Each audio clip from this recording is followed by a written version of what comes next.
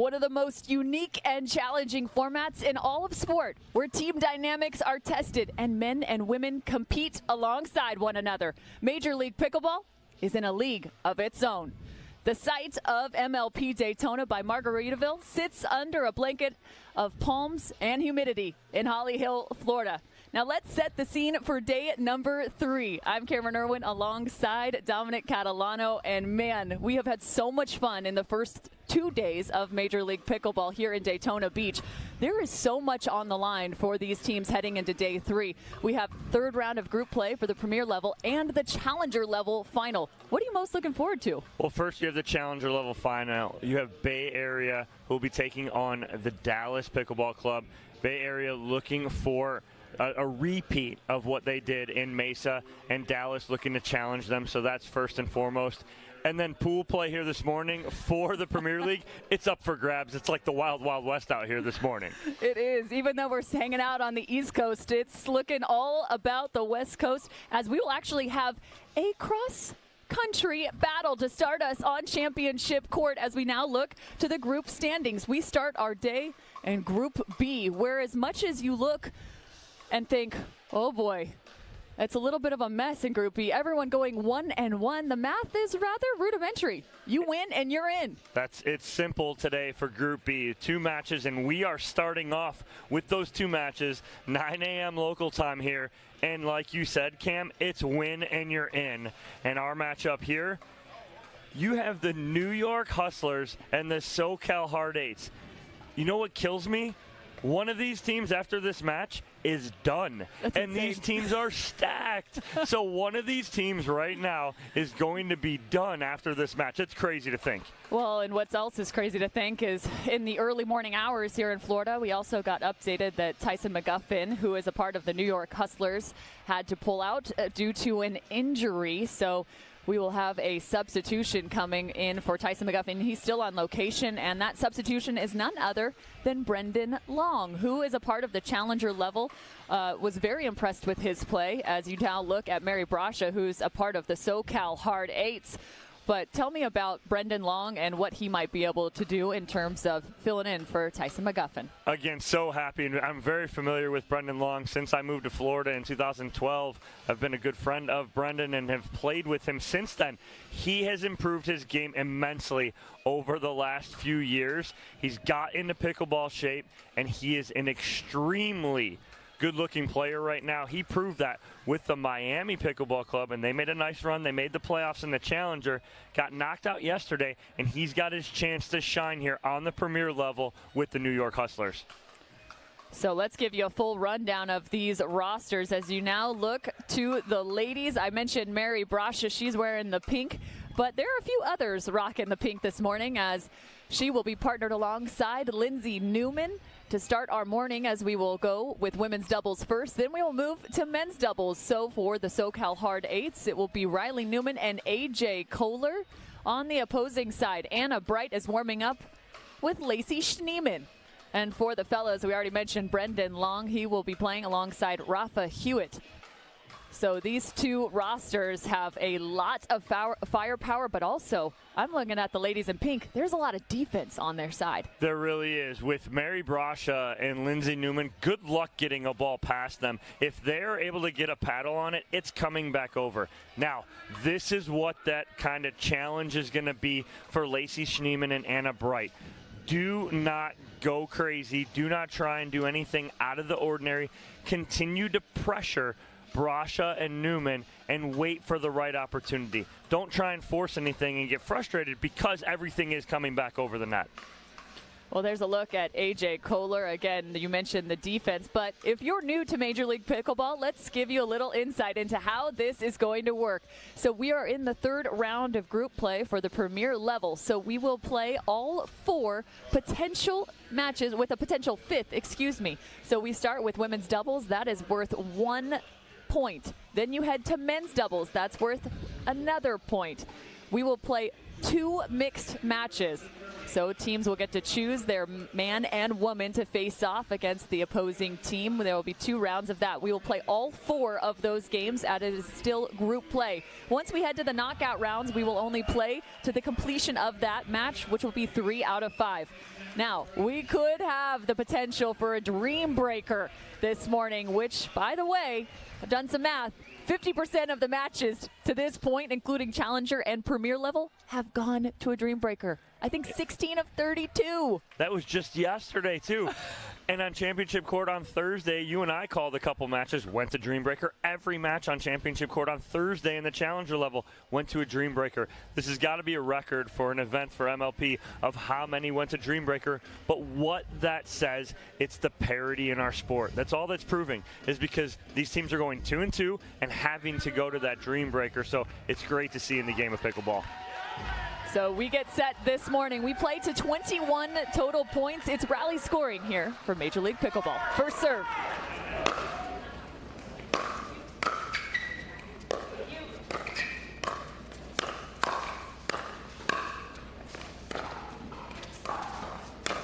And Lacey Schneeman quick with the wrist. Graduate of USC. 1-0. She played club tennis and now serving is Anna Bright out of Cal. They go two straight.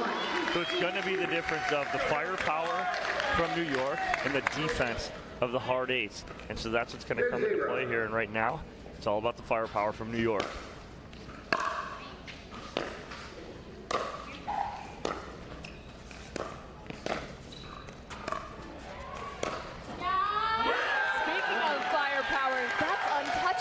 Lacey Schneeman.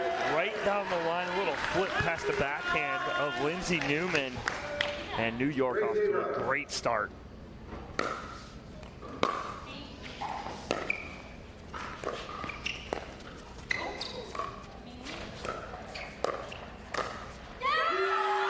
all Lacey Schneeman to get started. They are up 4-0. Tyson McGuffin, even though he's not playing, he is sidelined supporting his team right now. He is in Lacey Schneeman's ear.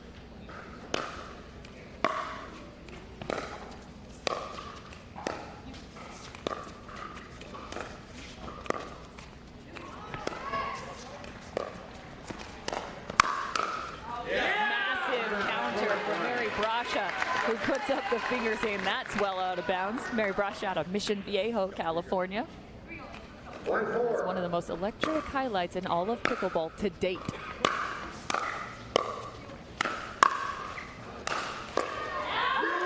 And Lacey from the top level. She may not be that tall, but she packs a punch. Her forehand and overhead as hard as any of these ladies out here.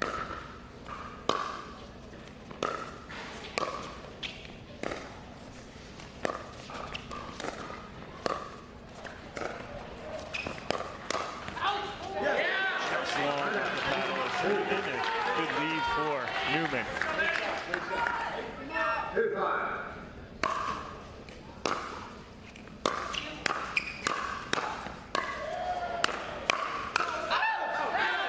ball set long. You mentioned Lindsay Newman out of Queen Creek, Arizona. Originally out of Whidbey Island, though. She's one of 6 siblings. Her brother also plays alongside her for the SoCal Hard Eights.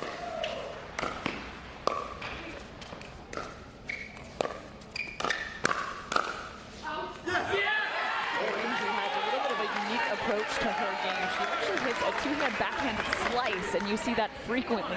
She's all about consistency. 4-5.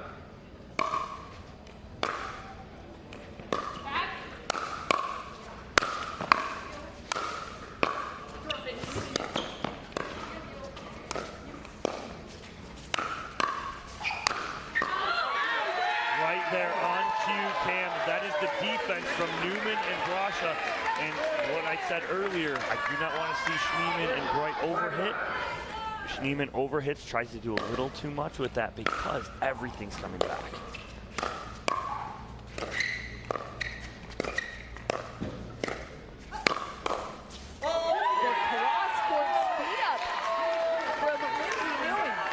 She can also go down the line. And you're right, the key of that cross-court speed up, though, Cam, is she goes inside hip. If she goes outside hip, the ball's going out. Great pull. Score the third shot drive there. Got them the 1-point advantage. Now things are knotted up at 6 apiece. We do switch sides at 11.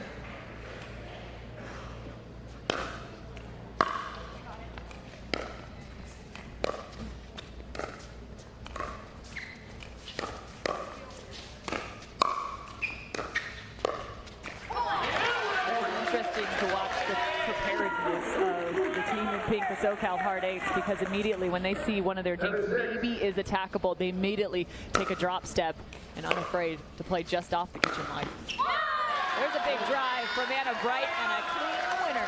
Looks like she's playing singles. With a confusion in the middle from Newman and Brasha as they looked right at each other as that ball splits them in the middle.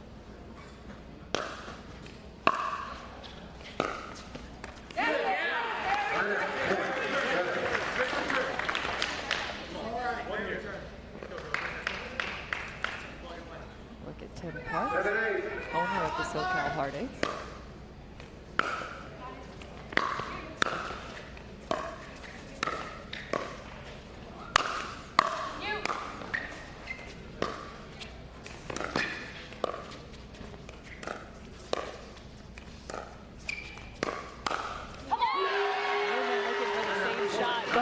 Point, not necessarily on the body there or the right hip.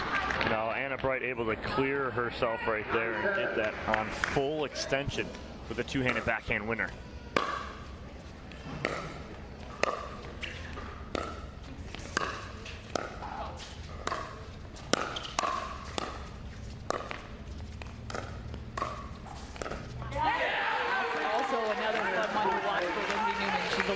Unique when taking that ball out of the air from a very low contact point. She actually slides her feet together and just drops down right in place.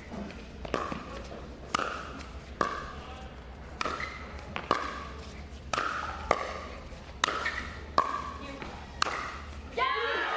the difference is Lacey Schneeman. Yeah, finally finding a hole, but it's created by the cross-court overhead from Anna Bright. It pulled Lindsay Newman just enough to the sideline to create the hole in the middle. 10-8, early stages. Firefights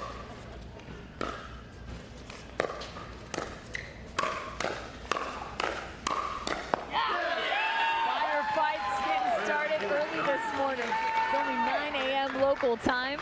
The stands are already packed because this is what they've come to see.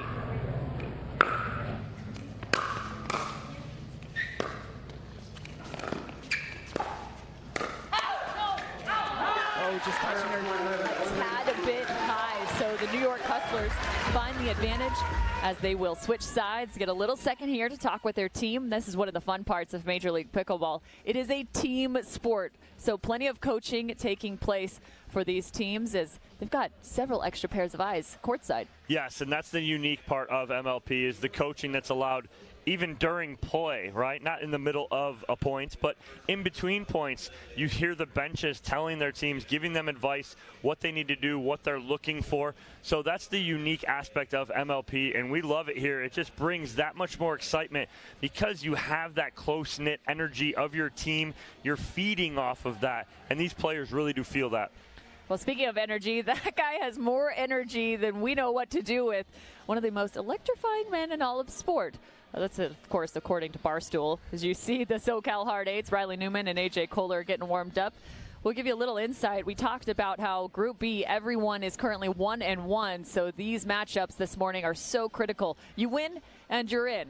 But how did we get here? So let's talk a little bit about the SoCal Hard Eights as they defeated the New Jersey Fives yesterday in a Dream Breaker and then proceeded to lose in a Dream Breaker to the Las Vegas Night Owls. As for the New York Hustlers, they beat the Las Vegas Night Owls 4-0 and lost to the New Jersey Fives in a Dream Breaker 2-3.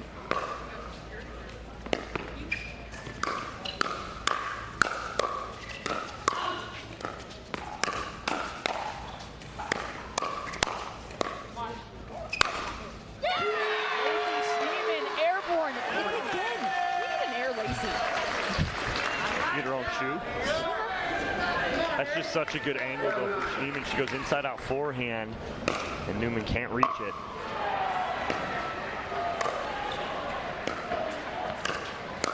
And again, finding success up the middle. That's got to be 2 or 3 now.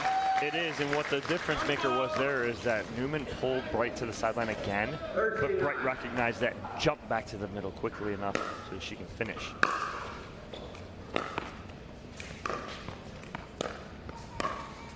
Out. A little long for Lacey Schneemann as she drops that wrist, tries to find the speed up. 10-13.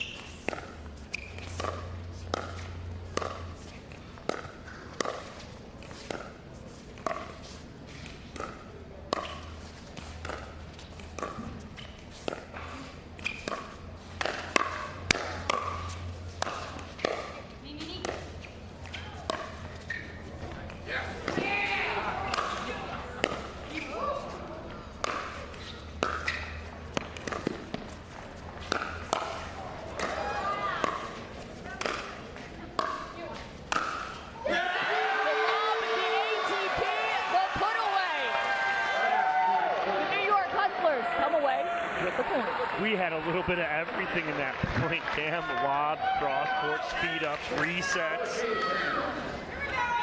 Wow. That was bump worthy.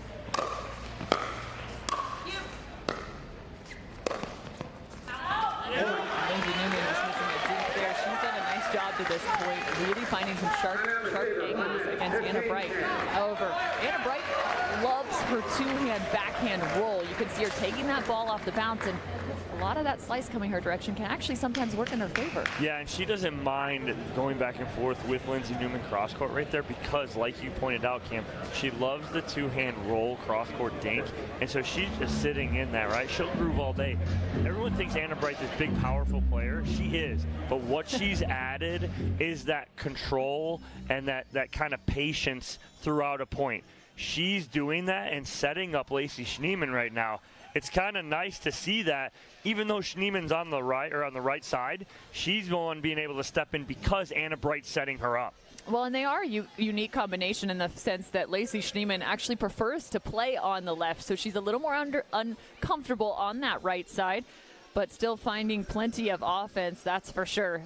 So Anna Bright again played her tennis at UC Berkeley. She was ranked as high as number 13 in the country. That's pretty wild. 20-3 was her record in the spring of 2021.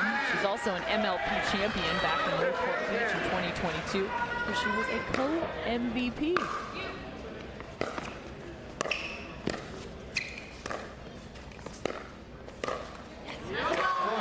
Right on cue, Anna Bright just being very comfortable going cross court with Lindsay Newman. One of the best in the game going cross court. 16-10.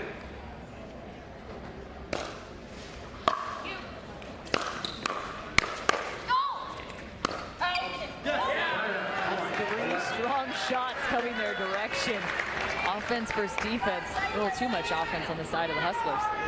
11-16.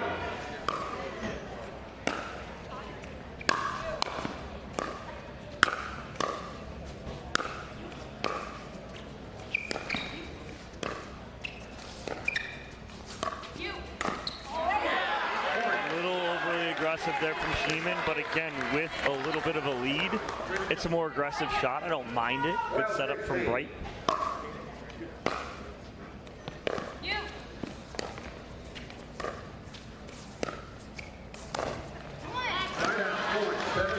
Getting a little handcuffed right there. The ball right at her feet, but again, it's the aggressive dinking of Anna Bright is putting pressure on Lindsay Newman now.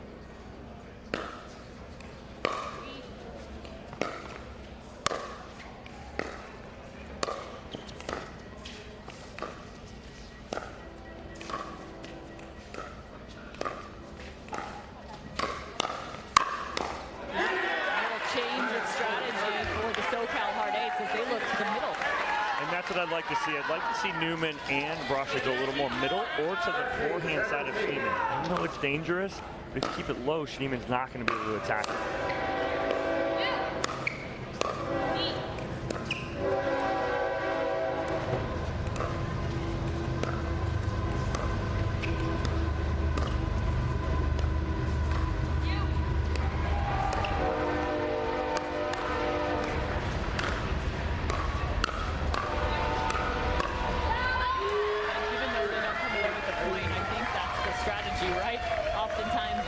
to and think maybe most of the firepower is going to come from the outside of the court for the New York Hustlers. The two-hand backhand of Anna Bright and that forehand, Lacey Schneemann. Said it, Cam, even though they didn't come out on top, it was better point construction, but they need an answer quickly here as Bright and Schneemann are 2 points away from getting that women's doubles point.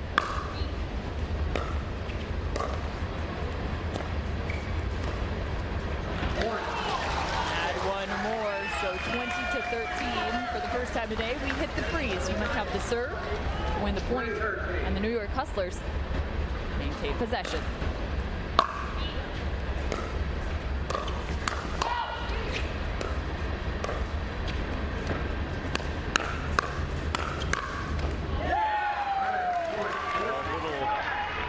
Lacey Schneemann going for it on game point right there with a little shake and bake. Not able to convert, so Hard Eights get that side out. But they have a ton of work to do to get back in this game. So the Hard Eights still remain at rally scoring. It is until they reach the 18-point mark, but now it's the second shot for the New York Hustlers to put the first points on the total match score.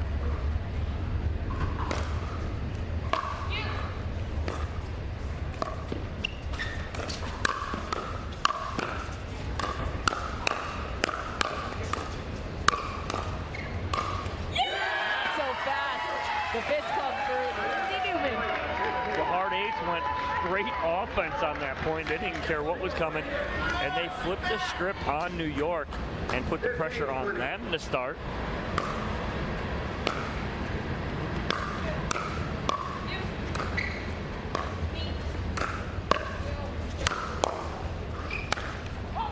There was a little funky of a contact off the paddle of Lindsay Newman. It stayed, but Lacey Schneemann, this was just too high for her to not put away. 20-15.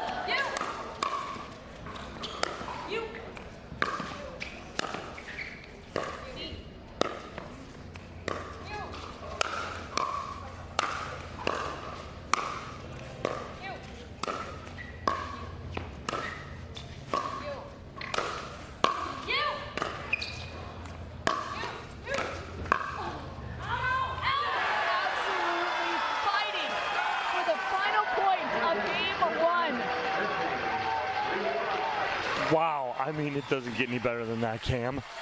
Unbelievable. The New York Hustlers were relentless in their approach, and they come away with a 6-point advantage in game one, 21-15, putting the New York Hustlers in a fantastic position. We will have the men coming up next. Riley Newman and AJ Kohler step in onto the court to get warmed up, as do Brendan Long and Rafa Hewitt. I'm Cameron Irwin, he's Dominic Catalano, and it's time to introduce you to the third member of our crew. It's another Cameron. We've got Cameron Blackwood down on the court. She's hanging out with our winners. And in a match of offense versus defense, what's the game plan going in knowing the majority of the balls are coming back over the net? Yeah, it's tough going in knowing that they're unreal defenders, and we got off to a quick lead, but then they did their thing and we overhit a few, and you just have to remember to hit as many as it takes. Just accept that your shoulder is going to be sore at the end of the match from all the overheads, and we were able to do that, and we got it done. Lindsay, you were able, it's about her. Lacey, you were able to find some space behind Lindsay on her backhand side. How were you able to create that? I don't know. A lot of AB was seeing a lot of the balls, and we're trying to dink middles and then kind of bring Lindsay out wide. And I like to be pretty tricky with my forehand when I'm playing the right side, so I was able to disguise a few and get a few behind her. Hustlers go up 1-0. We were going into men's doubles right after this. Don't go anywhere.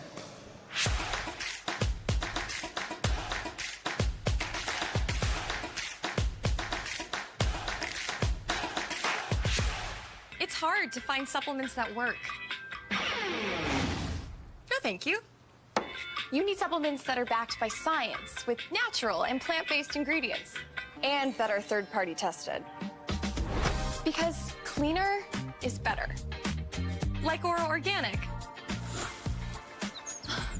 Plant-based supplements made from the Earth's most powerful plants for your immune health, gut health, workouts, and more.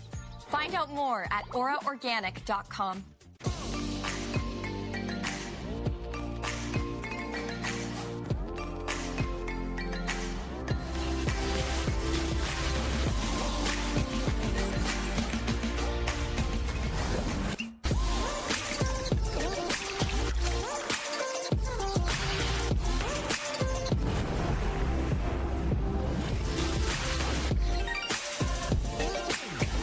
Dulce Vida. You are what you drink. Oh my good Lord, what a feeling. All of this joy I've been stealing. We all need someone that can make us believe. So call me a man on a mission. I'm guilty by my own admission. Locked up but I break free. No chains could ever take me. Can't stop, won't stop, don't stop now. At Fromuth Pickleball, we believe in the power of our sport to unite a community. We have introduced hundreds of people to pickleball by funding a 10-court public facility in our hometown with leagues and lessons to make everyone feel valued. We take that same approach to our business with personalized customer service and same-day shipping from our huge inventory. When you order from Fromuth Pickleball, you're supporting a small business and a diverse community of pickleball fanatics. We have the gear you need and the service you can trust. Major League Pickleball, one of the best sporting events in the United States, especially the 2023 season. So much on the line, including $5 million throughout the season. Come on. Are you doing your best Austin Powers? Maybe $5 million. I love it. Well, let's look now to the men's doubles competition between these two teams, the SoCal Hard Eights and the New York Hustlers. AJ Kohler and Riley Newman will be playing for the SoCal Hard Eights. As you see, Adam Stone also coaching up the Hard Eights. They will face off against Rafa Hewitt and the replacement for Tyson McGuffin, who is out with an injury, Brendan Long. 1 point on the board so far for the New York Hustlers. Now, as you look at this on paper, you may consider this slightly lopsided. However, that might actually not be the case, Tom. No, do not go to sleep on the New York Hustlers right now, even with the replacement player in Brendan Long. Brendan Long, more than capable, has big wins on a ton of great players on tour.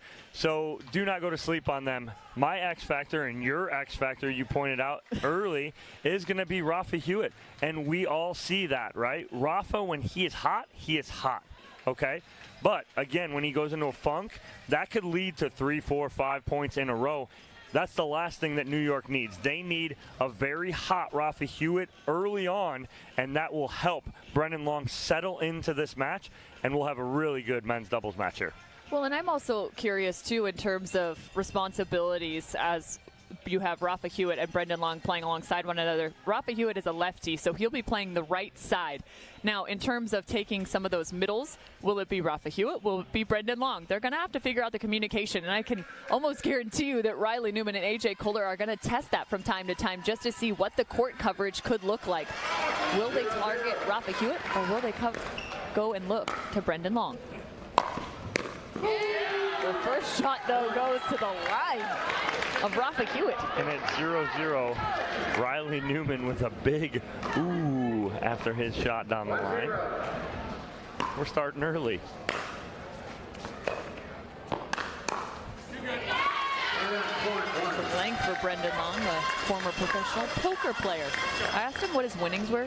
He wouldn't tell me. He just said he never had a down year, which I think is pretty good. That's not a bad answer.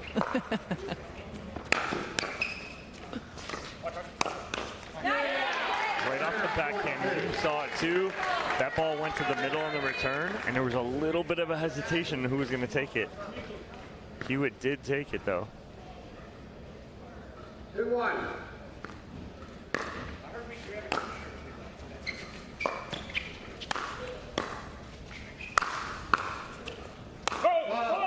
The right foot. And a football violation at the kitchen line. Brendan Long's toe just covering.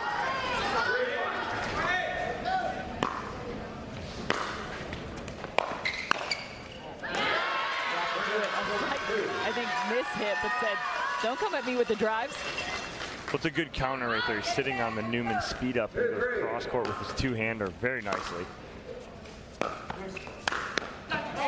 Long reach of A.J. Kohler, former hockey player, now resides in Austin, Texas. Grew up in Missouri, though. Attended the University of Colorado.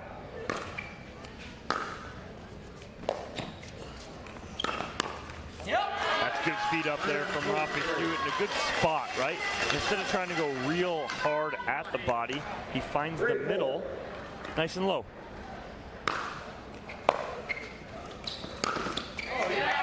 There. So fun to see Rafi Hewitt on the MLP court. This is one of his arenas he loves to play, and he's a two-time MLP champion to this point and a four-time MLP finalist.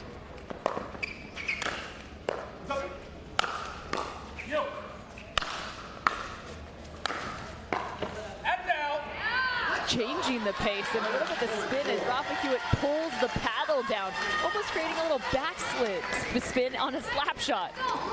4-5.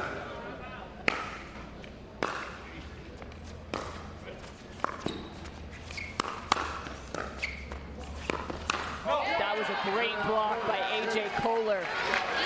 But then a great read on the other side from Brendan Long, reading that ball in the middle. He is all over it. Just gets a little too big and into the net.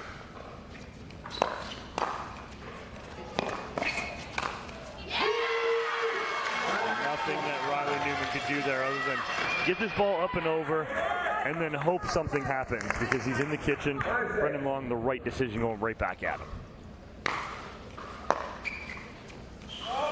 And a missed return, so tied up at 6 apiece. Yesterday, SoCal Hard Eights faced off against the Las Vegas Night Owls. The women picked up a win, but the fellas lost in their game. So Pickleball of Tyler Yates. That's a good 1-2 combo attempt there from Rafi Hewitt, but again, good counter on the side of the Hard Eights to get that ball low and a little unattackable for Hewitt.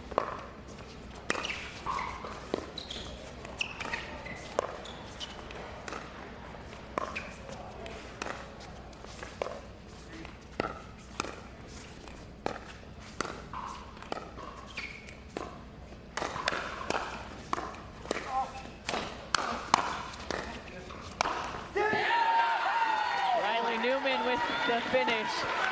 A couple balls taken out of the air. Nice volleys on the side of A.J. Kohler. 8-6. I don't want to see Brendan Long try and do too much right there. He's got a foot fault, and now he's got that. He needs to stay within himself, play his game. Don't try and force anything.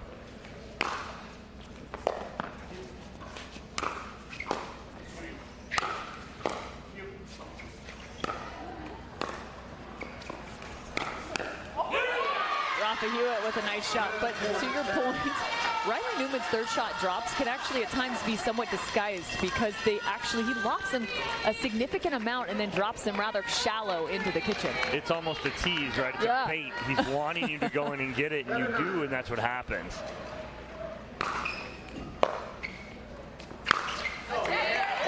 Miss from Brendan Long on the third shot. A.J. Kohler now with serve.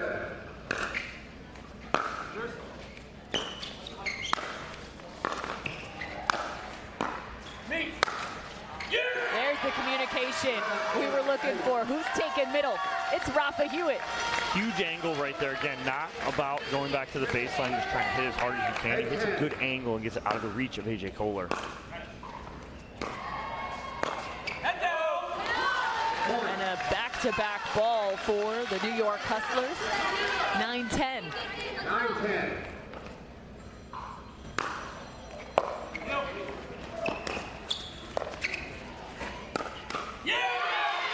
Handcuffed. They're knotting things up at 10 apiece.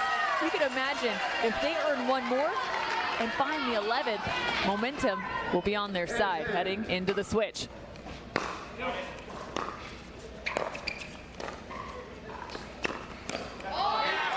Great shot from Riley Newman, most dangerous to his left side. Well, again, point before, Rafa Hewitt was dangling his paddle down by the chicken wing and saying he's got AJ Kohler right there. Riley Newman, very calm and cool, goes right back at his chicken wing, and they get the lead. So 11-10 on the side switch. We also have a group play match from Group B taking place on one of our outer courts. It's the Las Vegas Night Owls facing off against the New Jersey Fives. New Jersey picked up the women's doubles competition, and it looks like they could potentially pick up the men's doubles competition as well. So again, both of these matches are win and you're in. Through group play, we have 3 groups. The top 2 teams in each group will move on to the knockout rounds. The top 2 seeds from those 6 will then get a bye from the quarterfinals into the semifinals immediately. The other 4 will fight for a spot in the semifinals.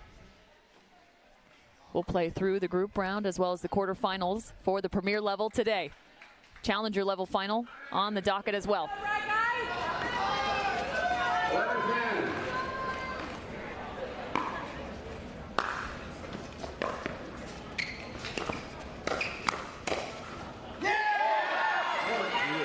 Go. I think he thought they got that a little harder, a little more paddle on it, but that ball drops like a lead balloon at the baseline and lands 3 feet in.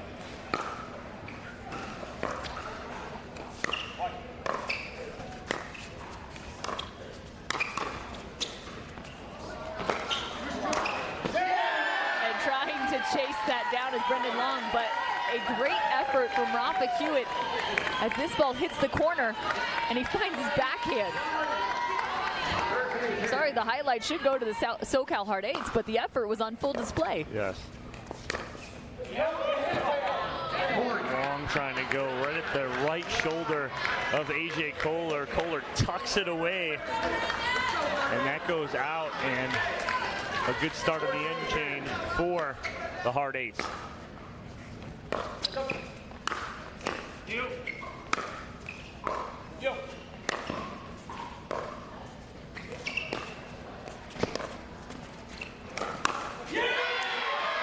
Right at the right hip of AJ Kohler. I believe that's the second he's missed in this game. Well, yeah, and again, that's what Hewitt's pointing out, and he said it as he's walking back to the baseline with Long. Body or hip of AJ Kohler.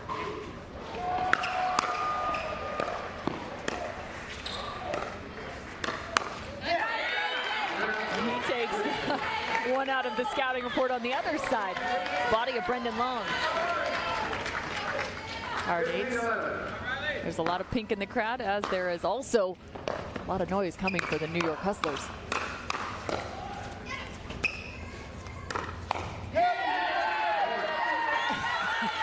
And again, Riley Newman is chirping. Again, Hewitt and Newman are the 2 that are going to go back and forth.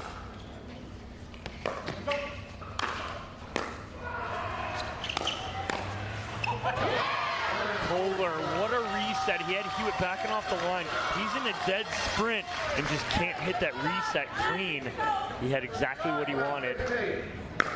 12-16.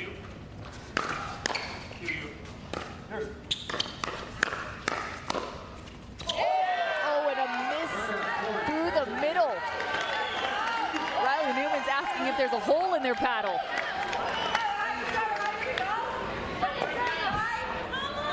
He did. He looked, it's like, is there a hole? Well, Hewitt alligator armed himself, right? Because he thought that Long was going to go for that. So his swing got real short.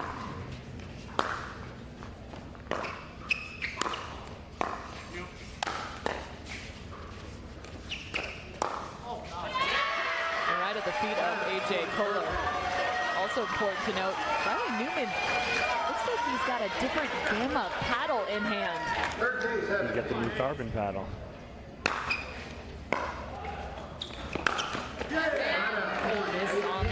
shot drive, ball back to the SoCal Hard Eights. 18-13.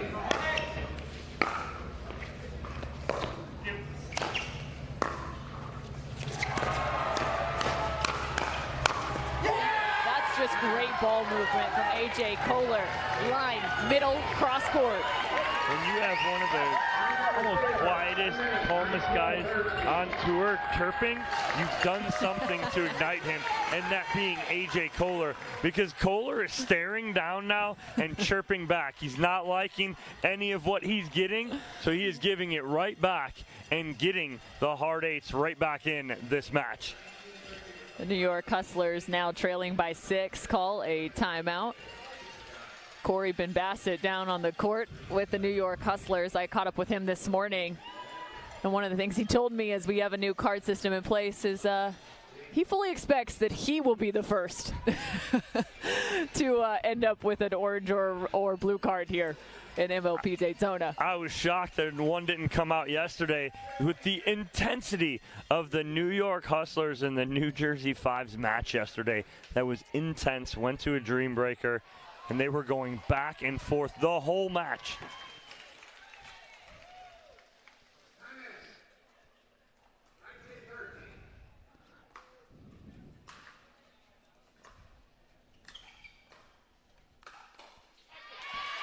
Good coming out of the timeout. Any adjustments that you see there? No, nothing, just playing a little more clean. It's the unforced errors, can't have them. Long's had a few, Hewitt's had a few.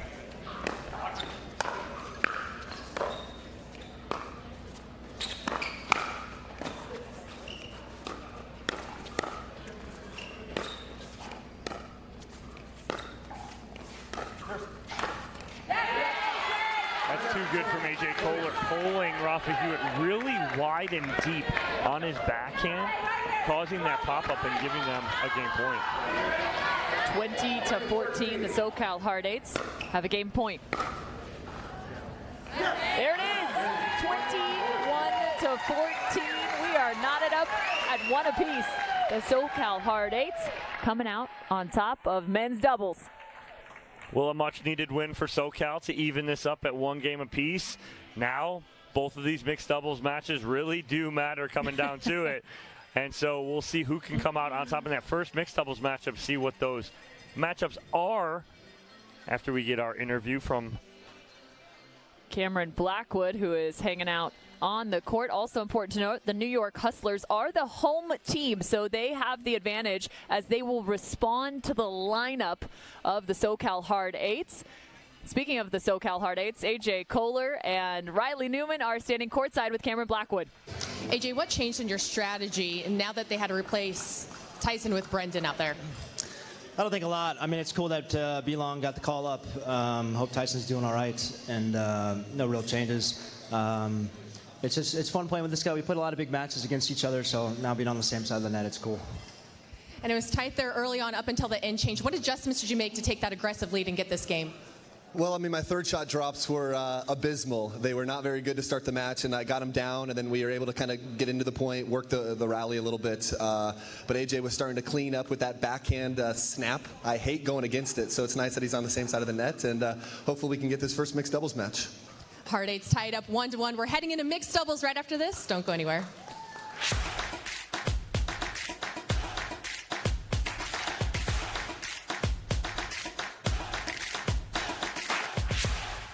The Pro XR Pickleball paddle answers the age-old question of how to get paddle speed and control with the same paddle and one grip, and this is it.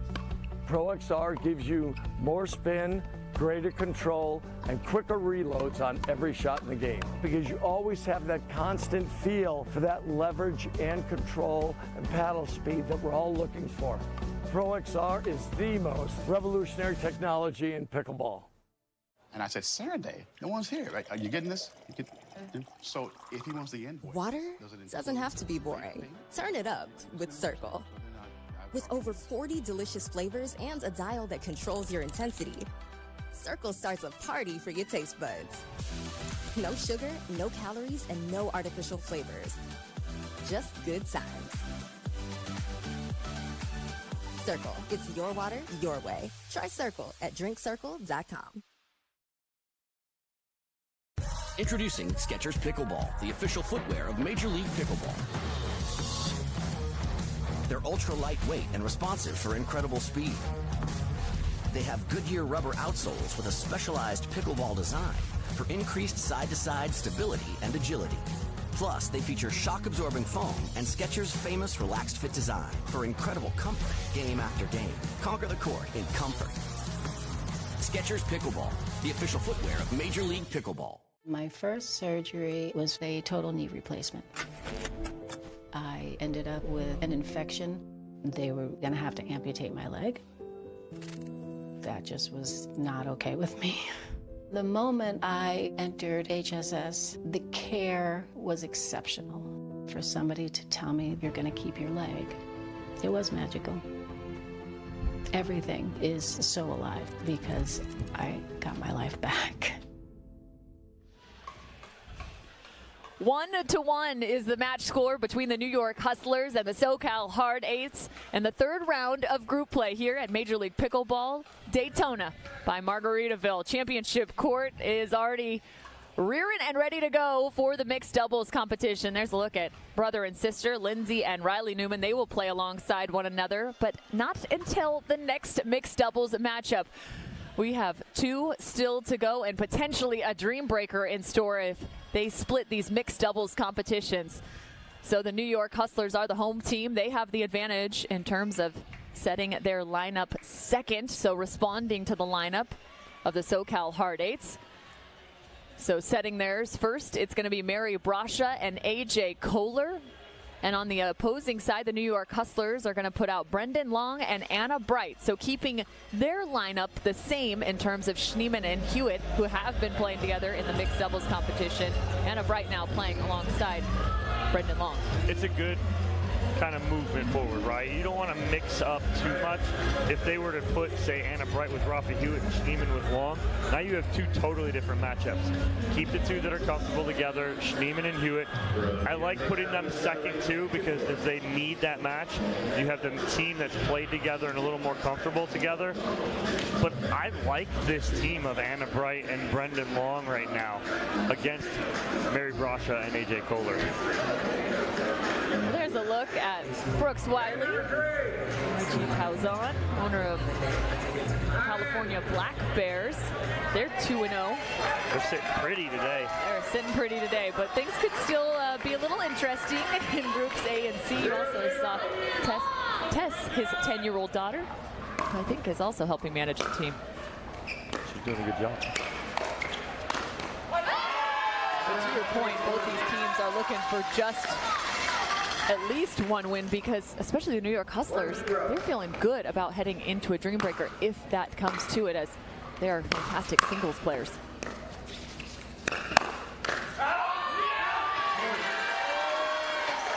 This is the start, the exact start that the New York Hustlers and Anna Bright and Brendan Long needed.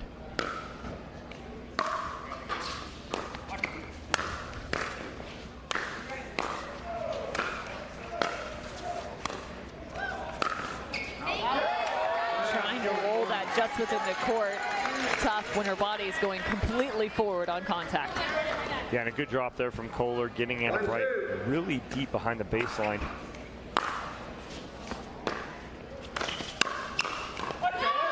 And one more to the Hustlers scoreboard. 3-1.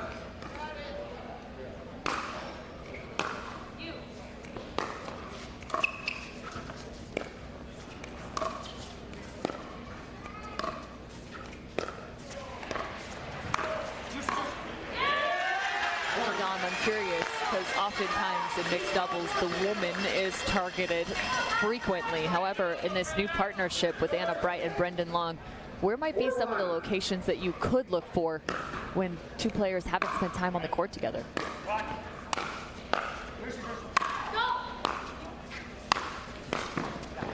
AJ Kohler dots the sideline right there. And again, it's going to be similar to the strategy that AJ Kohler and Riley Newman had with Hewitt and Long going middle.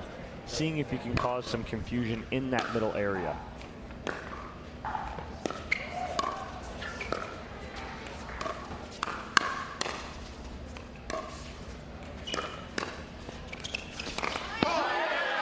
Trying to find the ATP, and Lindsay Newman is shouting. I think Long had it right there. He just tries to overhit this.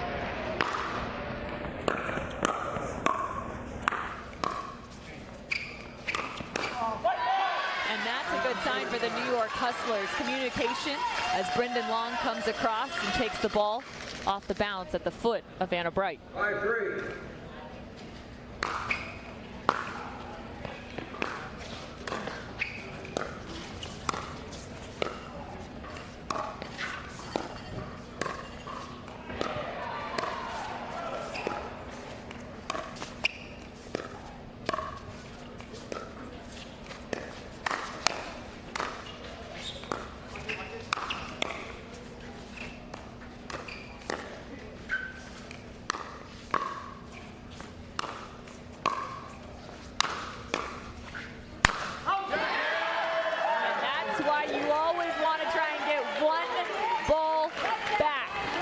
The defense right there, and we talked about it with Newman and Brasha. Now it's Kohler and Brasha playing great defense, getting that ball back over, forcing one more shot, and Long goes long. No pun intended. You knew it was coming.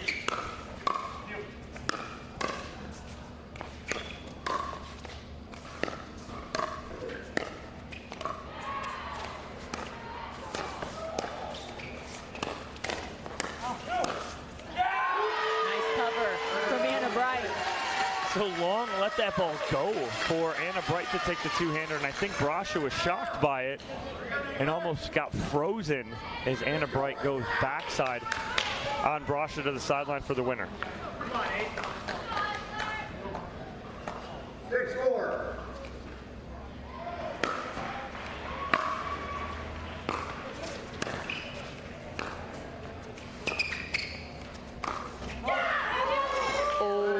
Just out of bounds, but you have to like the location from Brendan Long.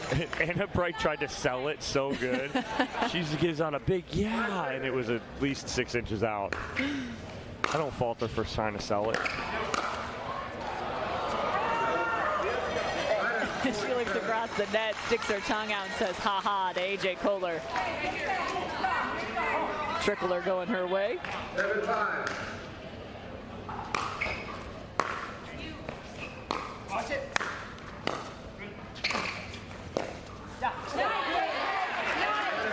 Again, that reach of AJ Kohler coming into effect right there as he just does not allow that ball to bounce. Continuous pressure.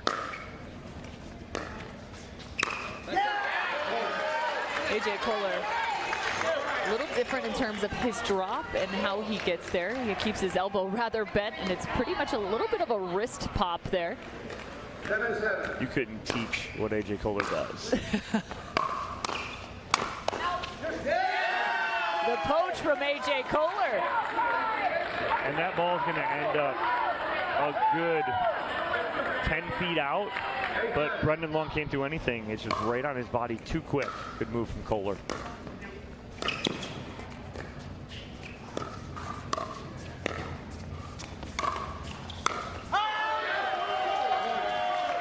One more for AJ Kohler and Mary Brasha.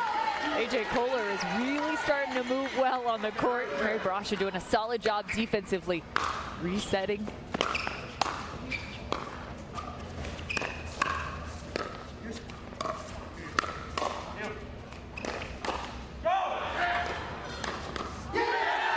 the top of her head. There it was. I was waiting for one of these Mary Brasha celebrations. You watch her right here as AJ Kohler gets that. She is in complete celebration mode for her partner. Look at that from Mary Brasha.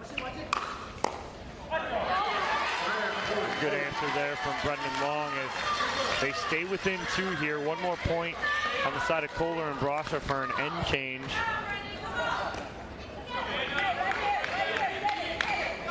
Points rather expedited. Last few. Seeing too many dink rallies take shape. Missed return. 9-10. 9-10.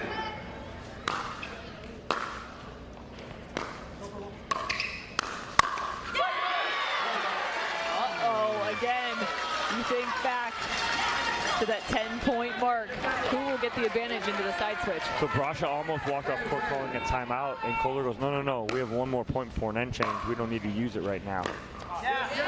So now they'll get that free timeout on the end change. Good call from Kohler right there. And I agree with that. I don't like those timeouts like 1 point before an end change in any kind of matches, whether it's rally scoring or side out scoring. So good call there. And they do get the lead here by 1 on the end change. Adam Stone having plenty of words for both Kohler and Mary Brasha. There's a look at AJ Kohler out of Austin, Texas. Duper 6.73. 34 years old. You can see his rank. 13. Lindsay Newman also hanging out, getting ready now as she will take the court next alongside Riley Newman. So at 11-10 on the side switch. Do you think there's a massive adjustment in terms of strategy for these two teams, as you also see Anna Bright out of Boca Raton, Florida now? No, there's not a real big adjustment. There's just more of execution style, right? And meaning that I want to see a little more Anna Bright being aggressive at Mary Brasha, putting some pressure on her. If she can do that, maybe cause some pop-ups. Anna Bright doesn't tend to overhit too much. She'll keep that ball in play, but she needs to pressure Mary Brasha when they're going cross-court there and see what she can get. Hopefully she gets the ball up, she can put away.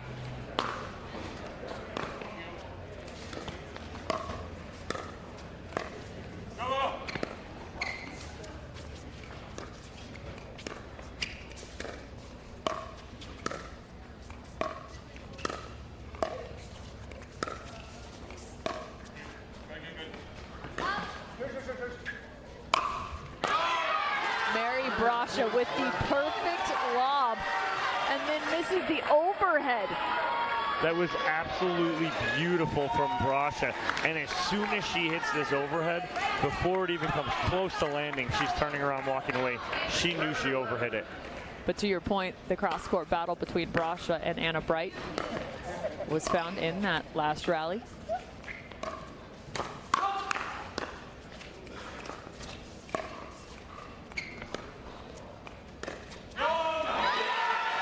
Get sneaky.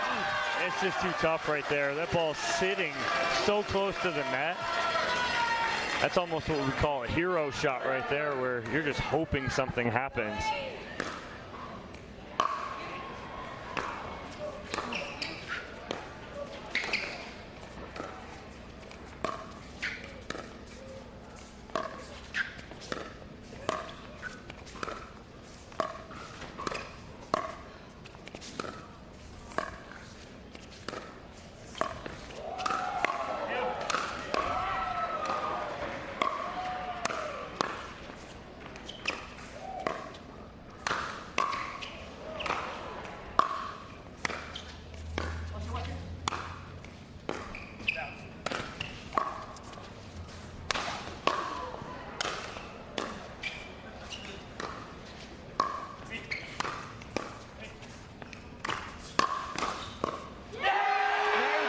Takes a shot in the transition zone, and it comes back that much quicker. What set that whole tone was about 30 shots ago. I hate to say it, but it was the speed up from Anna Bright. That it literally pushed Brasha and Kohler back off the line and set that whole point up for them.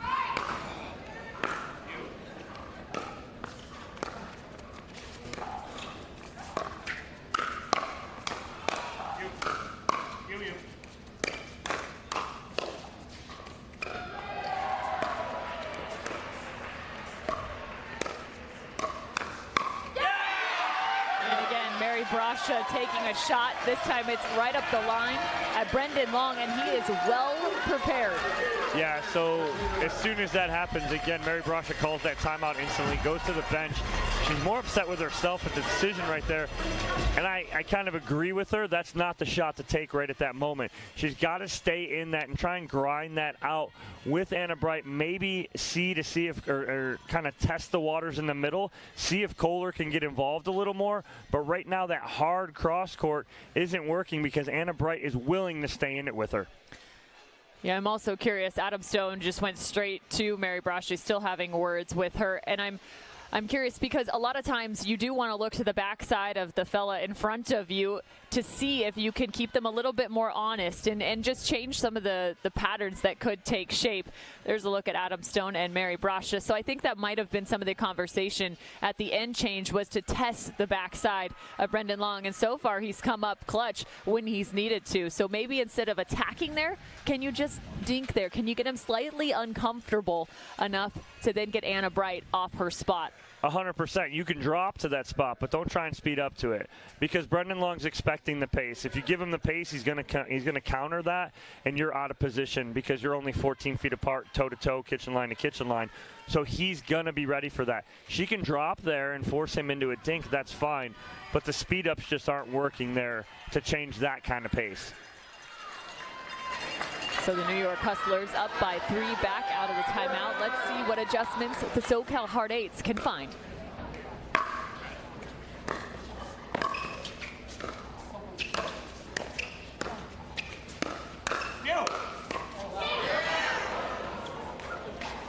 That ball had so much spin on it, it nearly bounced back over the net.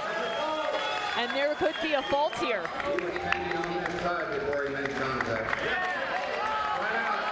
Yes, so there's a fault because Long broke the plane before he made contact with the ball. Now the ball is back behind here. My ruling is that he crossed before the ball.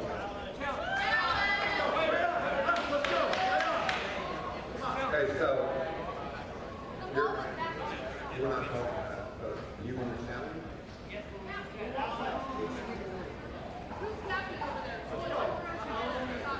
Okay, so the ruling on the court is the player crossed the plane of the net and the ball came behind and he made contact. He went on this side of the net when he made contact. He had a challenge by this team. The score as the rally stands is 14 on this side and 12 on this side. All right, so you heard the description there as we have now hit our first video challenge. So plenty of conversation about Brendan Long on the ball. Did the ball and Brendan Long pass the plane of the net before contact is the question. That was the call. Here's a look at it. And, that's looking awfully close.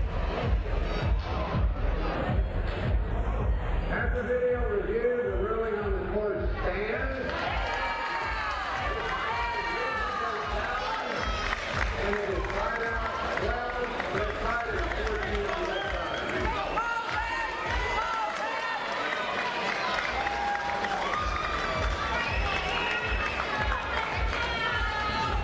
Getting some clarification also up here in the booth thanks to our video official, Howard. So again, the ball did not cross the plane of the net, and also Brendan Long crossed the plane of the net first before making contact, which is an illegal maneuver.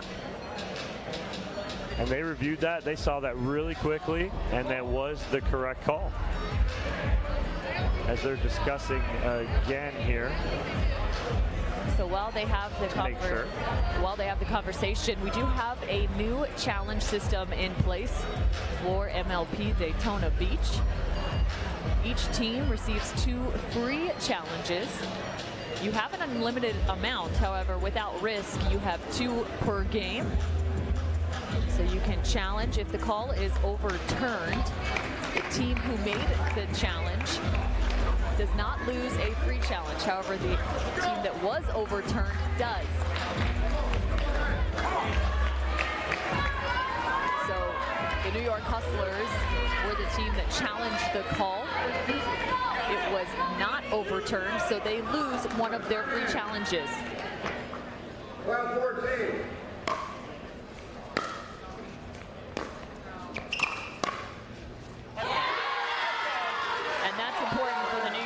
Hustlers to respond quickly. Yeah, they needed that right off the bat. Kind of regroup, get back in it. 15 left.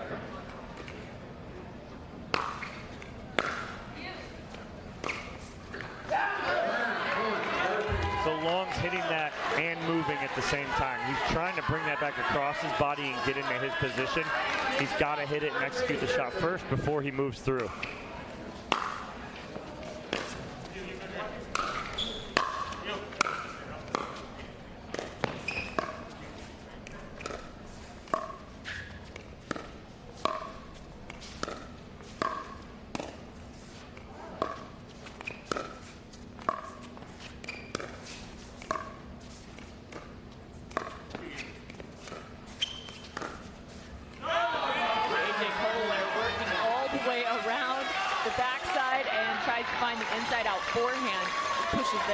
Well, it's great dinking from Anna Bright. She was on the offensive side of the dink.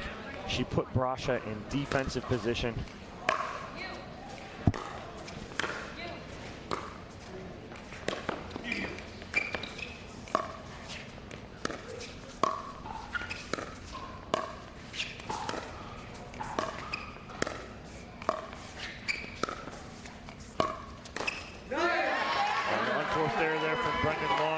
The change-up, though, from Mary Brasha. Instead of going hard cross-court, she mixed in the middle right there.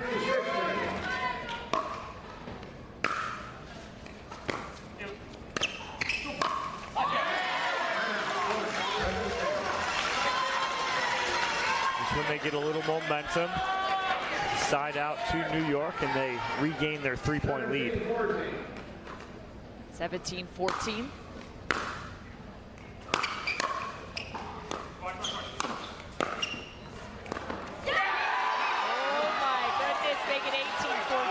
What a drop on the backside from Anna Bright. That ball's almost behind her, and she hits a perfect drop. His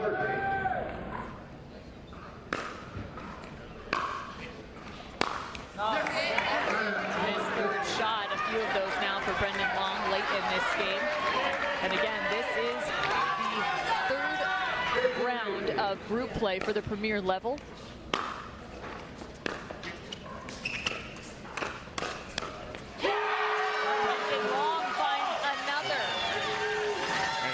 Hewitt pointed out that chicken wing earlier when they were playing men's doubles. Long finds it right there. The winner of this total match. Move on to knockout rounds. The New York Hustlers are looking like they could be one step closer. Again, the score is tied 1-1. It's now a game point for the New York Hustlers.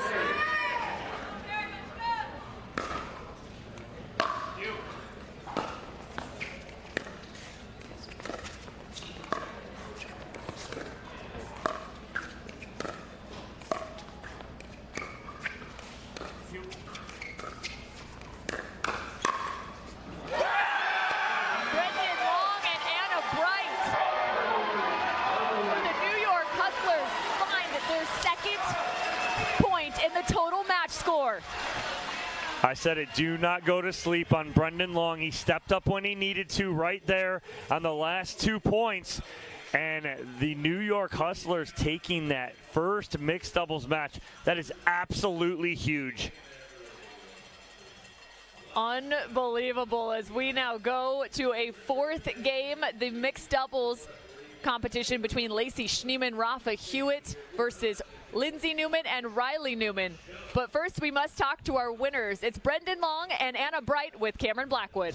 Anna, being the home team, you got to counter with this. What made you choose this team, even though it's a newer partnership heading up against AJ and Mary? I've seen Brendan play a lot. We think he's a total stud. You know, when we heard that unfortunately Tyson wasn't going to be able to play, there wasn't really much discussion on our part. I think Miami, you know, really got a great pickup in him. Yeah, so this was always our strategy. We like, I'm pretty comfortable against that team, played both of them a bunch, and we liked, you know, Lace and Rob. Let's keep that magic alive, and let's see what they can do in this one. And Brendan, overturned there on that Ernie. How did you not let it affect your play?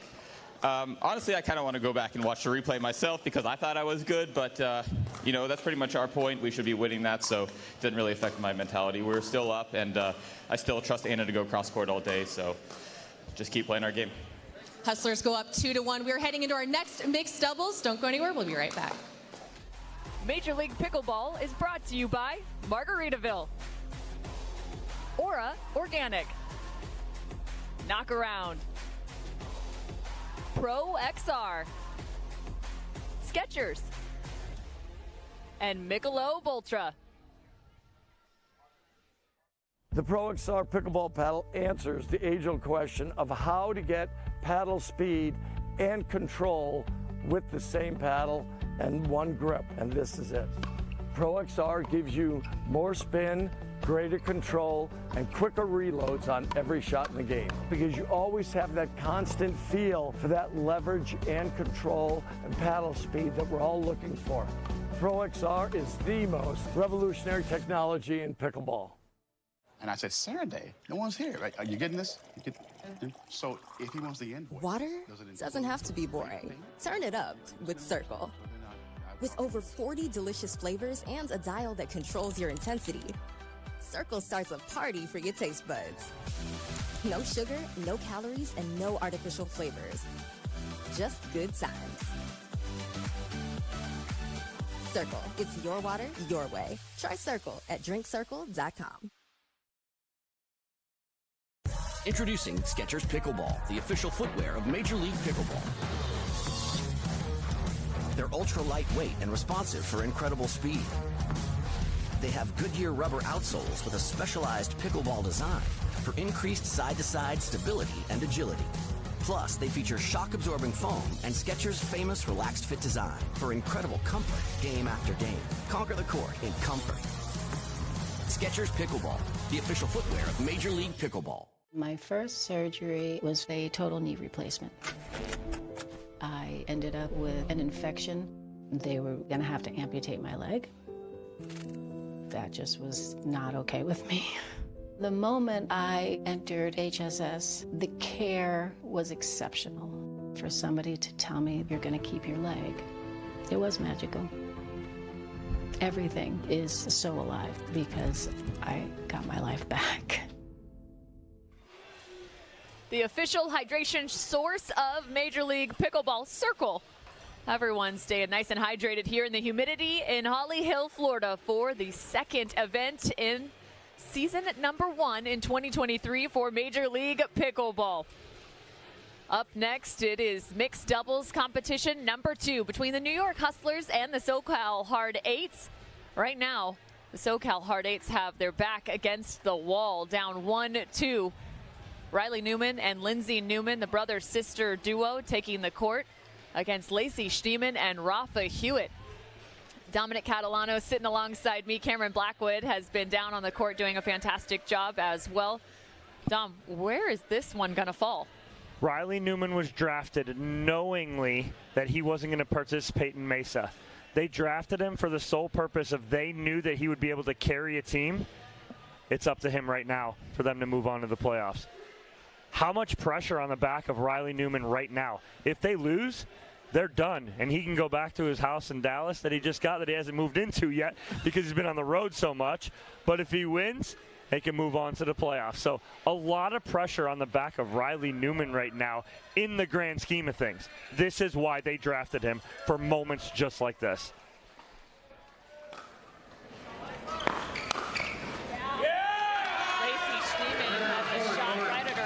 Sends it back and finds the sideline. 1-0.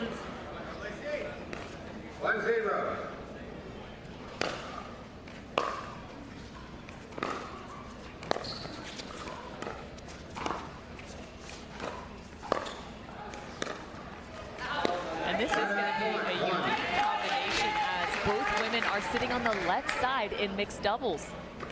Yes, exactly. It's a different kind of unique setup. Riley Newman favoring that two-hand backhand through the middle here. Lindsay Newman also a fantastic cross-court dinker. She played left alongside Mary Brasha.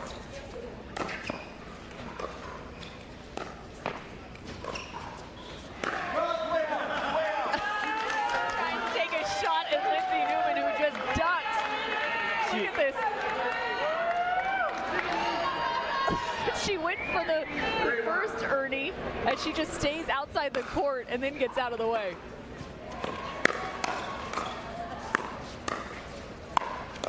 Watch it. That's the dynamic of the Newmans right there. So familiar with each other. Riley knows that Lindsay's going to go sit on that sideline and stay there, so he covers that. Makes her the target, trying to find her so small. 4-2, Riley Newman mentioned after the men's doubles match that he was thrilled with his third shots, calling them abysmal. However, he did start to drop those down, according to him, later in the game. Is that good? Okay, here we go. I'm in, 2-4.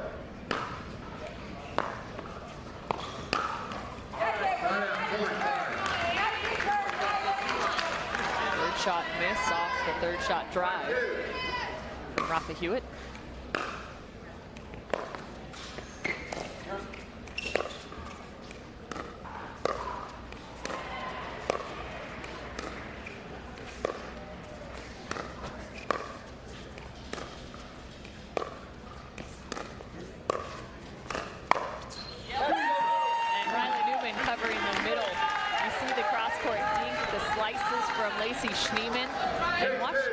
Lindsay Newman finally stepping in, taking one out of the air. Newman finding Riley, that being the sideline right there, but going just a little wide. I like the movement, though. He's got that open as Hewitt's pinching middle.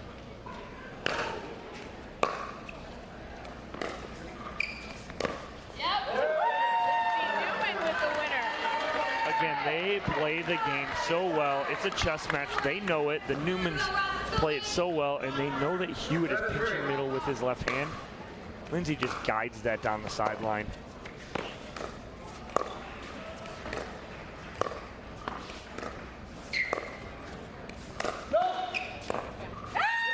That shot doesn't work, though, from Lindsay Newman on the previous rally without her setting up the cross-court dink. She's all about disguise if she's going to be creating offense. Exactly, and so she's setting that up and knowing that Lacey Schneeman wants to speed that up.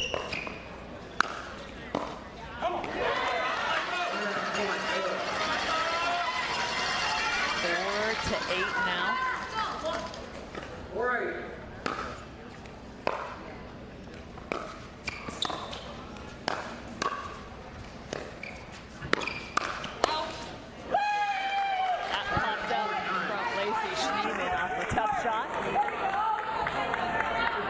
Big 1-2 combo there from Riley Newman, and just staring down Schneeman as he walks back to the baseline.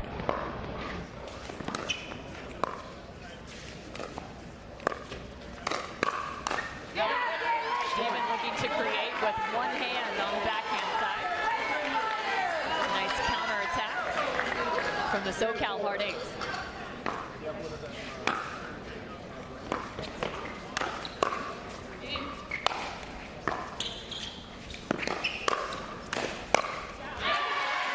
Good job of Hewitt continuing to go to the backhand side of Lindsay Newman right there.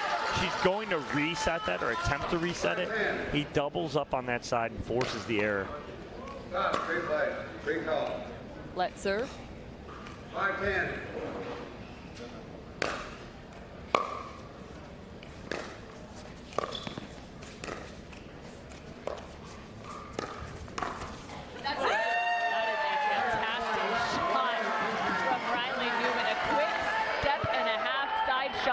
Watch it here.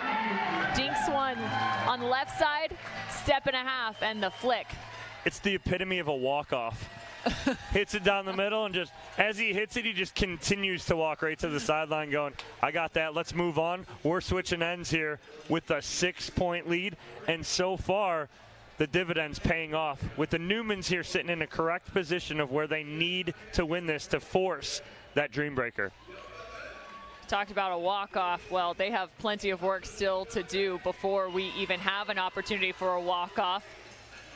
The New York Hustlers would have to have a fantastic comeback here in game number 4 for their shot at it.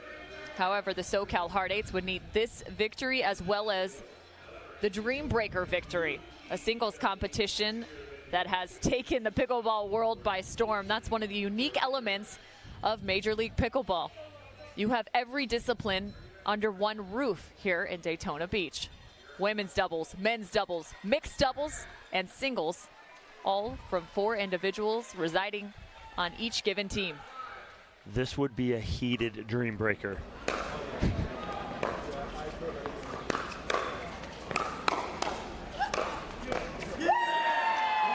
Lindsay Newman does such a good job with her two-handed backhand. When she gets the ball up, watch her dip this front shoulder and get on top of that and get that down at the feet of Schneemann.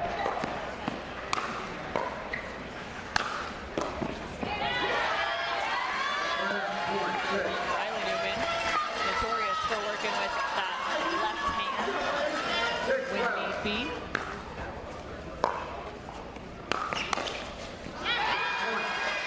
On a block there from Lindsay Newman. She'll do that too, that occasional pancake where she squats down almost scorpion style.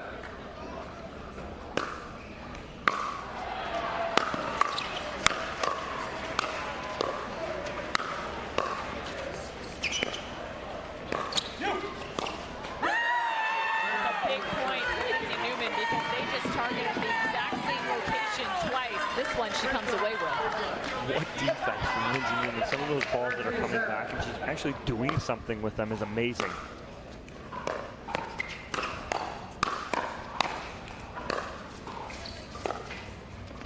Again, that's the pressure that Riley Newman can put on you, trying to force that ball to a small target in Lindsay Newman.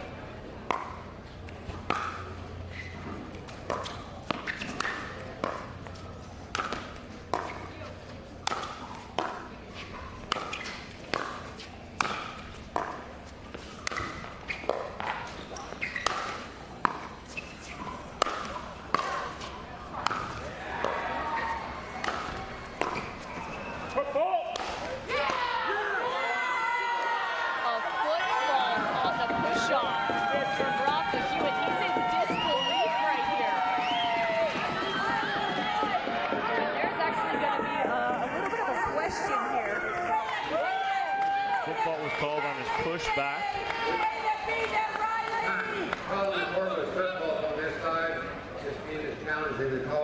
So New York is challenging the foot fault call. The foot fault was called on the push-off on the overhead from Rafa Hewitt. And what he would need to do is he would need to, after that push-off, establish both feet back on the ground before he makes contact with the ball. And we'll see on the replay if he does indeed reestablish before he makes contact with that. Video challenge has again taken place in this second mixed doubles competition. You get 2 free challenges in each game of a match, so they reset from game to game.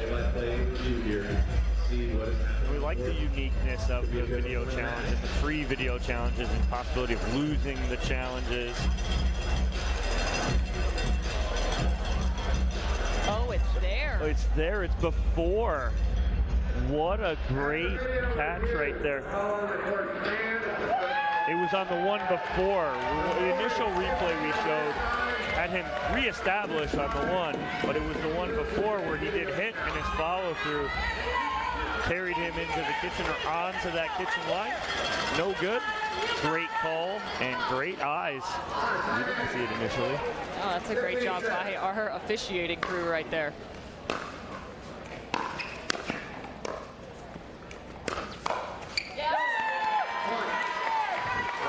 Just throwing his hands up going, guys, that's not there. If you want to go there, that's what's going to happen.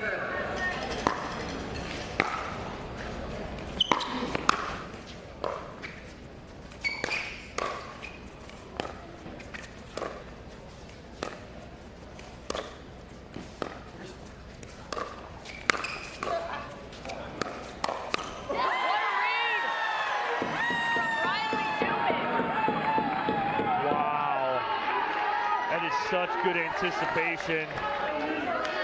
I'll give him the Burt. You have 17.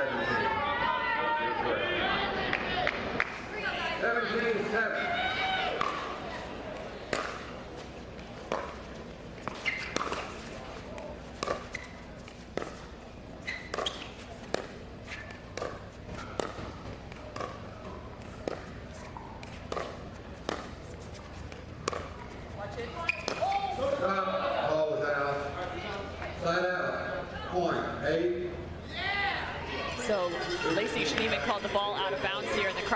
dink battle between Riley Newman, or excuse me, the cross-court dink battle between her and Lindsay Newman.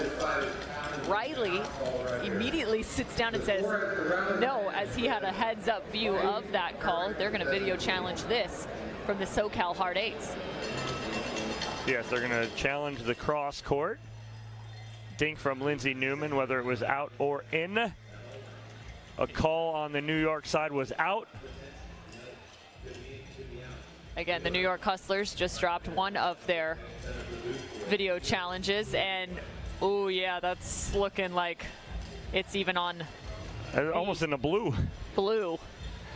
So Riley Newman immediately calling for that video challenge. He's sitting on the bench right now. There was no doubt in his mind of the challenge right there, as he had a very, like you said, clear view of that right down the line. And I will say, he has the best view in that situation. One of those that doesn't have the best view is the person standing directly over it. Correct. That's chasing the ball, trying to make a play on it. So yes, that's one of the really tough elements of pickleball, is actually having to call lines, and mistakes happen. Yeah, it does. And again, no one's trying to no ill intent for any of these players. No. The ball's moving so fast, so quick. So yeah, so it's a tough call, but again, no one's trying to actually hurt anybody with these calls. But again, a good challenge. Video confirmed the line call was in. The ball was in. Putting up her hands, apologizing to the other side, saying my bad immediately. Both Hewitt and Schneeman both looking at the Newmans and going, hey, you know, our fault. So 18-7 as the call is overturned. And the Newmans maintain both of their challenges.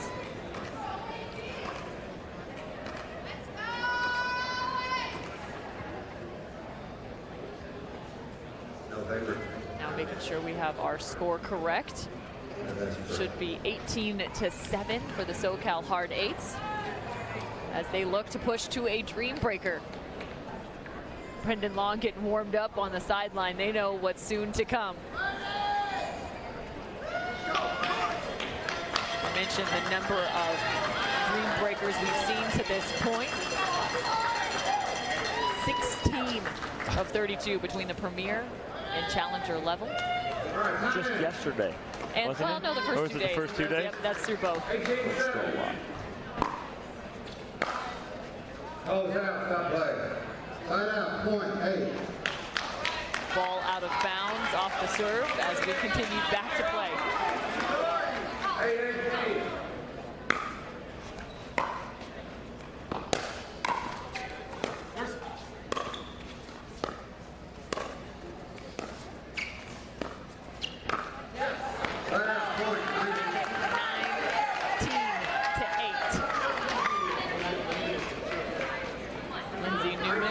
Serves from the left.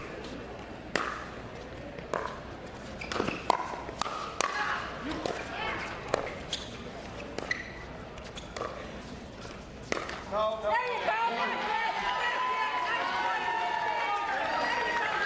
20-8 now. Newman and Newman with a game point opportunity.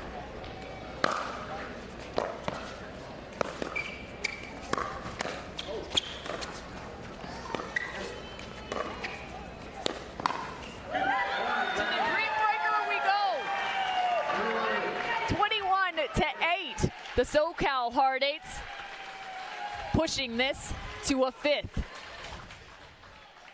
Cam, that is the most impressive lopsided victory we've seen here so far. I think I've seen every team get to double digits. The Newmans just shut down Schneeman and Hewitt. That's the equivalent of a blowout in MLP, 21-8 right there. Great job and good answer from the Newmans to force this dream breaker. And Lindsay Newman wasting no time warming up for singles. She's already back on the court. She's got to talk to Cameron Blackwood as well. I think she may talk to her as she's hitting. That would be new. That's I'm awesome. here for that, Cameron Blackwood. All right, let's send it quickly to Riley and Lindsay with Cameron Blackwood. Lindsay, almost a complete reverse setup there in mixed doubles. You're used to going straight up with the women with your guys' stack. How did that change your patterns? I didn't. I really like my backhand cross-court dink, and I could really sit in that position all day long, and that's what I did. And Riley, you're into the Dream Breaker now, having to make that shift from doubles to singles with only Mary Brasha currently playing singles on tour. How do you make that shift mentally? Well, it's going to be tough. You know, I haven't played singles too much until 2019 was kind of the last tournaments I played singles, but I'm ready. I watch a lot. I'm ready to brawl for my owners. The owners have been loud. The Hard Eights fans have been rowdy, so let's go. Hard Eights taking it into a Dream Breaker. Cam, back up to you. All right, you heard it from Riley and Lindsay. To the Dream Breaker we go. Also important to note what has concluded out for the rest of this Group B action. The New Jersey Fives have booked their ticket on to the knockout round. 3-1 over the Las Vegas Night Owls. They actually got it done in the first 3 games played. Leah Jansen, Annalie Waters picked up the victory 21-16 over Vivian David and Lauren Stratman. James Ignatowicz and Hayden Patriquin doubled down with 21-15 over Barr and Yates. Waters and Patriquin again 21-15 to Stratman and Yates, and they do play that final game even though up 3-0. In group play, it was 19-21 in favor of Vivian David and Deckel Barr. So New Jersey Fives are moving on to the knockout round from Group B. All that is left to be determined in this group with a Dream Breaker in tow. Will it be the New York Hustlers or will it be the SoCal Hard Eights? It all comes down to this. The home team is the New York Hustlers. Away team, the SoCal Hard Eights. The advantage now resides on the side of the SoCal Hard Eights in terms of responding to the lineup of the New York Hustlers for the Dream Breaker. Cameron Blackwood is tracking how the lineup will look. Each player will play 4 total points against a set lineup, so a set opponent. Every 4 rallies, that rotation will shift, and the next matchup will come to fruition. Play to 21 points, must win by 2. The freeze in effect once somebody hits match point. All right, so lineup is set. So we have, to start off, it is AJ Kohler for the Hard Eights will be taking on Brendan Long. Then we go with Riley Newman and Rafa Hewitt, followed by Mary Brasha and Anna Bright. And then to end it, it is Lindsay Newman and Lacey Schneeman. So that's your lineups. That's the set order for singles. AJ Kohler starting off for the Hard Eights. Interesting pick here. But again, you said what? New York had to set their lineup first. So the Hard Eights, this is their counter to the New York set lineup of Long, Hewitt, Bright, and Schneeman. Also important to note, the SoCal Hard Eights went to 2 Dream Breakers just a day ago, both versus the New Jersey Fives as well as the Las Vegas Night Owls. They came away 1-1 on the day. The New York Hustlers played 1 Dream Breaker yesterday. That was also against the New Jersey Fives. The New Jersey Fives walking away with the win as they double down this morning, taking down the Las Vegas Night Owls. So moved on to the quarterfinals and the knockout rounds. Okay. Also important to note, after the group play has concluded, we will have 6 teams in terms of their seeding. Top 2 teams coming out of group play. And the top 2 seeds of those 6 will ultimately get a bye through the quarterfinals. In terms of seeding, it will come down to match wins first, then games net, then points won percentage, which is formerly known as the point differential percentage. It's actually still using that same formula, points scored over the points total. So if you're wondering how those seeds could shake out, those are the areas to look for. You, of course, can find all of that information at MajorLeaguePickleball.net, where you can track all the action in each of our groups, and the score is coming live to you there. How about New York setting their lineup first. Who do they put out first? Brendan Long. Brendan Long. Their pickup. Their sub for Tyson McGuffin. Brendan Long going out there first to set the tone. I mean, I like it. I like it. You don't get anything better than this right here, where it is a dream breaker to move on to the playoffs here. It's either the Hard Eights or the Hustlers. It looks like we are just about set. And actually, it looks like we may have had an adjustment. They're putting, I think Rafa's out there first. Nope, there we go. He's faking him out. He was keeping the spot warm. He's keeping it warm for Brendan. I'm going, Rafa, you're throwing us a little bit of a wrench here. Some extra love for Brendan Long. He did take part of the challenger level. Took a loss yesterday in the semifinals for the Miami Pickleball Club. He really off against Dallas. He really helped that team get to the playoffs this year. They struggled in Mesa. He was a well-liked addition for the Miami Pickleball Club. Got them to the playoffs and did a great job. And he's doing a great job here so far for New York. Big moment for Brendan Long. 4 rallies versus AJ Kohler. 0-0. Ball out of bounds. First point to Long.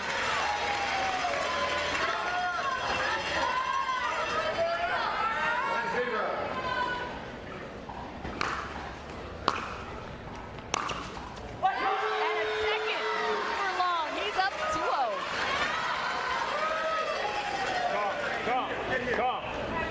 Top play.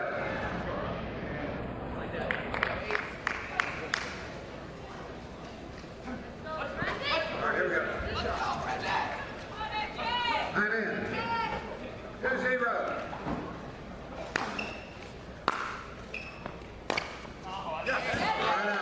First for AJ Kohler in front of a packed house. Major League Pickleball fans are here for a dream breaker.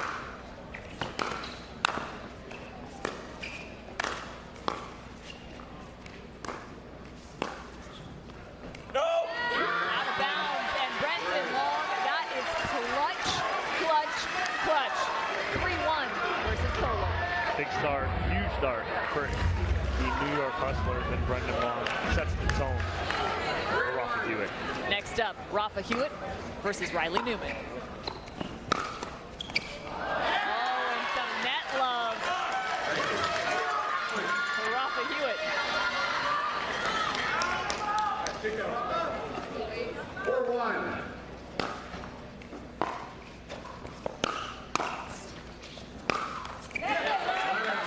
This is fun. We haven't seen Riley Newman play that much singles in the last few years professionally in the game of pickleball.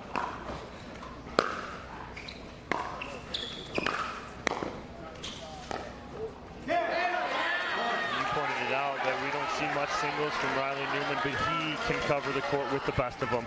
So this is not out of his reach.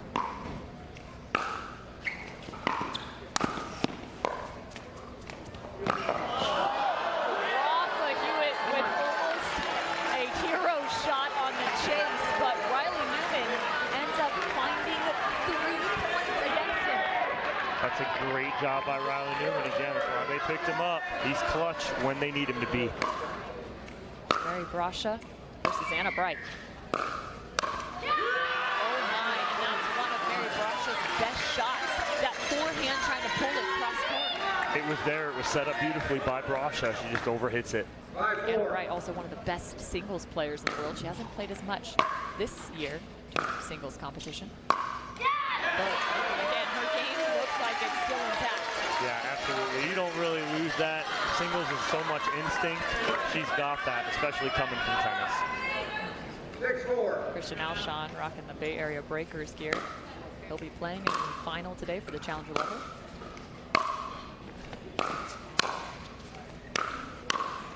Mary Brasha, she needed that one. She got a little love off the tape right there, too. Threw Anna Bright off just a tad, but definitely needed it.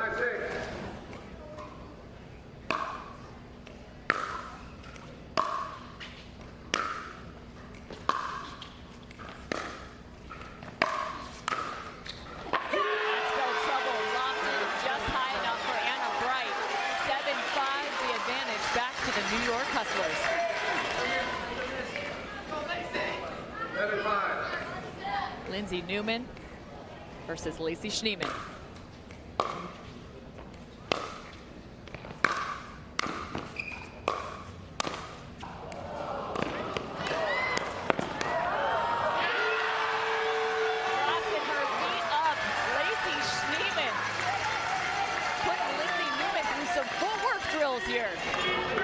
Again, this is where Schneemann needs to shine right here. This is one reason they really picked her up for her singles game. What did you say about the singles game? She slides in for the winner. Nobody should get that ball that Lindsay Newman just hit. Lacey Schneemann shapes it back in and keeps it alive. Wow.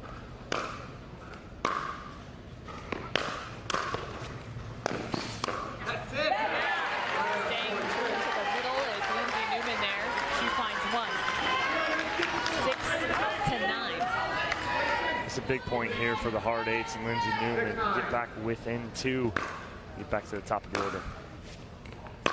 All the way from the baseline. Not enough on that for Lindsay Newman. Lacey Schneemann ends up 3-1 in her first round versus Lindsay. We head to the top of the order. AJ Kohler versus Brendan Long. AJ looking for a bit of redemption.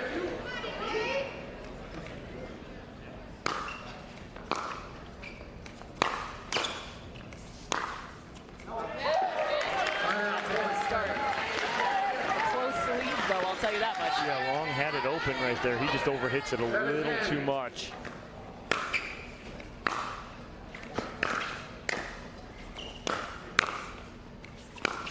Only forehand needed for AJ Kohler. He's watching a little too much. Tyson McGuffin with his Ferrari forehand as Kohler runs around his and goes a little inside out down the line.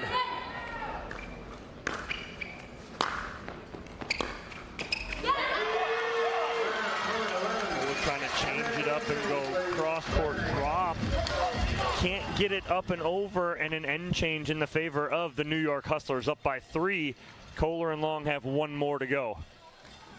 So they take a pause here. AJ Kohler, though, maintains his position on the court. 1 rally left to be played between Kohler and Long. Long also grabs the ball, heads to the opposing side. Both holding their breath. AJ Kohler up 2-1 in this second round versus Brendan Long.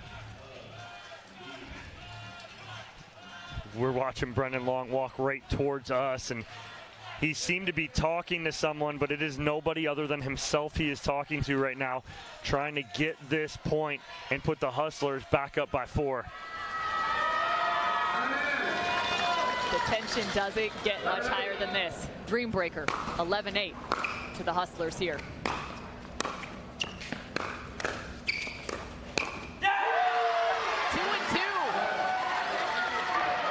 Better job from Kohler going 2-2 with the split, but it's still a 4-point deficit here for the hard eights. Riley's going to want all 4 of these.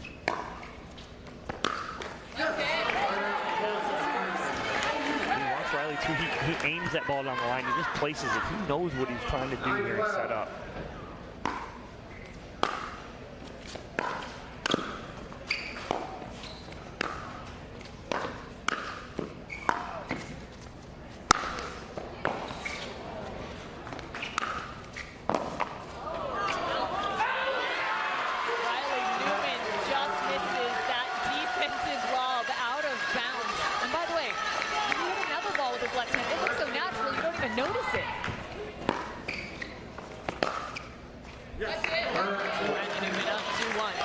Two-handed backhand. His two-handed backhand is basically a lefty forehand. He's very comfortable with that. And so it's really not as awkward as a lot of people might think for someone with a two-hander. Riley Newman again, 3-1. He's done it twice. First round to do it. Love off the tape there for Newman. He'll take it, and they get back within 2. Big set here for Mary Brasha. Anna Bright on the left.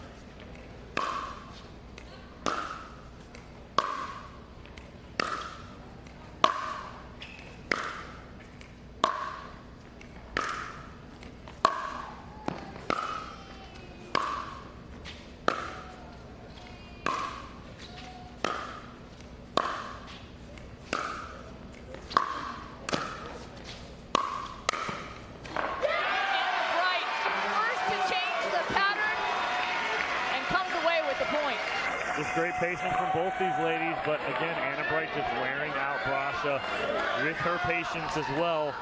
14-11.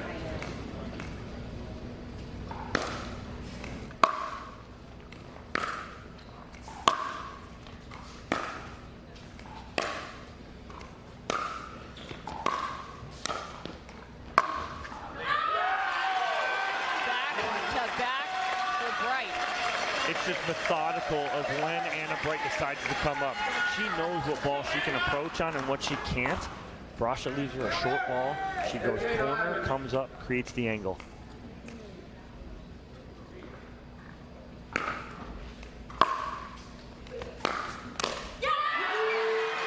straight for Anna Bright. Her baseline shots are looking filthy. 5-point lead here.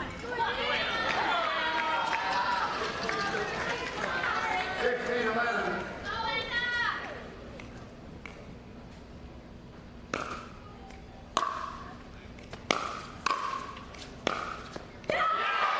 Two-hand backhand fourth to Anna Bright. Hands in the air for the New York Hustlers as they have put themselves in a fantastic position. 17-11. On to the fourth, Lacey Schneeman and Lindsay Newman. A little different there from Newman, causing pressure right away on her return. She comes to the kitchen line. Schneeman not expecting that. 12-17.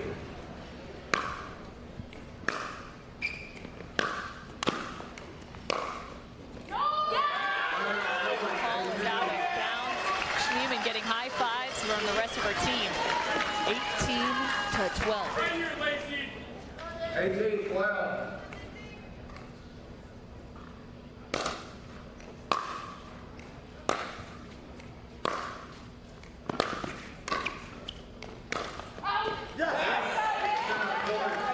Humans are known for fantastic line calls.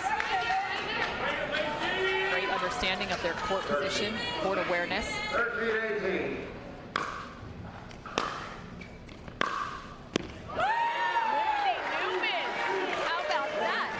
She goes 3-1. Giving the SoCal Hard Eights a breath of hope here, trailing by 4.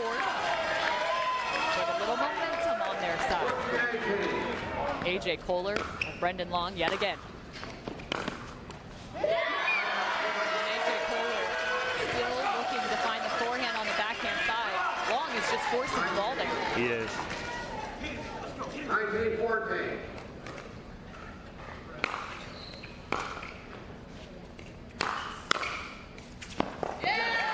Double bounce, 18-19.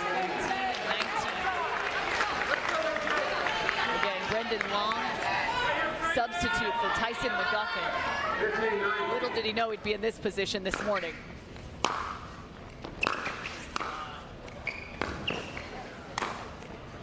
And he continues to come up clutch.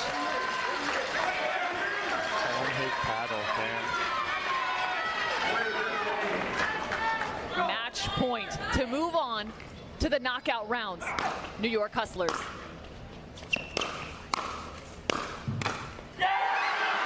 the paddle of Brendan Long. The Hustlers are moving on.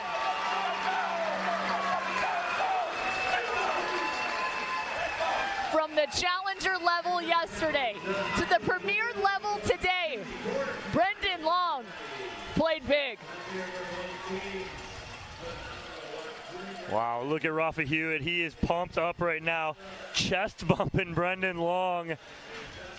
Cam, I mean, you pointed it out. He made the playoffs with his challenger level team.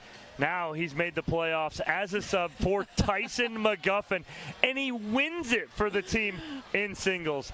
Doesn't get any better than that for Brendan Long. Just electric play here on day number 3 of MLP Daytona by Margaritaville. The SoCal Hard Eights put up an incredible fight. However, the New York Hustlers are on top and standing courtside. It is Lacey Schneeman, Anna Bright, Brendan Long, and Rafa Hewitt. Brendan Long, welcome to the New York Hustlers. What did this team tell you before stepping out on the court this morning? They just told me to play my game. That's the game plan, so just told me to get out there. They gave me the call because Rafa said he trusted me, and I told him when we first got out there in men's, I said, just trust me, Rafa. Let's get it done. And you guys have so much energy on the court, in the stands. How confident are you in this team in these big moments? So confident, you know, we're clutch. We're just trying to be long like Brendan, and we got it done out here.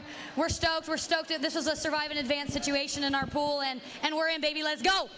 Hustlers, advance. Continue on. Cam, back up to you. Let's be long. Yeah, baby. You gotta love that. Major League Pickleball is brought to you by Margaritaville, Pickleball United, HSS,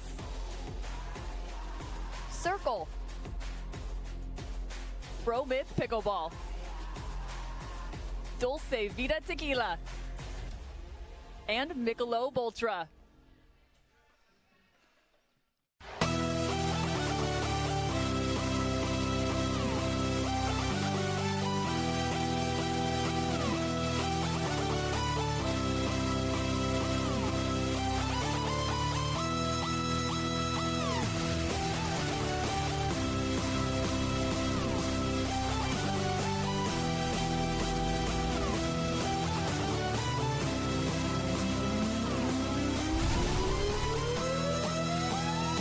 It's hard to find supplements that work.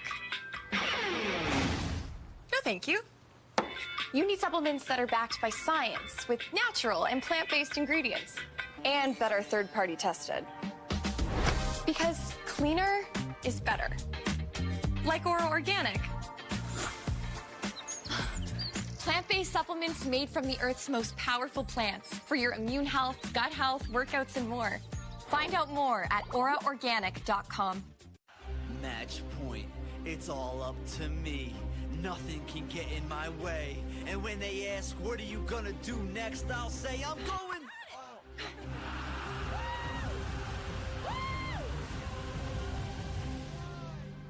We're going to Margaritaville!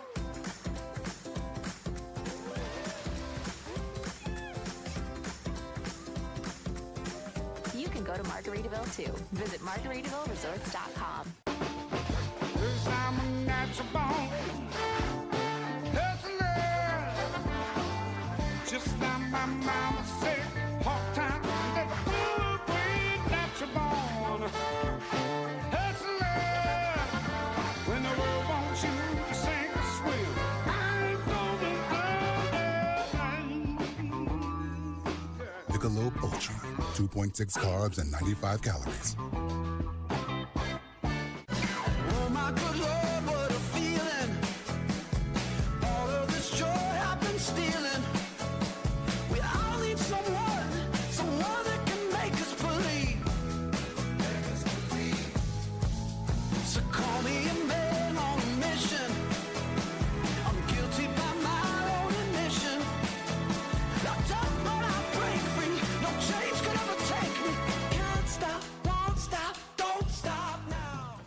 The Pro XR Pickleball paddle answers the age-old question of how to get paddle speed and control with the same paddle and one grip, and this is it. Pro XR gives you more spin, greater control, and quicker reloads on every shot in the game because you always have that constant feel for that leverage and control and paddle speed that we're all looking for. Pro XR is the most revolutionary technology in pickleball.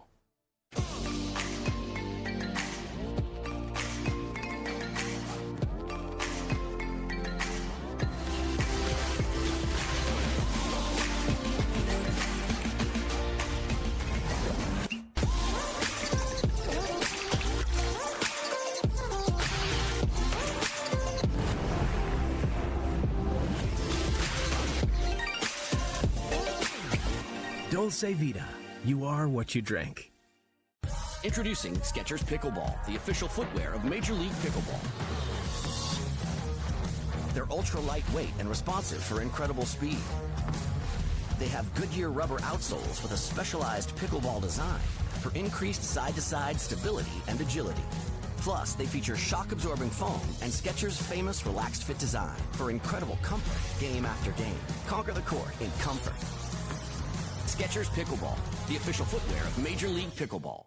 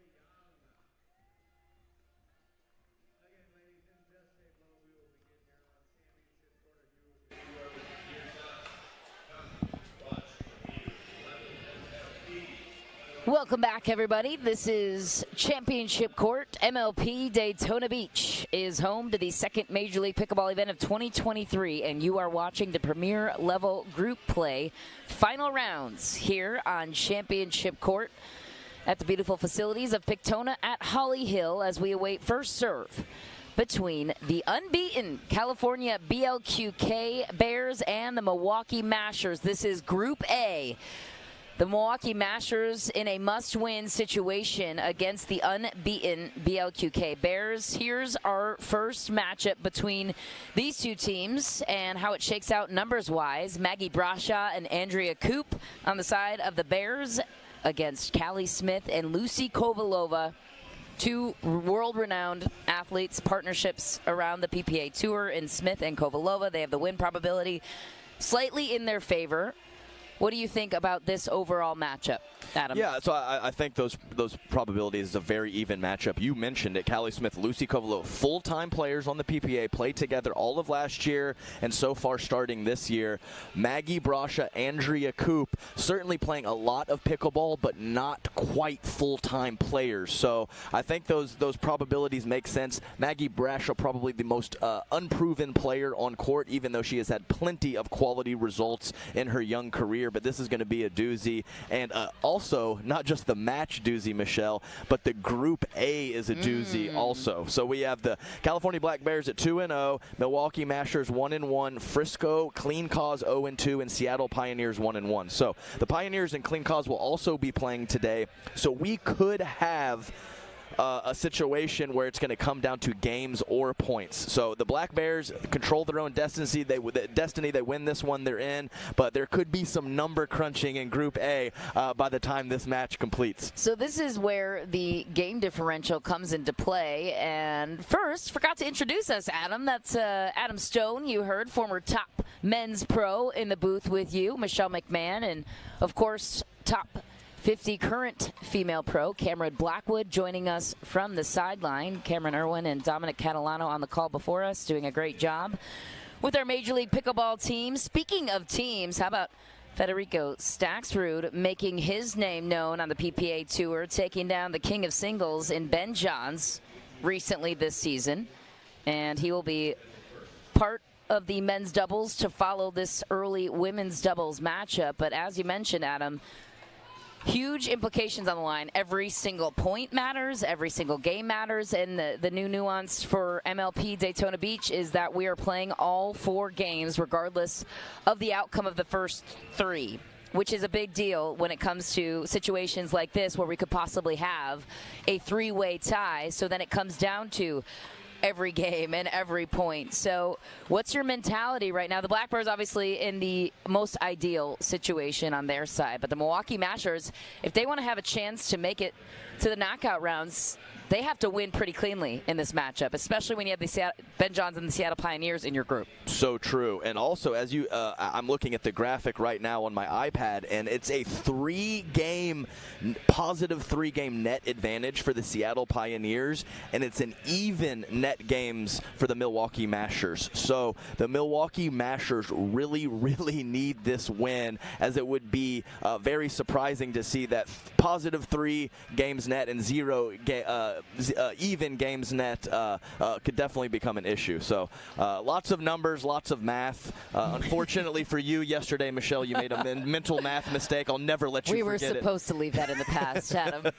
A new day begins, and my mathematic brain is hopefully a little bit better today. Yeah, I thought you were gaslighting me with that simple addition. Yes, so we might end up in a situation where Kit Harper and Brooks Wiley are over there on their laptops coming up with the game and the point differential. But either way, these teams aren't thinking about that stuff. They're playing pickleball. They know, of course, they know the situation, but they're focused on these matchups and these 4 matches. Anything else, they'll just leave up to the officials of MLP. I just hope they loop us into the text chain so I don't have to do the math. And I guess there's a layer of trust there for me, Adam. I don't know if I fully trust you with the math either. Mm-hmm. I'm just kidding. Shots fired earlier in the booth. Why wait? Why wait? Why wait? We're getting feisty here. This is, once again, the final rounds of group play, and then the quarterfinal rounds for the premier level group will be this evening at 5 p.m. and 7 p.m. respectively. We'll also have the Challenger League Championship taking place later on this afternoon to follow us here on Championship Court, and that is between the Bay Area Breakers and the Dallas Pickleball Club. Jill Braverman proving to be a very good trade for Dallas, punching their ticket to the championship rounds. And on top of that, we had additional breaking news this morning. If you're just joining in, Tyson McGuffin for the New York Hustlers goes down with injury. So in comes Brendan Long. And then the Hustlers just took down the Heart Eights. Sorry, Adam. The general manager, Adam Stone, in the booth of the Heart Eights. You were there up close and personal with that one. I'll tell you what. Yeah. I think it might have been a situation where we wanted to play Tyson. Not a knock on Tyson at all. Brendan Long played very well. I will give him some credit. Nice play from him throughout the men's doubles, mixed doubles, and singles, and a nice win for their team. And congratulations are in order, even though it hurts just a little. Just a little. It does. It absolutely does. So we're just about to begin here. First serve. The California Bears are the home team, so they will be able to react when it comes to the mixed doubles selections. The team in blue, Lucy Kovalova, here with the Milwaukee Mashers ownership group. Mark Lazary and a guy you might know from the tennis world, James Blake. Richie Twazin, the owner of the Black Bears. He is as involved as they come, owner and general manager. Had him on the Major League Pickleball podcast. If you want to learn more about him and his selection with the unbeaten Black Bears. Let's begin. The finish for Brasha. Maggie Brasha, yes. Often playing the left side with her sister, but playing plenty of right side in mixed doubles, so I don't think that's going to be an issue with her on the right and Coop on the left.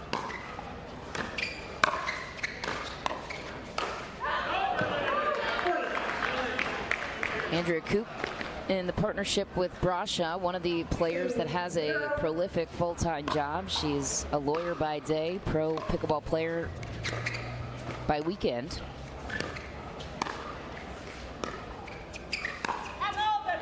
Just long for Coop that time, so Smith and Kovalova get on the board.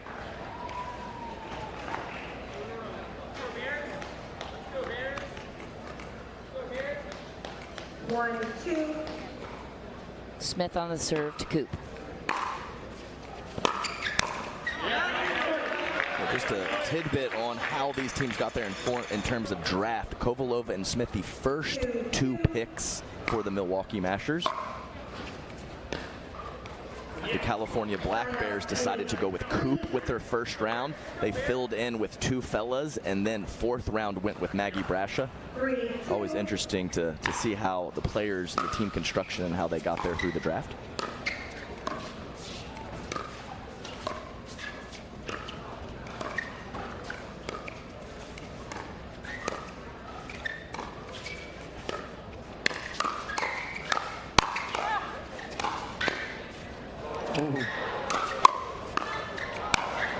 Callie Smith keeping that point alive for the Mashers. Yes, great defense up to the lefty overhead from Coop. She will mix that in every now and then. I've seen it a time or two. The Cobras, the Scorpions, we're seeing some lefty overheads from these players. You know, not standard stuff anymore. Plenty of different grips and variety in these players' games. Callie Smith, the first round pick for the Mashers, proving herself there.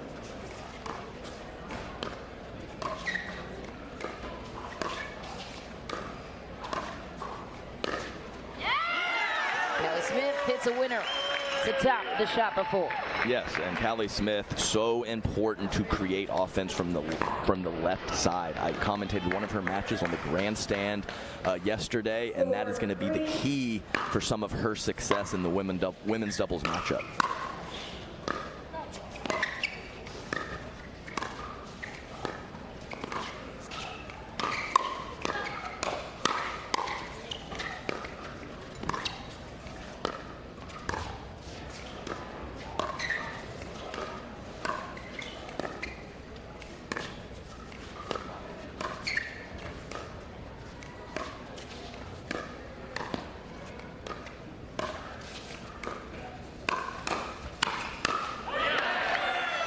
Goes Callie, so the Black Bears tie it up.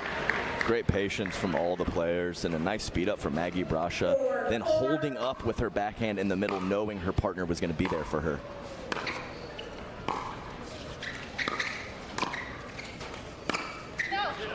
Just long for Smith again. And the BLQK Bears take the early lead. Smith and Kovalova play together often, which is a huge advantage for them on their side.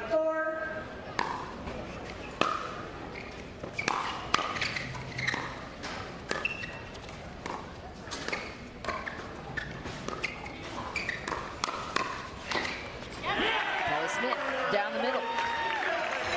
Andrea Koop, one of the more successful cross-court attackers in the women's game.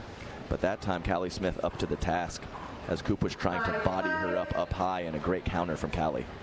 Smith, former D1 tennis player at the University of Utah.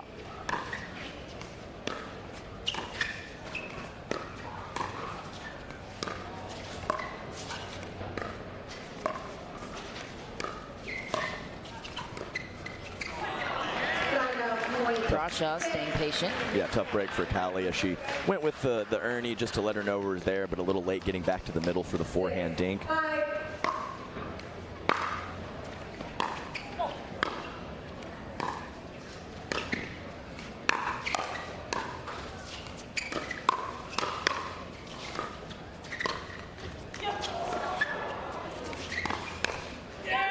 Andrea Koop so punishing with that backhand.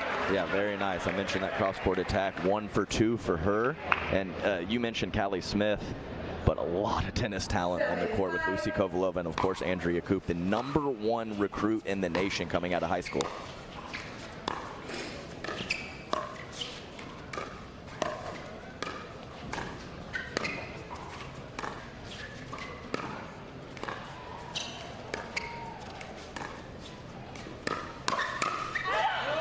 Brasha making her presence known there. A full-time college student currently. Sister Mary plays for the Hard Eights. What does Maggie Brasha bring to this team? Looking into this, that was an extended conversation between Kovalova and Smith, wondering what they were talking about, not quite sure.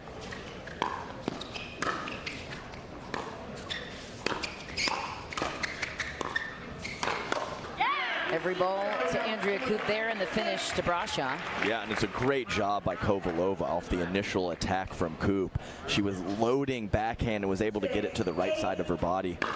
Nice job of defending.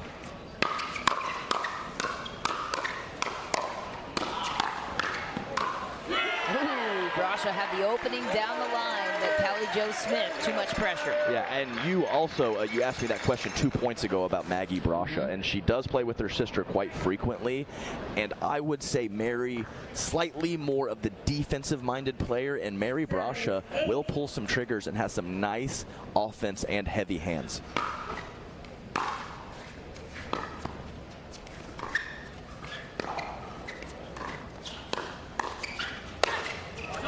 Jo Smith with an easy finish, and the Mashers tie it up once again. Yeah, you said it. Easy finish. That was the easy part. The shot before that was spectacular, going to the left shoulder of Koop, completely catching her off guard, and then finishing on the next ball. That's a great two-shot combination.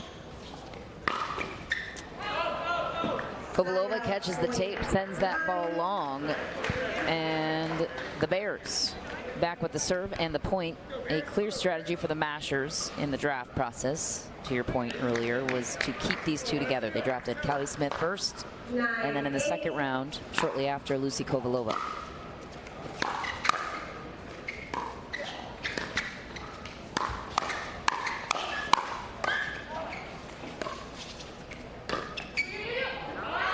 Lob from Kovalova was the right choice, wrong choice? What did you think about that? Well, I would say, given the situation, the choice was okay, but it's not a huge part of her game. So I'm not sure I would go to that in that situation, just because she does rarely lob, even though you could tell when she threw that ball up, it did surprise her opponents, but definitely missed by a healthy margin in 3 or 4 feet off the back of the court.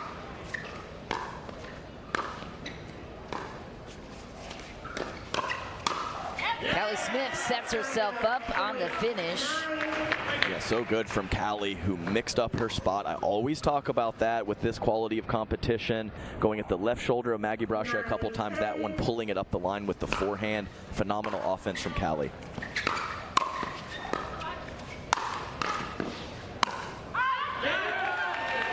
the trigger and just a bit wide for Andrea Koop. Yeah, she couldn't put it away with that first ball deep through the court, and she went for the angle, which I don't think was a poor decision. Just couldn't execute.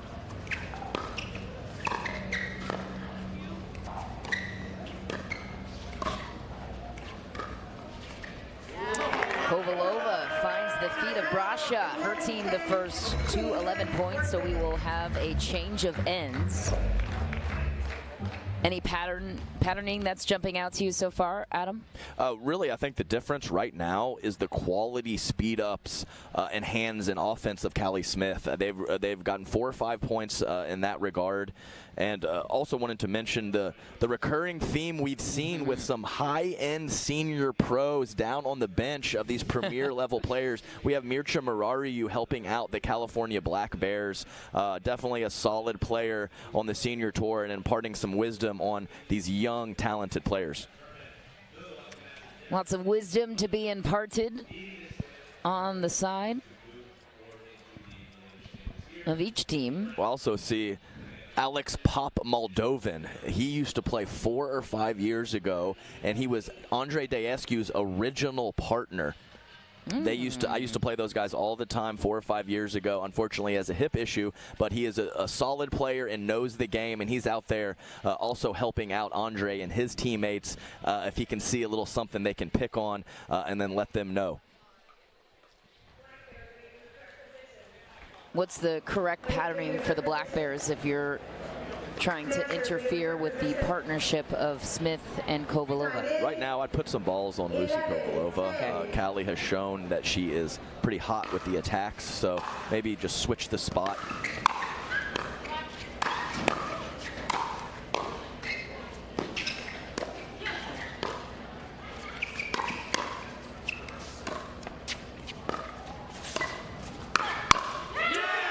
Joe Smith is tough to attack on that forehand punch. Yes, and Maggie hesitated for just a second, and she's been in a solid court positioning for a couple of these backhand counters. Just too much pop off the paddle of Callie for her to handle at this moment.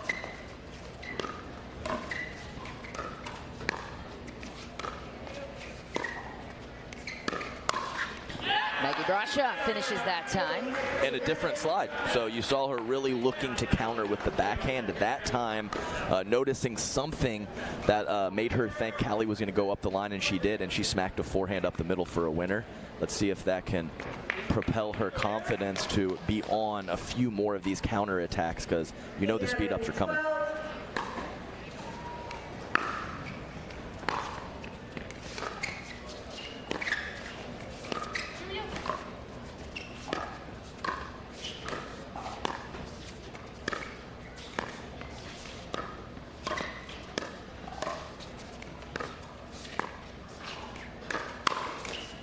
Andrea Koop loves the speed up that time. Yeah, she was definitely ready for that one, loading up with the backhand. And Lucy, it was a yellow attack, and what I mean like that, green light obvious, red light don't do it. So not a terrible decision, but when you're heads up with Andrea Koop, probably need to dink that ball. Callie Smith that time testing Koop, who's having a discussion with Maggie Brasha on her placement. Koop, the #1 pick for her team in the first round, at number 10 for the Bears.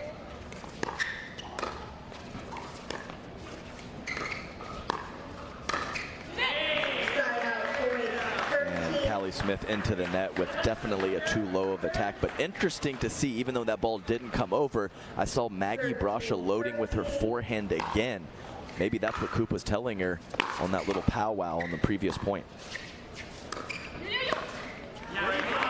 Smith catches the low backhand of Brasha. Yeah, they got to figure out that middle ball. I've heard Koop talking more and kind of being the designated caller for her team, yours or mine, but that's 2, if not 3 times now, confusion in the middle with the soft stuff.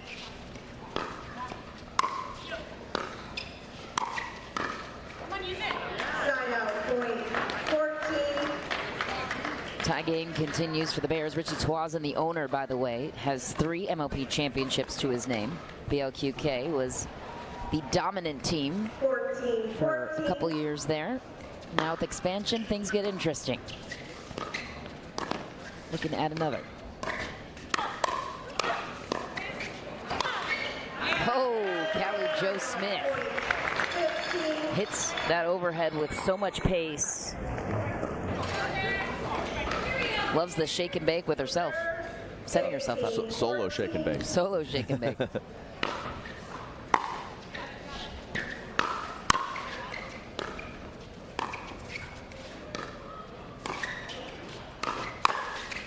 Speeds it up that time to the backhand of Coop, not going to work down the middle. It's very interesting because, of course, Callie has attacked Mary quite a few times, but both Callie and Andrea have looked to attack the other cross court quite a bit. Usually it's with the forehand in the middle, but either way, that's a pattern that you don't see too terribly often at the pro level.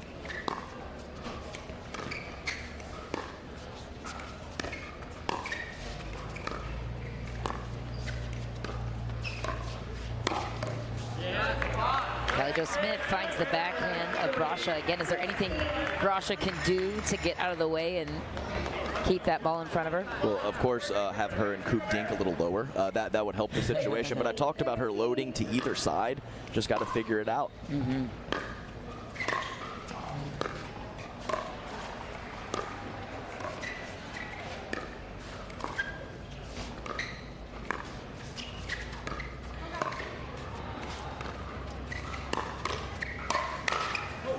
Brasha with the finish that time. When is the right point to shift, to your point? Yes. You have to pick your... So if Callie is attacking Maggie Brasha from the middle of the court with her forehand, I would think Maggie stepping to her right and loading backhand is best. And if Callie Smith is attacking with her backhand straight up the line at Maggie Brasha, I believe loading to the forehand is the best option. You're not going to get it right every time, but in a vacuum, that's what I would go with. How do you reset that ball from Callie Jo Smith? Workout Wednesdays, Callie Jo Smith. Some of the, I'll tell you what, I'm pretty jealous of her traps. She's got some serious shoulder power, and we saw it there on that put away. Also a mom of several little boys in great shape, Callie Jo Smith. Yeah, she's a go-getter. I played 8 or 10 tournaments with her early in our careers, and she's doing the mom thing, the wife thing, playing tons of pickleball. She's up early, and she is doing her thing nicely. She's also a twin and has 4 other siblings. Comes from a big family out in Utah.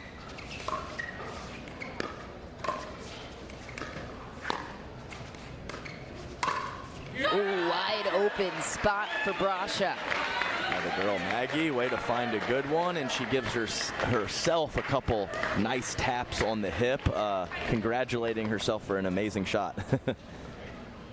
How was she able to find that?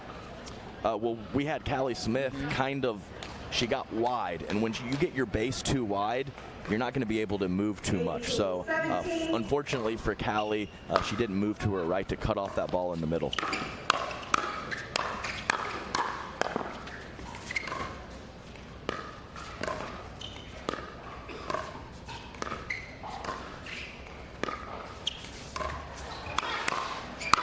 Oh, Callie Jo Smith again. Not too wide that time. Yeah, and I think that Coop is going to need to take a couple more of the soft dinks in the middle. We saw right there Maggie Brasha stepping to her left with the backhand, and then too late getting out to the right, and that forced the pop-up, unfortunately.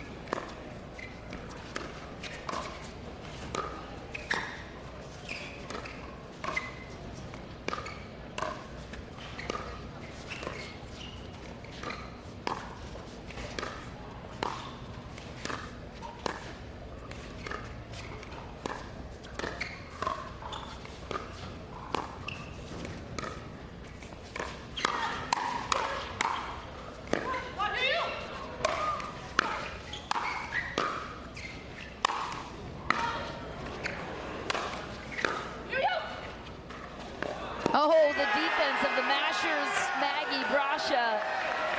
Tough miss to take, but all credit to the Mashers staying alive at that point. Right, I'm not sure if that was Maggie's decision or she was called off from her partner, but that ball was sailing, kind of hanging in the air, unfortunately dropped right on the line, and she's not in a great position to recover at that point.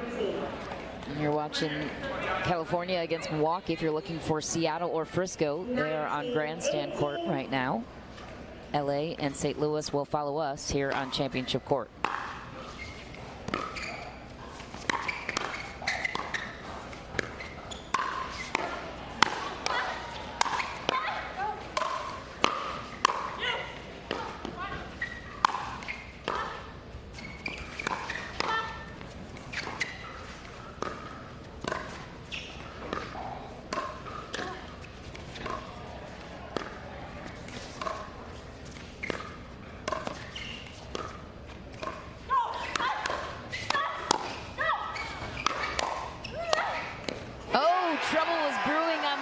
Pop-up for Maggie Brascia.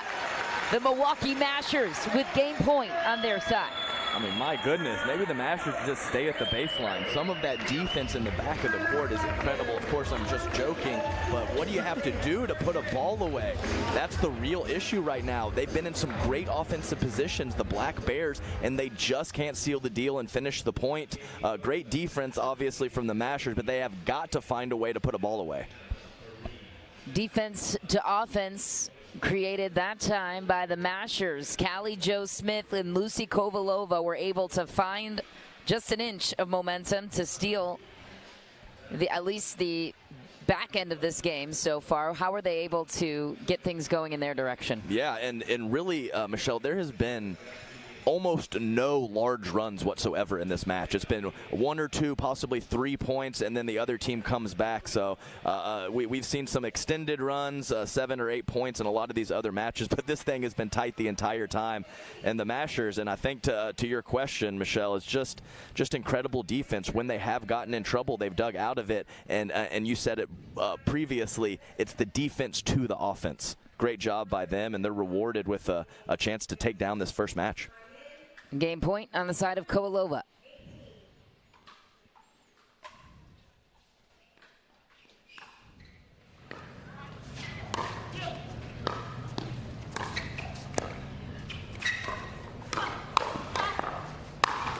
Andrea Coop rock solid in these situations, earning the serve back on her side. That's right. Callie, just keep taking it at Maggie. I think that's the play right there.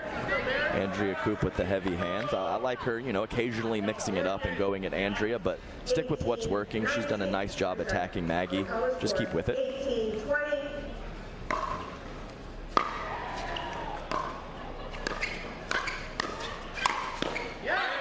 Okay, Andrea Coop earning another point on her side. There's the point. There's the put away they needed. So BLQK 1 point away from tying things up on the freeze. Coop goes lob on the serve.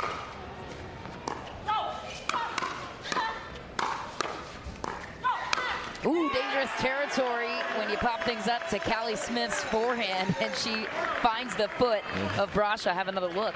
Kick save and a butte for Maggie. Is that a hockey reference? I've heard that many times before. That's right, yeah. Thought that sounded familiar.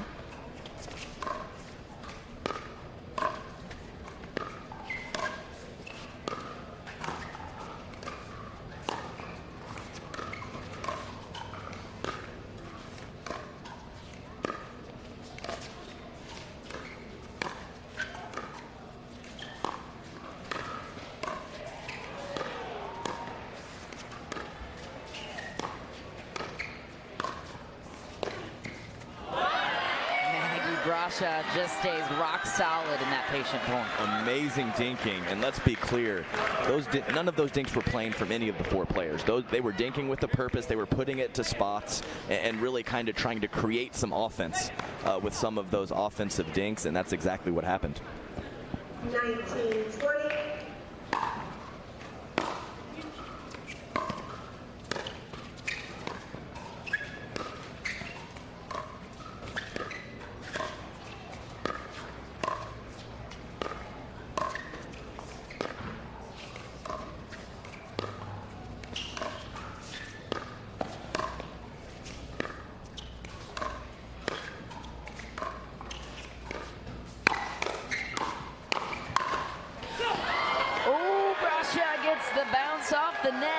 And the Bears try things up on championship court.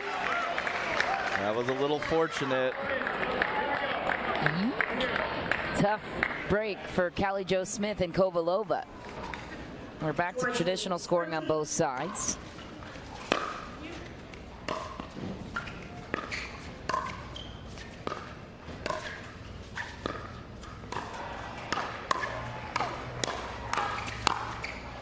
Oh, Andrea Coop just finds the baseline with that double-handed backhand defense. Great job by Coop. The ball before that finishing ball dropped in, she covered her partner in the middle with a great forehand counter. So nice job of Coop, knowing her partner was off her center line a little bit and stepping to the middle. Awesome job from Andrea Coop. Andrea Coop has one of the best two-handed backhands in the game. Look how close this ball was to being out of bounds. Yeah, poor Lucy. She had the classic. She lets it go and then just the shoulder slump. I know that that's feeling. That's a tough ball to read. It is. It's so tough because it's always difficult when it's a slight mishit because the ball comes at you to a certain eye level, and when it comes at you at that eye level and it's hit hard, you know it's out. But when it's a slight mishit or they catch the edge guard, it comes at you at the same eye level but not the same pace, and those often drop in. So game point now on the side of the Bears. How quickly things can change, and they have on championship court between the Mashers and the Bears. Time in, 21-20.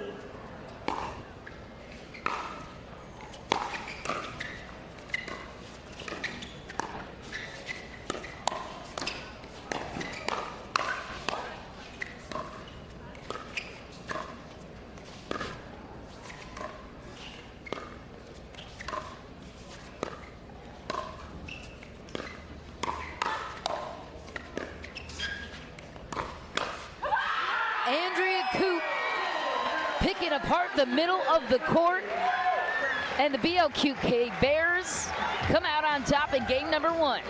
Great job by the Bears. It didn't look great in the kind of when they were at that 15-point range as the Mashers were getting all the digs and BLQK having trouble putting the ball away. But way to refocus from Andrea and Maggie to get that first victory. Let's see what the boys have in store for us. They better bring the energy and the play because that last match was fantastic. A huge victory that was.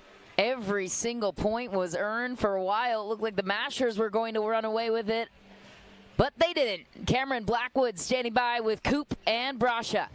Andrea going up against a very seasoned, successful team in Callie and Lucy. How were you able to disrupt their chemistry?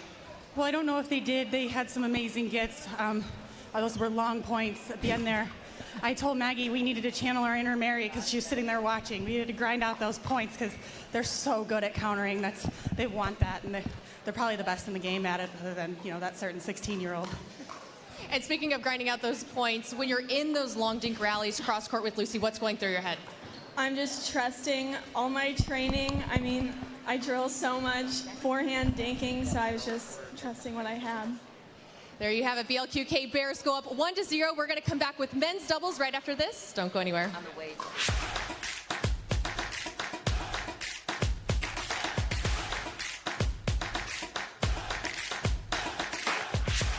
My first surgery was a total knee replacement. I ended up with an infection.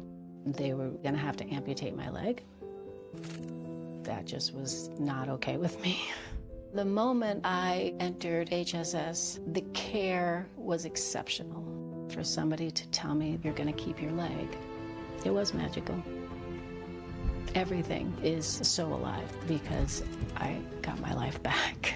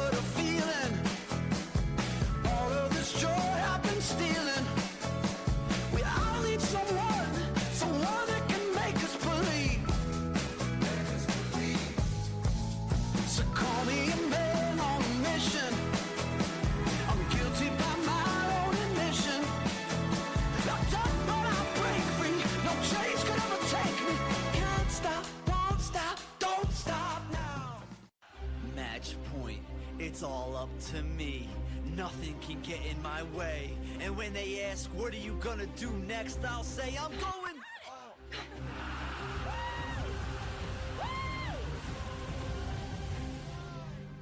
We're going to Margaritaville!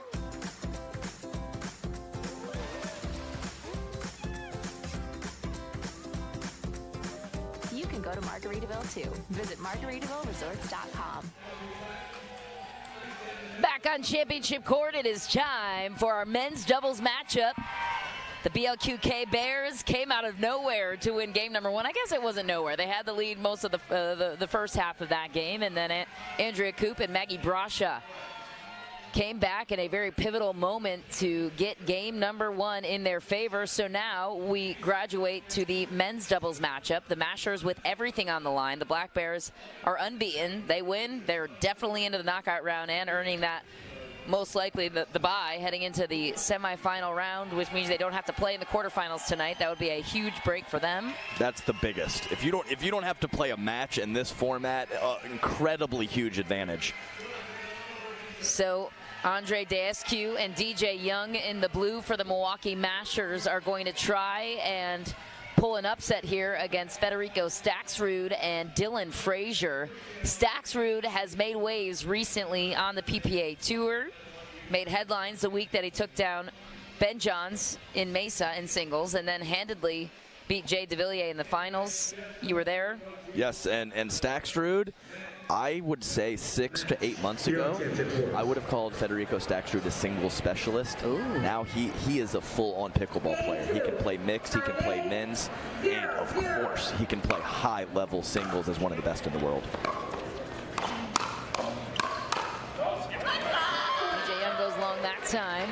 Staxrud was a key pick for the Black Bears in the 3rd round at 34. Still available relatively late in the draft.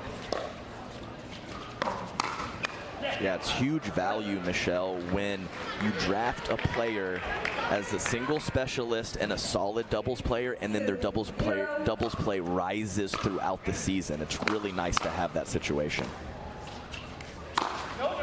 How was he able to elevate his doubles game for Staxrud on the side of the Black Bears? It's really just the soft stuff mainly. He is so consistent now with his dinking and his dropping, very rarely giving freebies to his opponents. I also had the pleasure of calling a Milwaukee's Mashers game yesterday on Grandstand, and unfortunately I was not saying Andre Daescu's name enough. I look for him to get involved in this match. Involved in what ways? What does that look like? Just his presence on the left. He's a big, strong, long player. He's got to get those big paws in there and make something happen with some offense.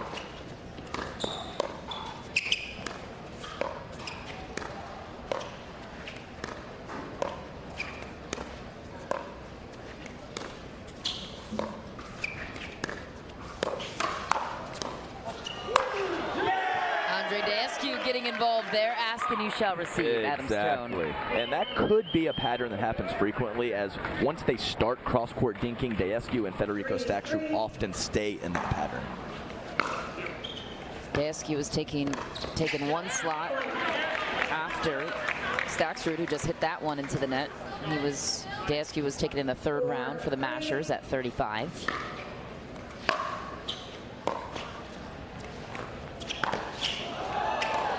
There he is again, but Staxrud just makes it look easy as Daescu couldn't make it back into the court in time. Yeah, Staxrud, very cool customer, very smooth out there, and a great athletic play from Daescu, but unfortunately it clipped the tape, gave his opponent some more time. Just shy than that time. We haven't even mentioned Dylan Frazier quite yet for the Bears. Baby Dill, best nickname in pickleball. 5-4.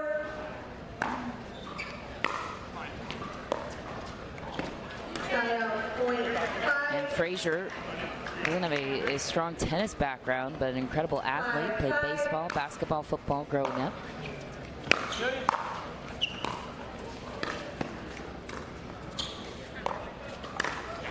Staxrud goes into the net.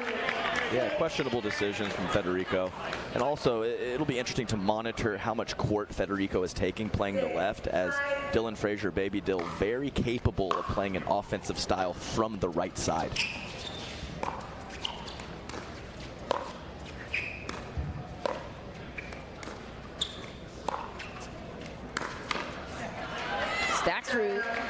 it apart DJ Young that time. That was a great spot. He knows DJ Young's going to go to the Scorpion and load up with the forehand. He puts it on his left hip. Perfect spot, perfect shot from Federico.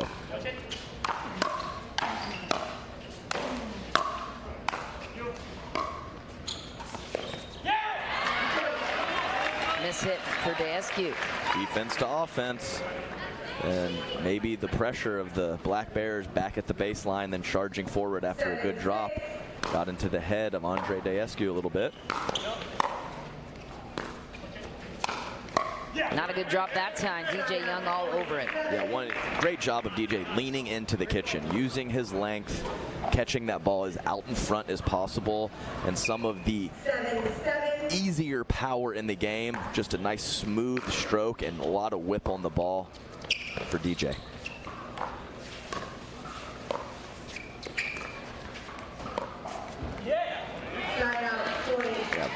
Uncharacteristic loose airs from Andre Daescu. I believe it was 2 dinks and 1 drop at this point. And obviously the mashers are targeting Federico Staxrud on the left side. They don't want any part of Baby Dill, as 80+% of the dinks have been headed over to Federico. Dylan Frazier, to your point, won a gold medal at the Volcan Indoor National Championship with J.W. Johnson, his first gold of 2023.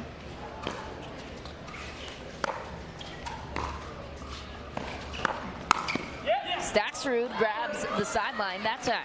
That was ridiculously nice. He had top spin on that ball to help bring it in the court, and also side spin moving away from DJ Young. That was a very high degree of difficulty on that ball as he was moving forward aggressively. 1 out of 2 moving forward aggressively for Federico as he came in a little too hot that time. Gained some confidence from the first one. DJ Young to serve to Frazier.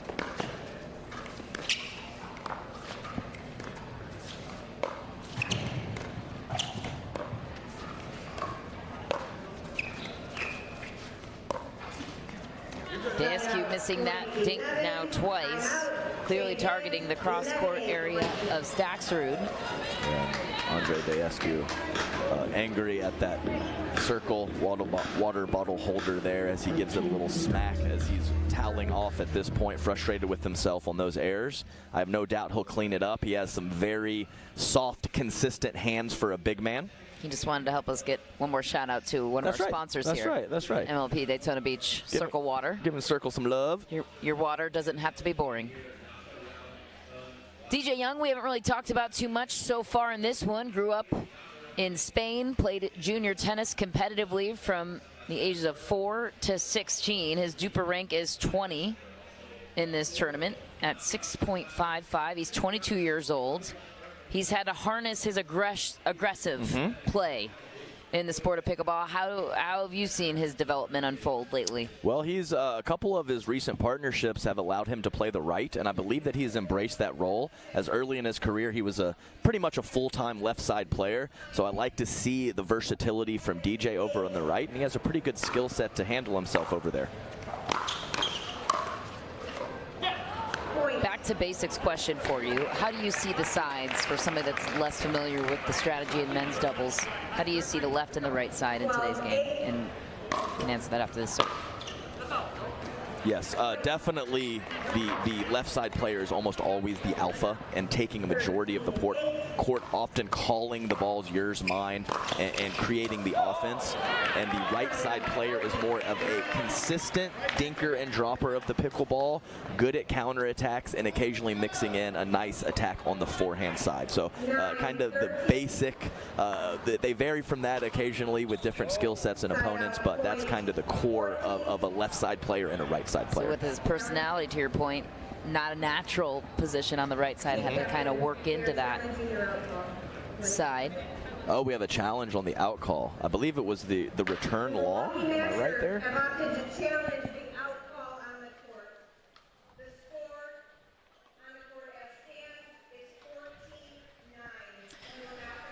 Score is 14-9. This ball right here is being challenged. Oh, that looks out to me. Yeah.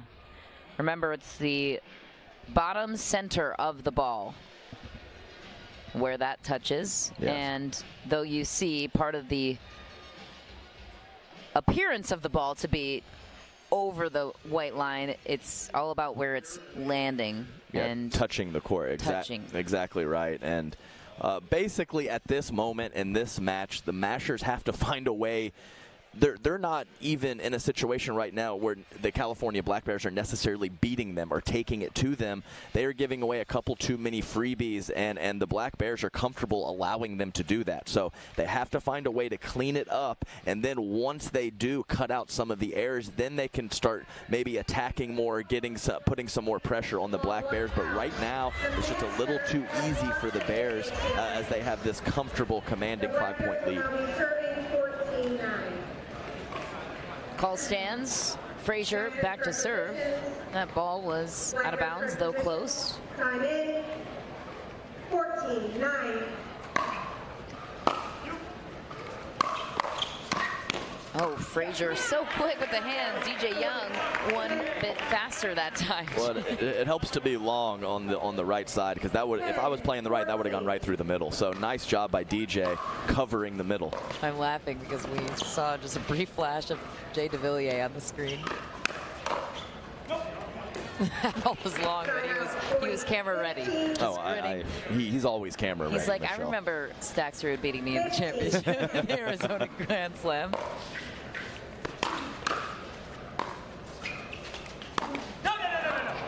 Descu knows he's missing one too many on his side. Not usual for his performance.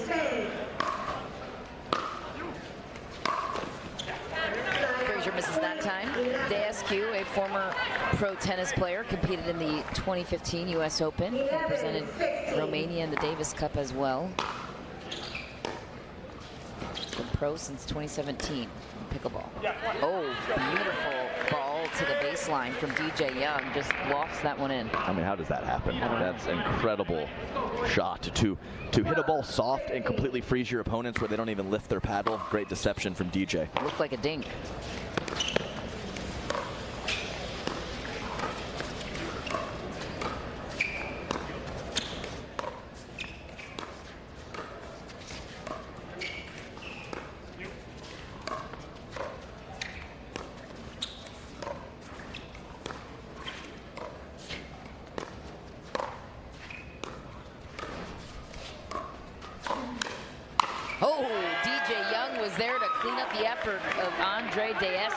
And Andre, one of the best inside-out forehands from the kitchen line. He really does a nice job of reaching in there and flicking that ball up into the chest of his left side opponent.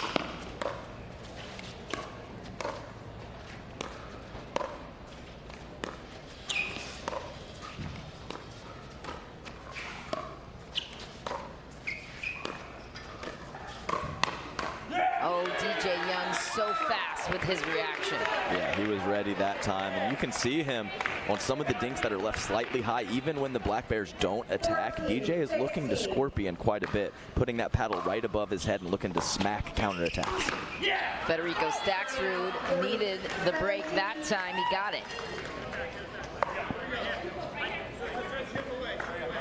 So he will take the serve and the point.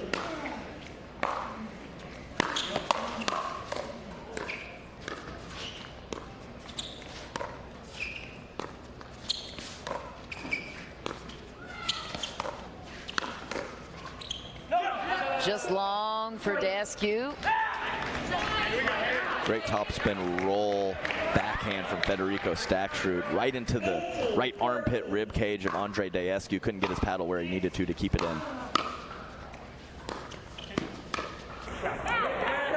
Reaching extension from DJ Young. Anybody can hit a hard winner, Michelle. DJ Young, he can hit slow winners. He has a special gift to do that. That is not in my skill set. Staxrud misses long. The Mashers have stayed right in it. 18.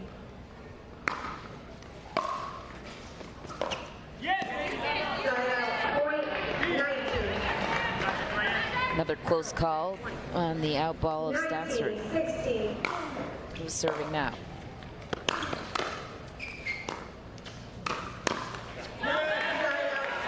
Nice roll from DJ Young. Staxrud coming in hot, and Unfortunately for him, catching that ball below his knees instead of waist or above. Nice roll and topspin from DJ. Oh, DJ Young tags Dylan Frazier. Frazier had no chance on this one. Yeah, tough break. Frazier kind of a sitting duck, just kind of great shot, great camera shot there. What do you even do? Put your paddle out and pray. DJ Young heating up on his side. Tie game. That's right, sailing it long, but clipping the paddle of Federico Staxrud. Nice load from DJ. Just so much power right there. You know, when you load up hard like that, you're occasionally going to look silly, but when it works out well, man, those counterattacks are very difficult to handle. California looking to put the Milwaukee momentum to a halt this time. Hi, Kyle Yates and Vivian David, supporting the players on the tour. One of the best parts about Major League Pickleball is the team aspect and the support across the board with pro pickleball players who are involved in the tournament and intrigued by the action. Nice job by the Mashers. It didn't look great in the heart of this match as the Black Bears were really not doing a lot, just staying consistent and being solid and waiting for some errors. The Mashers have cleaned that up, and right now we are all tied up. Let's see if the Black Bears stay with their initial strategy and just be consistent looking for errors, or maybe they ramp up the aggression in the later stages of this match to take it. Mashers correct positions. Black Bears correct positions. Time in. This is from Group A. Reminder, Black Bears unbeaten. The Mashers need to win for a chance.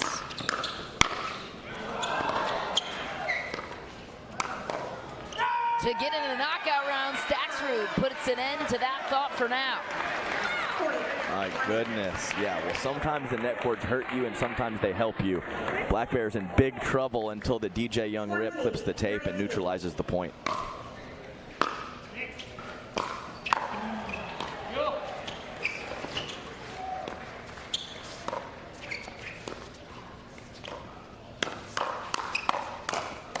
Oh, Dylan Frazier matching the hand speed of his partner, and the Black Bears take away game number 2. How did they do it, Adam? Yeah, Dylan. I mean, we were saying Federico Staxrud a lot more than Dylan, but he had the hands of gold on that last point as Andre Daescu had the lead in that hands battle and that firefight, and Dylan Frazier dug himself out of it to give his team the win. Dylan Frazier had a millisecond to react to that play, and so BLQK Bears go on top 2-0 in this series as we move on to mixed doubles. And I saw a hand motion on the sideline, and it looked like Dylan made the motion of you and me, Maggie, are going to be up in this first round. So I would expect Coop to play with Federico in the second match and Frazier and Brasha to start things off for the Black Bears. We've got eagle eyes up here in the booth. The Bears. Get it out, Michelle. You can do it. The Bears, the home team, as you mentioned, Adam. So the Milwaukee Mashers put their team out first, which will be looking to be Callie Smith and DJ Young. But before we get there, let's check in with Cameron Blackwood, who's with the winners. Dylan, Bears now go up 2-0. How were you able to neutralize the length of Andre and DJ on the other side? Yeah, you know, Fed's a really good dinker, so I trust him on that left side to just keep the ball low, and he did. I think I got a little impatient there in the kind of the middle stretch of the game, but once we just kind of slowed it down and let Fed work the point around a little bit, it was good for us. And Fed, I saw you motioning to the ref, let's speed up, let's speed up. How do you stay so composed in such a fast-paced game?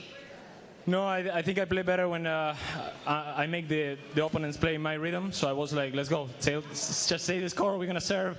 We wanted to get a run. So, yeah, just that. Yeah, the Bears go up 2-0. We're heading into mixed doubles right after this. Don't go anywhere.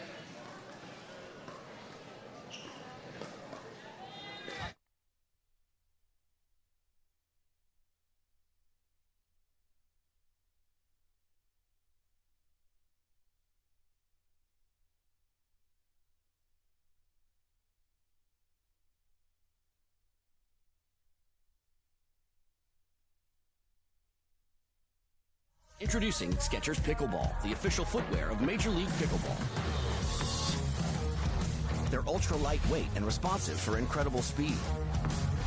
They have Goodyear rubber outsoles with a specialized pickleball design for increased side-to-side stability and agility.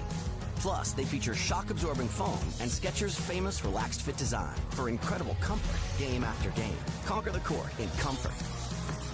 Skechers Pickleball, the official footwear of Major League Pickleball. Match point. It's all up to me. Nothing can get in my way. And when they ask, what are you gonna do next? I'll say, I'm going.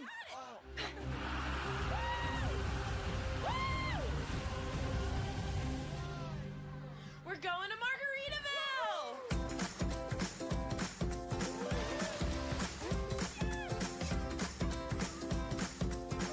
You can go to Margaritaville too. Visit MargaritavilleResorts.com. It's hard to find supplements that work.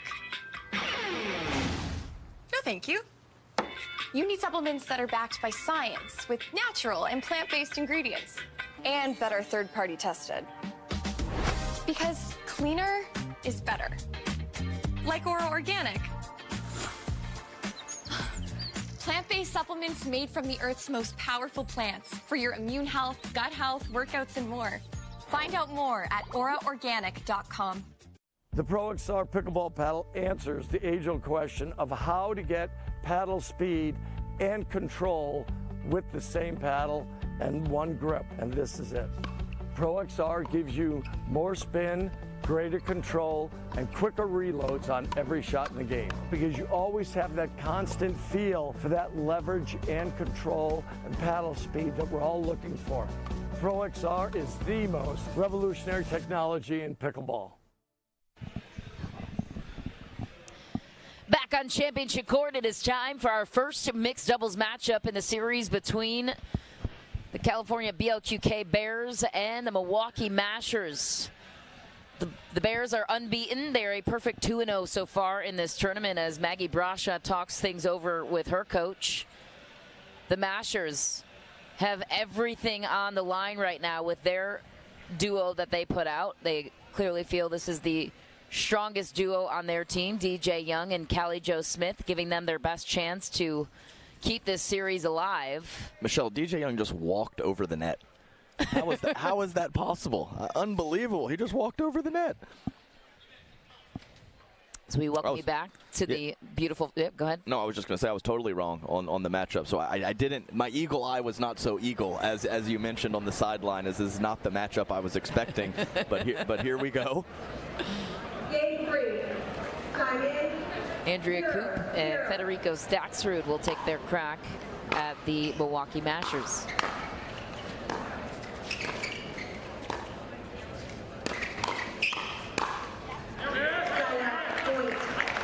Into the net for Koop. Mashers will take a break. 1-0.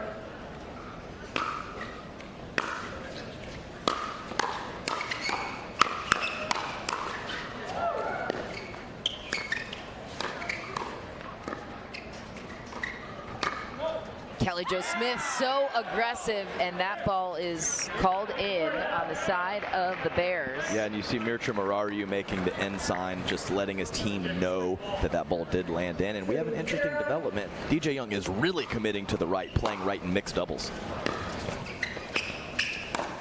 How about that snipe down the line? Now, why would they do this? Yeah, so in this combination? Well, one, so you can lock in. DJ Young is playing double right side in men's and mixed, and Callie Smith is doing the same. She is left side in mixed and women's, so it gets you kind of locked into your role, into the patterns. But to your point, typically the left side would be male-dominated, playing that alpha role. Totally, and DJ Young played quite a few tournaments with my wife, Corinne Carr, and he was always on the left. So not terribly unusual, but a little surprising, as I said.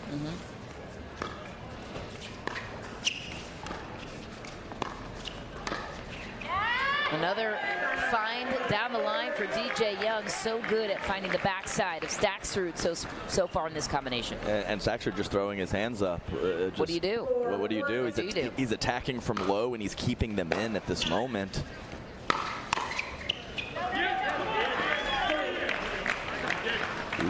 Young coming out hot to start this first mixed doubles match, and he absolutely needs to for the Mashers. 5-1.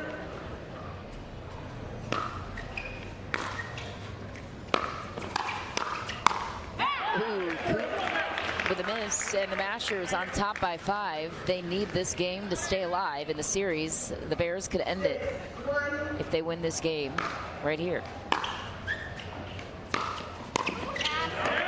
DJ Young cannot be stopped. Yes, and that is one slight issue with the Coop mixed doubles game. Occasionally she's late getting to the line, so you can catch her in transition with some third shot drives, especially if your serve is quality. Just wide for Andrea Coop, and the Mashers with a dominant 7-point lead so far. Yeah, great start, and Callie Smith rolling over the women's aggression here to mixed as well.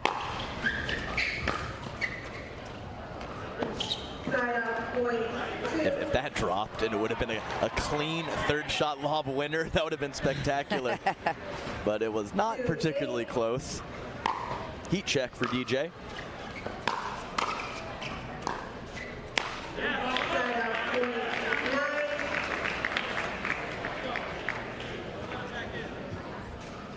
Bay Area Breakers are in the championship round for the Challenger League. That one coming up at 3 p.m. 2 p.m.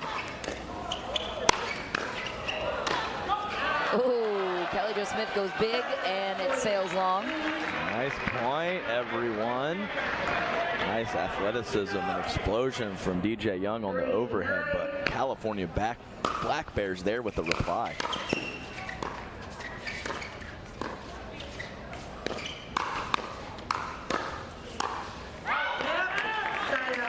Full-on offensive barrage right now from the Mashers.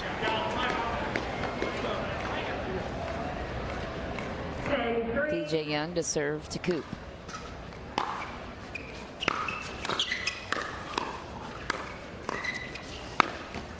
Oh, the angle and athleticism on that play for DJ Young. He and Kelly Smith easily cruise on to the 11-point milestone, and we have a change of ends here, but oh. Yeah, and I'll tell you what, it's kind of a deer in headlights vibe from the California Black Bears right now, and I don't think that's because they're tentative or holding back. They're just it's getting taken to them right now from the Mashers, and I hope that they continue the aggression with this 8-point cushion. Often you get to that lead being aggressive and maybe you pull back a little bit. Keep your foot on the gas, especially with this cushion. You make a couple errors, don't pull back, keep going, Mashers. It's looking good. No reason to let up at this moment. The California BLQK Bears talking things over. What do you think they're discussing as far as adjustments? Yeah, they're just trying to find a way, the first couple shots of the point, to get to neutral. A lot of these points are starting with the Mashers on offense and never relenting. Find a way to get to the kitchen with all 4 players and extend the points as opposed to playing the very quick 2, 3, 4 shot points, which are going in the Mashers' favor. Few people as passionate about the sport of pickleball, and Steve Kuhn, the founder of Major League Pickleball, you just saw on the screen, engaged in every single point as Callie Jo Smith looks to continue this dominance in game number 3.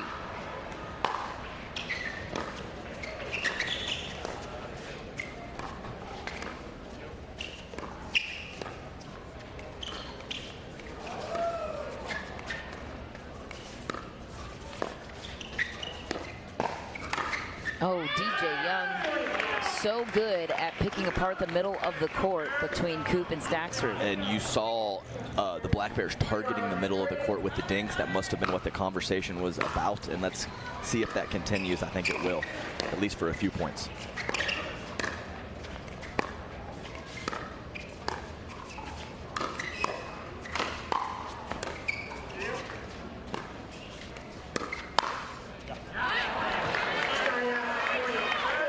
Nice shot from Federico Staksrud, staying home.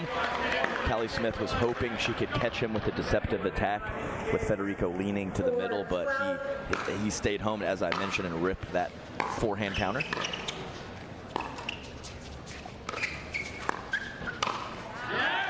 Easy put away for DJ Young. The Mashers have all the answers on their side. Yeah, it's a barrage, like I said. Whipping forehands, backhand cobras. DJ Young's got everything going at the moment.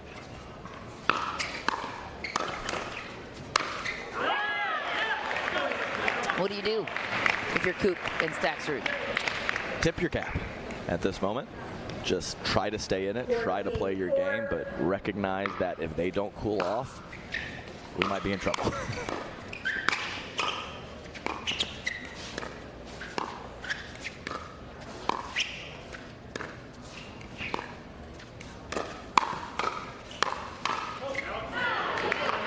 Finally a miss on the side of the Mashers. Yeah, definitely true. And it's nice to see because DJ Young, with that cobra shot that he hits on the other side of his body, more extension than a two-handed backhand, so it helps him be aggressive from the right side.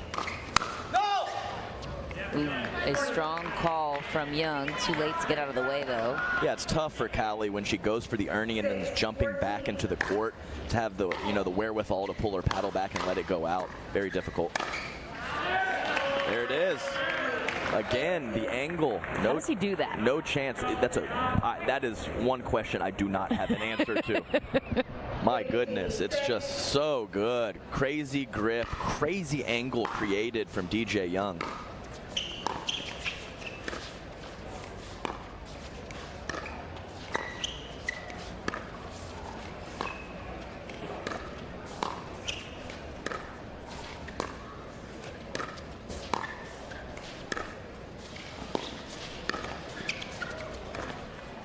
Oh, Staksrud goes for the nifty angle that time. Is there anybody else on the Pro Pickleball Tour that can hit the angles that DJ Young can? I would say the only one right now is Brandon French for the Dallas Pickleball Club. He has a very similar stroke when he's playing the right to step over, and the angle created, as I mentioned, is just so good.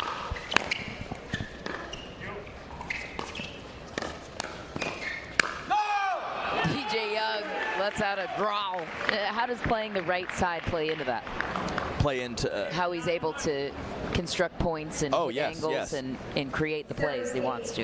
Definitely true. As I mentioned, with that reach that he has, he can come all the way over to Callie Smith's side. He does have a two-handed backhand as well, but that extra 6 inches of extension or so allows him to pick off extra shots that are going Callie's way. He's playing a phenomenal right side, strong side right now in mixed doubles.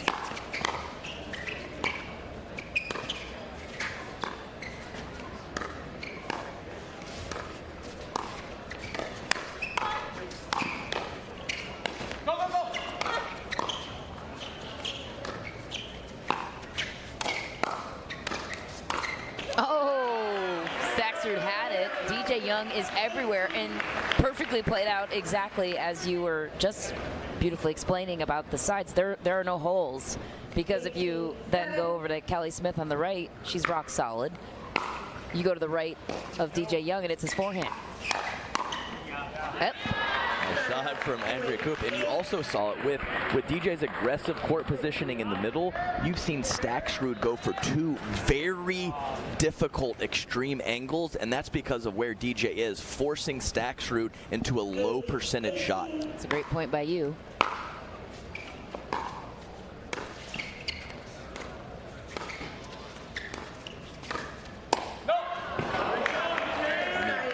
Reach, backhand, topspin lobs over the male player in mixed doubles. What can DJ Young not do at this moment?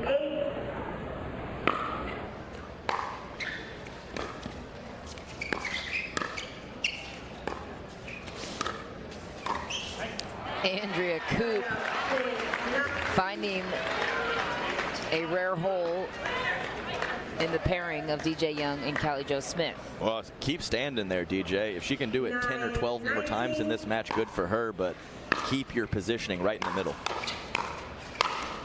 Oh, DJ Young again. What makes that a difficult shot for Coop to hit?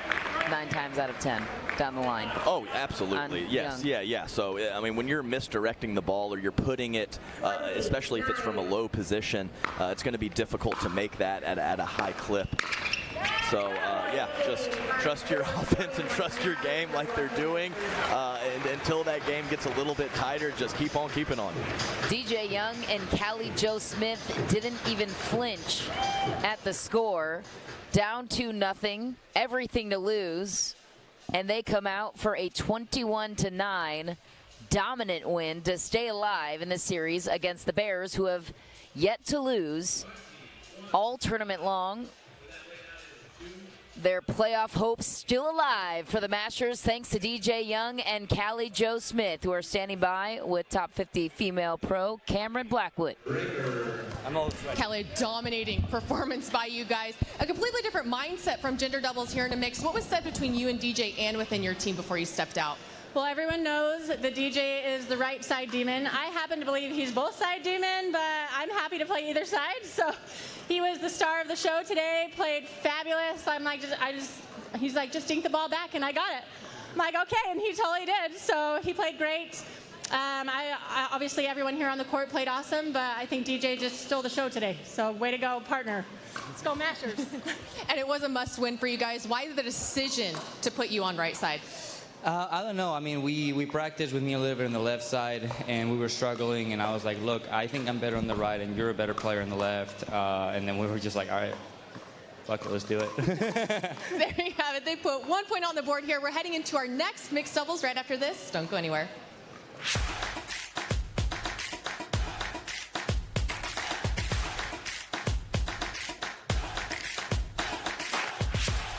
And I said, Saturday, no one's here. Right? Are you getting this? So if he wants the invoice. Water doesn't have to be boring. Turn it up with Cirkul. With over 40 delicious flavors and a dial that controls your intensity, Cirkul starts a party for your taste buds. No sugar, no calories, and no artificial flavors. Just good times. Cirkul, it's your water, your way. Try Cirkul at drinkcirkle.com. I'm a natural born hustler. Just like my mama said, hard times and that good breed natural born hustler. When the world wants you to sing a squeal, I ain't gonna go there. Michelob Ultra, 2.6 carbs and 95 calories. At Fromuth Pickleball, we believe in the power of our sport to unite a community. We have introduced hundreds of people to pickleball by funding a 10-court public facility in our hometown with leagues and lessons to make everyone feel valued. We take that same approach to our business with personalized customer service and same-day shipping from our huge inventory. When you order from Fromuth Pickleball, you're supporting a small business and a diverse community of pickleball fanatics. We have the gear you need and the service you can trust. It's hard to find supplements that work. No, thank you. You need supplements that are backed by science with natural and plant-based ingredients and that are third-party tested. Because cleaner is better. Like Ora Organic. Plant-based supplements made from the Earth's most powerful plants for your immune health, gut health, workouts, and more. Find out more at oraorganic.com. Welcome back, everyone. We are on match 4, Mashers versus Black Bears, and the Mashers needed to force it to a dream breaker. And I would say in this particular matchup, Michelle, I am looking for the Maggie Brasha heads up from Andre Daescu matchup. I played with Maggie on the Jackrabbits last year, and she played a very quality mixed doubles going behind the male with powerful shots. And when you're playing a male that stays home a little bit more, that can be an issue, but Andre Daescu does not do that. He plays big in the middle, especially in mixed, so if she can push some balls behind him or pick her spots well to be offensive behind Andre, that could be a very nice option for the Black Bears. And of course, Andre being Daescu being aggressive at Maggie Brasha on the right side, how can she weather that offensive barrage from Andre Daescu? That is my matchup to watch in this particular mixed doubles matchup. All the pressure right now on the Milwaukee Mashers, who need this game win to even out the series and push a dream breaker. If the Bears win it, they take home the match right here in game number 4.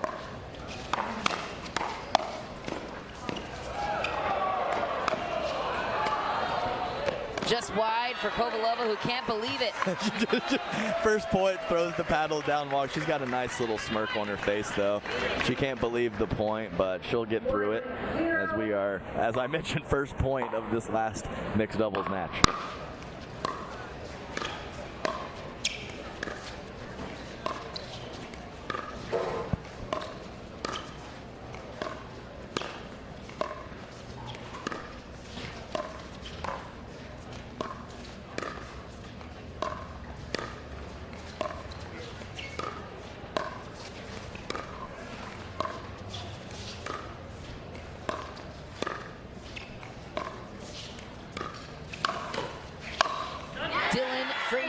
Putting an end to that point. So when Dylan Frazier gets a forehand in the middle, the left hip of Lucy Kovalova and the right hip of Andre Daescu are very much in play. Dylan Frazier, one of the best attackers of the pickleball off of the bounce on the forehand side. What does he do that makes it so difficult to defend? He holds it. There's no backswing, nothing to read. He holds and then whips through to a variety of different spots and really handcuffs some of the best players in the world. A couple of unforced errors for the Mashers. I get a little knock-in on my boy James Ignatowicz, Big Papa Jimmy. Dylan Frazier lit him up the last time they matched up. You hear that, James? Big Papa Jimmy.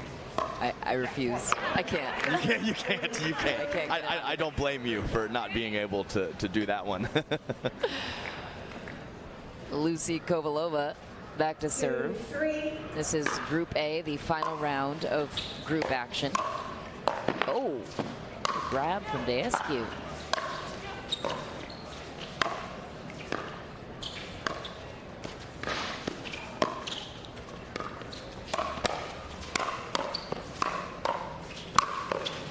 Oh my goodness.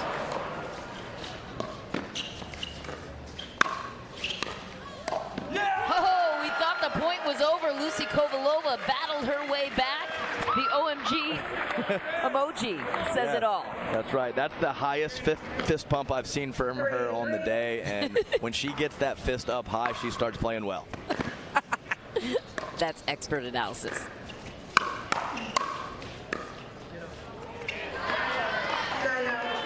Low fist pump that time. Yes, a little lower, and we saw the hand drop exactly, a little on that exactly. Get it up there, Lucy.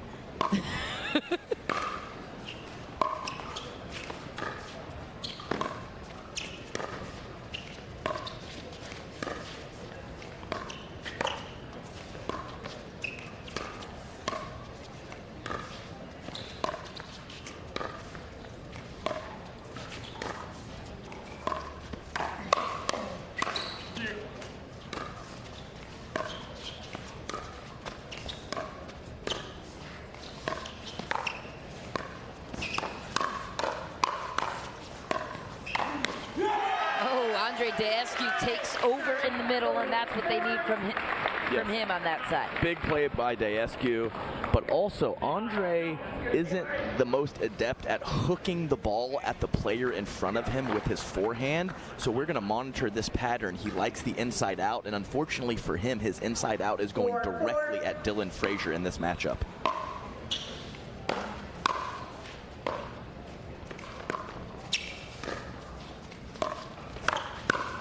Right on cue, I am completely wrong as he hooks the ball into the body and the backhand of Maggie Brasha. He can obviously do it, but it's not his preferred shot. We'll see how often he decides to go with the ball he did last attempt, or if he continues to go at Dylan Frazier at some frequency.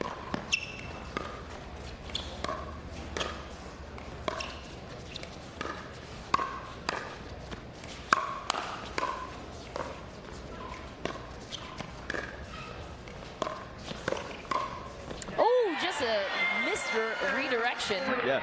down the middle. And another hook at Maggie Brasha, but she's very ready for that. And as I mentioned, when the player is attacking from the middle of the court with the forehand, I would like to see Maggie load up on the backhand side, and she did so nicely right there.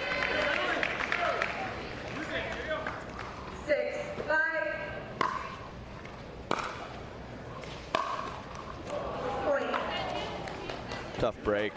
Dylan Frazier, Kansas City, Missouri, often used to travel to practice with Lucy Kovalova, Matt Wright in Wichita, Kansas. Very comfortable playing Lucy Kovalova.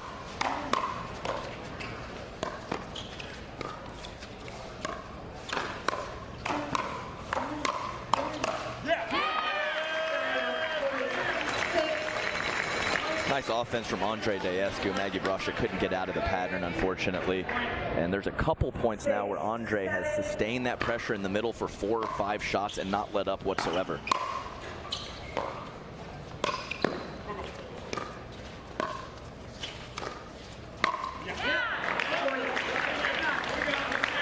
A little late stepping to her right for Maggie Brasha, but I'm okay with the decision to be aggressive on the forehand side, especially out of the air.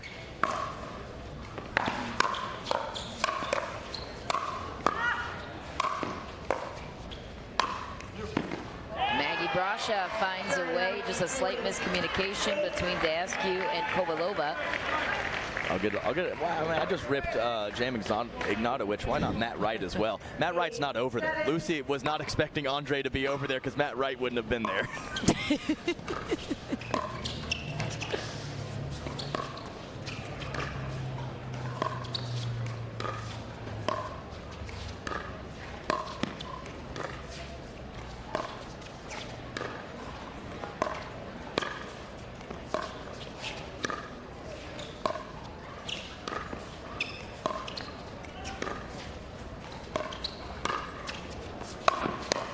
Kovalova throws in the lob, and Frazier finishes. Great lob from Kovalova. And Dylan Frazier, one of a possible knock against a non-tennis background is the explosive overhead. So you like that lob? I do. So, of course, you can't do it too frequently, but as I mentioned, moving back on the ball and whipping through and snapping your wrist is very common in tennis and less common in some of the players with non-racket sport backgrounds.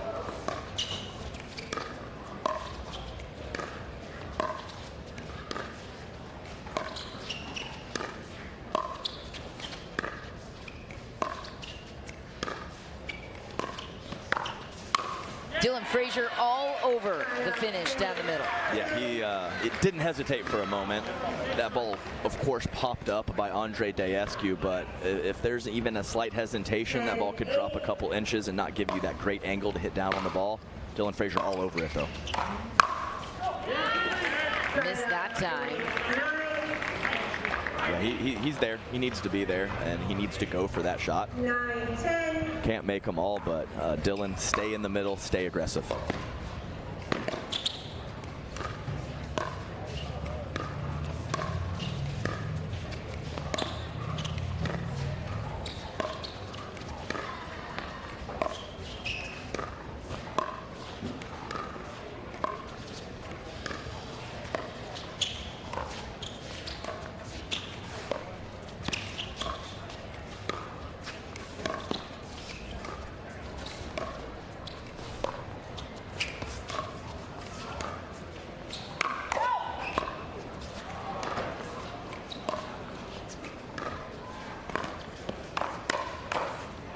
Oh, Daescu answers the counter of Brasha, who is trying to go line on the backside of Daescu. And so, tie game on championship court here in game number 4. I think Andre listened to me. He heard me. Did. He heard me say that. Trying to make me look bad. It's tough. Is it?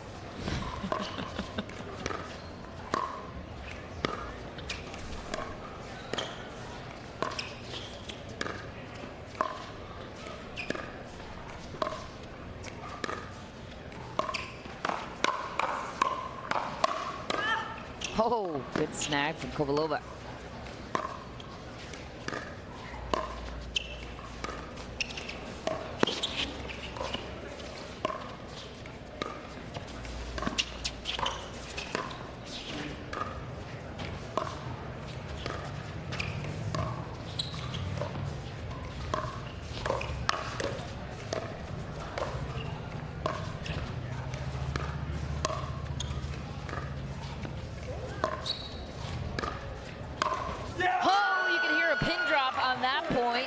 The Mashers getting a crucial momentum point. Yes, and these last handful of points, the level of dinking has been very high quality. There's just not a lot of options for these players at this moment. The dinks are either bouncing in front or staying low enough that the players can't attack out of the air. I am completely fine with that attack from Maggie Brasha. I think that ball was high enough for her to attack with her forehand out of the air, and sometimes you clip the tape. So strategically, completely okay with all of that. It didn't work in their favor that time, and unfortunately for them, they have the 1 point deficit on the end change. So let's talk about the big picture implications of the match we're watching, the final game of group play here or final match rather of group play for Group A. So here's the landscape so far. The Seattle Pioneers beat the Milwaukee Mashers Friday, swept them 4-0. The Black Bears have yet to lose. They're 2-0, so the Milwaukee Mashers are currently 1-1. The Seattle Pioneers lost to the Black Bears yesterday. That was their only loss. It was a five-game match, went to a dream breaker, and then the Pioneers, while this game was going on, just took down Frisco Clean Cause in straight games. So, as it relates to the top two teams advancing to the knockout rounds in the playoffs, a must-win situation for Milwaukee. But if they are 2-1 and Seattle is 2-1 in Group A, and Seattle has won more games, it might not even matter. Correct. Hate to say that. Yes. Sorry. Especially with that sweep, as you mentioned, 3-0 against Clean Cause. That is a big issue for the Mashers, but they need to take care of business on the court and worry about that math stuff later. Because as far as games net goes, the Seattle Pioneers have 6 to the Mashers -2.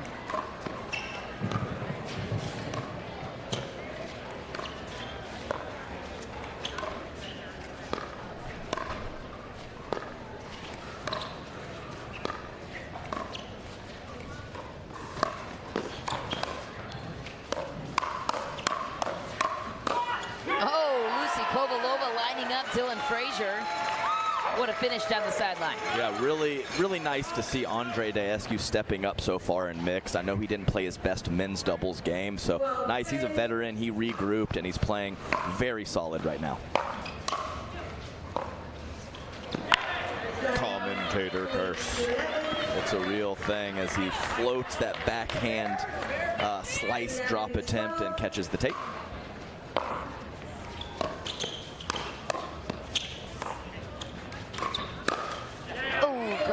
Big on the backhand again. No success that time. Reminder, top 2 teams from each group advances to the playoff knockout round. That picture is getting clearer as we advance through group play.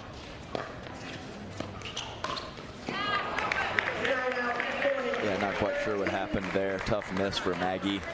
Looking to roll her forehand cross court with a reasonably hard angle and hits it halfway up the net.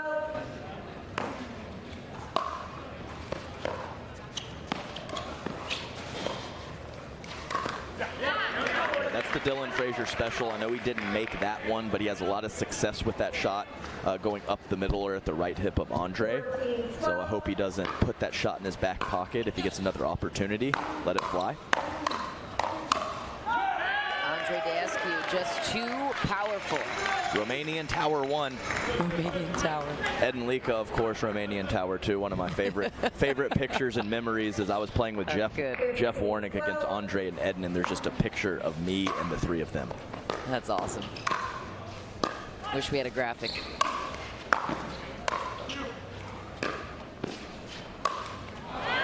Yep, 3-6-5 guys and me. That's pretty much a sum up of my sporting career. Timeout is called on the court. Brasha and Frazier trailing by 4. If they drop this one, we are going to a dream breaker, but as we talked about earlier, it might not even matter because even if the Black Bears drop this game and drop to 2-1, so they still would have the games net differential on the Milwaukee Mashers, despite having identical records. Yeah, so I mentioned we're going to leave it to the boys with the laptops over the Yes. MLP officials, but I am pretty certain that the Milwaukee As Mashers far as we can see with our limited math abilities are mathematically eliminated as the Seattle Pioneers with a crazy +6 net games, having to lose a match and still have a +6 net games is actually pretty hard to do. So the Seattle Pioneers, even though they're 2-1, they've been pretty dominant in this group. But for seeding, this matters a lot for the Black Bears, because you want to get the top 2 seeds as it relates across the board of all groups to get the 1 and 2 seed bye through to the semifinal rounds, which begin tomorrow morning, Sunday. Group B is clear. We'll get to that in just a moment.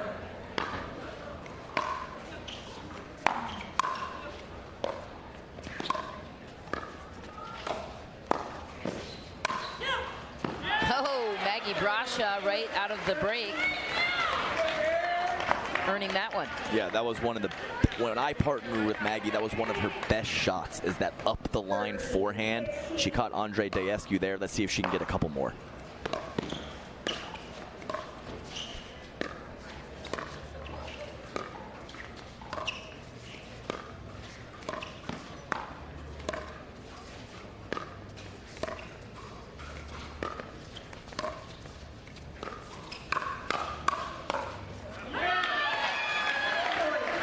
Combination from Dylan Frazier, and even though I mentioned Maggie Brasha should be looking for that shot up the line, Lucy Kovalova dinking so well right now that there's just not a lot of options to be aggressive for Maggie.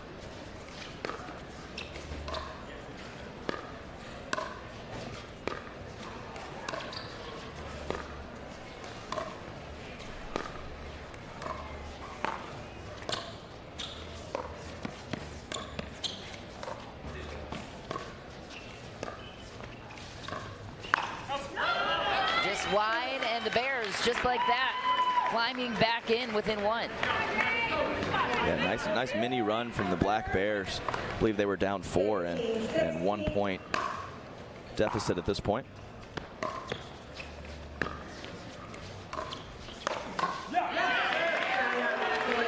Daescu catches Frazier on the run. Yeah, big reach from Andre.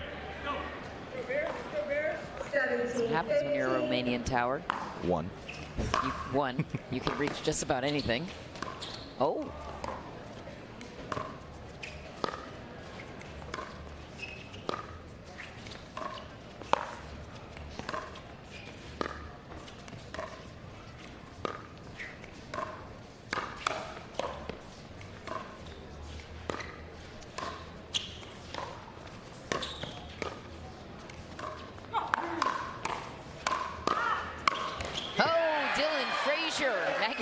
Had to battle for that one. Yeah, nice job for Maggie. And I'll tell you what, it's visually tough because Andre's just hanging in the middle and you see this huge gap of court. And then he's there. But his wingspan and his size is so big, it kind of messes with your mind.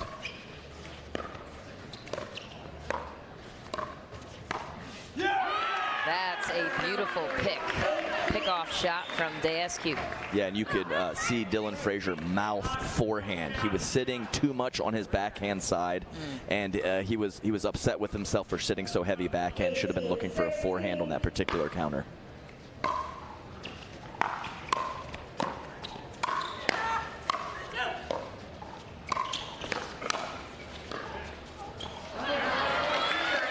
Maggie Brasha started that one off by pulling Daescu wide. Yeah, and I think she's gone behind him soft a couple times. And when he's hanging out in the middle, that's what you have to do. Especially in transition.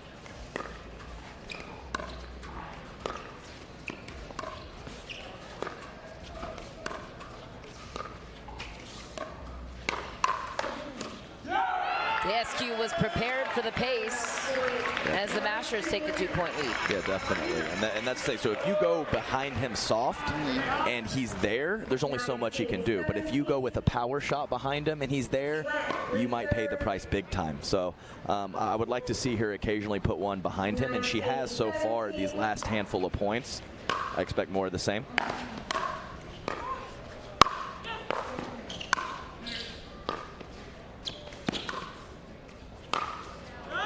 Kovalova goes for the ATP around the post. No dice. We'll label that one ambitious. I'm not sure. She might have had the angle, but either way, that was a very tough shot for her.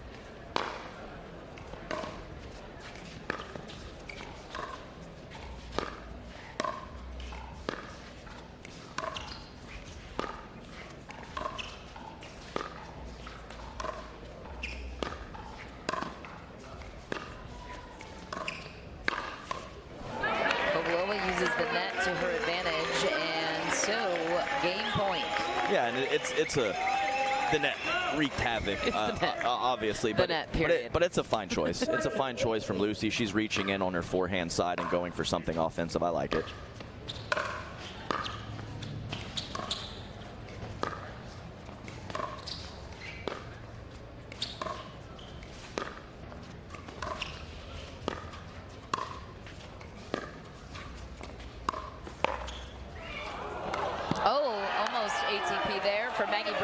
So the Mashers force the issue. We're going 5 games here on Championship Court. Andre Daescu and Lucy Kovalova battle it out against the Bears. So it all comes down to the Dream Breaker. Well, we kind of busted everybody's bubble by telling them it doesn't really matter for the Mashers, even if the Black Bears lose this Dream Breaker. However, what does matter is seeding for the Black Bears. So they are fighting for a semifinal bye. Well, Michelle, I think I have some more bad news. I have some more bad news. They can't get a bye now. Correct. So the Seattle Pioneers are 2-1. The Black Bears are 2-0. So if they go 3-0. So if they win the match and go 3-0, so that's my bad. They must win the match, but they cannot catch them in the net games. Right. So if they drop this game, correct. They must win this match, but if they do not, they will not have the seed, even though their record will be 2-1 along with the Pioneers. Standing by with Kovalova and Daescu is our Cameron Blackwood. Andre, another must-win for you guys to take it into the Dream Breaker. Long cross-court dink valleys there with Lucy. At what ball were you deciding to take out of the air and attack? It was a little random. I was trying to, be a little sneaky and try to figure out what the right ball was. Lucy was doing a great job setting me up, and Maggie was doing a great job just keeping it low, so I didn't have that much opportunity, but when I did, I think I did a decent job with it.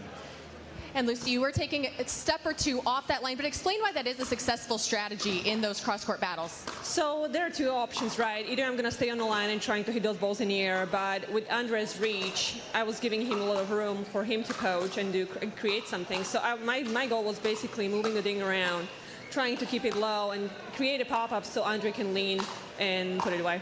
There you have it, Mashers taking this into another Dream Breaker here on Championship Court. Mish, back up to you.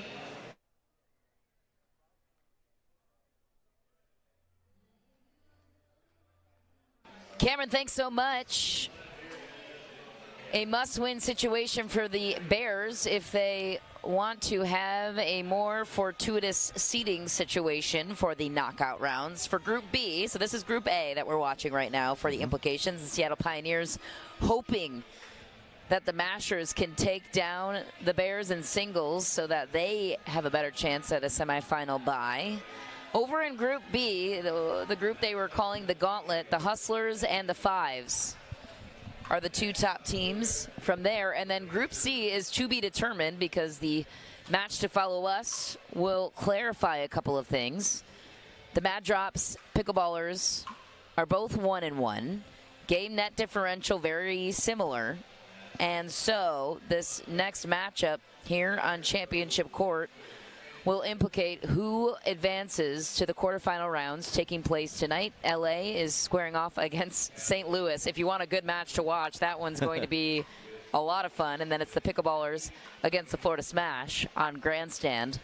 All that action starting at 1 p.m. But as it relates to us here on Championship Court, this is the Dream Breaker final game between the Mashers and the Bears. The Bears were the home team, which means they got to pick their mixed doubles matchups. So now the Mashers get to pick their singles matchups. And I can't describe to you guys at home how huge it is to not play a match. So this seeding, this is a huge dream breaker for the California Black Bears. They win, they will be 3-0. They do not win, the Pioneers will be seeded ahead of them. So to not play a match, already have your spot in the semifinals set with one of those 2 byes is such a huge deal, no matter what the format is, but especially in this MLP format. Semifinals begin on Sunday at 9 a.m. and 11 a.m. respectively. Adam and I will both be here bright and early, bringing you all the action, and then the finals will be taking place at 3 p.m. to follow. We're available on YouTube, live stream at Major League Pickleball, MajorLeaguePickleball.net, and also MSG Networks. We'll be running us over in New York, Connecticut, New Jersey.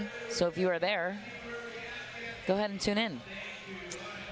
We're coming here from the beautiful facilities at Daytona at Holly Hill. And Cameron Blackwood, our top 50 female pro from the sideline, giving us the matchups in which the Black Bears had to lay theirs out first. So they put, who else? Obviously, Federico Staxrud out first. Then they put Andrea Coop in their batting order. Yeah, interesting. So who picked first? The Black Bears. We have Andrea listed here twice. We got to get clarity on that. So then Maggie Brasha is last. Oh, Dylan. Dylan is second, excuse me. Yes, okay. Federico Staxrud first, Dylan Frazier second, Andrea Coop third, Maggie Brasha is fourth. Oh, I see. Yeah, that was a funny text. It's hard to pick up exactly what she meant there with Andrea. We have Andrea listed twice, so we will continue to unfold the matchups. But anyways, it's DJ Young and Federico Staxrud matching up first. Dylan Frazier and his counterpart, I believe, will be Andre Daescu. Andrea Coop and Callie Jo Smith, and then lastly, Maggie against Lucy. Let's begin with the first round of 4 points here on Championship Court for the Dream Breaker. Staxrud bringing his A game, and that gold medal confidence goes a long way in this series. He attacks the ball so nicely. Yeah, and I'm not even talking about his stroke. I'm talking about his movement forward. When he sees an opportunity for a passing shot after the serve, he is attacking the ball, taking his opponent's time away. That's why he's one of the best. Obvious strategy for the Black Bears, who had to lay their order out first, puts their strongest singles players out. Staxrud leading the front on there.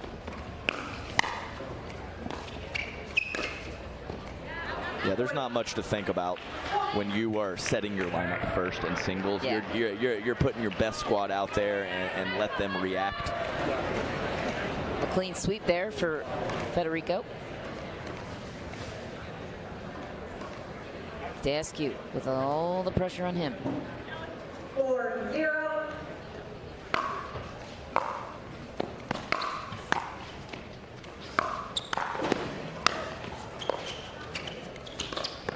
Oh, Dylan with a sneak attack and a beauty. Yeah, that was nasty. Dylan Frazier. And you can see the similarities in tennis, but this is a very different game. Dylan Frazier, no tennis background. Daescu, high-end tennis background. But Dylan Frazier, lots of success in singles recently, and he plays a great game of singles, especially on that forehand side.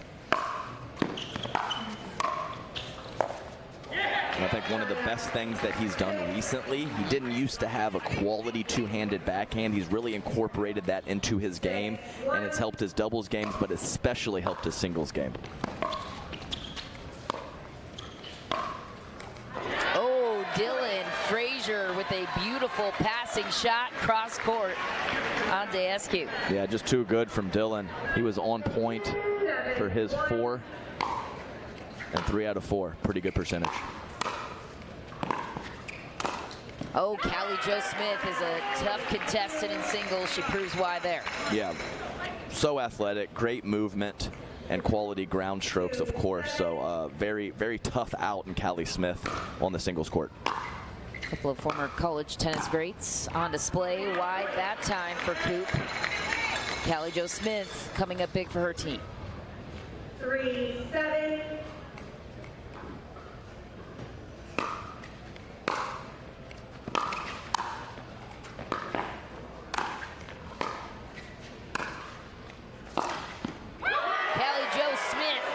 The passing shot, looking for a clean sweep. That was nasty. She was in big trouble that point with Coop controlling the kitchen line, and to come up with that angle on the forehand side is high-level stuff.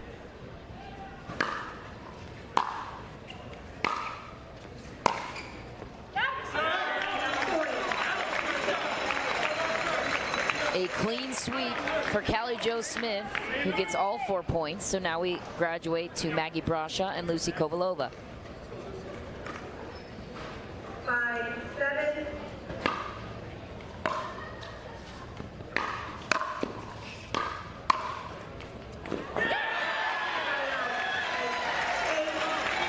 Lucy Kovalova with some early success in singles in her career, but not entering the singles tournaments on Thursday for these past 2 years or so. But she has some really good length and some really good ground strokes, so she's more than a capable opponent. Maggie Brasha make that 2. That's right, and a great initial shot from Maggie Brasha, getting Lucy Kovalova stretching to her left. Lucy unable to get back into position, and Mary Brasha putting that ball up the line for a clean winner. 9-5.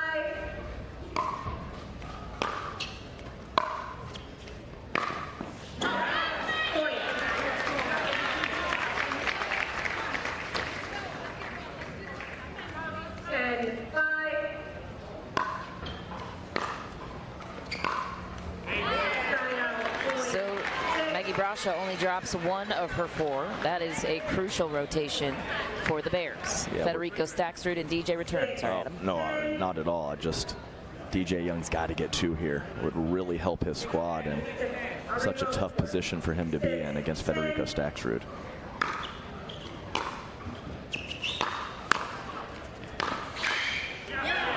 Makes it look easy. Federico Staksrud, the Naples-based talent. Yeah, he's very smooth. I like his game. You can tell he's very, very good at repeating his mechanics. His contact point is incredibly consistent, almost in the same spot every time. Of course, on the pickleball court, we're going to have to reach and occasionally break form. But when you can hit the ball out in front of your body in the same spot every time, so nice to help your consistency, and also with some of the aggressive shots as well. And Federico does it as well as anyone. Staksrud played tennis at Florida Gulf Coast University. Won back-to-back silver medals at the PPA Masters and JW Marriott Desert Ridge Open. And then, of course, his first PPA gold at the Arizona Grand Slam, where he beat Ben Johns and Jay DeVilliers in singles. And that is paying off here.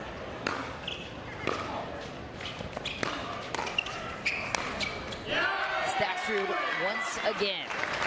Also one of the best at, after a good drop or drive, coming forward and taking the next ball out of the air, as we saw there. Oh, tough bounce for DJ Young. What do you even do if you're DJ? How do you approach this? Yes, maybe give less angles to Federico, approach the middle. DJ has some nice length at the kitchen line, so I wouldn't want to grind ground strokes with Federico. So I think DJ has to come in, but he has to come in on a good ball and give himself a quality option on the first volley. Another clean sweep for Federico Staksrud, who has won 8 of his available 8 points.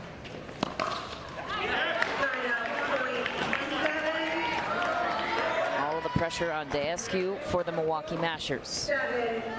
7-14. Oh, Frazier just makes it look easy, toying with Daescu on his placement. Yeah, nice job by Dylan. Holding line, making a nice anticipation read of the Daescu ground stroke, and then putting away the volley. Wide for Dylan Frazier. Great stab volley from Daescu, who's in big trouble to his forehand side. Used every bit of his wingspan. Missed serve and a tough time to do it. So an even split that time. 2 points each for Frazier and Askew. Out comes Andrea Coop and Callie Jo Smith. Callie swept Coop 4 points to nothing in the first rotation. Let's see if she can do it again. Her team needs it if they want to make up any ground in this Dream Breaker.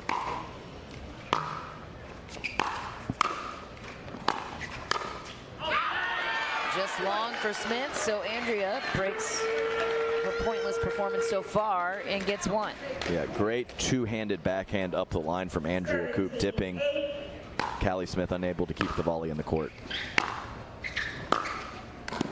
What a passing shot. Callie Jo Smith, how is she able to find those angles from the baseline? Yeah, she returned the favor there. Great two-hander from Coop, and then a nice cross-court forehand from Callie in response.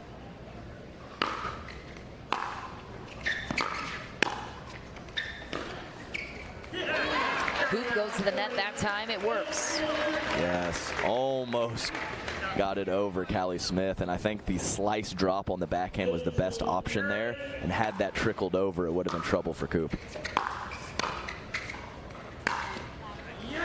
There goes Coop with another passing shot, so she collects 3 of the available 4 points after getting swept in round 1. That was huge. Her team now 3 points away from closing in on the Dream Breaker. Yeah, perfect placement right inside the baseline from Coop. Maggie Brashaw, Lucy Kovalova, back to their rotation. Oh, Kovalova robbed by the net. She felt it. Yeah, she's got a smirk on her face. She knows she was so close to getting that ball over for a winner. Match point on the paddle of Maggie Brashaw.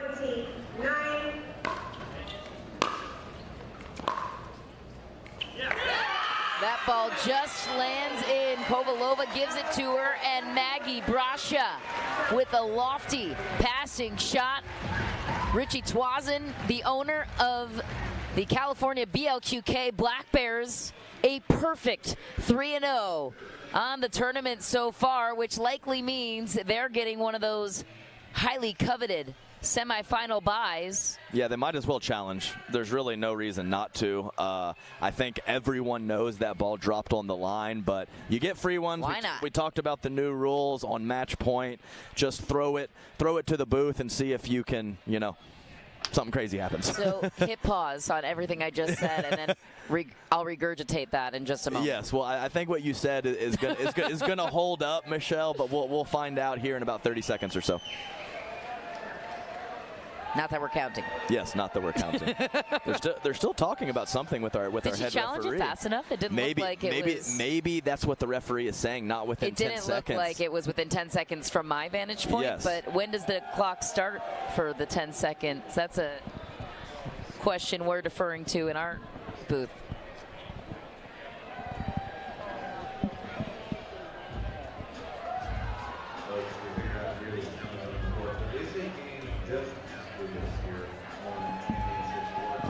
So receiving some clarity here in the booth. It's up to the captain on the sideline to challenge that play within 10 seconds of the initial call being made. So Lucy Kovalova gave up on it, and then the Masters had 10 seconds from there for their captain to let the referee know that they are challenging the call. I believe they're discussing whether or not they did it in time. Regardless, it doesn't really matter because the ball was in, probably. Yes. And looks like Richie. This could be all for nothing, but Richie has his phone out checking the replay. I know. Anyone was checking the numbers coming into the Dream Breaker and letting everybody know the scoop. It was Richie Twazin saying, guys, if we lose this, we have to play another match. So you might as well make the most of the Dream Breaker here. Yes, you have an extra game, but like way better this way than having a full extra match to play tonight in the quarterfinals.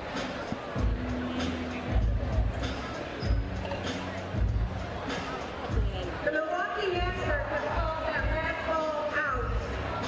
The Black Bears are challenging the out call. Maybe that's what they were thinking, Michelle, is that Lucy never actually called the ball out. No, she didn't. Yes, so maybe that's what the discussion was. It looked like she actually called the ball in by the way she reacted, but never said anything. So that's kind of vague. That's a hole in the rule, I would say. No, definitely. If you don't make a clear call, how is the referee? I mean, if you don't make a clear call out, then it's in. Yes. No. Right? Exactly Like that's right. the rule. Yes. If you don't make a clear call out, then it's in. So how then can the captain go back and say, actually, we called it out? That's a great question, Michelle. That's a great I don't question. know. We got to clear that up, I think. We also saw that in the 5s-8s match where they were unsure if AJ Kohler on court had called the ball, and then Riley Newman called it from the bench. So there was a little bit of diciness in that situation. AJ kind of put his finger out, but said out lightly, and then Riley Newman called it loudly from the bench. So. But it's the player's call on the court. Yes. So yes, that's what bothers me about that. Yes. So basically what happened was Kovalova called it in because she didn't call it out. Then the captain on the sideline for the Masters defers and says, no, we called it out. So then the Black Bears have to use one of their challenges to challenge. Granted, it's a free challenge, but here's the verdict on the ruling as we listen in. After video review, the ball on the court has been overturned. Call has been overturned. All for nothing. Okay, I was confused. I was like, oh my goodness. Oh, that makes sense. Overturned. Because they called it out. Right, yes. right. So the verdict was they called it out, even though she didn't call it out. So, okay, the ball was called out of bounds, overturned. The ball was in as Kovalova originally called it from our perspective. So let's rewind it all back. BLQK, the Black Bears, the California Bears, punching their ticket to the knockout rounds. Richie Toisin eyeing his 4th MLP championship. He's done it many times before. What a relief for the Bears, who had to earn every inch of that matchup against the Milwaukee Mashers. What do you like about the combination that California has in their balance between the men and the women on their side? Oh, very solid. There's not holes, maybe not like an overwhelming amount of offensive firepower, but there's not a lot of weaknesses on that team, and their consistency is great. Consistency is key as we check in now with a third member of our crew, Cameron Blackwood. Dylan, you guys make it out of this group 3-0. What was the discussion before you guys stepped on the court this morning? I think we were just going to come out here and have fun. That's what we were all saying going into it. We just wanted to win. We weren't really too concerned about all the points or games that we had to win and what could go right and what could go wrong. Just wanted to come out here and win and have fun. And a dominating performance here in this stream break. A little bit of a controversy there at the end, but like you said, this is just how much MLP means and these points mean in these tight matches. Oh yeah, for sure. It gets really close, but I think we were confident that we had it either way. So let's go. There you have it. Black Bears win in their group 3-0. They're continuing to move on here. We'll be back with more MLP right after this.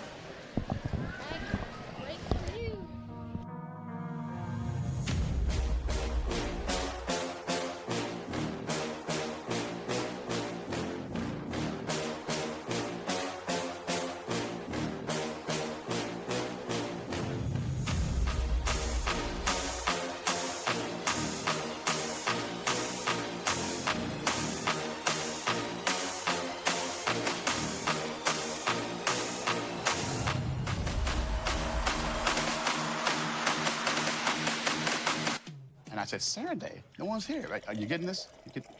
So if he wants the invoice. Water doesn't have to be boring. Turn it up with Cirkul. With over 40 delicious flavors and a dial that controls your intensity, Cirkul starts a party for your taste buds. No sugar, no calories, and no artificial flavors. Just good times. Cirkul, it's your water, your way. Try Cirkul at drinkcirkul.com. I'm a natural born hustler. Just like my mama said, hard time, that good way, natural born hustler. When the world wants you to sing a squeal, I ain't gonna do that. Michelob Ultra, 2.6 carbs and 95 calories. At At Fromuth Pickleball, we believe in the power of our sport to unite a community. We have introduced hundreds of people to pickleball by funding a 10-court public facility in our hometown with leagues and lessons to make everyone feel valued. We take that same approach to our business with personalized customer service and same-day shipping from our huge inventory. When you order from Fromuth Pickleball, you're supporting a small business and a diverse community of pickleball fanatics. We have the gear you need and the service you can trust. It's hard to find supplements that work. No, thank you. You need supplements that are backed by science with natural and plant-based ingredients and that are third-party tested. Because cleaner is better. Like Oro Organic. Plant-based supplements made from the Earth's most powerful plants for your immune health, gut health, workouts, and more. Find out more at oraorganic.com. The Pro XR pickleball paddle answers the age-old question of how to get paddle speed and control with the same paddle and one grip, and this is it. Pro XR gives you more spin, greater control, and quicker reloads on every shot in the game because you always have that constant feel for that leverage and control and paddle speed that we're all looking for. Pro XR is the most revolutionary technology in pickleball. And I said, Saturday, no one's here. Right? Are you getting this? So if he wants the invoice. Water doesn't have to be boring. Turn it up with Cirkul. With over 40 delicious flavors and a dial that controls your intensity, Cirkul starts a party for your taste buds. No sugar, no calories, and no artificial flavors. Just good times. Cirkul, it's your water, your way. Try Cirkul at drinkcirkul.com. Introducing Skechers Pickleball, the official footwear of Major League Pickleball. They're ultra lightweight and responsive for incredible speed. They have Goodyear rubber outsoles with a specialized pickleball design for increased side-to-side stability and agility. Plus, they feature shock-absorbing foam and Skechers' famous relaxed fit design for incredible comfort game after game. Conquer the court in comfort. Skechers Pickleball, the official footwear of Major League Pickleball. My first surgery was a total knee replacement. I ended up with an infection. They were gonna have to amputate my leg. That just was not okay with me. The moment I entered HSS, the care was exceptional. For somebody to tell me you're gonna keep your leg, it was magical. Everything is so alive because I got my life back.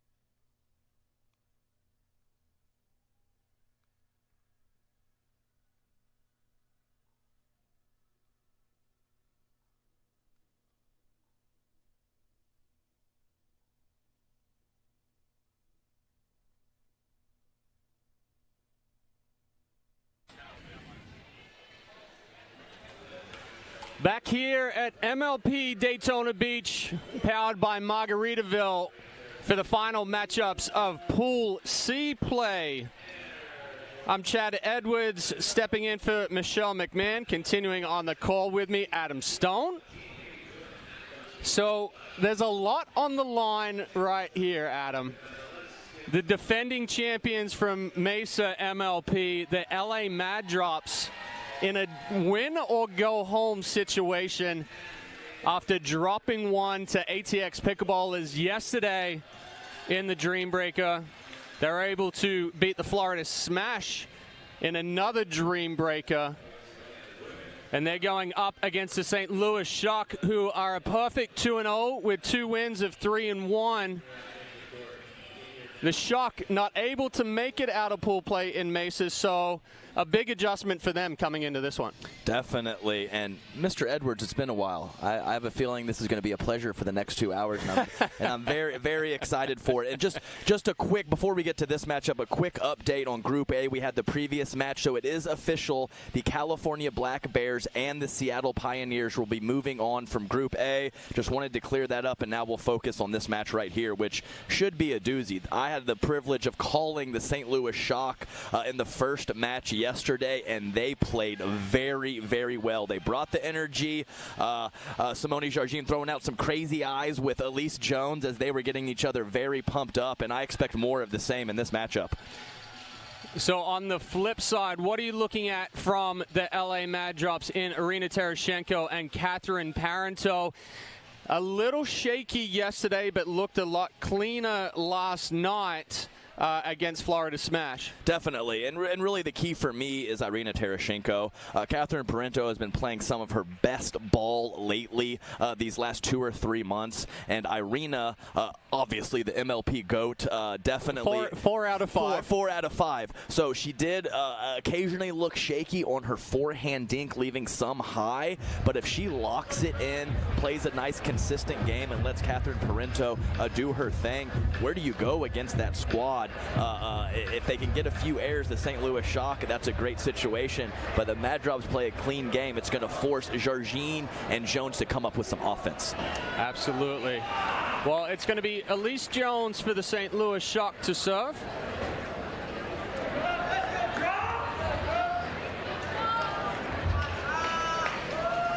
We're waiting for the referees to all acknowledge that they're ready.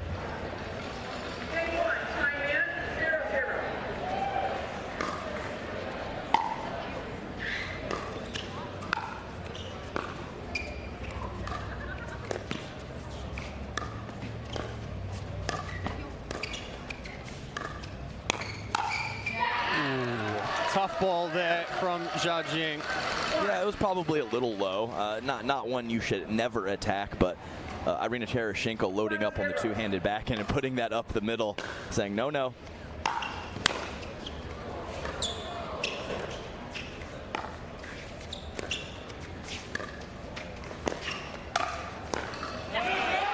Ball floating just a little high from Jargin. Good put away from Parenteau. Definitely. Jargin looking for the nasty angle, leaving it a little too high. And Parenteau with some nice placement on the put away. Yeah, definitely. Parenteau and Jargin very comfortable with each other's game. I talked about it yesterday in the early years of the game. Those two, along with Corinne Carr and Joey Farias, playing a lot of pickleball in Michigan.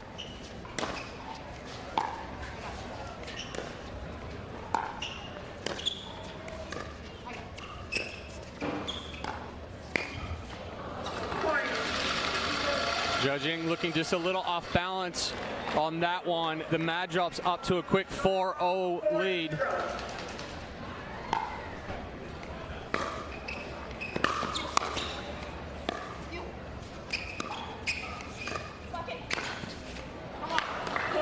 You played a little Michigan pickleball in that group as well, Chadwick, didn't you? I did. I started at the same time. It's just, you know, the rest of the group seemed to jump up a little quicker than I did. I hear you. I hear you. Jargin making a conscious effort just to swing one out and get rid of the jitters. That's exactly right. She's like, hey, made a couple errors. I'm going to take a cut at this one, and she's rewarded with a huge forehand. Short-lived. Jones trying to roll that one a little too much, missing it into the net. 6-1.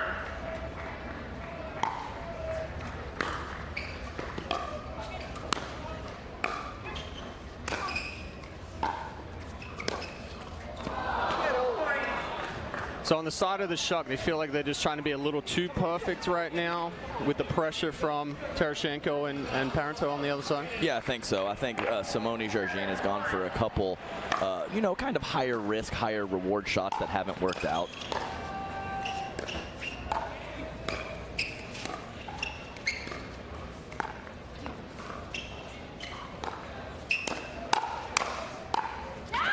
Yes, and that was the high forehand dink from Irina Tereshchenko. She had a few of those yesterday, and most of the time bailed herself out with really good hands, unable to do so that particular time.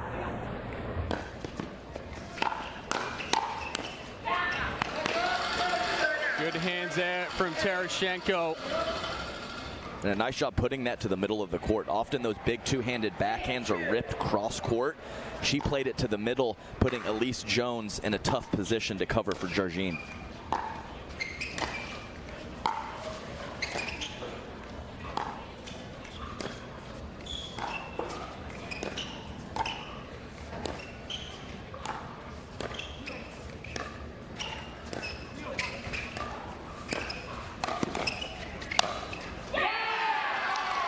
Just floating another ball.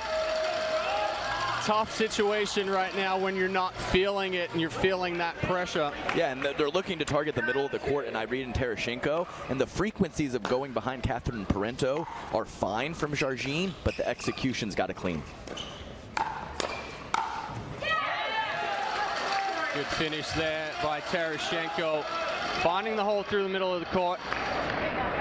Yeah, that's one of the issues. I know Elise Jones, a little vertically challenged like myself, so that reach in the middle when Jargin steps over to her left, it kind of spreads Elise Jones out and puts her in a difficult position. Let's see if the shot can clean this up, get in a couple patterns where maybe they can be the aggressors or at the advantage at the kitchen line.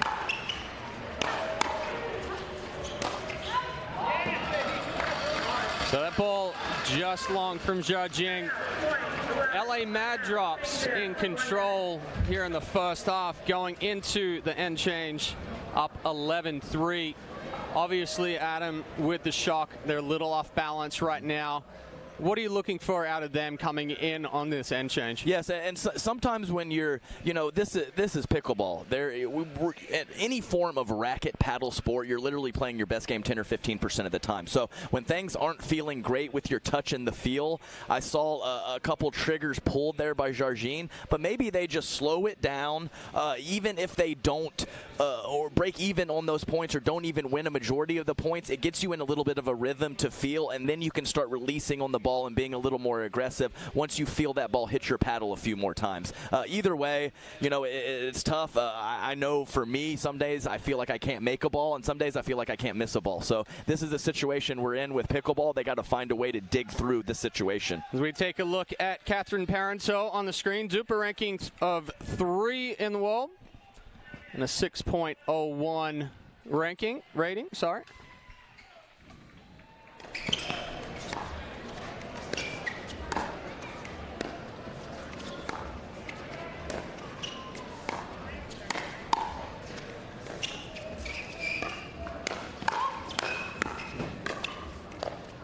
So better job there from the shot, creating some rhythm and moving the ball around. Absolutely correct, and you saw a nice yell there from Elise Jones. I mentioned their energy together yesterday. Let's see if they can get some more of that here.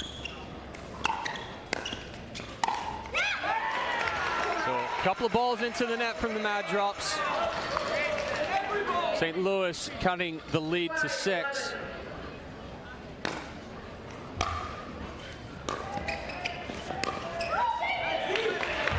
Now the Mad Drops have to be careful not to try to force the issue here. Definitely. That's exactly right. 2 quality defensive players over there. They were rewarded with some freebies early on, but don't want to get too carried away with that cushion that they have. Judging with The decent trigger pull, just not quite rolling it enough. Yeah, coming in hot. I like that aggression from defense in the mid or back of the court coming forward. But nice job by the drops, getting that ball a little lower than Jargine wanted.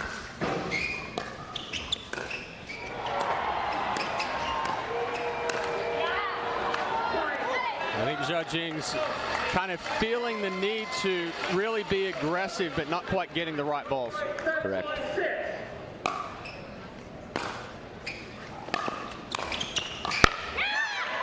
Better ball there, going behind Parenteau.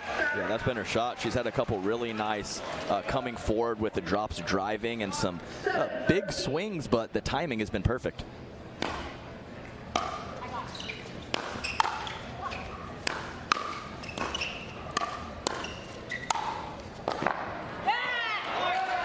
Good try there by Elise Jones, but not quite able to catch up to it. That big forehand by Irina Tereshchenko.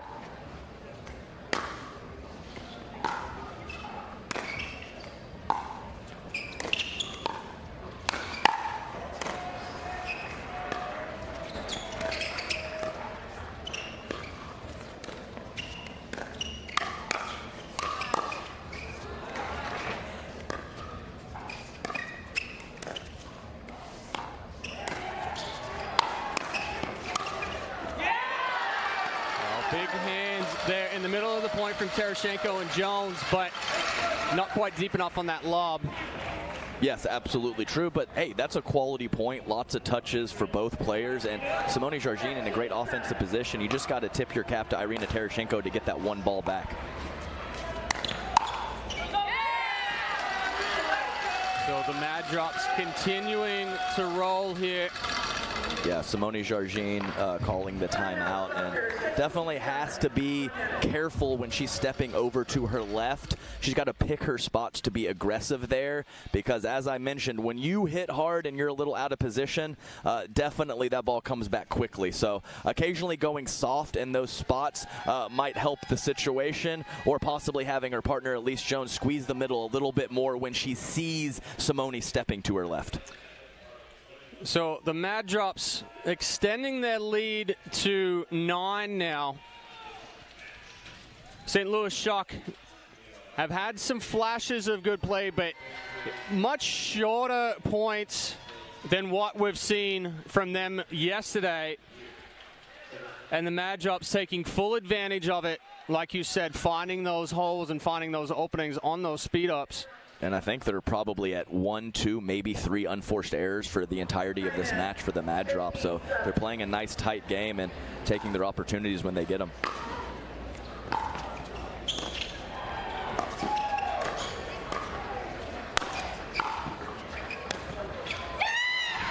Nice little drop shot there from Jargine. Yeah, and Elise Jones was very happy with the Simone drop shot there. And a great carve in disguise. She kind of loaded it up like she was going to crush it. Takes a little pace off the ball. Nice veteran move from Simone Jargine.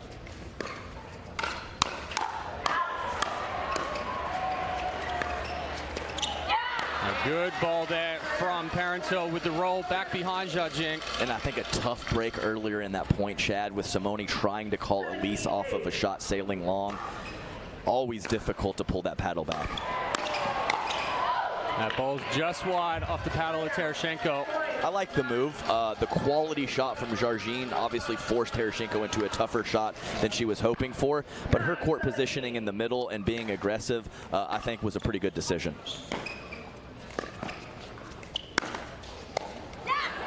Well, a little unlucky there for Tereshchenko with the ball coming off the net cord.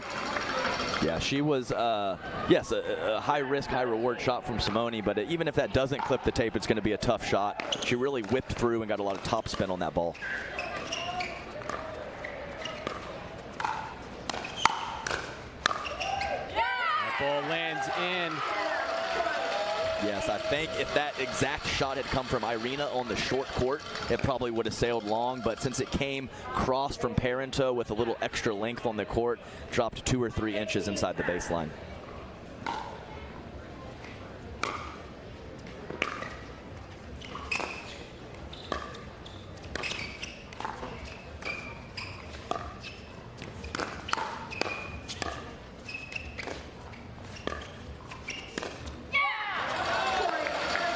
Good cross-court battle there from Parenteau. Yeah, and the slide and the backhand counters are much more crisp than I saw yesterday from Irina. Nice adjustment from her.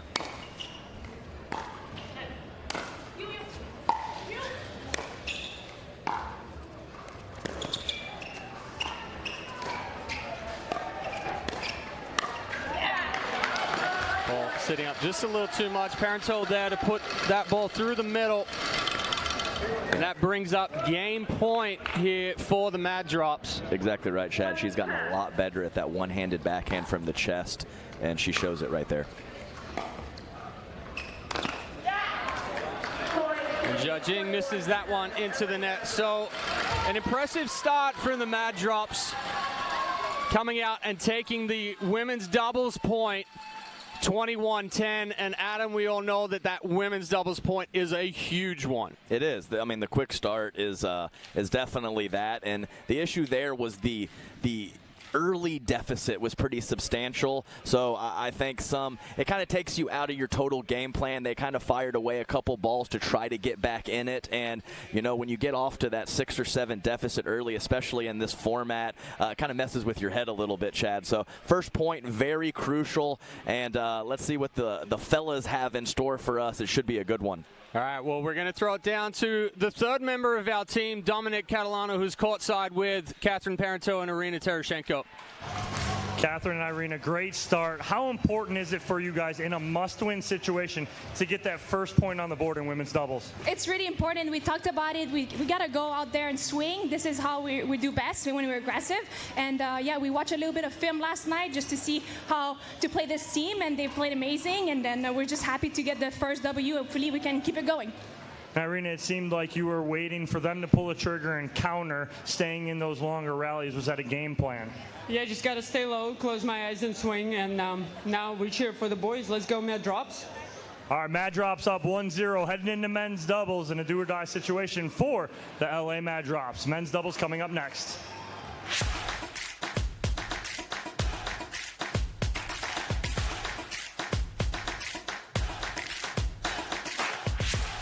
It's hard to find supplements that work. No, thank you. You need supplements that are backed by science with natural and plant-based ingredients and that are third-party tested. Because cleaner is better. Like Oro Organic. Plant-based supplements made from the Earth's most powerful plants for your immune health, gut health, workouts, and more. Find out more at oraorganic.com.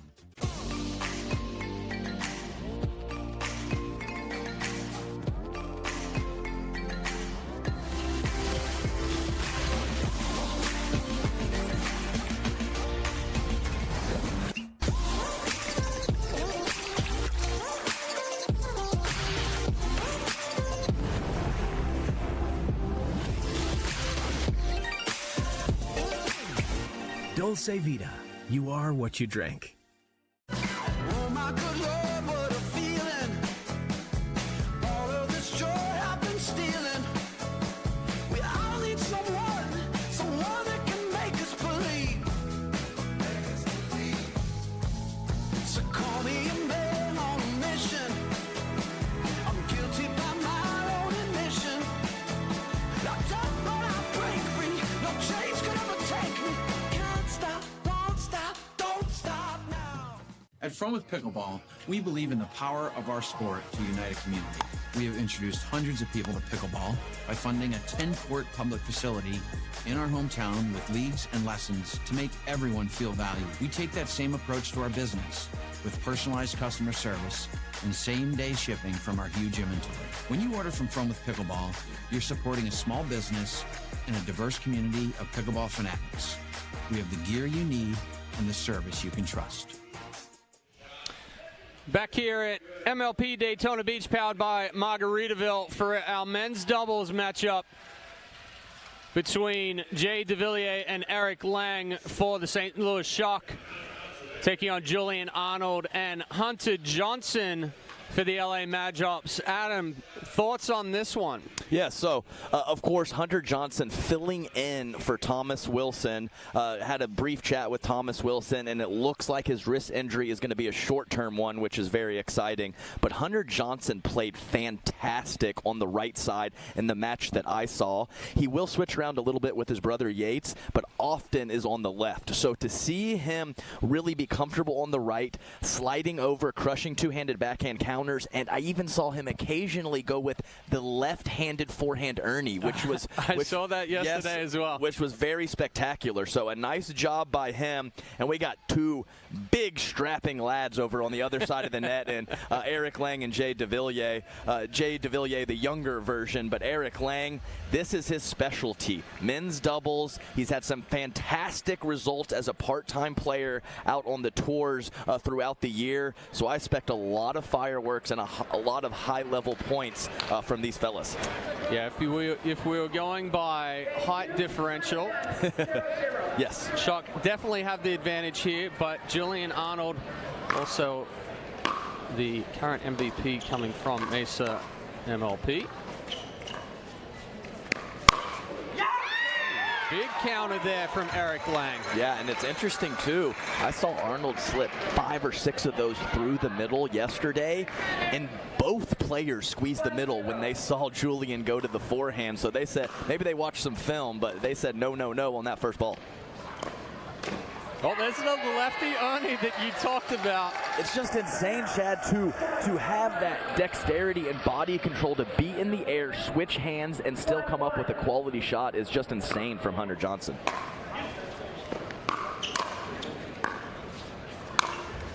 Good reach in there from DeVilliers. We have to think about, too, is Hunter Johnson hits a two-handed backhand majority of the time, and that's typically more dominant left hand. So in reality, all he's doing is just taking that right hand off, but very athletic indeed.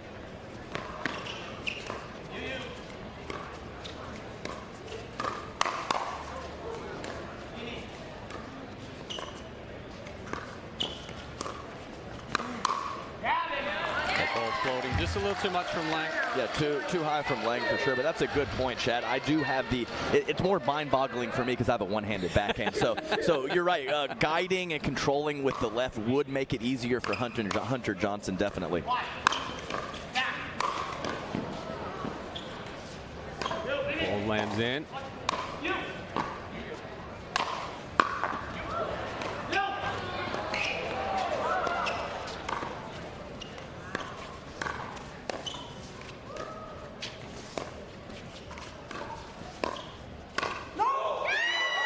Just deep, and how about the defense from the Mad Drops just to get themselves back into that point? Yes, so good. Very nice play to get themselves back to neutral, but too much from the shock.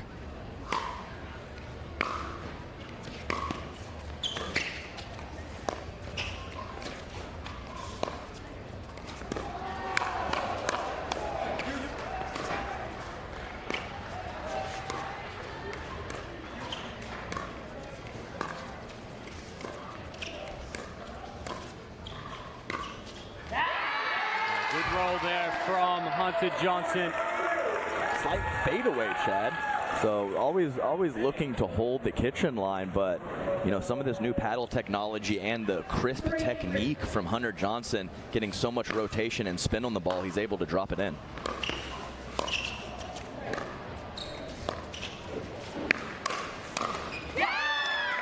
Good counter there by Lang. So we're seeing early that both DeVilliers and Lang are anticipating that speed up from Julian Arnold. Definitely, and Lang with a great wingspan, loading backhand. Julian puts it on his right hip, and Lang can go with the chicken wing and still put in a quality ball. Good move there by Johnson. DeVilliers kind of missed his spot. Arnold sliding over and covering. Definitely. We talked about that size discrepancy earlier, but the footwork and the foot speed from the Mad Drops is high end. I'd say 2 of the top 5 to 7 singles players out there. So you saw a great drop shot from Jay DeVilliers earlier. Mad Drops there with plenty of time.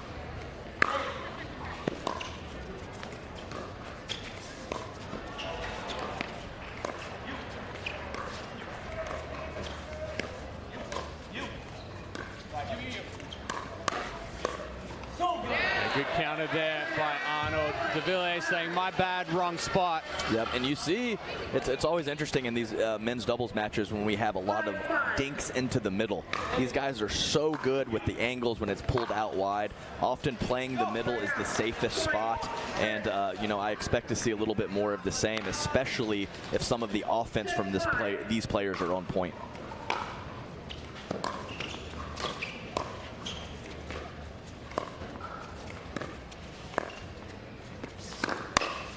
That's why you play the middle, because Julian Arnold can put that second hand on and hold and whip through, pace and spin, and a good spot. That's the trifecta. A good step over there from De Villiers. Johnson leaving that drive just a little too high. And some animated words from Jay De Villiers towards Eric Lang as they're walking back to the baseline. He must see something out there.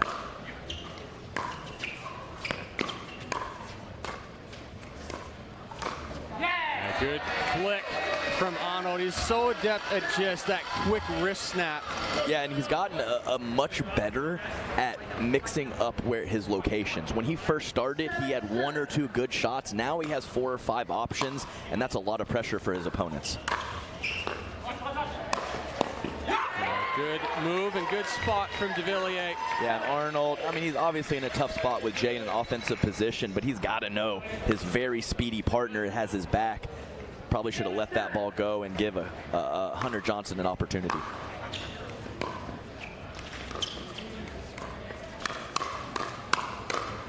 How about those hands from Lang and De Villiers? Yeah, great punch from Eric Lang, one of the better punchers out there right from his chest with a short swing on the backhand, and a great let go from Jay De Villiers as well.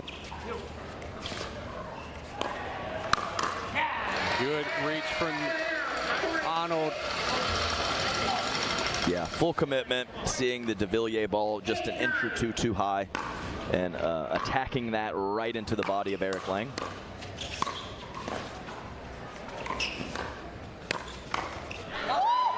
Johnson a little late. Yeah, I mean, that's length right there. So Jay De Villiers was able to reach in so far. The quality of the shot honestly wasn't very good, Chad. But Probably not the best. But he had the element of surprise, and he took Hunter's time away, so it was effective.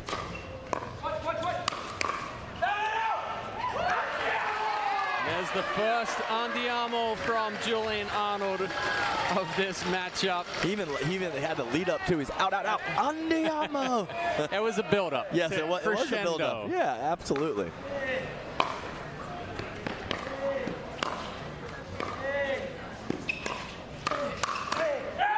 So continued back and forth battle, but it's the Shock that are going into the end change up 11-9. Yeah, and a couple, some light crap talking there between Lang and Arnold, and they tap hands afterwards. So good sportsmanship there. All these fellas, big-time ladies, big-time competitors. But you know, you can be a competitor and have good sportsmanship at the same time, Chad.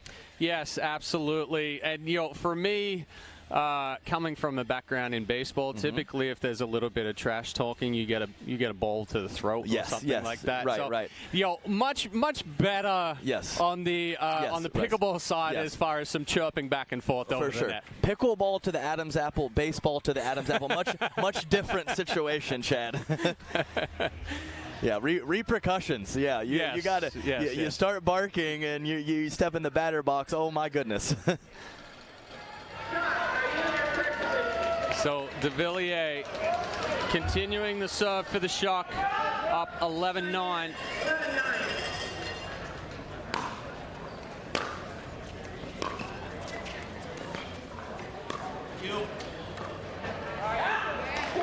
Johnson seeming just a little tentative, a little off balance there on that one. Right, I agree, and I think there was a slight pump fake, meaning that he was thinking Julian Arnold was going to come over, so some slight miscommunication, and unfortunately created an error for the drops. Wow, a flying De Villiers, flying Frenchman. That's right. And he hit that drop, and I mean, he just came in. He just came in hot. He didn't even consider holding in the transition zone and working his way forward. The flying Frenchman on full display.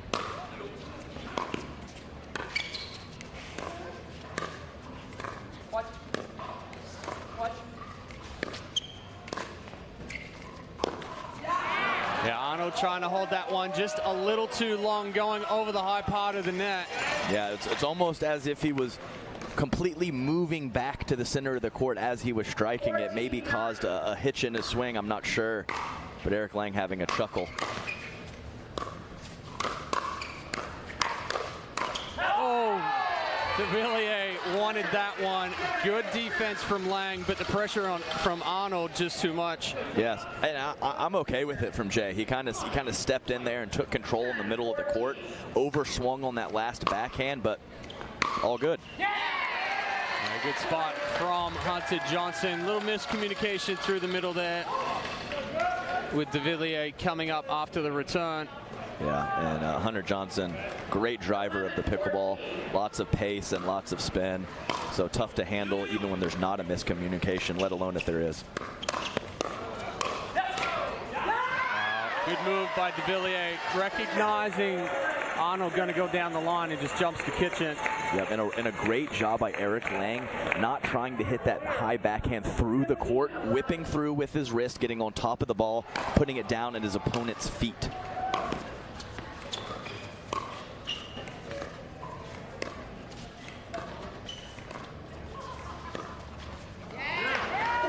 Uncharacteristic miss there from Arnold. Tried to flatten that one out a little bit more than rolling it. And the Shock now up by 5, 16-11.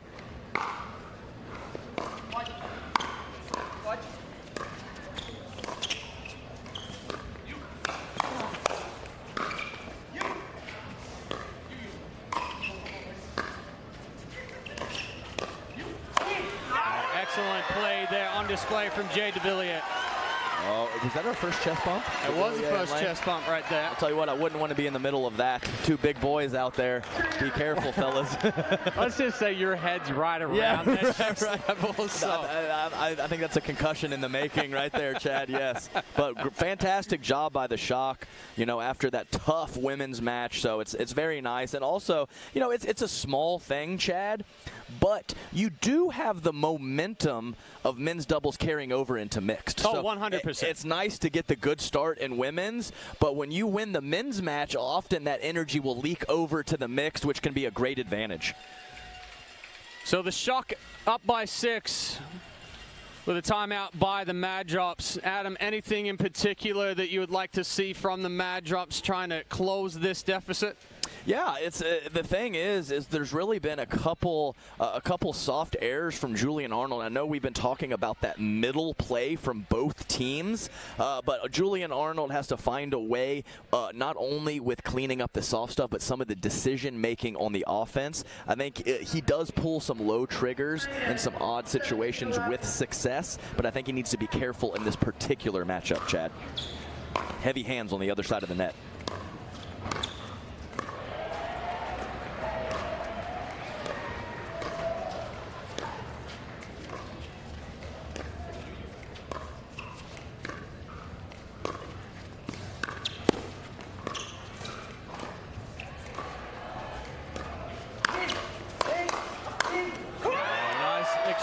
From DeVilliers. Looks like they're trying to target Eric Lang a little bit more, coming right out of that timeout as 4 or 5 dinks in a row to Eric, but the St. Louis Shock have some great momentum, and those two fellas are working together nicely right now.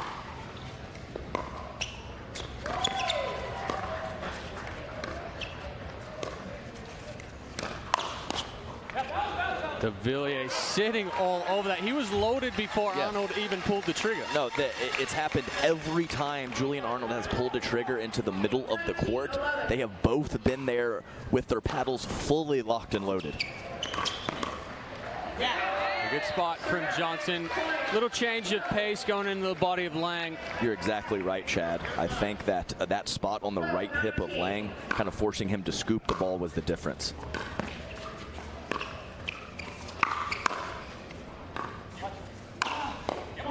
Johnson putting himself in a tough position, pulled out off the court, trying to hit his way out. Yes, and the thing is, that length is really nice to take balls out of the air, and it puts a lot of pressure on the opponents to try to make the ball bounce, which is pretty dang hard to do when you have a 6'3" and a 6'5" opponent. So the Shock with game point here, up 20-12. Mad Drops holding it off for now. 13-20.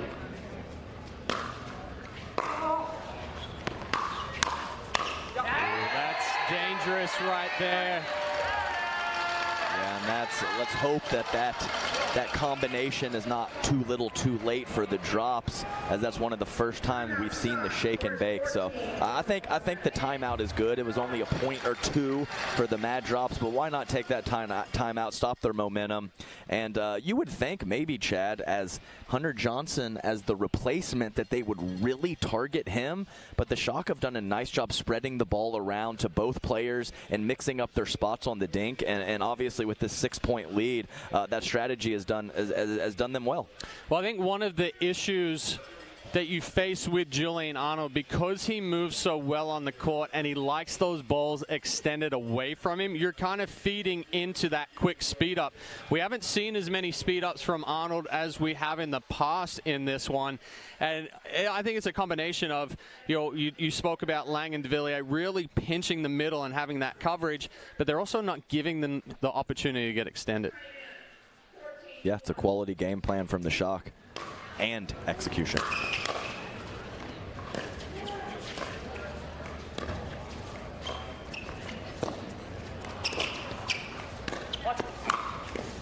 Right off the leg. Julian Arnold instantly saying it hit me. Nice reach in from Lang, misdirecting off that cross-court ball, handcuffing Arnold. Not much he can do with that one. Oh, just out. Yeah, it's always tough when you're making that move to be aggressive. Your opponents neutralize it, put it down at your feet. So hard to pull back the aggression and go soft. Jay went for the rip and couldn't keep it in.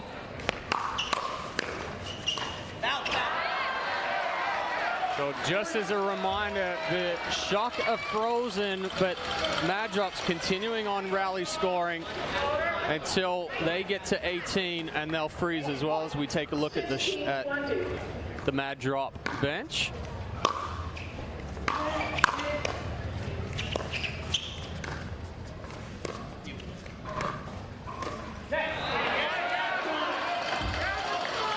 Tough spot there from Lang. Full extension, just tried to do a little flick. Yeah, wasn't sure if he was thinking of speeding up or not, but either way, catching the tape, and all of a sudden this one's a little tighter, Chad. Arnold missing that one into the net, yeah, taking a little bit of the pressure off. Yes, that's big. And when things get tight, you got the ML creep when you get to 20. You got this commanding lead. They start creeping back into it.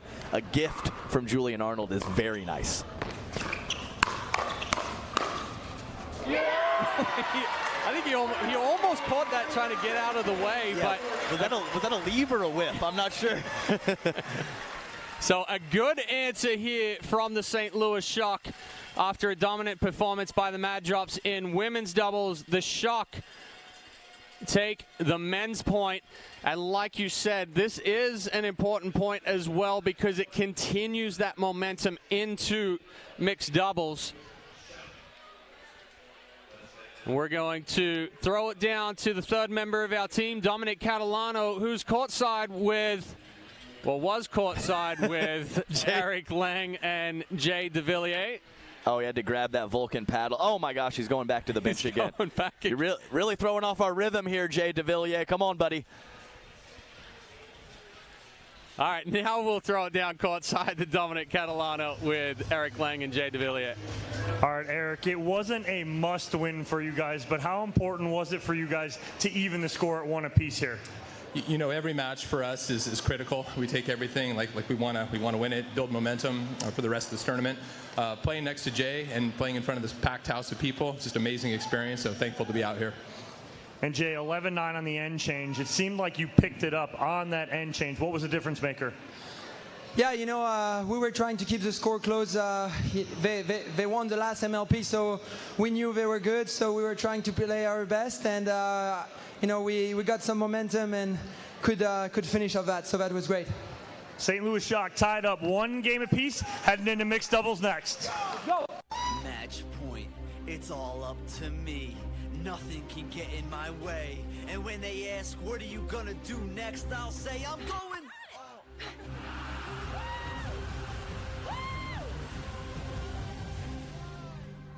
We're going to Margaritaville!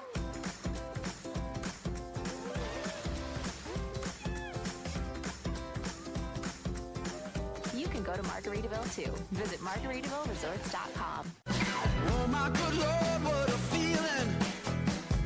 All of this joy I've been stealing.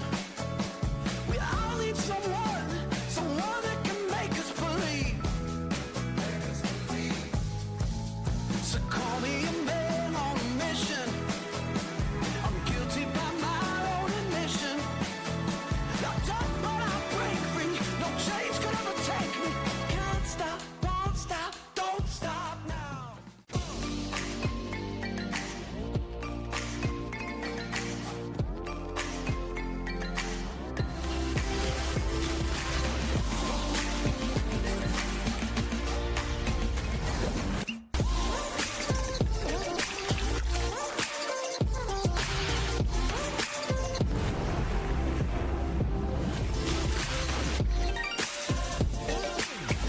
Dulce Vida. You are what you drink. Introducing Skechers Pickleball, the official footwear of Major League Pickleball. They're ultra lightweight and responsive for incredible speed. They have Goodyear rubber outsoles with a specialized pickleball design for increased side-to-side stability and agility. Plus, they feature shock-absorbing foam and Skechers' famous relaxed fit design for incredible comfort game after game. Conquer the court in comfort. Skechers Pickleball, the official footwear of Major League Pickleball. Back here, MLP Daytona Beach, powered by Margaritaville. Chad Edwards, Adam Stone. Adam, we're all tied 1 apiece. Our matchups for our first mixed doubles pairing are Irina Tereshchenko and Hunter Johnson, taking on Elise Jones and Eric Lang for the Shock. What are you looking at on both sides for this one? So I'll start off with Hunter Johnson. So at MLP Mesa, playing for the Atlanta Bouncers in the Challenger League, I thought he played some phenomenal mixed doubles. In the match yesterday that I saw, I don't think he played his best, so I'm looking for him to step up in this matchup in mixed doubles and play big. Eric Lang, on the other hand, very large guy, but also an older gentleman. He doesn't quite have the foot speed that he used to. So how is he going to be able to use his length in the middle without overextending? So as I mentioned, Eric Lang, a very capable mixed player, but probably men's doubles is his best event. So I'm very excited to see if he can step up big here and prove me wrong. As I said, he's more of a men's double specialist. Yeah, typically Lang being that right side men's double specialist, it is something that he's not as comfortable with, being on the left side for mixed doubles. First match yesterday against Florida Smash, not as aggressive, kind of went with the roll of things, and then last night against ATX Pickleballers was a lot more aggressive, inserted himself into the middle of the court, and really put the pressure on with that size. That's great insight, Chad. I did not see that particular match, so that makes me excited to know that he stepped up big in the second match yesterday. Let's see if he could come up with more of the same. So Elise Jones to serve for the Shock. And Lang missing that one by a couple of feet. Yes, well, that one was very easy for Irina, but she is very good at letting out balls go out. One of her best qualities. I mentioned that yesterday.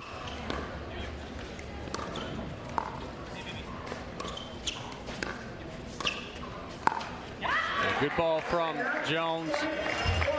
Yeah, yes, I was just going to say, leaning in nicely. I think her opponent's maybe thinking she was going to pull the trigger with an attack, and she rolls it at the right foot of Irina Tereshchenko. Nice job of being offensive without having to rip through the pickleball.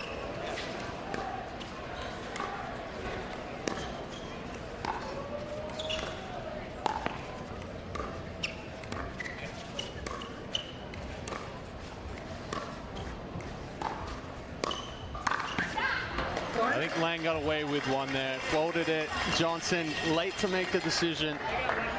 No question, Chad. Hunter Johnson absolutely needs to be aggressive with that ball. Just half a second delay forced the error. Almost identical there from Terashenko, just standing up a little tall. I agree. And possibly slightly on her hip as well. I would have liked to see a little more extension forward.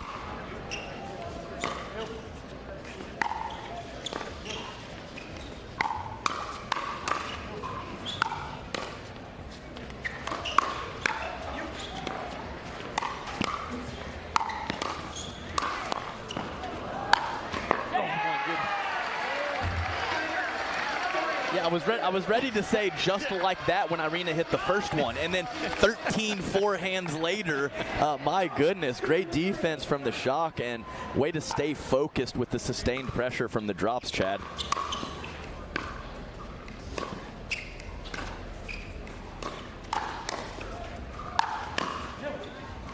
Oh, that ball's just wide. Terashenko making the right decision. Yes, and Chad, the court, that was an awkward court positioning. She was kind of straddling the sideline, so to have that court awareness to let that ball go 2 inches out, very nice eye from the veteran.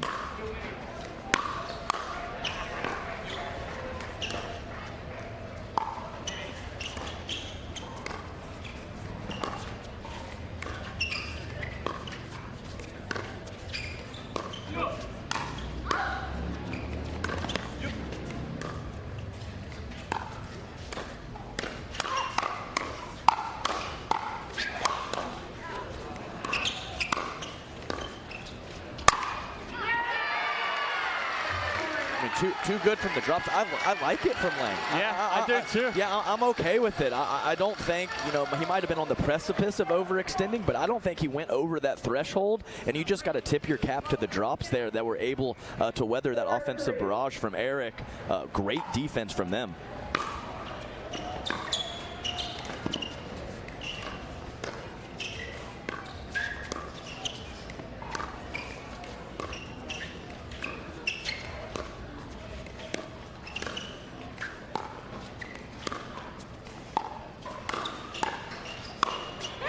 Better setup there from Jones. She pulled Terashenko out wide a couple of times and went into that left foot. Yeah, definitely. I think that's 2 or 3, maybe even 4 shots in the making of a setup from Elise Jones. I think Lang's got to counterattack that one instead of trying to absorb it on the run. And you're right, and I think the issue there, Chad, is he was leaning a little too heavy backhand. So when he switches over to his forehand side, he's late to rip through that ball, even though I do think it was the best option. Jones a little late on that one. Yeah, as she's walking back to the baseline, we have a great look of her face. She was not thrilled with that miss. That ball's just wide. Yeah, Jones does not disguise when she's frustrated or when she's happy. That's correct. Yeah, the emotions are on the sleeve with her, and you know what? I like to see that occasionally. That's more of my style, Chad. I was always, you know, happy, sad, whatever. I'm gonna lay it out there. A lot of these players keep it even keel and consistent. Everyone has their own way of doing things.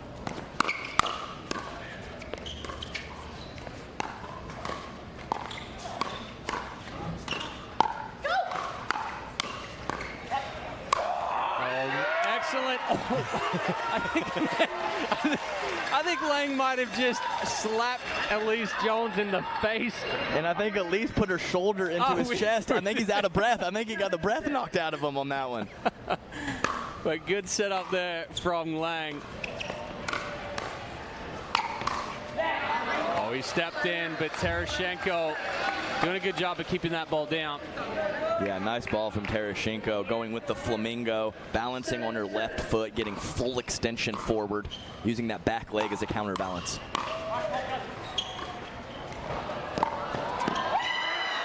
Tereshenko almost got that one. I was going to question Lang's decision there. She had to pick it up. Well, once again, the shot wasn't that good, Chad, but Tereshenko was very far back. That was the issue. The overall quality of the dropper was a little questionable, though. That's a good move from Hunter Johnson. Elise Jones leaving that one up down the line. Yeah, great footwork from Hunter.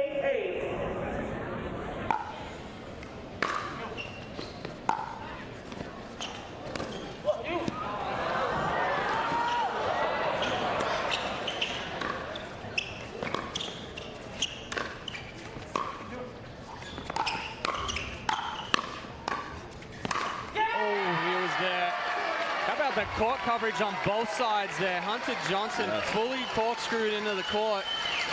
Yeah, and Eric Lang kind of shrugging his shoulders, looking over at his bench, and they were all saying, no big deal, Eric, you played a quality point there, you caught the tape, that's part of the deal with pickleball, keep on keeping on.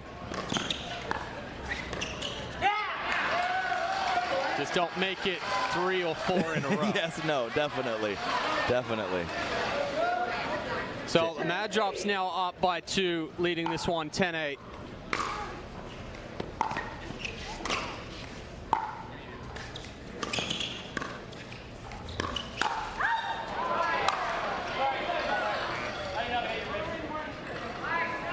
Okay, Hunter Johnson saying sorry, just in case that ball was off of the hand of Eric Lang. It was much higher on his arm, so a dead ball situation.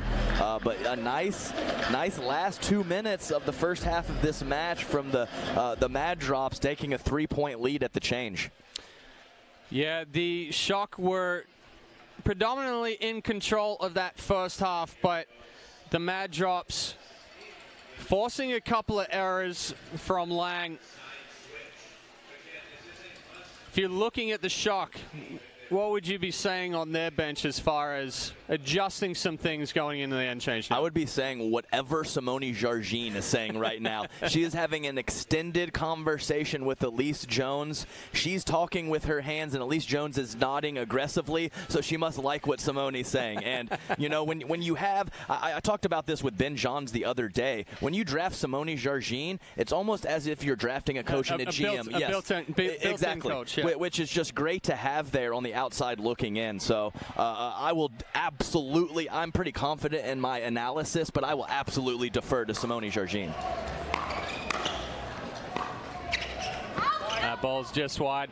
Well, I do know some of the information that she was giving to Eric and Elise on the court last night was Eric keeping his feet moving. If he gets stagnant, then he starts getting locked up.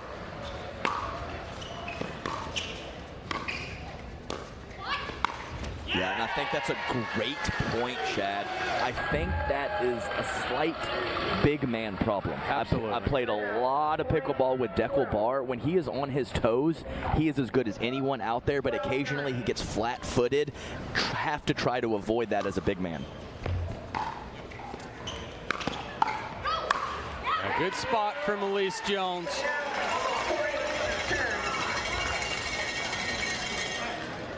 Shock trying to string a couple together here. 10-12.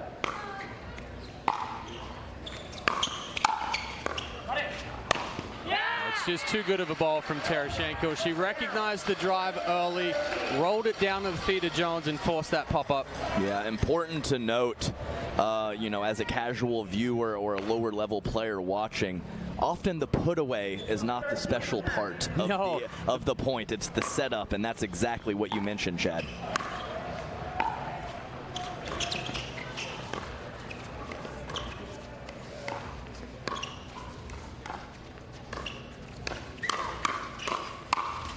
Good move there from Hunter Johnson, just tiptoeing across the kitchen line. Yeah, great play from Hunter, who he almost had a non-fully committed on that initial speed up, but when he follows it up with that tiptoe, like you said, it was a great 3-shot combination from him and able to finish the last ball.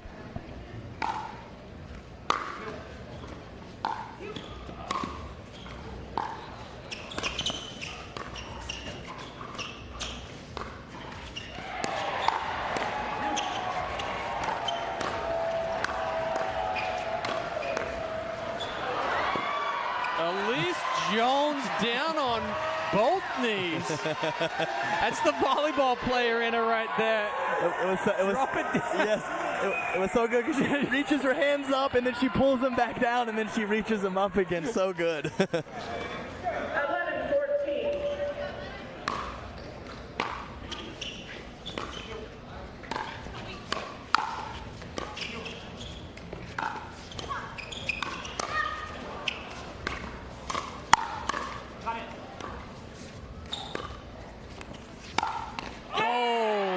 Tarashenko with the around the post.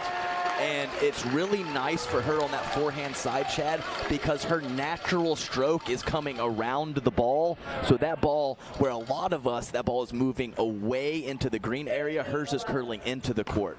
Great shot from Irina.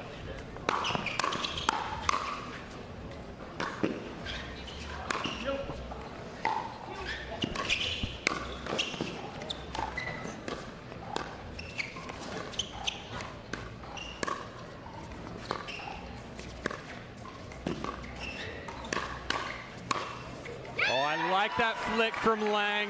He set it up by going out wide, then the quick flick catching Johnson trying to move back to the middle. Yep, and also some people forget that it wasn't the forehand speed up, it was the out wide dink that made it all happen.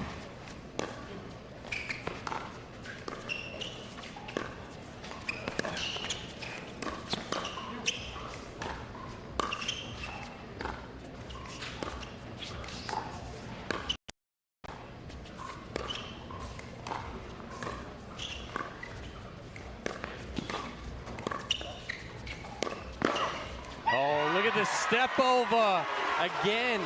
Lang pushing Johnson out wide, this time trying to hit out of it. Not too sure who hit that one. I don't know. I thought it was Lang originally, but Jones is throwing the hands up. Well, you never know. She celebrates everything, so it could have been her or him. Who knows?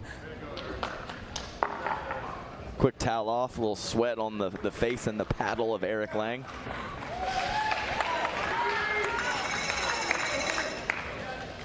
So the shot getting a couple back, closing the deficit to 2. And a big step-in drive from Lang. Yeah, Irina Tarashenko, probably a good decision to slide to the right and go backhand just a little late. 14-15.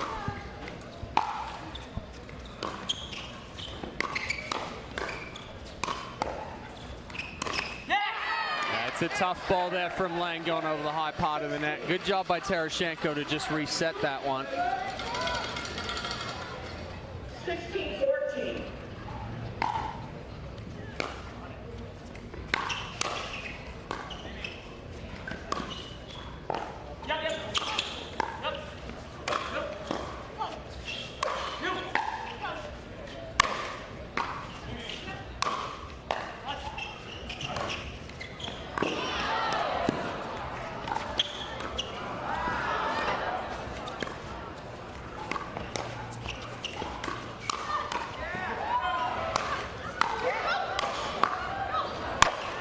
What the heck is going on with how many overheads and blocks and resets and oh my goodness. Let's go. Fans on their feet and Eric Lang getting them pumped up. And what was the side spin drop volley in the beginning of that point? I was like, oh my goodness.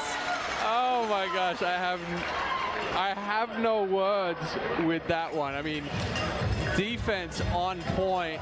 You think Eric Lang's enjoying the moment? I've never seen him do something like that. He's pumping up the crowd, raising the roof. I'd love to see it. So timeout here from the Mad Drops.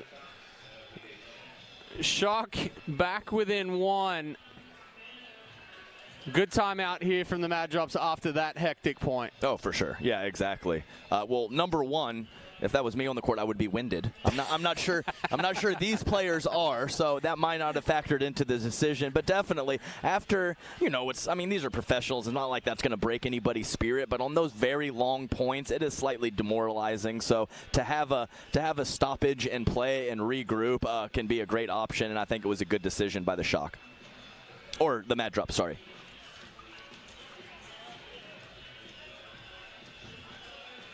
Jillian Arnold having a discussion with Hunter Johnson there on the sideline. Man drops in your correct position.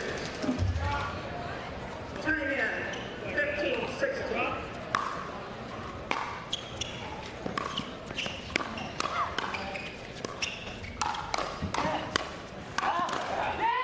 Just wide. Good move by Johnson. Also, Chad, when you take a timeout and you have Athena Trujillo, Lauren Stratman, Yates Johnson, and your teammates on your bench, and not to forget Thomas Wilson injured, it helps a lot, and you can gain a lot of insight from those people on the sidelines. There's a few good eyes on I think so. That side of the court. Definitely true. Jones missing that one into the net. So the Mad Drops extending their lead back out to 3.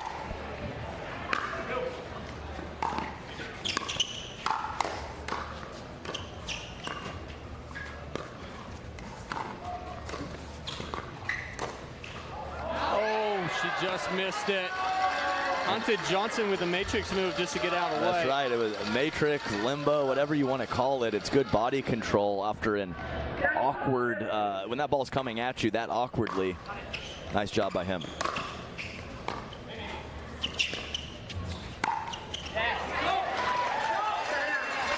Tereschenko saw the opening down the line. Probably not the best ball to try to speed up. Yeah, I think the ball position was low. The ideal was good. The ball position was too low.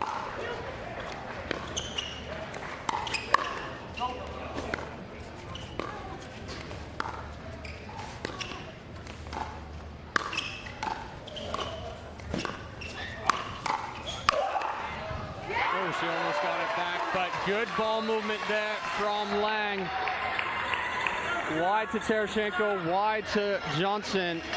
Yeah, and then to hit that ball wide ball to Johnson and then take a little shuffle step to the middle. He was in perfect position, Chad.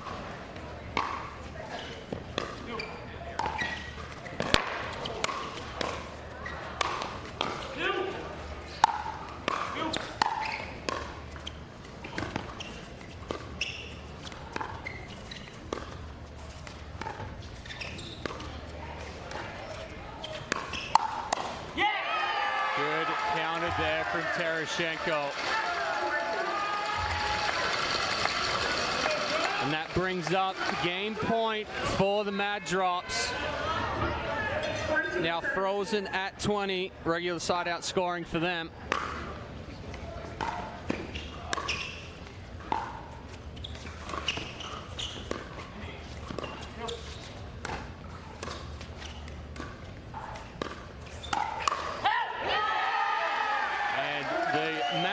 Take it 21-17. That's the best timeout I've ever seen, Chad, because it really changed the momentum, and they went on a nice run after that, sealing the deal only a couple minutes later. So good effort there from the Shock. Kept it close, and we're ahead throughout that game, but the Mad Drops proving too strong in the end, and they made their adjustments sooner than the Shock. And that's big going into our fourth and final matchup for mixed doubles. Yeah, especially when the Mad Drops have their A-team up at this moment in Julian Arnold and Catherine Parento. So what's in store here for this one is if the Mad Drops take this one and go 2-1, the Shock fold to 2-1, ATX is at 2-1.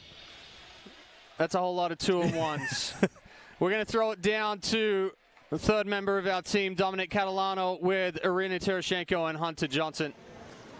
Irina, you guys had a 4-point lead most of the match. They get within one late. You call that timeout. What's the discussion? Oh, I don't remember, but what a great match, people. What do you think? Yeah! Hey, big shout out to St. Louis and my team, my partner. So let's bring it home, Mad Drops. Hunter, stepping in and playing with Irina today, how's it feel being part of this Mad Drops team now? Yeah, it's just a lot of fun. We bring a lot of energy. Hopefully we can just keep it rolling and see what these guys can do. And I'm just happy to be a part of the team and fill in for my really good friend, Thomas Wilson. So, yeah, we're pumped. Let's go Mad Drops. All right, Mad Drops up 2-1 heading into the final mixed doubles matchup. Don't want to miss it.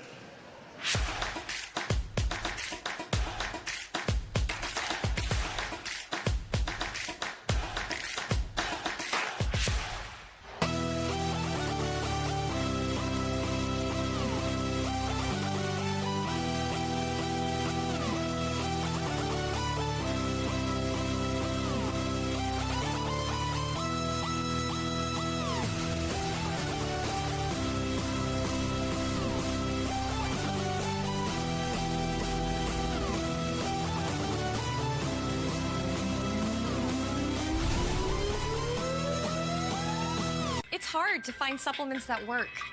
No, thank you. You need supplements that are backed by science with natural and plant-based ingredients and that are third-party tested. Because cleaner is better. Like Oro Organic. Plant-based supplements made from the Earth's most powerful plants for your immune health, gut health, workouts, and more. Find out more at oraorganic.com. Match point, it's all up to me. Nothing can get in my way. And when they ask, what are you gonna do next? I'll say, I'm going.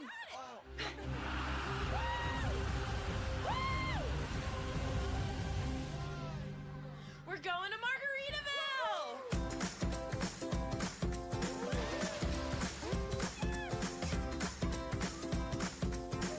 You can go to Margaritaville too. Visit MargaritavilleResorts.com. Cause I'm a natural born hustler. Just like my mama said, hard times and the good way natural born hustler. When the world wants you to sink or swim, I ain't gonna go. Michelob Ultra, 2.6 carbs and 95 calories. MLP Daytona Beach, powered by Margaritaville.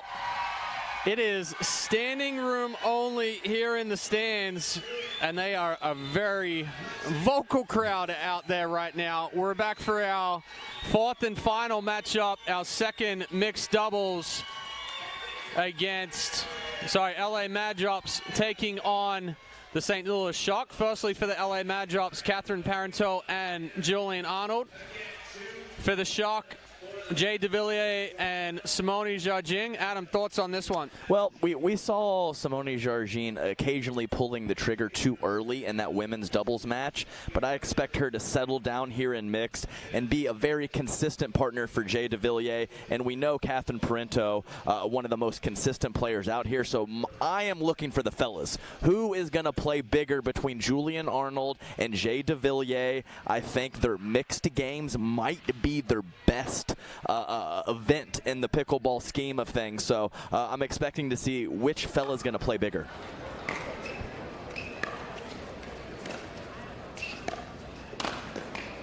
Good reach in and good spot there from Jargin. Like I said, she's just going to play a nice, consistent game, Chad. You know, not speed it up too frequently.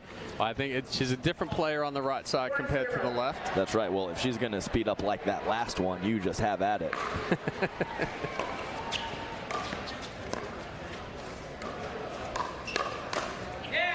Good move by Parenteau, sliding to her right, recognizing the speed up from DeVilliers. Yeah, still, Jay wasn't in a bad position to complete that two-shot combination, but a little too much pepper on the counter from Catherine.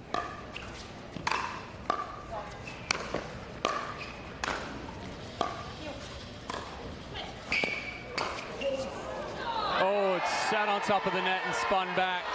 And Jay DeVilliers, one of the best drop shots in all of pickleball, but I'm not sure I would try too many of Not those with Julian against Arnold on the court. against the movers from the Mad Drops. A good spot, better spot there from DeVilliers.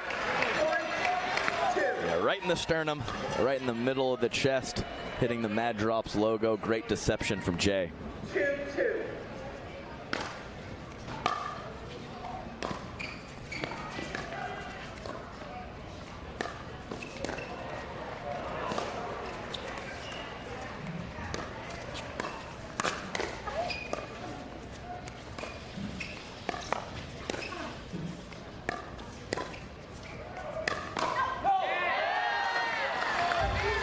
Knew it was coming, but the pancake was already getting ready to be flipped on that one. It was, and see what you did there. And and Jay doesn't go to the Scorpion too frequently, so a little surprised that he got in that position so early in the point, or so early before the ball. He didn't react. He was locked and loaded in that position before the ball was struck by the opponents.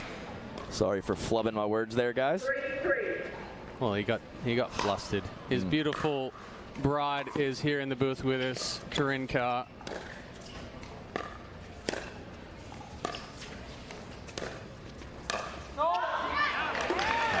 Just a little too deep there from Parenteau. A little too much lift on the misdirect. Yeah, definitely sailing long, but she has a quality misdirection forehand, so I hope she doesn't completely go away with it after that early miss. Good setup there from Arnold. Medium pace ball behind de Villiers, pinned him to the sideline. 4-4.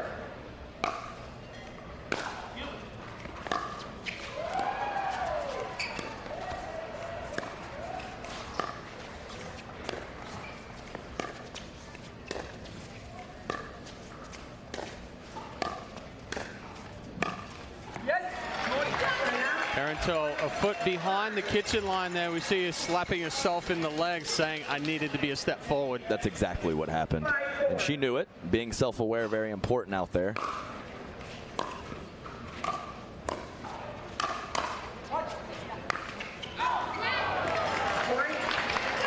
Good stab by de Villiers. A little surprised that Arnold just drifted back with that one.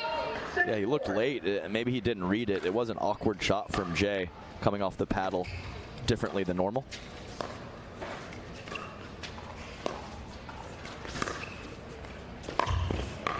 Oh my goodness.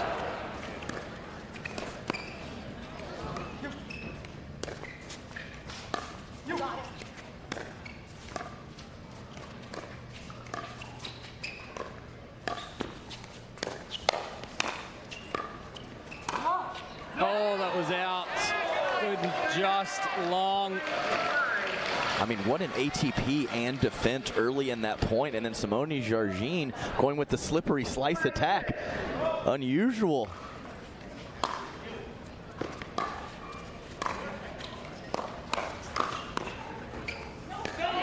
Too good from Arnold. And that's what we didn't see in men's doubles. He's now coming out. They're giving him a little bit of room to be able to take those quick flicks. So we're all squared at sixes.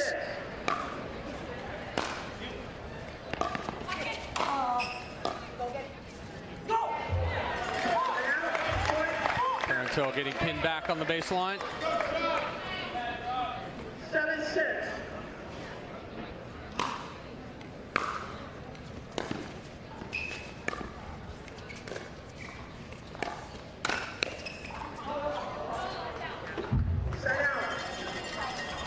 Looked out from here. Yeah, not going to challenge. 8-6.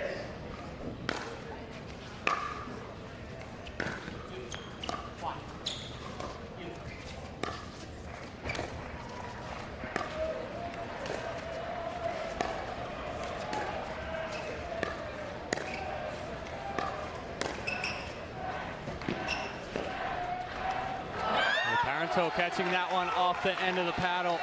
Arnold in the middle of that point, just holding the middle, almost baiting Jargin to try to get out of the rhythm and go down the line. She went with the lob instead, and it was a great decision from her. Yeah, coming all the way over. Yeah, it's tougher for Jargin to be there. Eric Lang was there in the middle in the men's match, but that man's 6'5", so. Oh, we had a we had a mad drop sign fall onto the court. Interesting. 7-9. Slow pace serve there from Arnold. Didn't quite come up like de Villiers was expecting.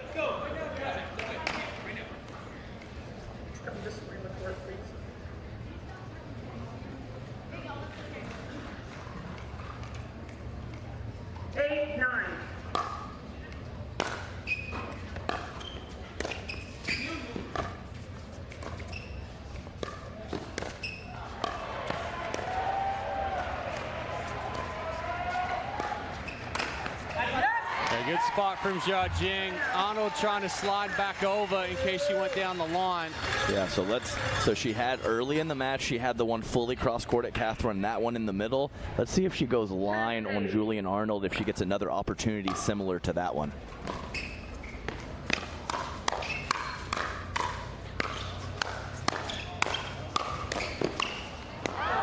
in. That's in. Oh.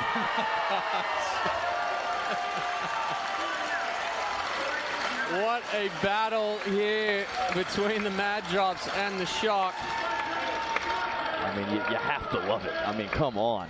That point is insane.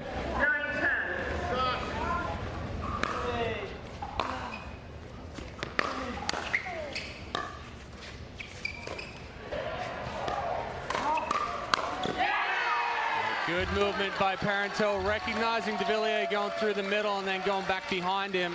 And her movement is wild right now. It's I've been watching Catherine Parenteau play pickleball for a long time, and always a quality mover, but she has really stepped up the fitness and the explosiveness these last few months. Too big from Julian Arnold. So after the Shock being up, the LA Mad Drops now going ahead by 1 into the end change, up 11-10. Adam, what are you seeing from the Shock or from the Mad Drops there to be able to close that deficit and go ahead? Man, Julian Arnold really started taking a lot of court. I think, definitely Jay DeVilliers got himself in some reasonable situations in the hands battles, but the consistency and some of these firefights from the Mad Drops is just good stuff. So I expect Julian to really take a lot more court, and we'll see what Simone Jardim does in that situation. Does she play behind him a little bit more instead of always going cross court to Parenteau? Definitely going to have to make some form of adjustment, because when Andiamo Arnold starts getting going and taking 75-80% of the court, you have to neutralize them somehow. Well, we had a bit of a discussion during the break. There's a lot at stake here, not only for this match, but also in this mixed doubles game. The Shock with a net 4 right now and a 2-0 record. Mad Drops 1-1, but a 0 game net.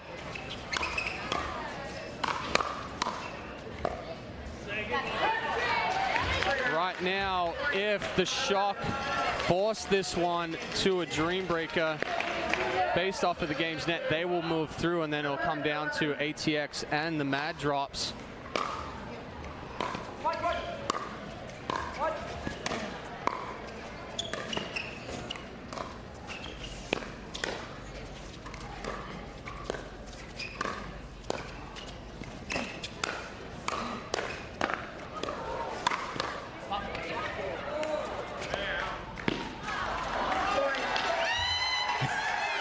Trying to figure out what was going on. I'm looking at judging on the ground. I thought that ball landed in, and DeVilliers just walks over so casual. You want to talk about trusting your partner? She didn't even try to get up, Chad. She just hung out there and was going to let Jay do his thing.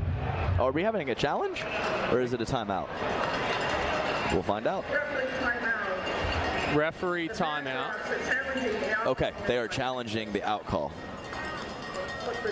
So Mad Drops challenging that ball on the far sideline. It's rare, too, on such a slow shot. Often the challenges, or you're not exactly sure on the hard balls, the putaways. Maybe you're at the kitchen line and you kind of jerk your head back and you can't see clearly. But that was a very, very slow shot. So it's unusual to see a challenge or something of that nature on a ball that's moving so slowly. So while we wait on the challenge, back to the discussion of this pool. So if the Mad Drops can take this mixed doubles point and go up 3-1, it gives them +2. The St. Louis Shock would drop to +2, and then ATX would need a 4-0 win against Florida Smash over there, and they would jump up to a +3. Is this like there's so many differential equations or algebra or whatever it is? It's pretty wild, some of the mathematics on these games net and whatever else. It's frying my mind. I stopped playing poker like 5 years ago. I don't want to calculate mental math anymore.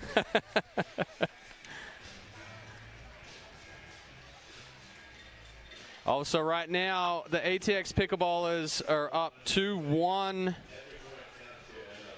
over the Florida Smash.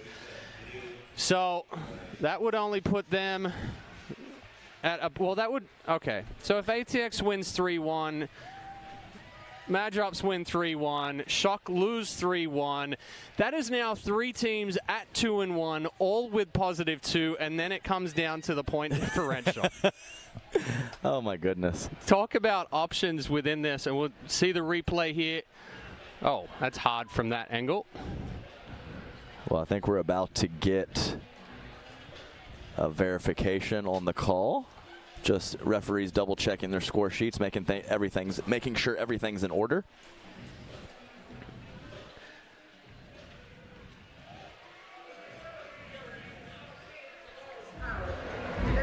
So the call stands after the video review. Ball is out, and the Shock regain the lead up 12-11.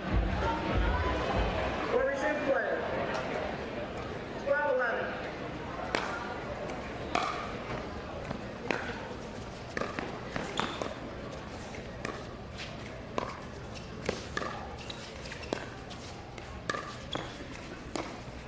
Oh, you called it.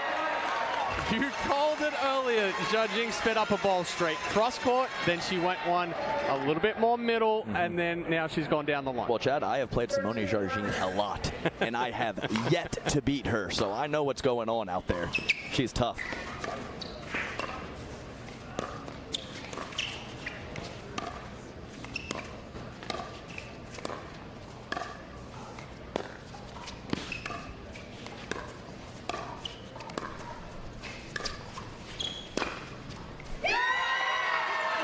She's standing on the very edge of the court and did not move and just waited for the hole to open. I mean, it's unreal. This is giving me flashbacks of my playing days right now, Chad, as I'm probably about 0-15 against her. I mean, what incredible veteran shots and veteran placement from Simone Jargin.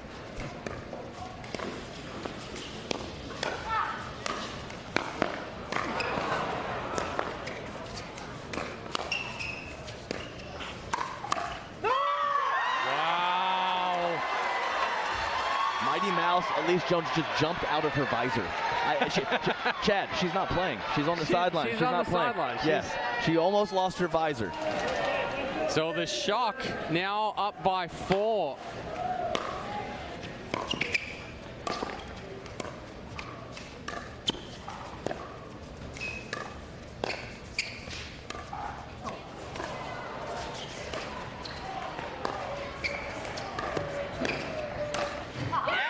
Too good by Parental. Judging saying, my bad, that ball sat up just a little too much. Right, and basically there is no chance Jay could hit that ball, so he's just getting out of the way, hoping it's going out, but drops well inside the baseline.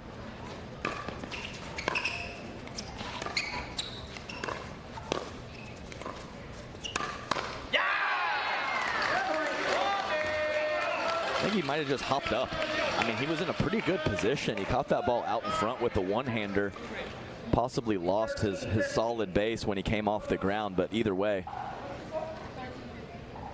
I'll recall the score. 13-15.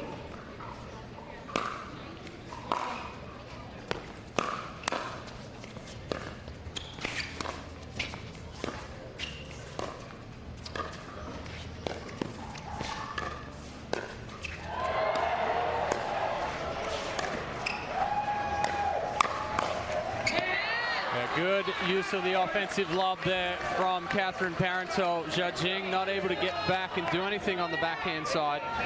Yeah, always tougher on the backhand side with those lob or overhead attempts. Just trying to get it down, but Julian Arnold there.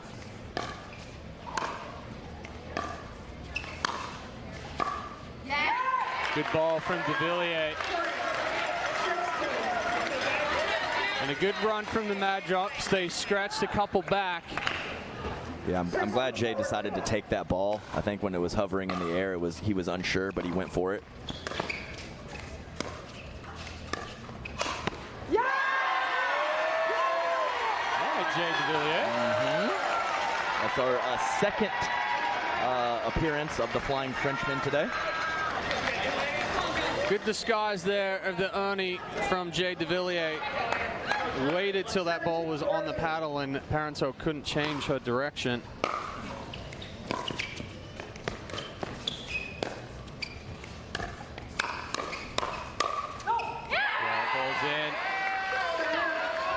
what saved Parenteau on that one was the cut across the body. It kind of rolled along the paddle. Or just not hitting the sweet spot. Well, I was giving her the benefit of the doubt. Well, I'm not. Like I said, some of my best shots.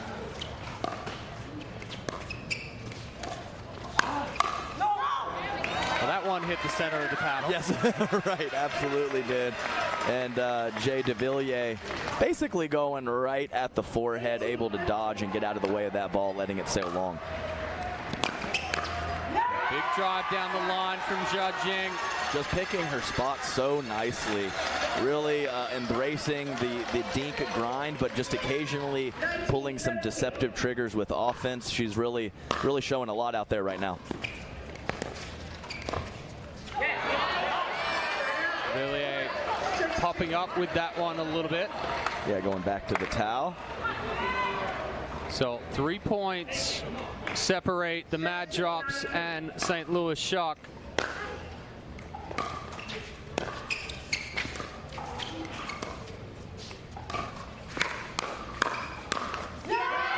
Good court coverage from DeVilliers. Both these guys going sideline to sideline. Yes, it's a similar, because that was kind of before the match. I was wondering which guy was going to take so much court, and they're going toe for toe right now. Let's go, get the energy up. DeVilliers pumping up the crowd, brings up game point for the Shock. 2016.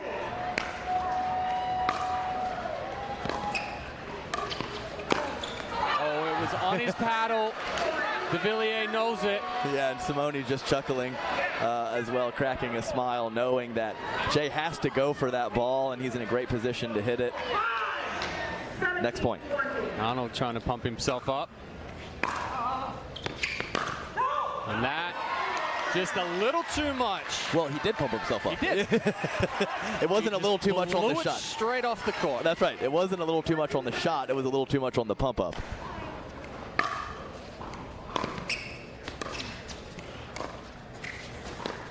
Oh, excellent ball from DeVilliers, pulling Arnold out wide. And he can't pick that one up. So the Shock take it 21-17, and we're going to a dream breaker. But I think the big thing there is that secures the Shock a place in the playoffs. Now the question is, do the Shock go for the win, and do they go for the 1 or 2 seed, or do they conserve some energy after? Because let's be real. On paper, tough lineup. Oh, totally agree with that. Mad Drops, if not one, definitely in the top 2 or 3 when it comes to Dream Breaker on paper. Well, we'll throw it down to our third member of the team, Dominic Catalano, with Simone Judging and Jay DeVilliers. Hey, that's all I'm looking at. Can I interview you or no? All right, you ready? Right. I'm with Simone Judging and Jocelyn DeVilliers. Great win right there, forcing the Dream Breaker. Simone, what's it mean going into this Dream Breaker now after that victory? I guess it's a dream come true. Is that a pun? Okay. No, I just have to say I did my 10% and Jay did his 90, and that was quite fabulous. So kudos to Jay, everybody. Come on. Come on. And Jay, you know Simone's going to be on that side, keeping everything in play. How important is that for you, and how loose does that make you? Yeah, no, it's a great feeling, you know, when I mess up and she's cleaning up, it's always nice. But yeah, no, I mean, we're playing 2 amazing players. They were playing super aggressive, so just being able to bring us to 2-2 and fight for a Dream Breaker, this is just amazing. And now we're gonna bring it in singles, guys. All right, St. Louis and LA going to a Dream Breaker. Back up to you, Chad and Adam. Thank you, Dominic Catalano, for that wonderful interview.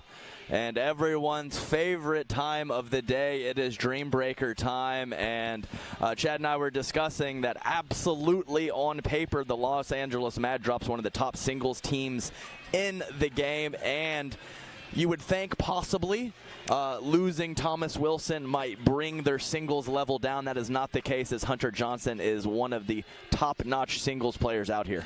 Now, that being said, I thought that was the case against the ATX Pickleballers, but the ATX Pickleballers beat them very handily in their Dream Breaker yesterday. This format, and the same thing applies. The fives, one of the best on paper in singles, right up there with the Mad Drops. The Hard Eights, the team that I drafted, we were hoping to avoid at Dream Breakers because we were one of the bottom teams when it came down to it. But 4 points at a time, like I said, with this format, here we go. Anything can happen with the Dream Breaker. I think that the accomplished singles players feel way more pressure in this than those players that are predominantly doubles players. 100% agree, Chad. And I can't tell you how many times when I used to play singles that I would, be 8-8 in the first game against a lower level player. It takes time in the regular tournaments to kind of work into the matches. And here you don't have that luxury when you're in there for 4 points. So it's going to be exciting stuff. And here we go. So we're waiting for the teams to set their lineups. Yes, and the St. Louis Shock are the home team. So they responded to mixed. And now those roles will switch between the two teams for this singles competition.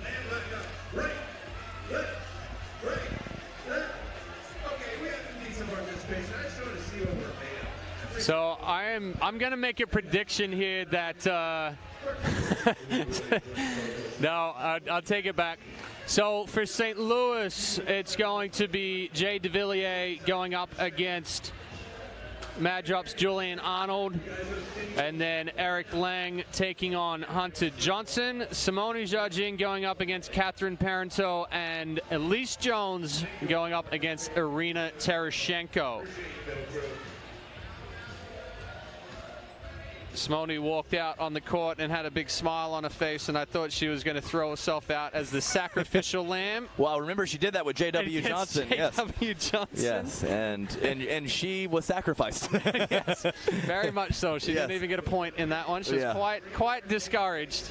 Yeah, well, J.W. decent at singles, so I can't blame her too much.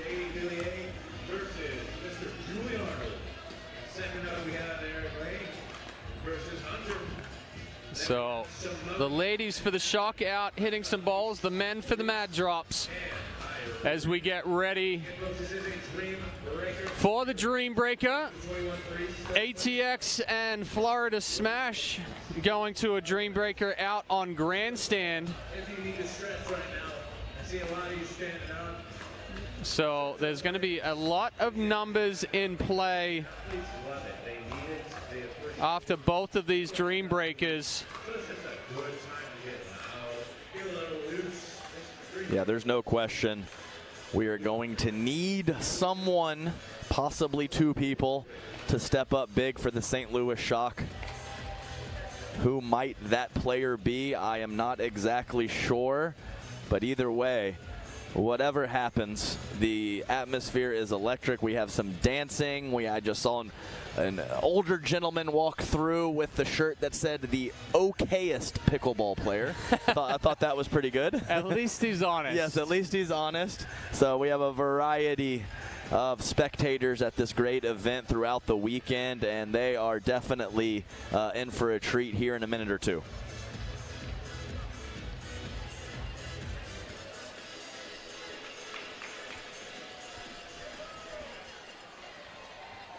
So DeVilliers and Arnold out on the court, ready to go. Jay DeVilliers to serve.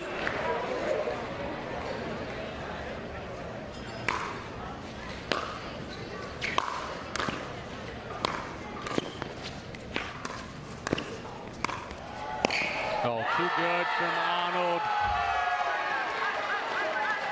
And the big Andiamo. What do you do? Too good. Like you said. I mean, you said it. I said it. Too good is too good, Chad. Court coverage. Yes. Yes. I mean, no mistakes made in that point by Jay DeVilliers. Just too good. A better volley there from de Villiers. A punch slice, just keeping that ball down. 1-1.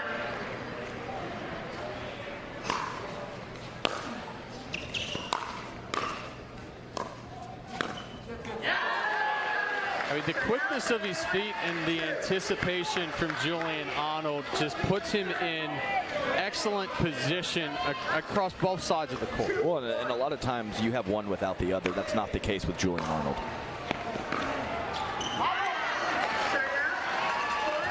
So a couple of missed balls in the net from Arnold after we praised him with his movement. We get the split. We'll square at 2s.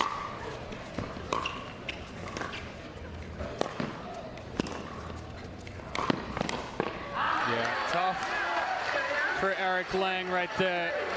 Yeah, great footwork and movement from Hunter Johnson. I played a little singles against Eric Lang in the 35-plus division back in the day, so he's got some game out there, even though he hasn't played much singles lately. That's too good from Hunter Johnson. Pretty two-handed backhand passing shot down the line. 4-2.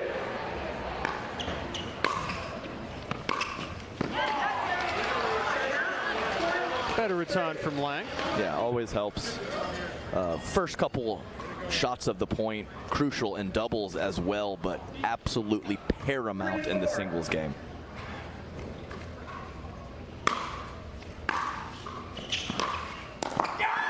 Lang going with the split as well, so nothing to differentiate these two teams so far. So what do you think? Is Simone going to stay back? She's going to try to hit passing shots and create angles. There you go. There's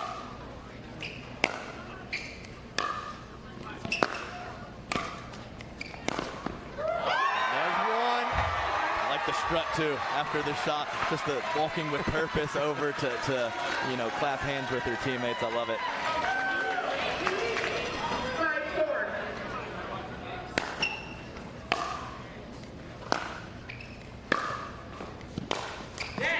Good deep ball there from Parenteau. Parenteau and Judging have played a lot of singles together, well, against each other in the past. Judging retiring from singles a couple of years ago.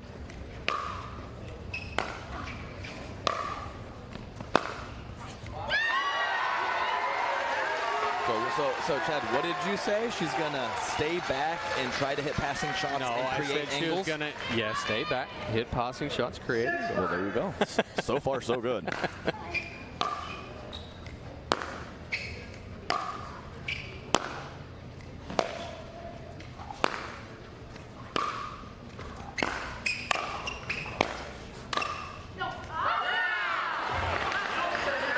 Wishful thinking. Saying tried to blow it. Yeah, that wasn't partner communication saying no. That was just wishful thinking, hoping it goes wide. And Parenteau painting the line on that one. So again, a split.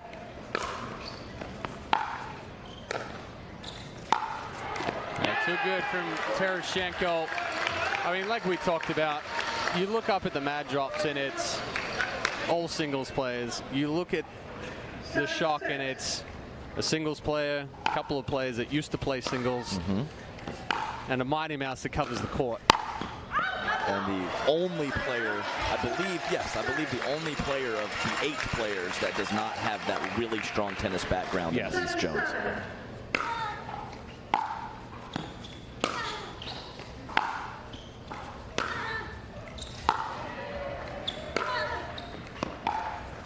But she knows how to put pressure on, that's for sure. You know you're going to have to earn it against her, physically and mentally. 8-7. Oh, Elise Jones coming up big. Yes, and the phenomenal fancy footwork to clear her body and have that contact point remain out in front on the inside end forehand. To get 3 there is huge for the Shock. So de Villiers looking to extend the lead here with the Shock up by 2.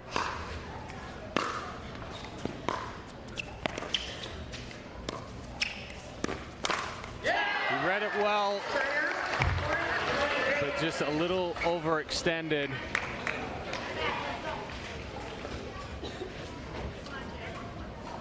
I mean, he read him like a book. He really did.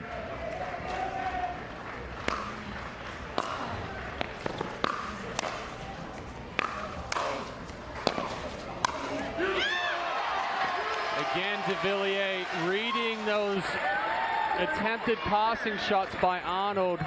It seems like he's just not disguising it enough. We saw it in men's doubles, we saw it in mixed doubles, we're now seeing it in singles. And I think Jay might have been slightly off balance on the first one, but the majority, as you mentioned, Chad, of these shots from Julian, he's right on.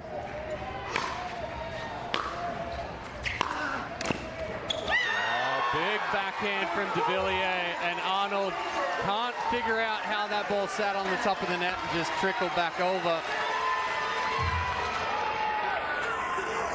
So the shot going up 11-8 at the end change. Well, I'll tell you what, I could watch Elise Jones walk next to Eric Lang all day. It's so good. It's just so good. Slight difference in size. We always have our classic stilts entertainers out here on the championship court. They've been putting in work all weekend.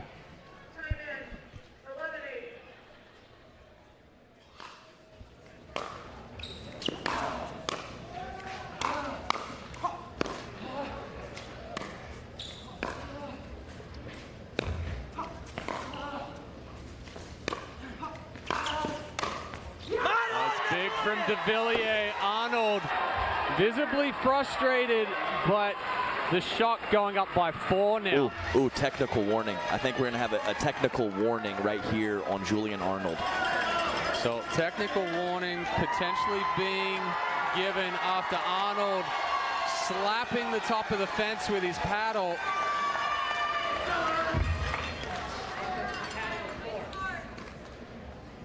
Just waiting on referee right now. Yeah, just making a note of the technical warning. No point lost. Time in, 12-8.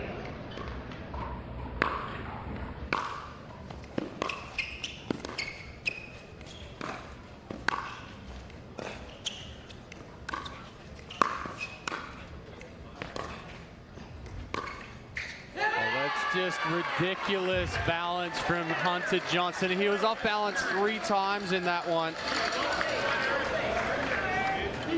Yeah, it's a well-played point by Eric Lang. 9-12. Just too good, Hunter. It's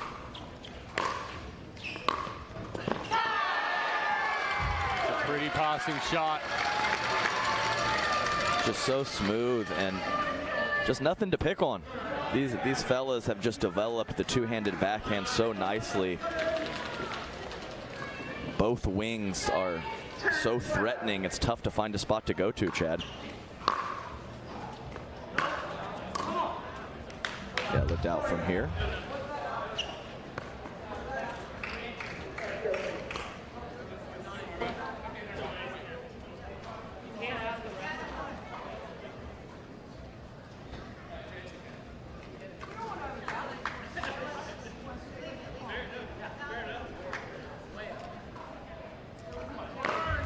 Okay, so it looks like we're going to have a challenge here. St. Louis shop is challenging the alcohol made by the Mad Drops. I mean, it's a free timeout, I guess, but I mean, I know we're halfway through the Dream Breaker, but to use one in a situation that's probably not going to work on your favor, I'm not sure I wouldn't keep that in my back pocket just in case for later, Chad. I would agree with that one. Especially as we get down the stretch with such a tight matchup now. Yeah, that one's... I'm going to give my 2 cents on that one, because normally I don't, because I'm always wrong, but that one was visibly long. Right, and normally you saw Hunter Johnson make like the 2-inch with his fingers. Normally it's 2 feet, but I think he was actually accurate. Yeah, it was about 2 inches out, so he was right on it. Position. Everything is on the line. So should be a relatively quick decision here and Chad, by the referees. Slight update out on the outer grandstand courts. We have the ATX Pickleballers up 18-12 against the Florida Smash in the Dreambreaker. This is getting interesting. Oh my gosh. Oh, you know your name. You're excited as well. Championship 4-year Dreambreaker. LA matchup for St. Louis Shock.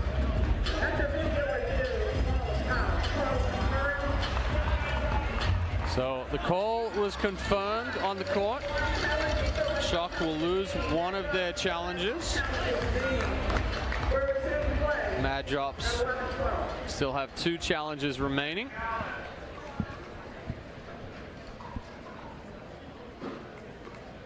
We've got 1 more point left in this rotation.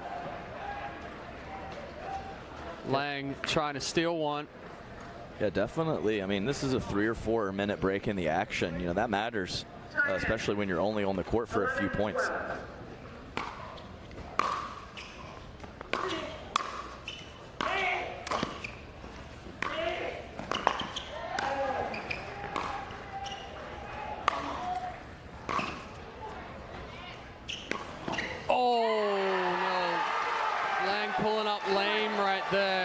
Himself? I hope not. He's walking okay. He's walking okay, but he did pull up. You're exactly right, Chad. What an angle from Hunter Johnson.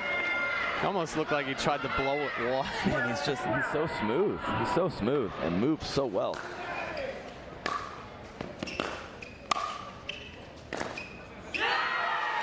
Good ball from Parenteau, pushing Judging deep onto the backhand side. Yeah, and not a terrible pass from Simone. So a very quality first volley from Catherine.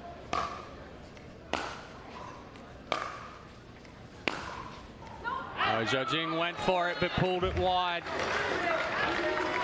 Yeah, heading back, just taking a second to regather herself.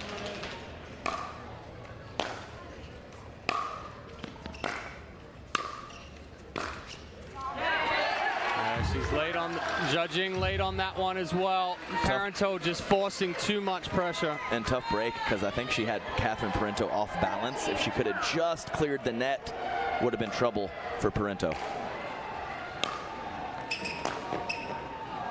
That ball's deep. So big 4-point pull there for Parenteau. And a 8-point swing in the last 2 rotations for the Mad Drops. Now up by 4. 16-12.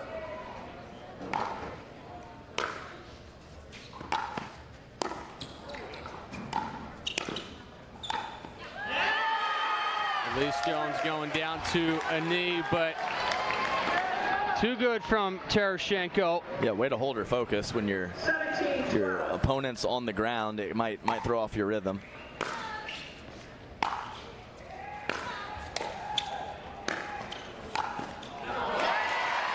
I mean, Elise Jones may be the smallest person on the court, but she's still dang quick. Yeah, that's very true. And Irina, unfortunately, not totally hitting that last ball clean.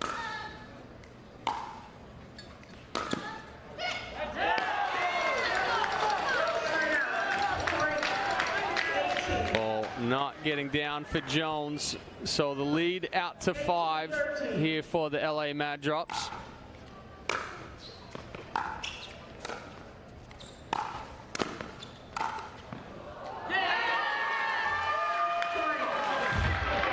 I think the singles experience starting to show here for the Mad Drops as they pull away. Taking the lead up to 6 now, up 19-13.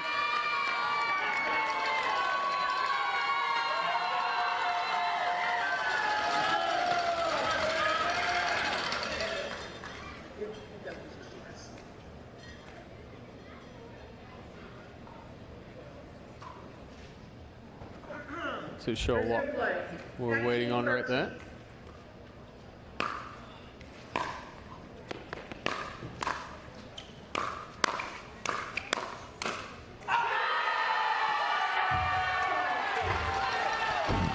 What do you say?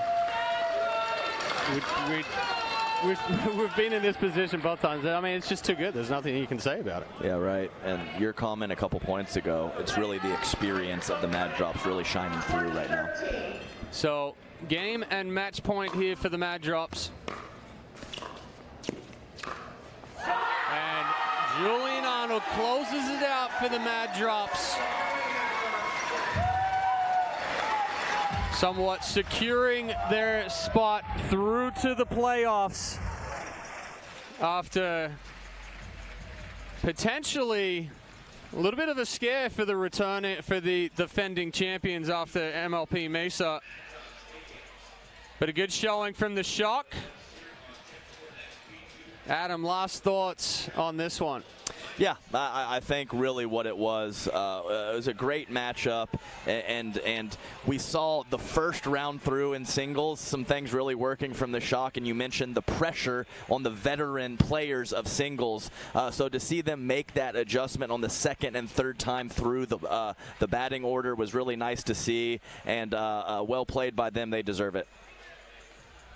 So we'll have to wait and see as far as the updates go. But for right now, the third member of our team, Dominic Catalano, courtside with the LA Mad Drops. All right, I am with the Mad Drops after they take that exciting Dream Breaker. Hunter, I'm going to start with you. When it came to you second round, you guys were down by 4. You put up a 4 spot to tie it. What are you thinking there? Yeah, I was just trying to take 1 point at a time, try to get the team back in it, and luckily I was able to knock off 4 points and get the momentum going, and luckily the team kept going, and we were able to close it out. I'm super pumped. Got it back tied up. Irene, I'll go to you. You're on the bench watching this. You guys end it with a 13-1 run to take that Dream Breaker. Thoughts on that? Well, I think it takes a second to figure out maybe a game plan and settle in. So we just had to believe we could do it. We had to stick with the plan and bring the energy, the Mad Drop energy. And Julian, in a must-win situation, to go 2-1, to give yourself a chance to make the playoffs, how important is it for you? Very important. I don't know if we're in or not, but, we did what we had to do. Every team's tough out here, so we just tried to compete, and I'm glad that I have such an amazing team because I will definitely not be getting the MVP this time. But that's how it goes. Sometimes you win every match, sometimes you lose every match. So we're out here just busting our butts and trying to make it entertaining. So. And Catherine, I'll end it with you. You piggybacked Hunter Johnson's 4-0-1 with a 4-0 run to give yourself and your guys' team a 4-0 or a 4-point lead. What did that mean to you? Oh, it meant a lot for sure. I think he really helped us to keep it in. I mean, he's playing amazing. He's won mixed doubles. It's amazing. We're so lucky to have him on our team. And I just love being part of the Mad Drops, and hopefully we made it through. All right, well, congratulations, Mad Drops. They go 2-1 in group play. We'll see what the math says. And there's Thomas Wilson, too. We like him. We'll take a quick break. When we come back, the Challenger Final here on Championship Court taking place next. Don't go anywhere.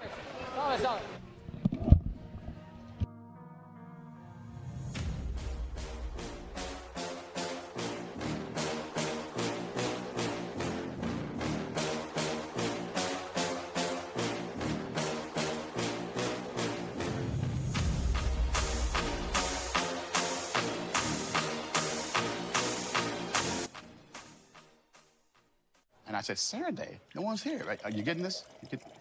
So if he wants the invoice. Water doesn't have to be boring. Turn it up with Cirkul. With over 40 delicious flavors and a dial that controls your intensity, Cirkul starts a party for your taste buds. No sugar, no calories, and no artificial flavors. Just good times. Cirkul. It's your water, your way. Try Cirkul at drinkcirkul.com.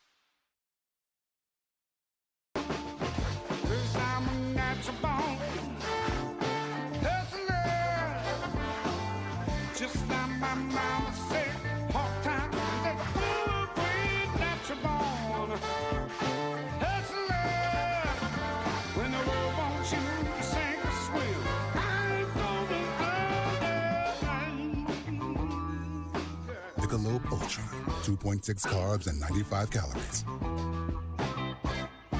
At Fromuth Pickleball, we believe in the power of our sport to unite a community. We have introduced hundreds of people to pickleball by funding a 10-court public facility in our hometown with leagues and lessons to make everyone feel valued. We take that same approach to our business with personalized customer service and same-day shipping from our huge inventory. When you order from Fromuth Pickleball, you're supporting a small business and a diverse community of pickleball fanatics. We have the gear you need and the service you can trust. It's hard to find supplements that work. No, thank you. You need supplements that are backed by science with natural and plant-based ingredients and that are third-party tested. Because cleaner is better. Like Oro Organic. Plant-based supplements made from the Earth's most powerful plants for your immune health, gut health, workouts, and more. Find out more at oraorganic.com. My first surgery was a total knee replacement. I ended up with an infection. They were going to have to amputate my leg. That just was not okay with me. The moment I entered HSS, the care was exceptional. For somebody to tell me you're going to keep your leg, it was magical.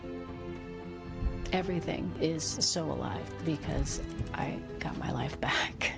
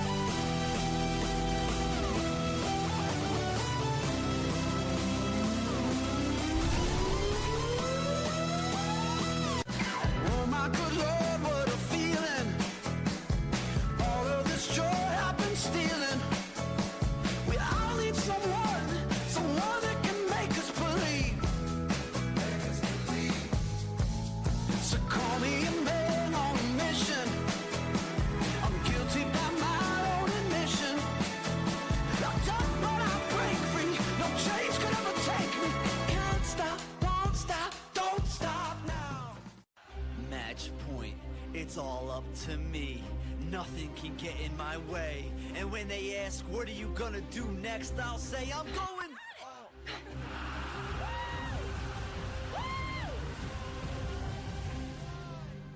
We're going to Margaritaville!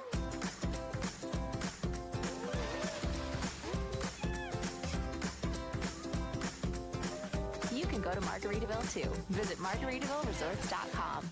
The Pro XR Pickleball Paddle answers the age-old question of how to get paddle speed and control with the same paddle and one grip, and this is it.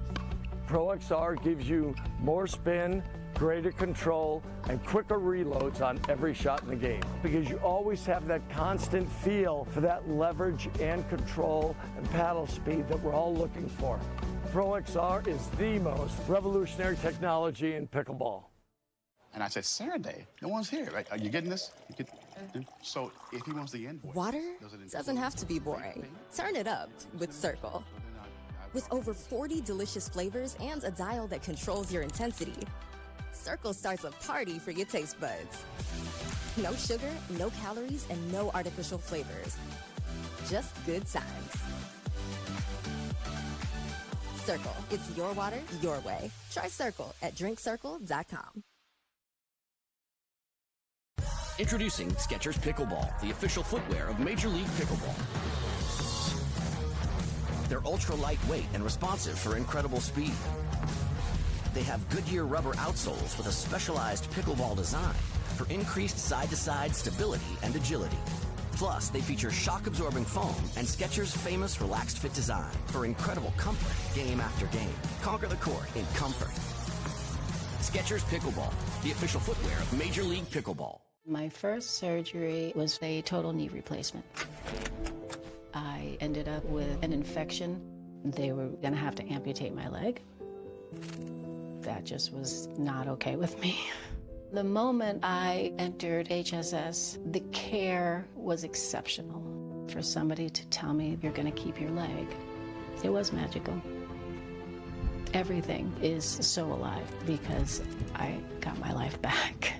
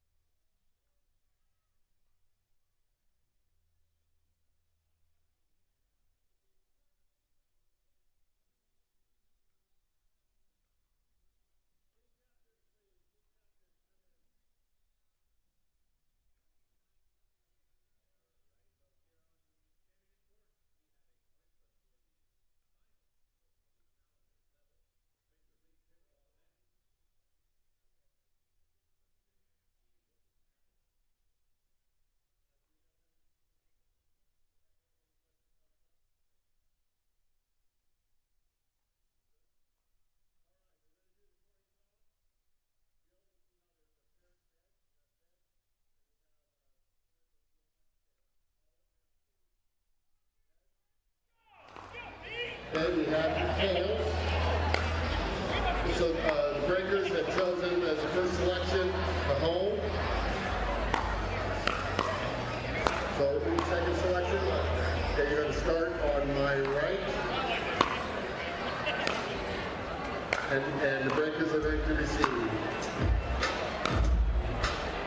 2 minutes from right now, please.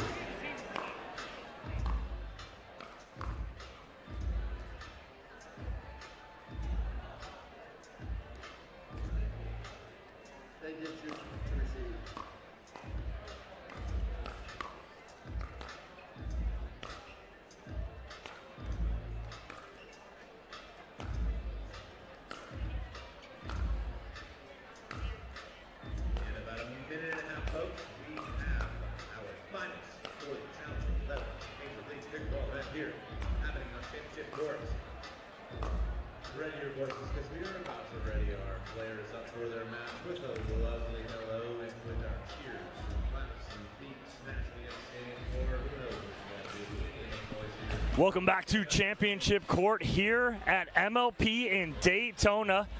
The MLP brought to you by Margaritaville. It is all about the Challenger Championship right now. We have the Bay Area Breakers, who have not lost in 2 MLP events, are defending champions, taking on the Dallas Pickleball Club. First matchup of the day. Eva Radzikowska and Rachel Summers taking on Krista Gecheva and Jill Braverman. It all starts with the women in MLP, Chad. What are your thoughts on this first matchup between Bay Area and Dallas?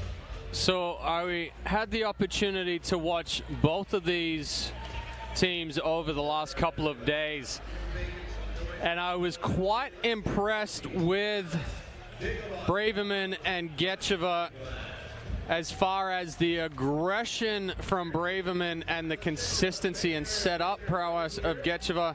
But also on the flip side, we were on the call yesterday with Summers and Radzikowska, and Summers dominated that cross-court forehand battle against Emily Ackerman and the Chicago Slice.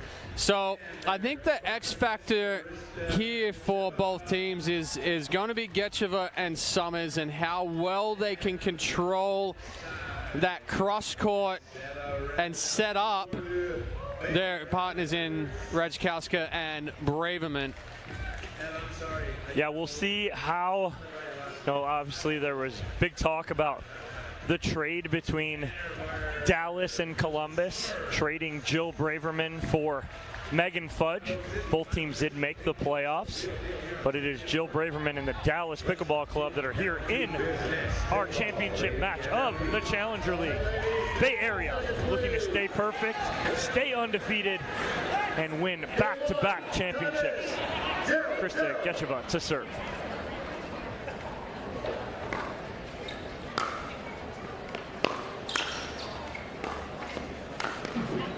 Big forehand there for Radzikowska. You can't leave the ball up to her. That one's not going to come back 90% of the time.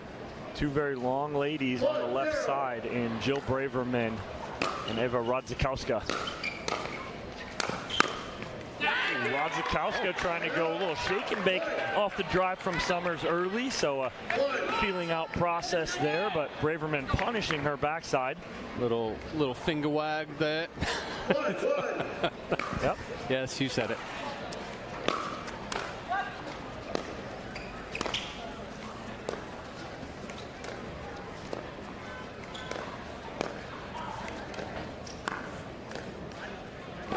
Ball wanted to go over off the paddle of Radzikowska.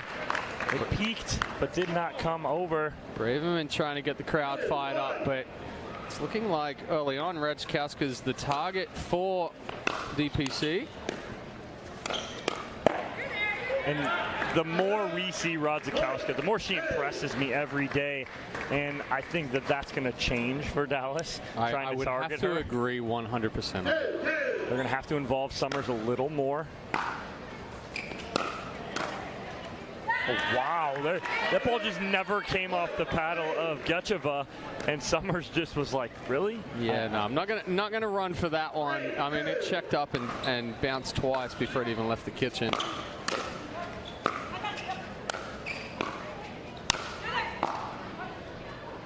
Big forehand there from Radzikowska. Gecheva not able to keep that one inside the court. And the back and forth battle continues.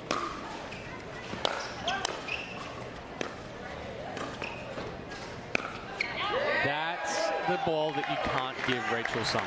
No, she ate up Emily Ackerman yesterday on that ball right there because she would pull her hard cross court and then flip that middle.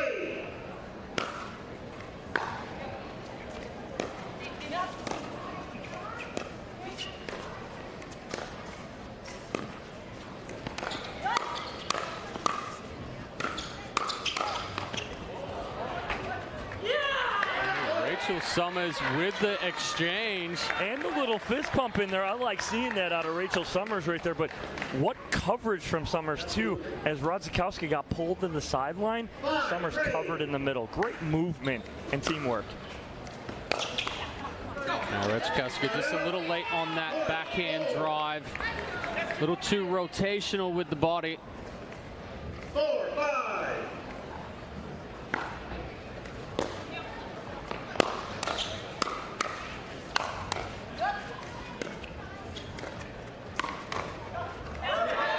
The speed ups right now from Gecheva and Braverman aren't going to be the answer. We saw that yesterday with Chicago, and Chicago drew out some points a little longer. That's where they had success. Pace against Summers and Radzikowska is not the answer. They want to play that pace. As you see right there, Summers trying to drop that in to play a little slower. I like them when they're driving and moving in on that fifth.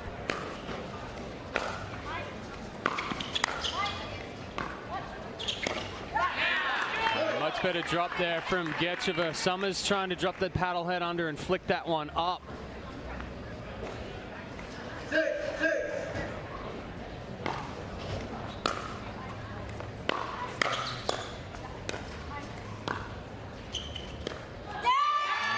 Not again. So good call there, Dom, as far as slowing it down to Summers. 7-6.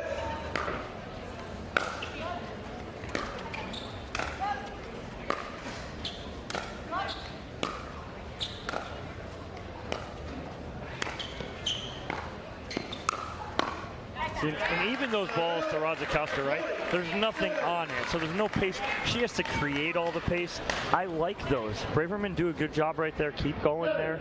Keep trying to drop that in. Summers a little late on that one. So look at the tape that Summers has on her leg, on that left knee specifically.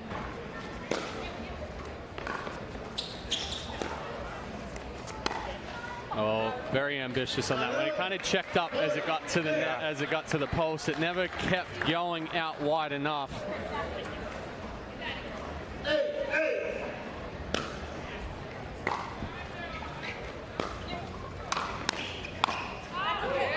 Great hands by Radzikowska. Radzikowska on the speed up from Gecheva. But again, the pace, not the friend of Dallas right now.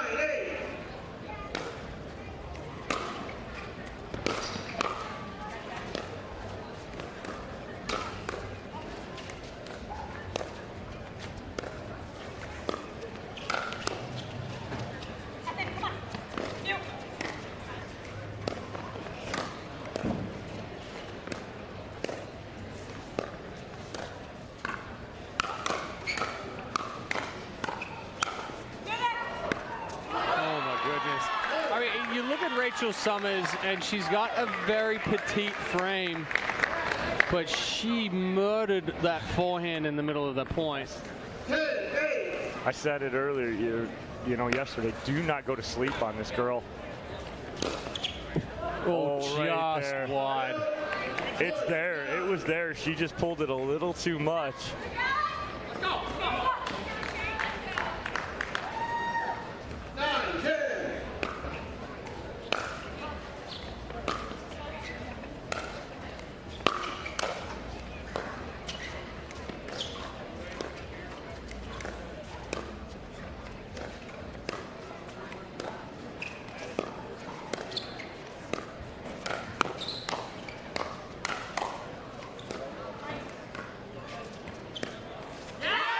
Braverman was down on her knees for about 2 shots.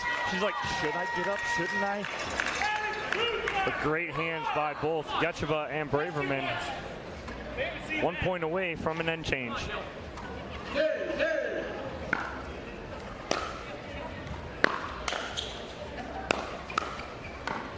Yeah, I like the first drive from Gecheva, but the second one maybe not so much because Summers and Radzikowska tied it up right there.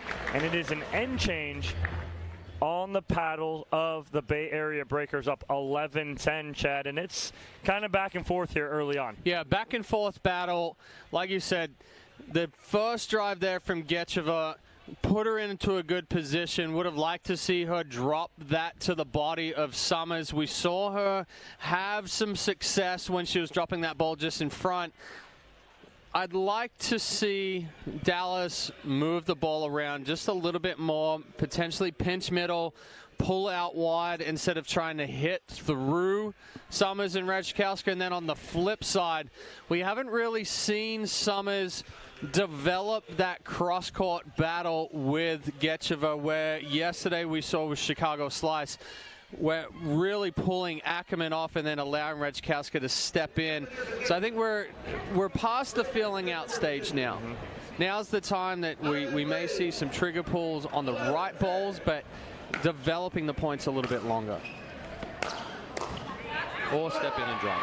Wow, I mean, but the best part about that ball from Radzikowska, though, was she took something off it. That had so much dip as it got up and over the net. Braverman trying to hit up on it, can't do it. 2-point lead for Bay Area.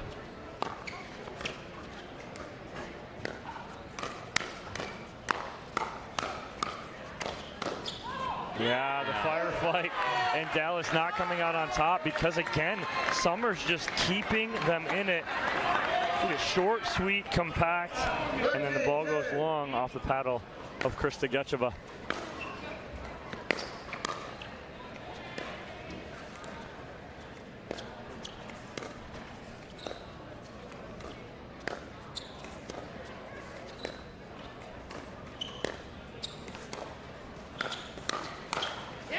What a setup from Radzikowska right there, and I think that's, Chad, why we're not seeing that cross court between Summers and Gecheva, because Radzikowska's going with Braverman.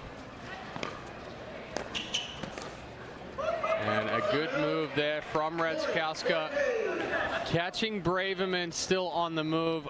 We'll say over the matches the last couple of days, one of the deficiencies for Braverman is that she moves through the ball too much, doesn't quite set her feet or use that split step.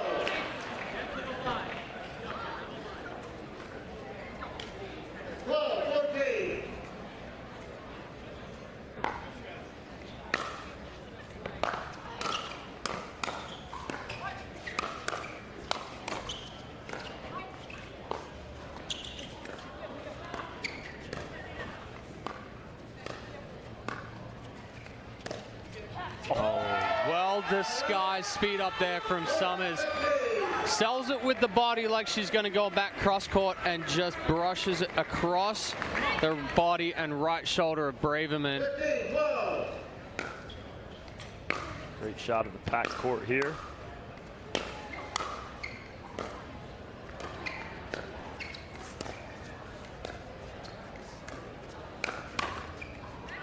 I'm just loving Radzikowska's advancement in the doubles game. She came on as a singles player. That's what she was known for. Didn't have early success in doubles, but she's really started to prove herself the last 2 MLPs on the double side of things. Wow. No way. And Summers is walking back, shaking her head, going, don't give me that anymore. She missed one early. I was just about to say that. So she missed the earlier one, and she was talking about that she rotated the body too much and pulled across it. That one, you saw her close that right foot off a little bit, that closed the hips, and then as she accelerated, the body went in that straight line, and she just ripped that passing shot down the line. That's almost undefendable, Chad, right there. She rips that down the line for the winner, giving Bay Area a 5-point lead. What is it on the side of Dallas, though, that they need to slow down in this timeout? Well, I think Dallas needs to realize that you're not going to win the hands battle between Summers and Radzikowska. That's They're obvious. just too That's obvious, right? good with their hands. So, you know, it's a little bit of what we talked about at the end change. You've got to get into that ball movement. You have to go from sideline to sideline, open up the court to then take those chances of speeding the ball up. If you're speeding up at them when they're set and they're established, Radzikowska and Summers are going to dominate for the rest of this one. I will see what Coach Dave Fleming has to say.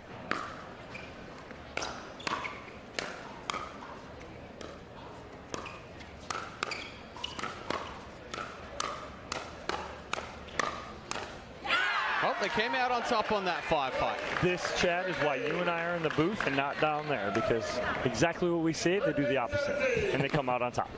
But that's all right. In the long run, do not think that that's going to be the answer, though. Nice finish there from Braverman. That ball and that point got a little helter-skelter off the ball on the tape. And nice little 2-point run here for Dallas. 14-17.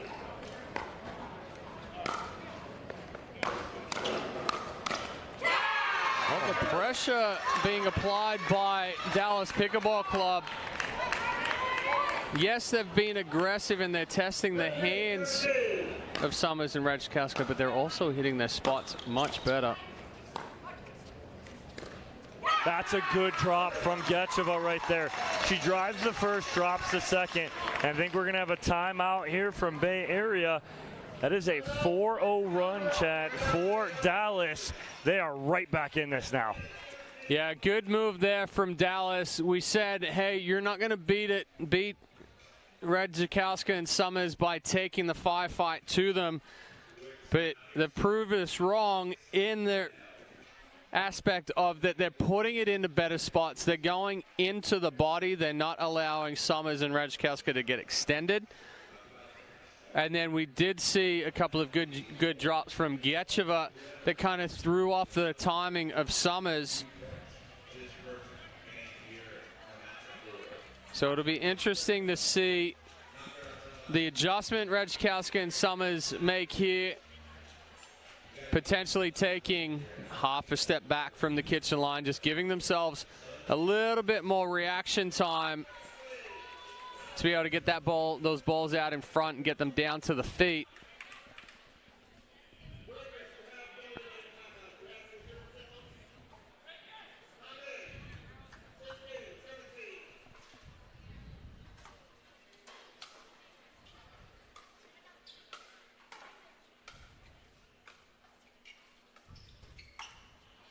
Ooh, I honestly don't mind that. That ball was up enough for Getcheva to do something with and put some pressure on.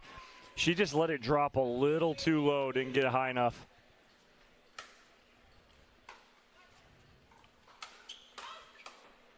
Well, Braverman hit an out ball, but it doesn't matter. She was able to get it down to the feet of Summers.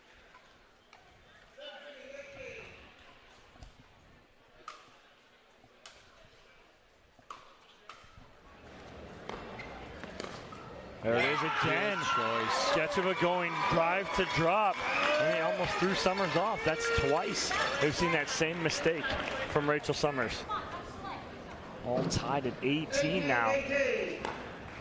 Huge comeback for Dallas.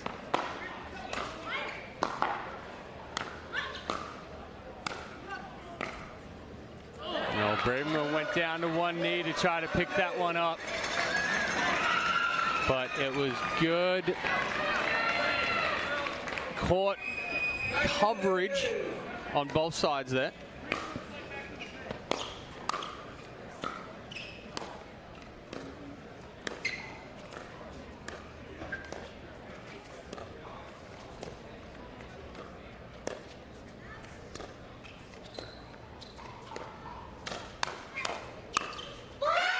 Good control of the point by Braverman and good counterattack off of the speed up of Summers. And I was going to say, I didn't understand why Braverman was going at Radzikowska after Summers has made a couple mistakes in a row. That ball was jumping off the paddle of Krista Gecheva, but into the net, and it will give Bay Area a game point here at 20-19. Both teams on the freeze.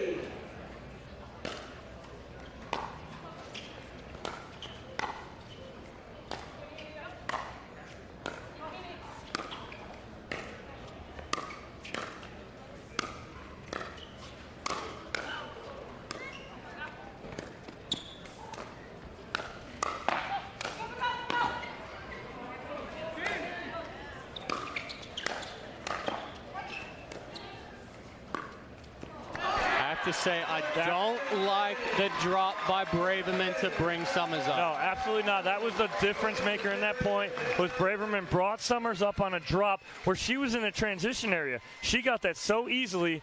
It was I don't believe the right decision at that moment. Tried to fight their way out, but it is too much Bay Area as they take this one by a score of 21-19, Chad. Difference maker there for Bay Area as far as Rachel Summers and Eva Radzikowska. Yeah, I think it was more so that Dallas Pickleball Club tried to hit through them too much too early. Yeah. And the deficit was too big to overcome. It put them in a hole early on. You're exactly right, Chad. And the third member of our team, Cameron Blackwood, is sidelined with Radzikowska and Summers. After you guys go up 1-0, you had a lot of change of pace in your game in this match that we really haven't seen all this weekend. What was the strategy heading in? The strategy is always pretty much the same. Stay aggressive, smart, aggressive. And that's what we're trying to do today. It's a final, so, a little bit nervous, a little bit tight. And, it's supposed to be dramatic. It's a final. And they started to creep back in the end. Some troubles missing those thirds and those short balls. But how do you mentally stay in it and make sure you come away with a win? Eva's just the most positive partner. I have the most positive team. Everyone just keeps encouraging us to keep playing our game, keep being aggressive, and that's what we did. Bay Area Breakers go up 1-0. We're going to come right back with men's doubles. Don't go anywhere.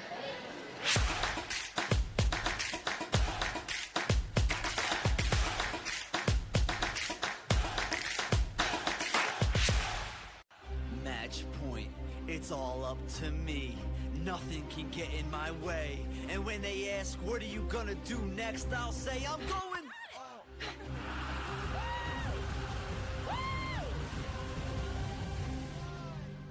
We're going to Margaritaville!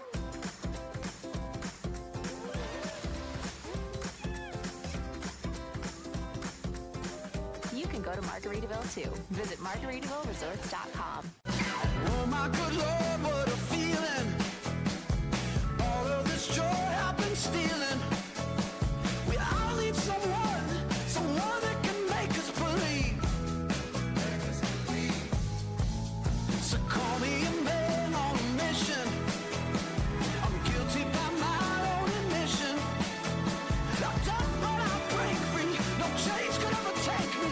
Can't stop, won't stop, don't stop now.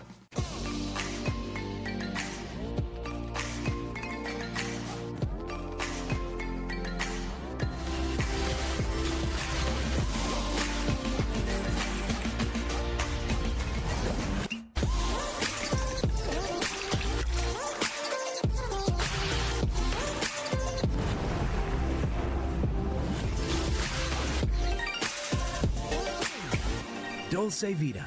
You are what you drink.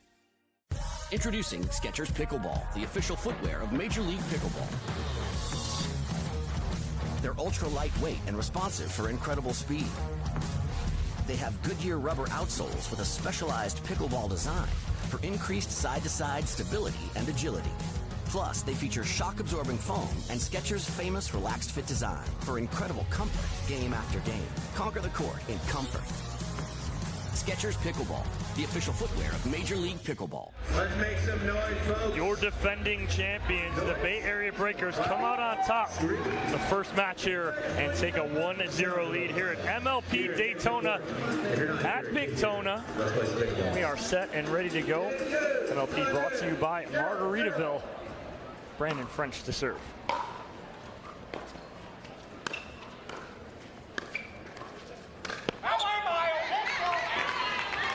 And we're going to see a lot of that out of Christian Alshon, the Ernie. Always not the most accurate, but he's aggressive.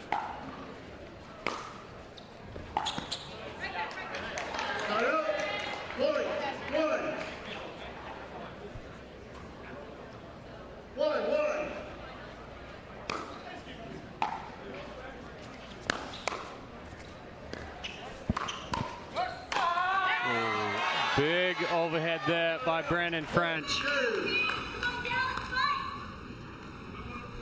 3-1.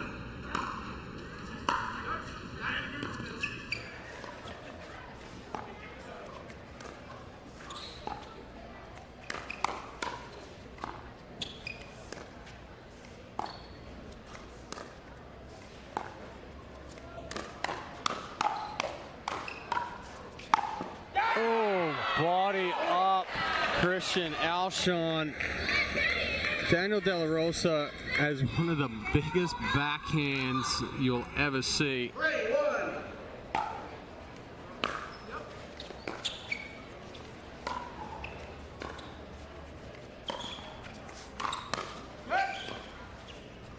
Last thing I want to see Alshon and Tejas do is challenge De La Rosa in a firefight. Because if you challenge him, you're going to get hurt, just like Alshon took one off the chest already. Both De La Rosa and French. They're very difficult to beat in a firefight, and they're very difficult to hit through.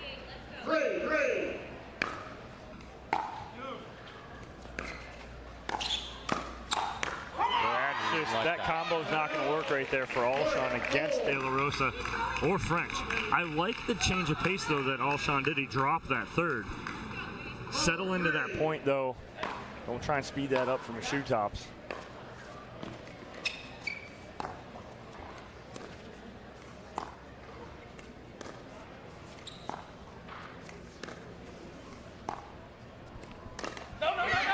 Patience there needed from Alshon.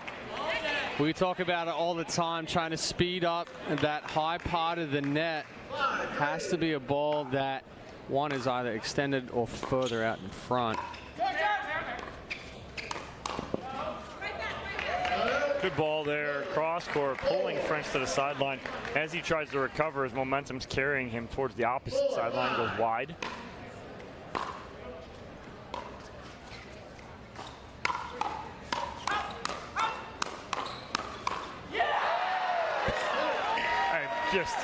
It was a 50-50 point from the beginning. Alshon and French going toe-to-toe.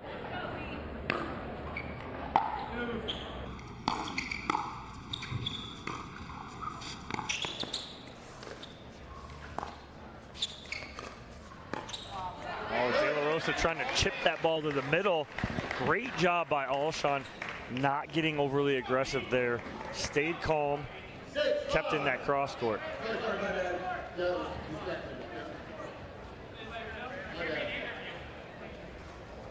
Bob Swisshelm, our referee on court, was calling the score before De La Rosa was even on court. It's ambitious there from Alshon. You know, it's difficult for him as far as he can be patient, but it's almost like he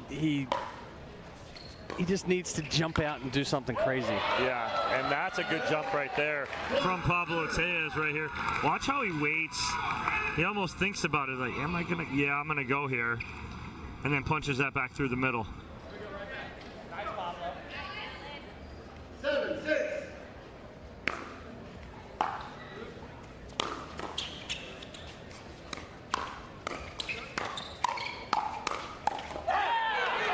Just out of the reach of De La Rosa right there as he comes over to poach that, Chad. De La Rosa half a step off right there.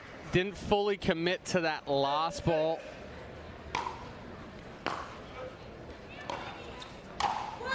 That ball will not come back when De La Rosa gets to that forehand on the Ernie. Watch him just punish this ball. Great athleticism from the #1 racquetball player in the world. Yeah, French knows that he was overextended on that one. So difficult to try to roll that one and keep it in when you're fully extended. 9-7.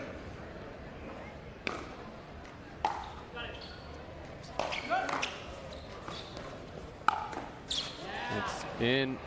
Nope, not in. Wow, almost off the paddle of Olshan. Does that ball get over? But no luck, and it's a 1-point lead here. Still for Bay Area.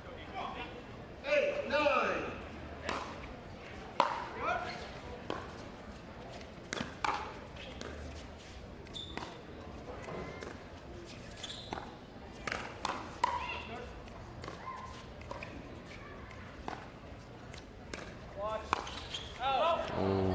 Good attempt there from French, but tries to cut it back too much, ends up flicking it out wide. Little sneak attack with Bay Area expecting De La Rosa to hit the forehand. The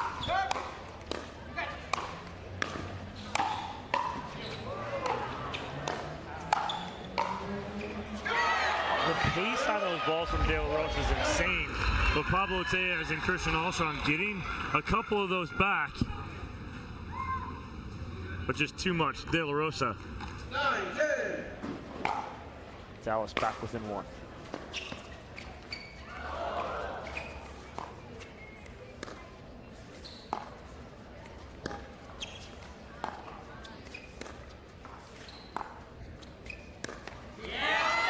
Again, Olshan trying to go over the high part of the net. French baiting him into it by leaving that hole open down the line. And you see French and Olshan exchanging pleasantries, joking. Big backhand again. An 11-10 slim lead here as we go to the end change.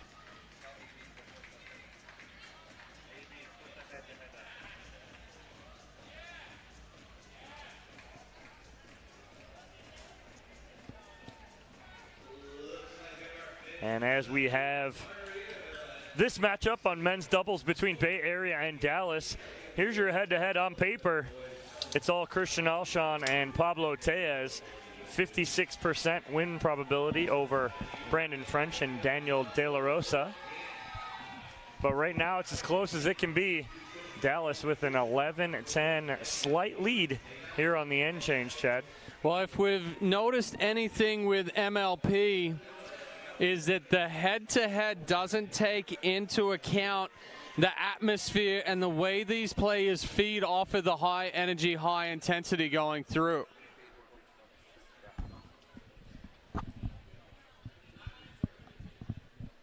So both matches at 11-10 on the end change. Ladies and gentlemen, 11-10.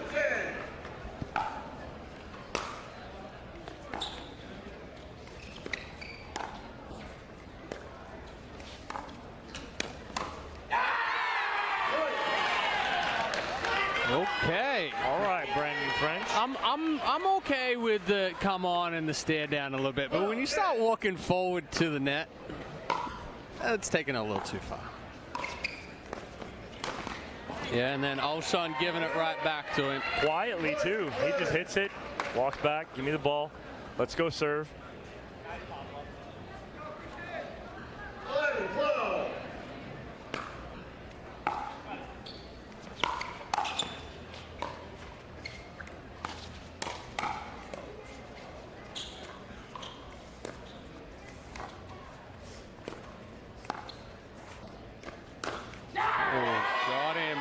the body bag. That was actually in the side of the face. French taking a full swing. We'll see it right here. Whack. Sound effects check. Oh, De La Rosa trying to punch that back at the right hip of Pablo Tellez. No luck. And it's still a 1-point lead here for Dallas.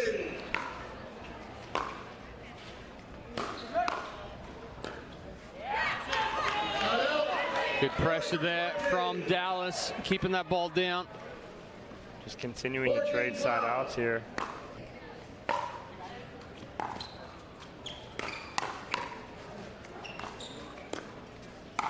Yeah, we talked about it earlier that Bay Area isn't going to hit through Dallas very often. They've got to create the opportunities.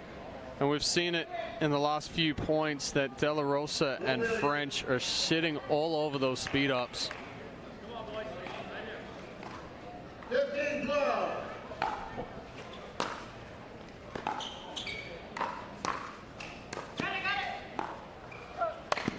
Oh, what an angle on the Ernie from Tellez right here.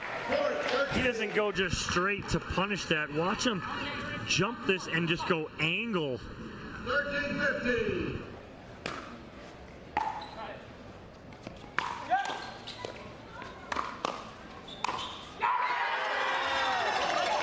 Brandon French playing really big in the middle right now with that slap forehand. 15-13.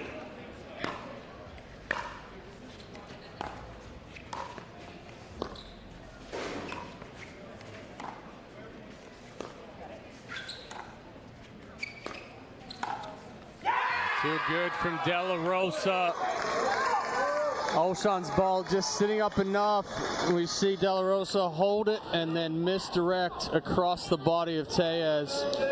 The best part about that is De La Rosa doesn't overhit that. We've seen him overhit that ball before, but he just punches that through. Beautifully done, and it is a 4-point lead here for Daniel De La Rosa, Brandon French, and the Dallas Pickleball Club. So Chad, again, Bay Area, your defending champions. They've never lost a match in MLP. And Dallas, they were tested in the semifinal from Chicago, had to go Dream Breaker. And they're being tested here again today with Dallas. Yeah, Bay Area, you know, there's some inconsistencies that have crept into the game here for Olshan and Tellez. They like to play aggressively, and they're finding that they can't hit through. So now they're trying to stay patient, but they're not moving the ball around enough. Yes, they're staying in a cross-court battle, but Olshan, both Olshan and Tellez have left a couple of balls up.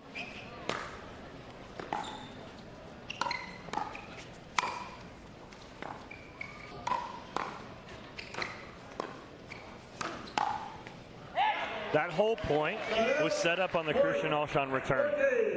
He returned that with tons of pace and got the third popped up. Great job.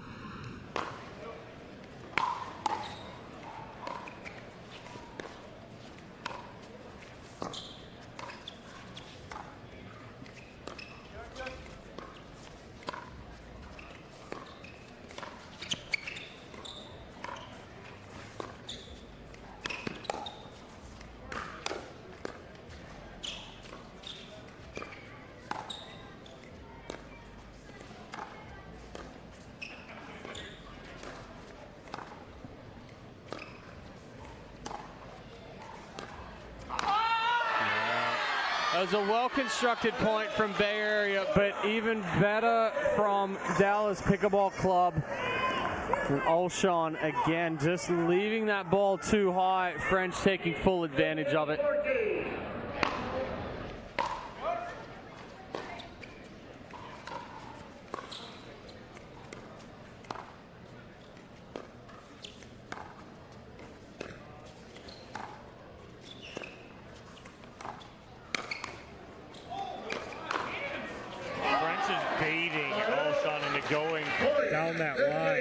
He gets the first one, but can't get that second one down.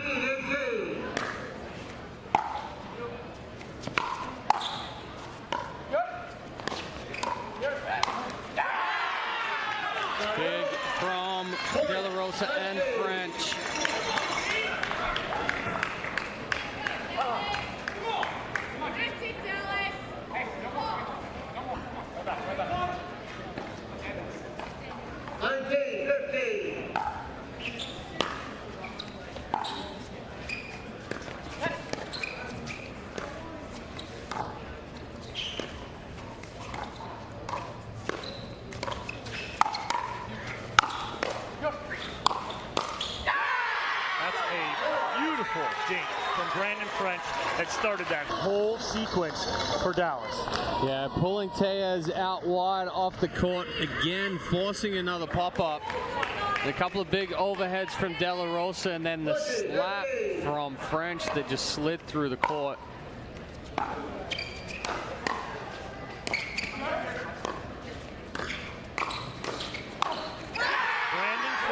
Playing like a man possessed in that men's doubles matchup, giving the Dallas Pickleball Club the victory, and all tied up here at 1 game apiece after gender doubles heading into mixed doubles. Chad, for me, Brandon French was a difference maker. For you? Yeah, I think, early on, De La Rosa proved how much power he had, so then Bay Area started going at French. They had a little bit of success at the beginning. His timing was off, but coming down the stretch, the hands from French and the power combination just really sent that one home for De La Rosa, and it's big sending into mixed doubles and that momentum. Bay Area men 0-2 their last 2 matches. They lost in the semifinal too, so they need to kind of fix this, get this back together here, and figure it out for mixed doubles. But Brandon French and Daniel De La Rosa are courtside with Cameron Blackwood. Brendan, there's a lot of emotion in this match right here, but how important is it to really get the momentum back on your side, knowing that you're down 1-0? Yeah, I mean, the ladies played great. Both could have won either way. Daniel's a special talent. I mean, you see what he just did out there. So that's really important, getting into 1-1. We love our mixed matchups. We know we're heavy underdogs. We don't even know why we're playing this match, but here we are, so we're going to keep going. Come on. And Daniel, there wasn't really much of a rhythm to that match, but you were able to create those put-away balls for you guys. How? Yeah, I was there disciplined. I think I never I've been so much discipline in my career, so that works. So I'm going to try it more often. There you have it. They tied up 1-1. We're heading into mixed doubles right after this. Don't go anywhere. Introducing Skechers Pickleball, the official footwear of Major League Pickleball.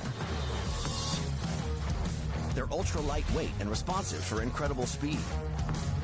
They have Goodyear rubber outsoles with a specialized pickleball design for increased side-to-side stability and agility. Plus, they feature shock-absorbing foam and Skechers' famous relaxed fit design for incredible comfort game after game. Conquer the court in comfort. Skechers Pickleball, the official footwear of Major League Pickleball. Match point, it's all up to me. Nothing can get in my way. And when they ask, what are you gonna do next? I'll say, I'm going.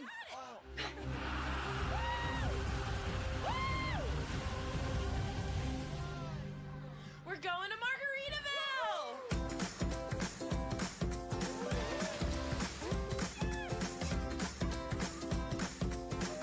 You can go to Margaritaville too. Visit MargaritavilleResorts.com. It's hard to find supplements that work.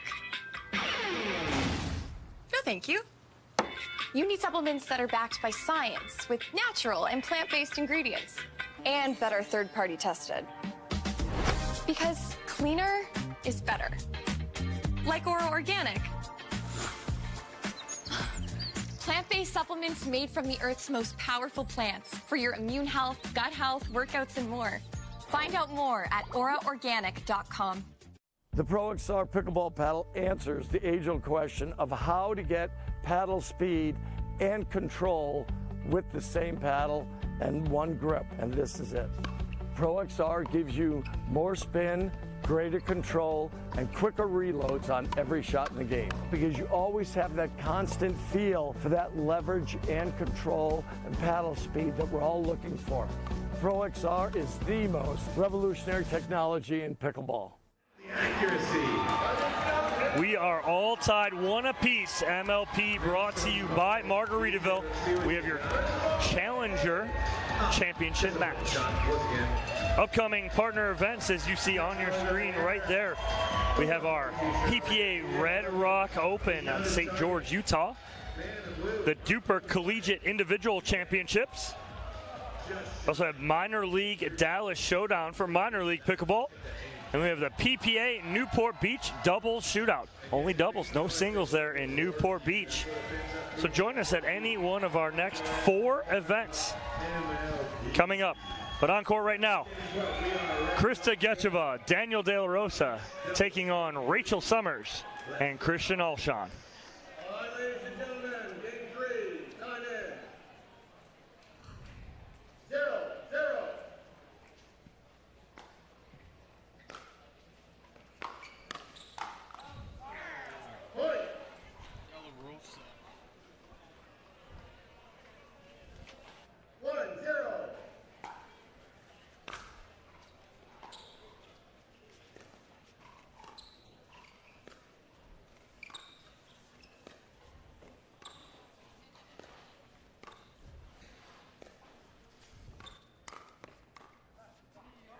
And a little wide there from Gecheva.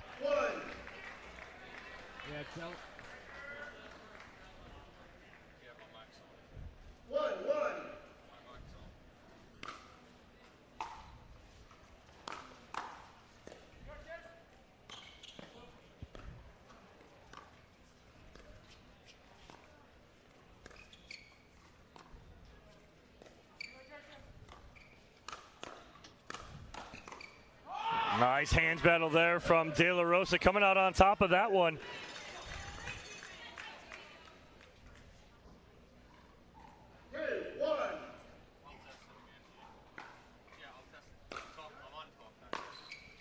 Oh, just missing that baseline is Gecheva.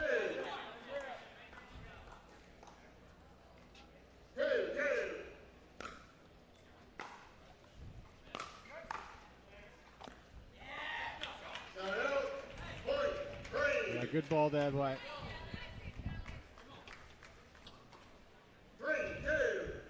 We inch along early here.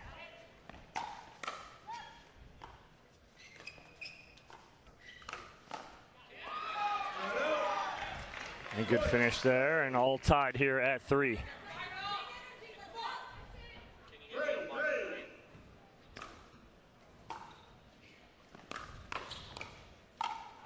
Yeah, good drive there by Alshon. Putting the pressure on. With De La Rosa getting a little too big and pushing that one deep.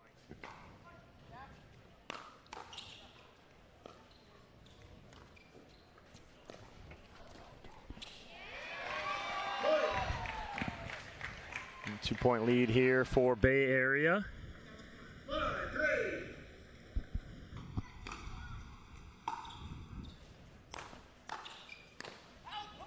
Just missing the baseline is Christian Alshon, but that started with a huge serve.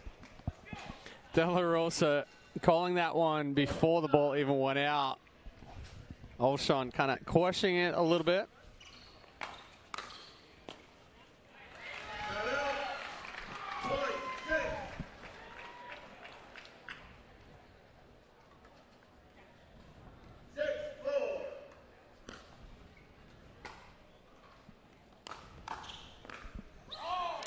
I like the drive there by Alshon, but not quite getting it into the body of De La Rosa, and he's able to put that good swing on it.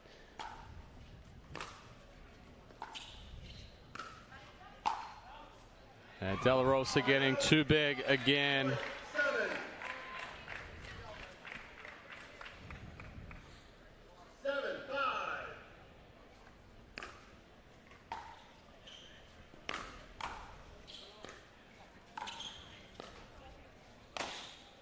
That ball will not be coming back, and you better check it for a crack. De La Rosa, big overhead as Summers is checking it, make sure it's okay.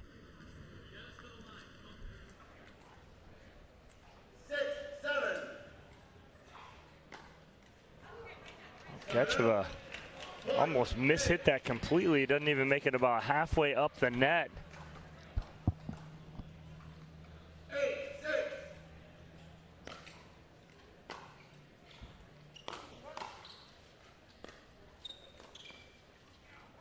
Yeah, that was a better spot for Alshon driving into Gecheva, and then it sets up Summers with an easier ball to do that heavy roll drop.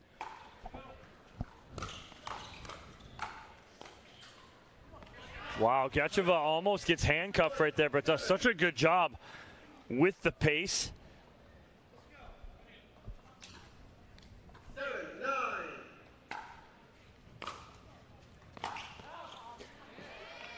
De La Rosa's, that's a fourth drive that De La Rosa's missed by not a couple of inches, but 6 feet. Yeah, he's not dialed in right now with that forehand drive.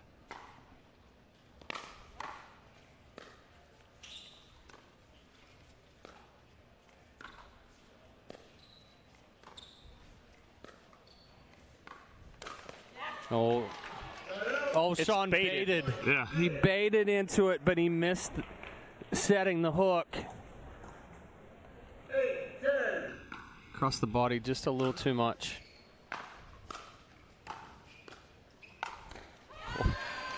Just so nonchalant right there from De La Rosa. This ball goes up and he just goes inside out forehand right at the feet of Christian Alshon.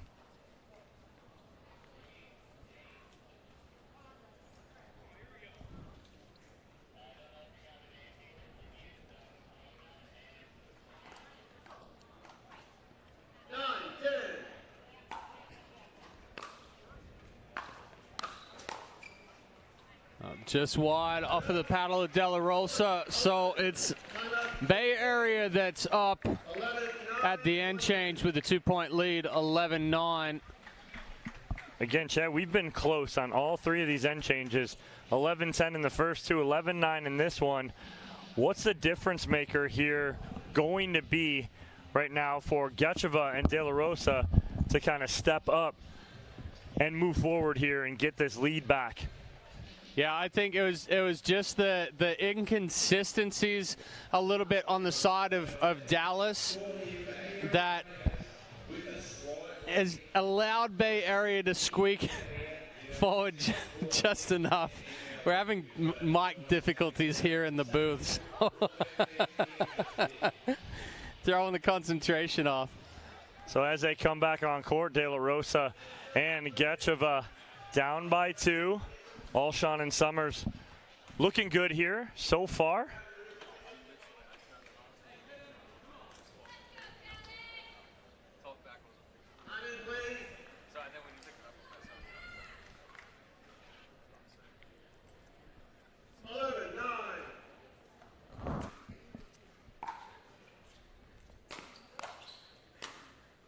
Oh, and Christian Alshon getting a little love off the tape right there. Goes right over the paddle of Krista Gecheva. And Bay Area extends their lead to 3.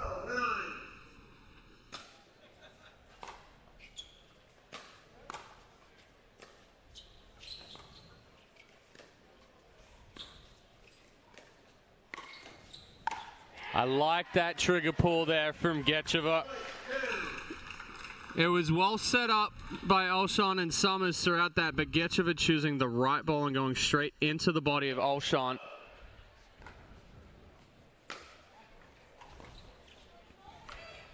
Again, that's a real short third from Gecheva.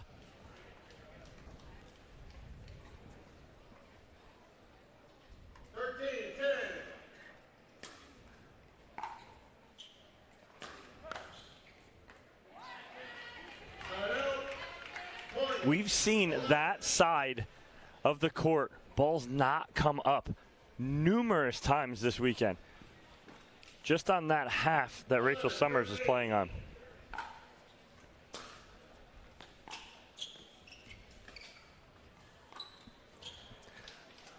Gecheva shaking her head after that one. Not sure what she was trying to do with it. It wasn't wide enough to go around the post, and she didn't hit it high enough to even look like it was going to go over the net. 14-11.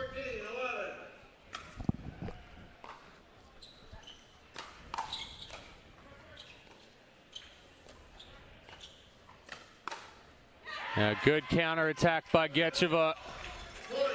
Alshon saying, my bad, I've got to get that one. 12-14.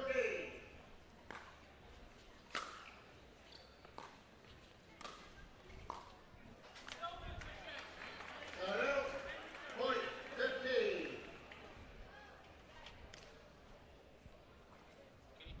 15-12.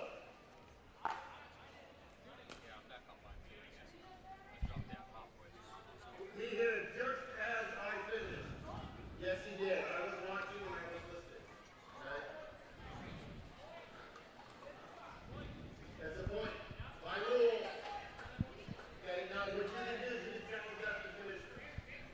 So the issue here that De La Rosa is having is that Alshon served before the completion of the score call. Come in for a second.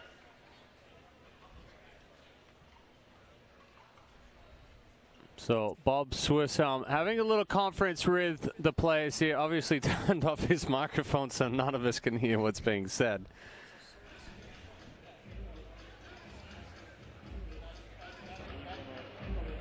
But we'll take a look at the replay here. So Bob Swisshelm still had his hand up when Olshan started the service motion.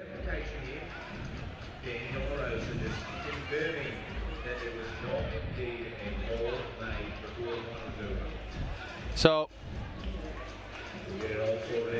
correct me if I'm wrong here, right? But if that ball is served before the score is called, it's nothing, and then it's a reserve.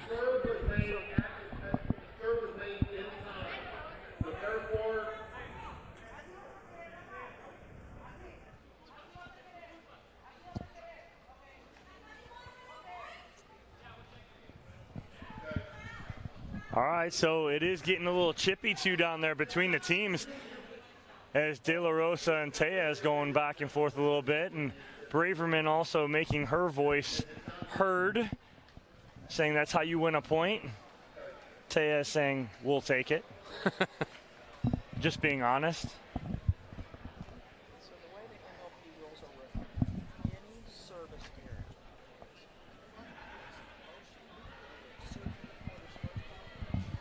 So we'll get an explanation from Bob Swisshelm once this is all ironed out. He's speaking with the Dallas Pickleball Club coach right now, Dave Fleming.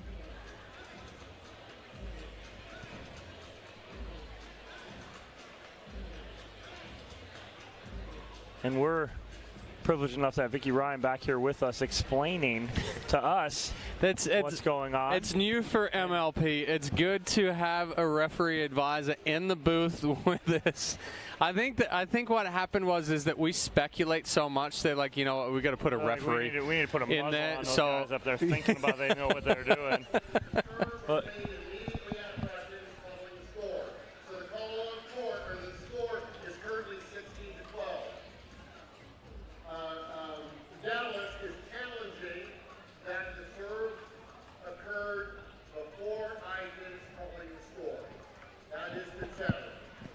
so Dallas is challenging the call.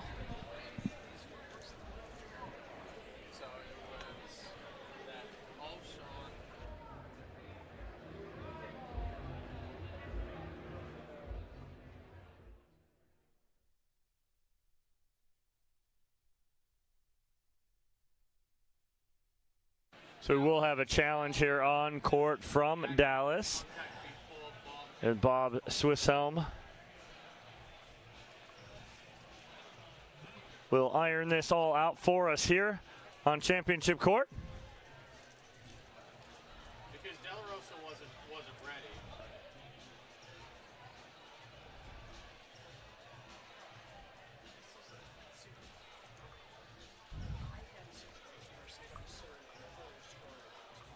All the players, De La Rosa and Gecheva, at the baseline discussing.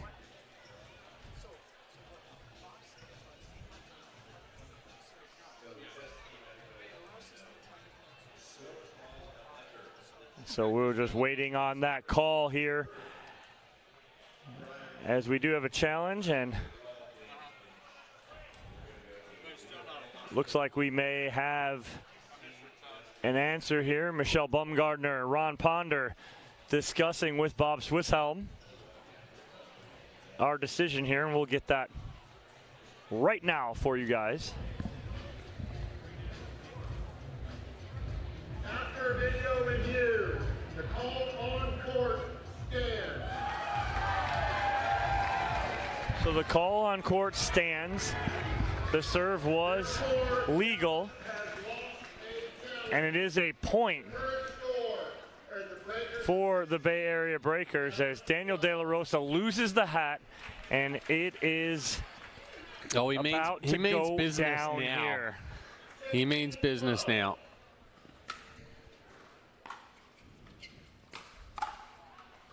But he has to be careful that he doesn't try to do too much, and we see that quite often where you try to create things from nothing.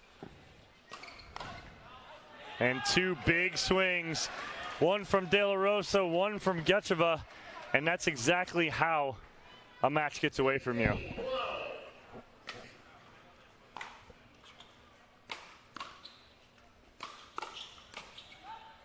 And I do not mind that at all from Alshon. Just continuously putting pressure on, trying to force a mistake.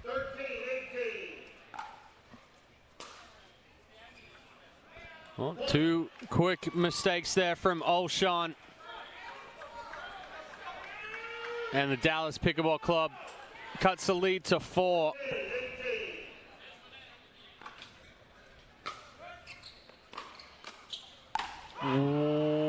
Wowza. And the stare down and come on from De La Rosa. He was almost on their side of the net here after he hits this. That is intense. Check the ball.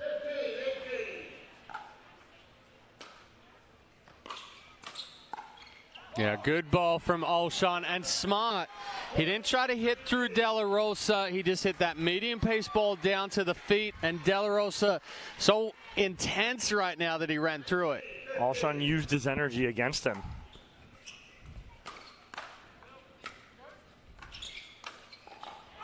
Yeah, that's just not the right shot from Gecheva right there. Trying to get tricky on a ball at 19-15.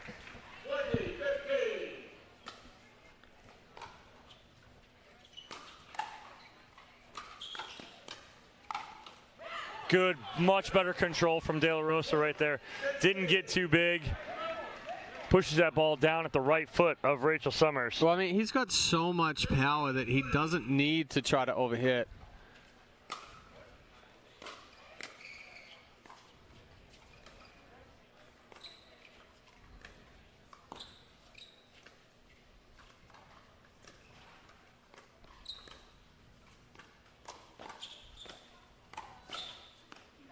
Wow, good defense there from Summers. She was stranded in the middle of the court all by herself after the Alshon Ernie.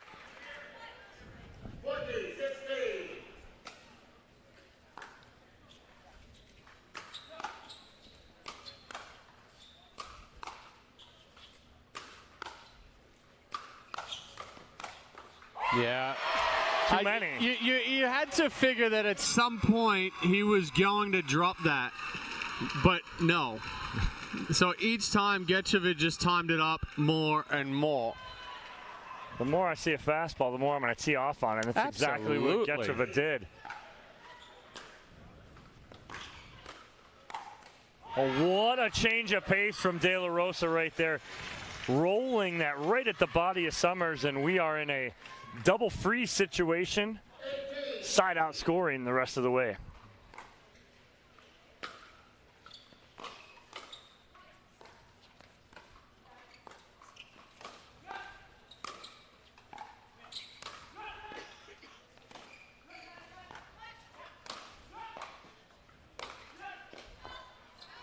Wow, too much pressure from Alshon. Gecheva was fully stretched out.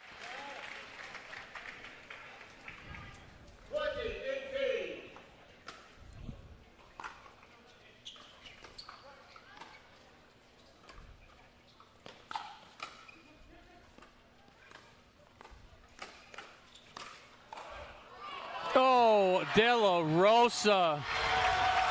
First off, Alshon with the double Ernie. And then De La Rosa with the block back down to the kitchen. Alshon thought the last Ernie he hit, the second one, was a put away. Well, Dallas Pickleball Club not giving up on this one. That's the type of point that's a game changer. That's the type of point that is a game changer, Chad. And now De La Rosa, Gecheva, and the Dallas Pickleball Club within one of tying this first mixed doubles match back up.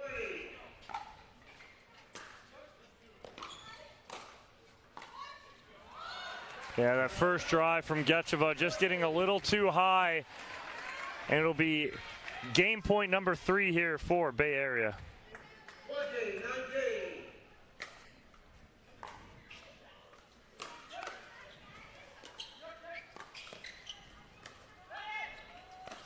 Oh, he missed. What is typically the strongest shot that De La Rosa has is that overhead. I don't know if he lost it in a light Or what it was, but very rarely will we see De La Rosa miss an overhead. He looked up instantly right after he hit that ball off the frame, and it is a 21-19 victory for the Bay Area Breakers. They are one game away from a back-to-back championships here at MLP, brought to you by Margaritaville on the challenger level. We're about to hear from both Christian Alshon and Rachel Summers. Cameron Blackwood is a sideline with both of them. Christian, an emotional match all the way up until the very end. But what I'd like to know is, how do you lock back in mentally after a loss like Mids to make sure you come back and get this mixed point? You really just have to space everything off the court out, for me at least. Some people like to use external factors. Me, I just need to focus on myself, the ball, and whoever I'm upset at the moment. Just that. We didn't hear much of you on that court, but we did notice that you're really doing a heavy roll to Chris's forehand. What were you looking to create with that up at the kitchen?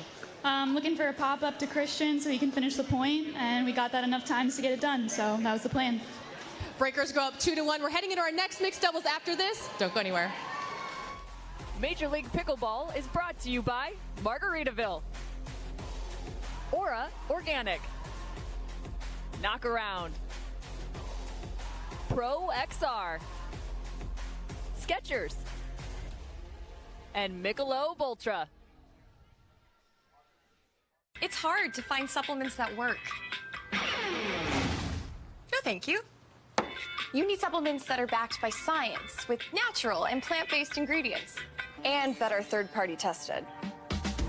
Because cleaner is better. Like Aura Organic.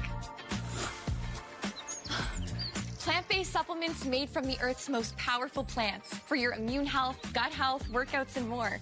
Find out more at auraorganic.com.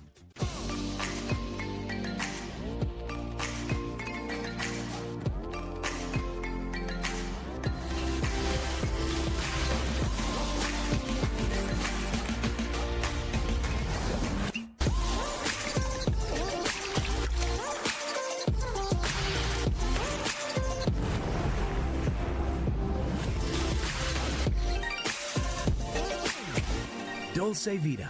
You are what you drink. Oh my good Lord, what a feeling. All of this joy I've been stealing. We all need someone that can make us believe. So call me a man on a mission. I'm guilty by my own admission. Locked up but I break free. No change could ever take me. Can't stop, won't stop, don't stop now. At Fromuth Pickleball, we believe in the power of our sport to unite a community. We have introduced hundreds of people to pickleball by funding a 10-court public facility in our hometown with leagues and lessons to make everyone feel valued. We take that same approach to our business with personalized customer service and same-day shipping from our huge inventory. When you order from Fromuth Pickleball, you're supporting a small business and a diverse community of pickleball fanatics. We have the gear you need and the service you can trust. Welcome back to MLP, brought to you and presented by Margaritaville. Dominic Catalano alongside me, the birthday boy, Chad Edwards. No, I shouldn't have said anything. He hit it from us all day long. Shouldn't have said anything. But the cat is out of the bag. I'm only 31.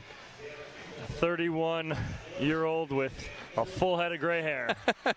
But we got one more matchup possibly for you here on Championship Court. Here's your head-to-head of the final mixed doubles matchup.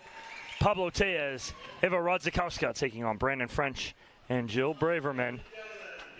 If Dallas can win this, we will go to the Dream Breaker. If not, and Bay Area wins, they are your Daytona Beach MLP champions.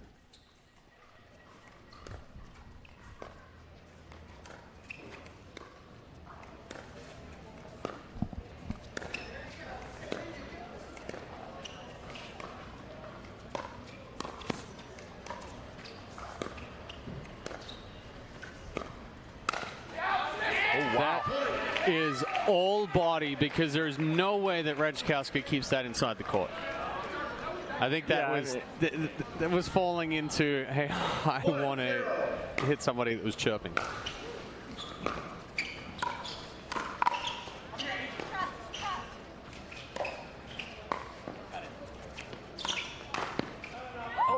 French just misses that cross court. He was there, got a good paddle on it. But yes, the point before, Rodzikowski, I think, was trying to go body up on Braverman. 1-1.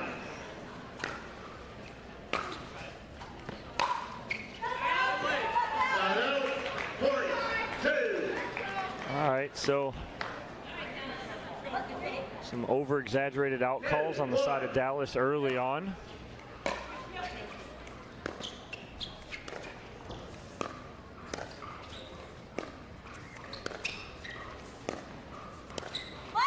Interesting choice on the third from French. That ball was short, a little higher. He dropped it in. I thought I was going to see him attack that, but he just wanted to get into the dink rally. And that's what I was going to say. He's very comfortable being up at the kitchen line. They're kind of pushing a little too much, but we definitely see the mental games already starting. We're 5 points into it.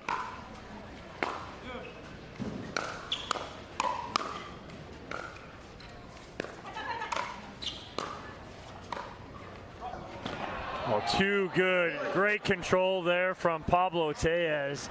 Pushes Braverman all the way back and then drops one where she can't even get to, and we are all tied at 3. Nice, Pablo. 3.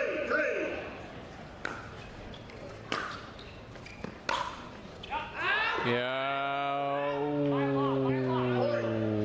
Close. French saying it was out by a couple inches.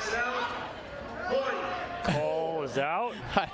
I can't tell from this angle, but it was way closer than what they thought it was going to be.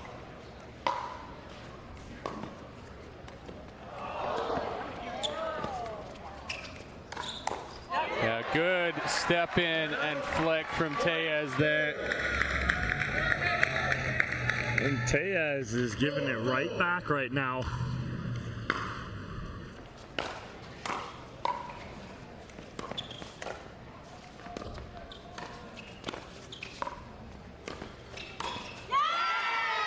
I don't think it's the right spot for Tellez. If he can get to it, pull that back cross court, but Braverman was going for the all the way off the court, yeah. Yeah. 5-4.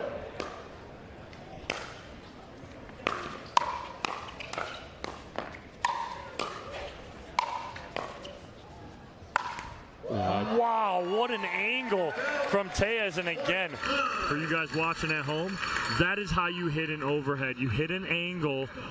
He dropped that angle in the kitchen, though. You know how hard that is? It also hit somebody in the VIP section right in the chest.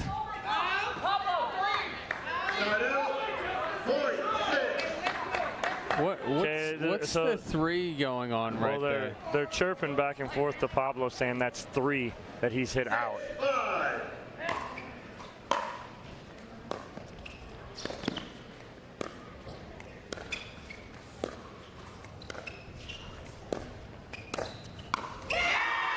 That's a good move right there from Brandon French with that little slap forehand, putting that ball away a little high from Rodzikowska right there. I don't know how French stayed out of the kitchen, in all honesty. I was watching his feet as he went across and bumping into Braverman as well.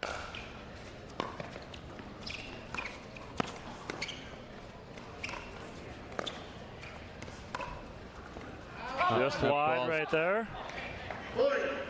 Ball was just wide, but definitely the right spot there for Tellez. 8-5.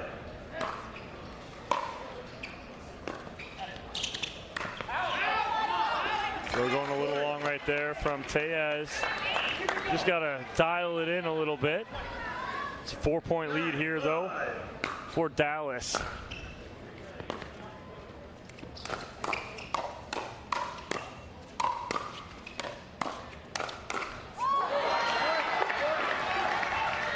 Brandon French tossing his paddle up. Can't believe he missed that last one. What a hands battle by all 4 players in the middle there. 6-9. Yeah, good step over there from Tellez and a good setup from Rodzikowska. I think Braverman and French got into the head of Tellez there for a few points.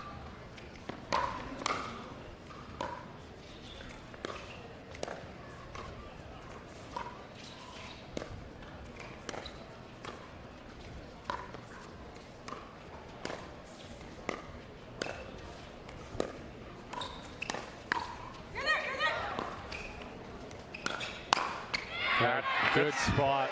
Both of us are like, that's such a good spot right there from Radzikowska, because she had French sprinting back to the kitchen line. 8, 9.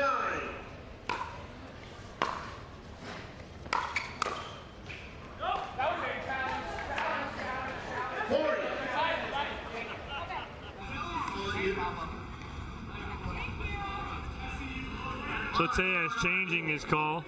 Okay, now hang on a second. There's Maybe a couple not. things going on here I want to make sure of. Hang on just a second. So I want to make sure I got the call right. So you originally called it out, but when it was challenged, you were retracting your out call. All right, so that is side out 9. All right. Now, the next game, I understand that. I'll take care of that in just a minute. Okay, well, this is the first time I've been dealing with it. But you've got a technical warning, so that's an orange card. I get to do an orange. Blue card, blue card for excessively foul language. We have our first blue card here on championship court, given to Pablo Tellez.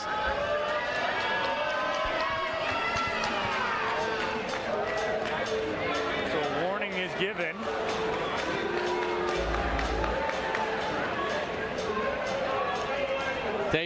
Coach Dave Fleming out there talking to both French and Braverman about just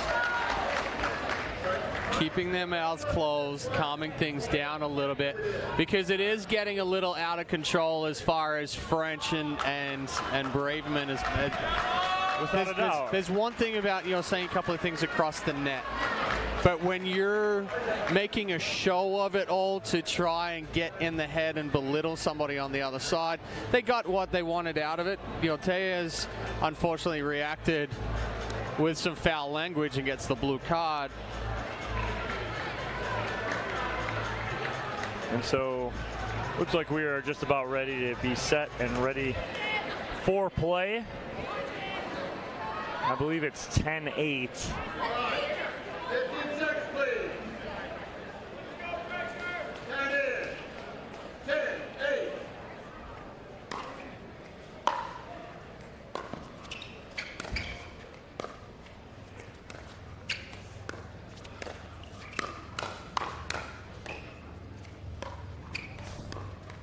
Great ball backside by Tellez, and again, they need to go a little bit more to him that way on French, as French and Tellez share a smile and a laugh.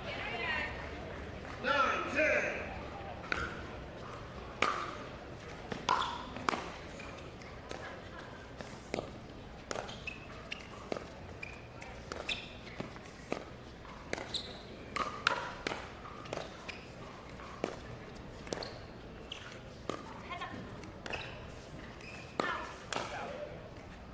So Braverman calling that cross-court dink from Radzikowska out, and that will give Braverman French and the Dallas Pickleball Club a very slight 11-9 lead on the end change here. And Chad, it has been chippy early on, halfway through this matchup. What's the difference maker, and what is Dave Fleming talking to his team about right now? Well, honestly, I think it's the mental games by Braverman and French that have thrown off Radzikowska and Tellez. Tellez has rushed some of the drives. He's rushed some of the opportunities to speed up. And he's just trying to do a little too much because he's trying to get through that mental fortitude that is being thrown at him. Looks like we are just about set to get back underway. It is a 2-point lead here for the Dallas Pickleball Club. Dallas looking to win this and force the dream breaker for all the marbles here in the Challenger Championship match. Yeah, good spot there from Radzikowska. French hanging out in the middle of the court, expecting that she was going to go cross-court at Braverman. 10, 11.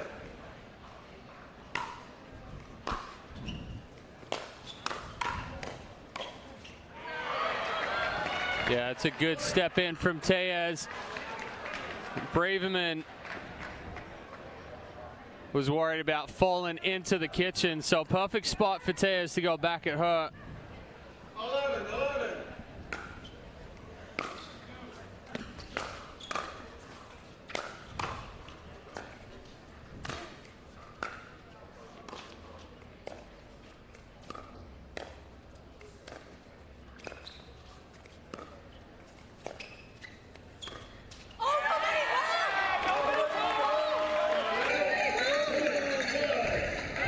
My goodness. Jill Braverman continuing to chop right here. I mean, it's a perfect shot down the line.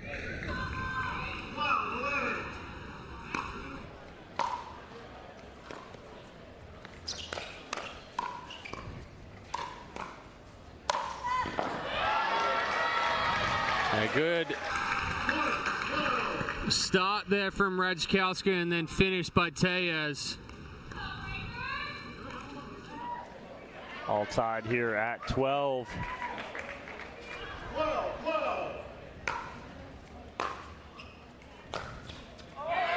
And Rajkowska bunting French down the line for the second time in this end change.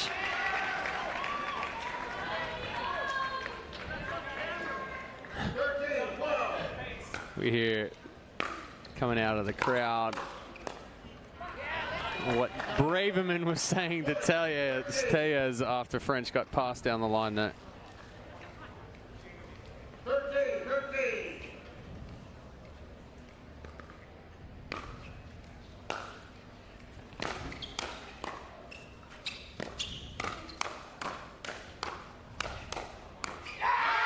What hands from both French and Braverman right there to stay in this point, because it looked like Radzikowska had him.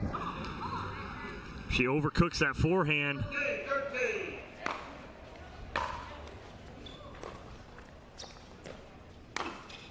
13. Too big of a swing there from French. Radzikowska just floated that one, and he has sitting forehand. Slapped it too much, and it just sailed out. 14.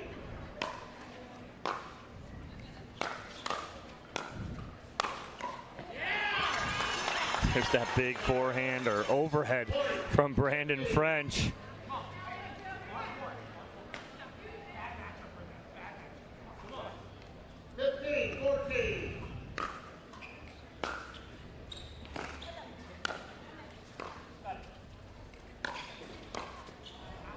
Tejas had to step over Radzikowska's foot to get in position there, but a good move. He finishes with the forehand, and we're all tied again here now at 15. 15. That just misses the baseline right there. Yeah, Tejas is just a little flat on those drives. Usually he adds that heavy topspin, not quite getting underneath the ball enough. 15.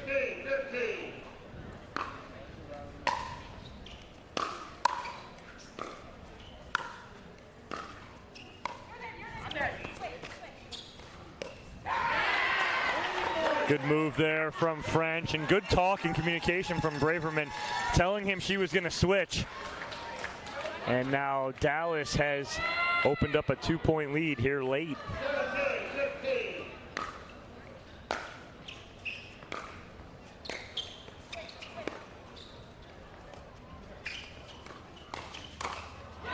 A good job from Rajkowski getting into the kitchen and then able to establish both feet back out here for the French flick. Is that a shot? The French flick? The French flick, I guess so. Call that a shot now. I like it.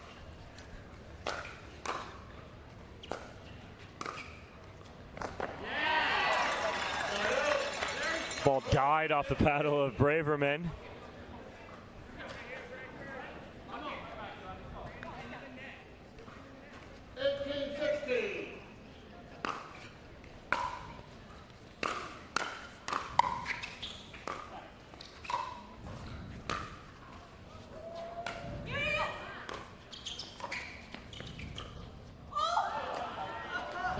Braverman missed to the sideline right there. All right, Tejas and Rajkowska were in I formation, and Braverman just pushed it wide.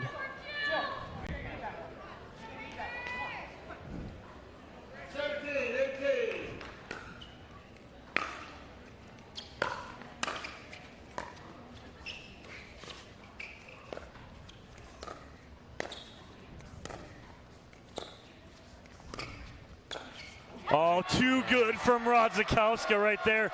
She got a ball up from Braverman, and she punishes French down the sideline.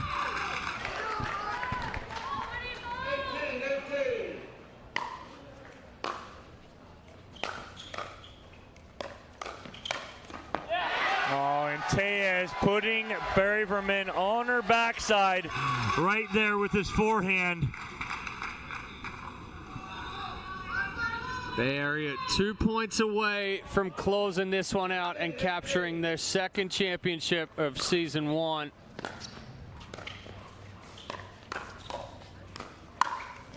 Oh, Pablo Tejas, too points in a much row. right there.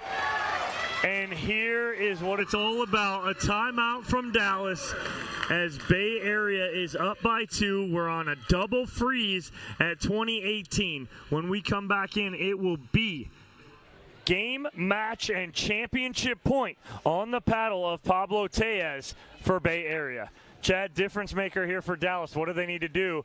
Because they were up 18-17. That's 3 straight from Bay Area.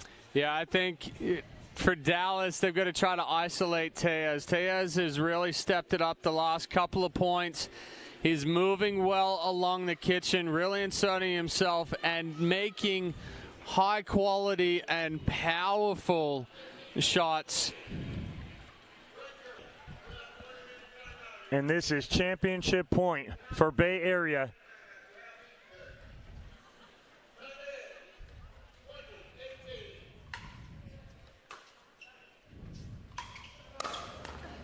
And not this time, says Jill Braverman, as they fight off the first championship point. 18-20.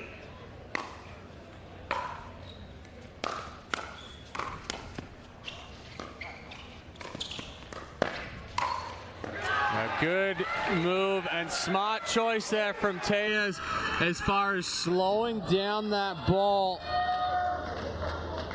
Braverman was ready for him to speed it up, but by slowing it down, threw off the timing, created the pop-up. The championship point number 2 here for Pablo Tejas, Radzikowska, and the Bay Area Breakers.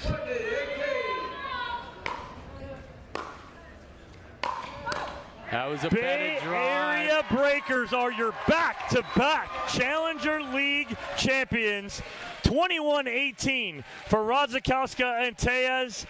All the talk on the side of Braverman and French is for naught, as Radzikowska and Tejas come out on top by 3, and the Bay Area Breakers are your champions here at MLP, brought to you by Margaritaville at Daytona. Chad, thoughts on that final match? No, I think it was a fantastic job by Tejas and Rajkowska to kind of weather the storm and stay mentally strong throughout that one.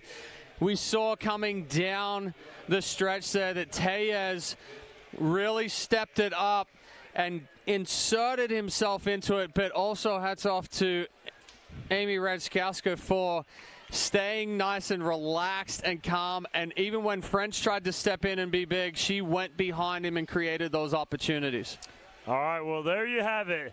The Challenger League complete. Bay Area, your back-to-back champions here in Season 1 of 2023. Congratulations to all 4 of those players. We'll take a quick commercial break. When we come back, the trophy presentation here on Championship Court.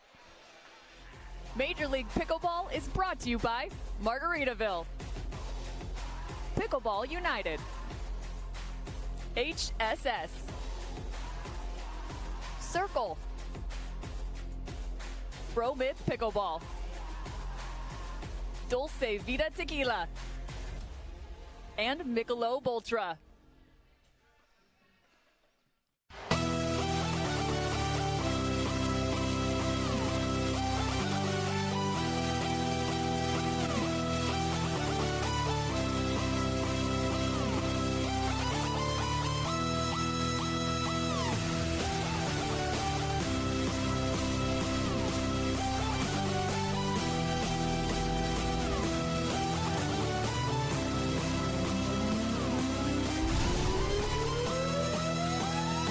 It's hard to find supplements that work. No, thank you. You need supplements that are backed by science with natural and plant-based ingredients and that are third-party tested. Because cleaner is better. Like Oro Organic.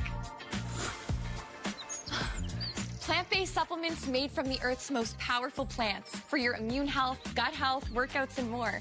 Find out more at auraorganic.com.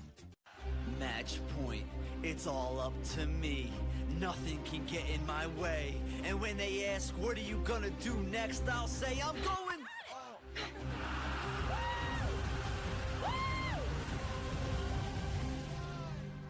We're going to Margaritaville!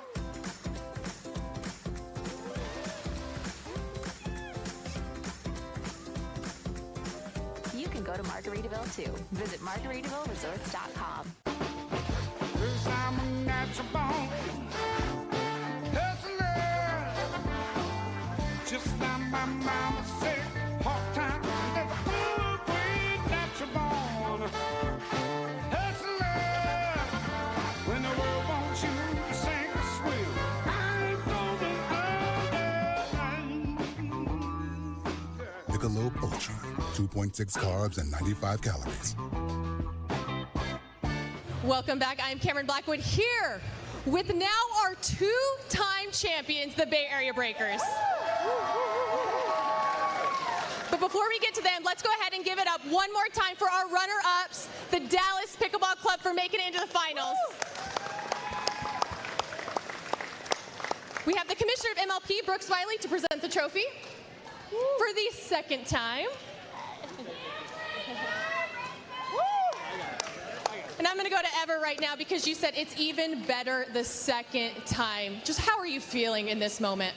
You know, it felt amazing the first time around, but to come back, you know, and to prove ourselves and, you know, to come out of really tough matches. We played so many dream breakers. That feels freaking amazing. And like you said, it's just been a grind all weekend long, dream breakers, but just how confident were you in this team to come back and repeat here in Daytona? You know, it's tough to win once, but it's even tougher to win twice. But I knew we were going to do it the whole time. Never a doubt. Let's go! We do have two more awards to give out this evening. We have our Pro XR Sportsmanship Award, and that goes to none other than Miss Rachel Summers. Yeah.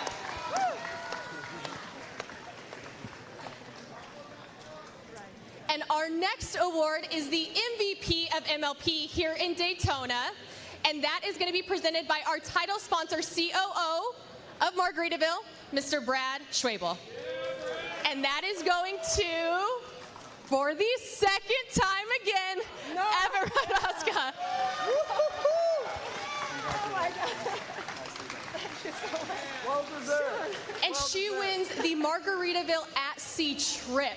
So an amazing, amazing trip from Margaritaville. So thank you so much to our title sponsors. Thank you guys so much to the fans. We're going to come right back. We have more pickleball. We have our quarterfinals with the Premier League. But again, let's give it up one more time to the Bay Area Breakers.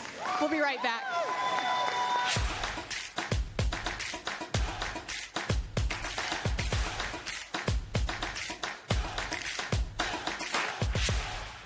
Introducing Skechers Pickleball, the official footwear of Major League Pickleball. They're ultra lightweight and responsive for incredible speed. They have Goodyear rubber outsoles with a specialized pickleball design for increased side-to-side stability and agility. Plus, they feature shock-absorbing foam and Skechers' famous relaxed fit design for incredible comfort game after game. Conquer the court in comfort. Skechers Pickleball, the official footwear of Major League Pickleball. Match point, it's all up to me. Nothing can get in my way. And when they ask, what are you gonna do next? I'll say, I'm going.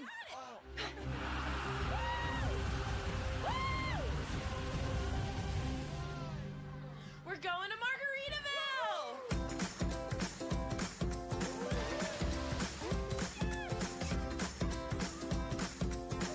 You can go to Margaritaville too. Visit MargaritavilleResorts.com. It's hard to find supplements that work. No, thank you. You need supplements that are backed by science with natural and plant-based ingredients and that are third-party tested. Because cleaner is better. Like Oro Organic. Plant-based supplements made from the Earth's most powerful plants for your immune health, gut health, workouts, and more. Find out more at oraorganic.com. The Pro XR Pickleball paddle answers the age-old question of how to get paddle speed and control with the same paddle and one grip, and this is it.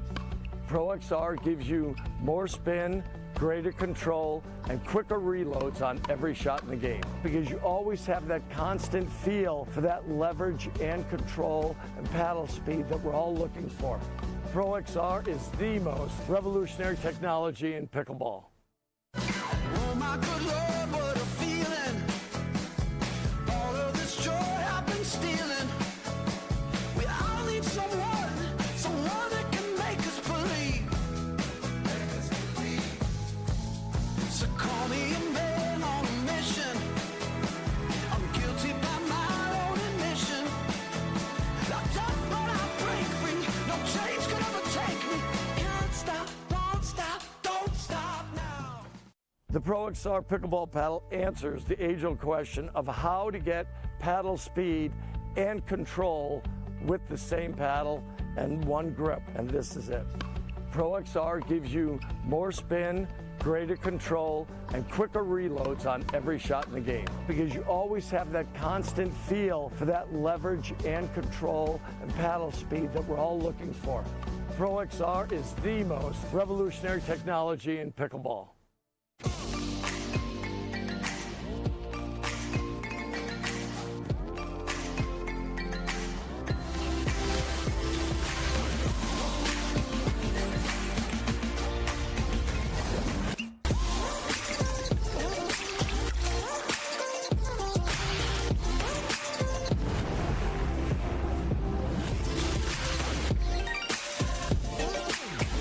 Dulce Vida. You are what you drink. Introducing Skechers Pickleball, the official footwear of Major League Pickleball. They're ultra lightweight and responsive for incredible speed. They have Goodyear rubber outsoles with a specialized pickleball design for increased side-to-side stability and agility. Plus, they feature shock-absorbing foam and Skechers' famous relaxed fit design for incredible comfort game after game. Conquer the court in comfort. Skechers Pickleball, the official footwear of Major League Pickleball. Match point, it's all up to me. Nothing can get in my way. And when they ask, what are you gonna do next? I'll say, I'm going.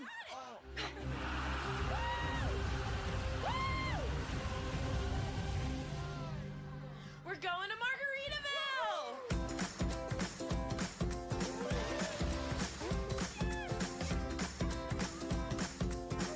You can go to Margaritaville too. Visit MargaritavilleResorts.com.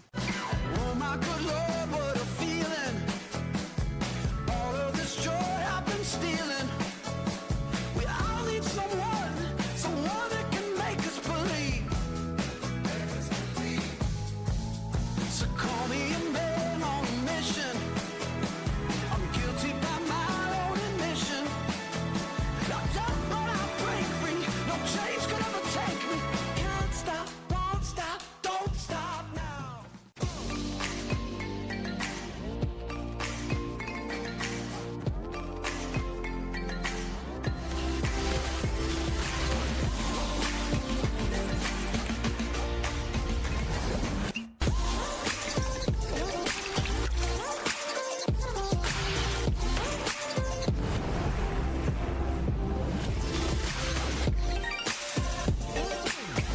Dulce Vida. You are what you drink. Introducing Skechers Pickleball, the official footwear of Major League Pickleball. They're ultra lightweight and responsive for incredible speed. They have Goodyear rubber outsoles with a specialized pickleball design for increased side-to-side stability and agility. Plus, they feature shock-absorbing foam and Skechers' famous relaxed fit design for incredible comfort game after game. Conquer the court in comfort. Skechers Pickleball, the official footwear of Major League Pickleball. My first surgery was a total knee replacement. I ended up with an infection. They were going to have to amputate my leg. That just was not okay with me. The moment I entered HSS, the care was exceptional. For somebody to tell me you're going to keep your leg, it was magical. Everything is so alive because I got my life back.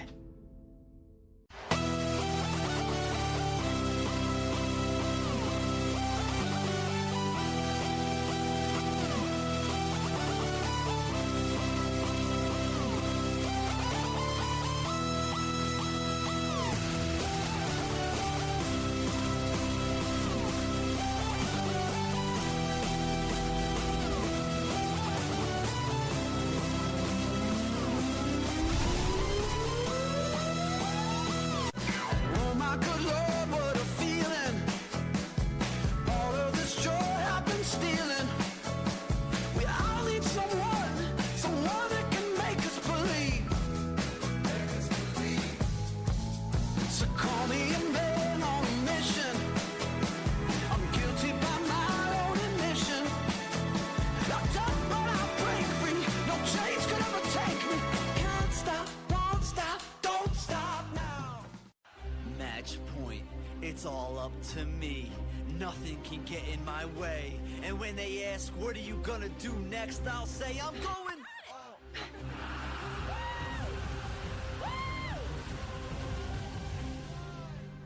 We're going to Margaritaville!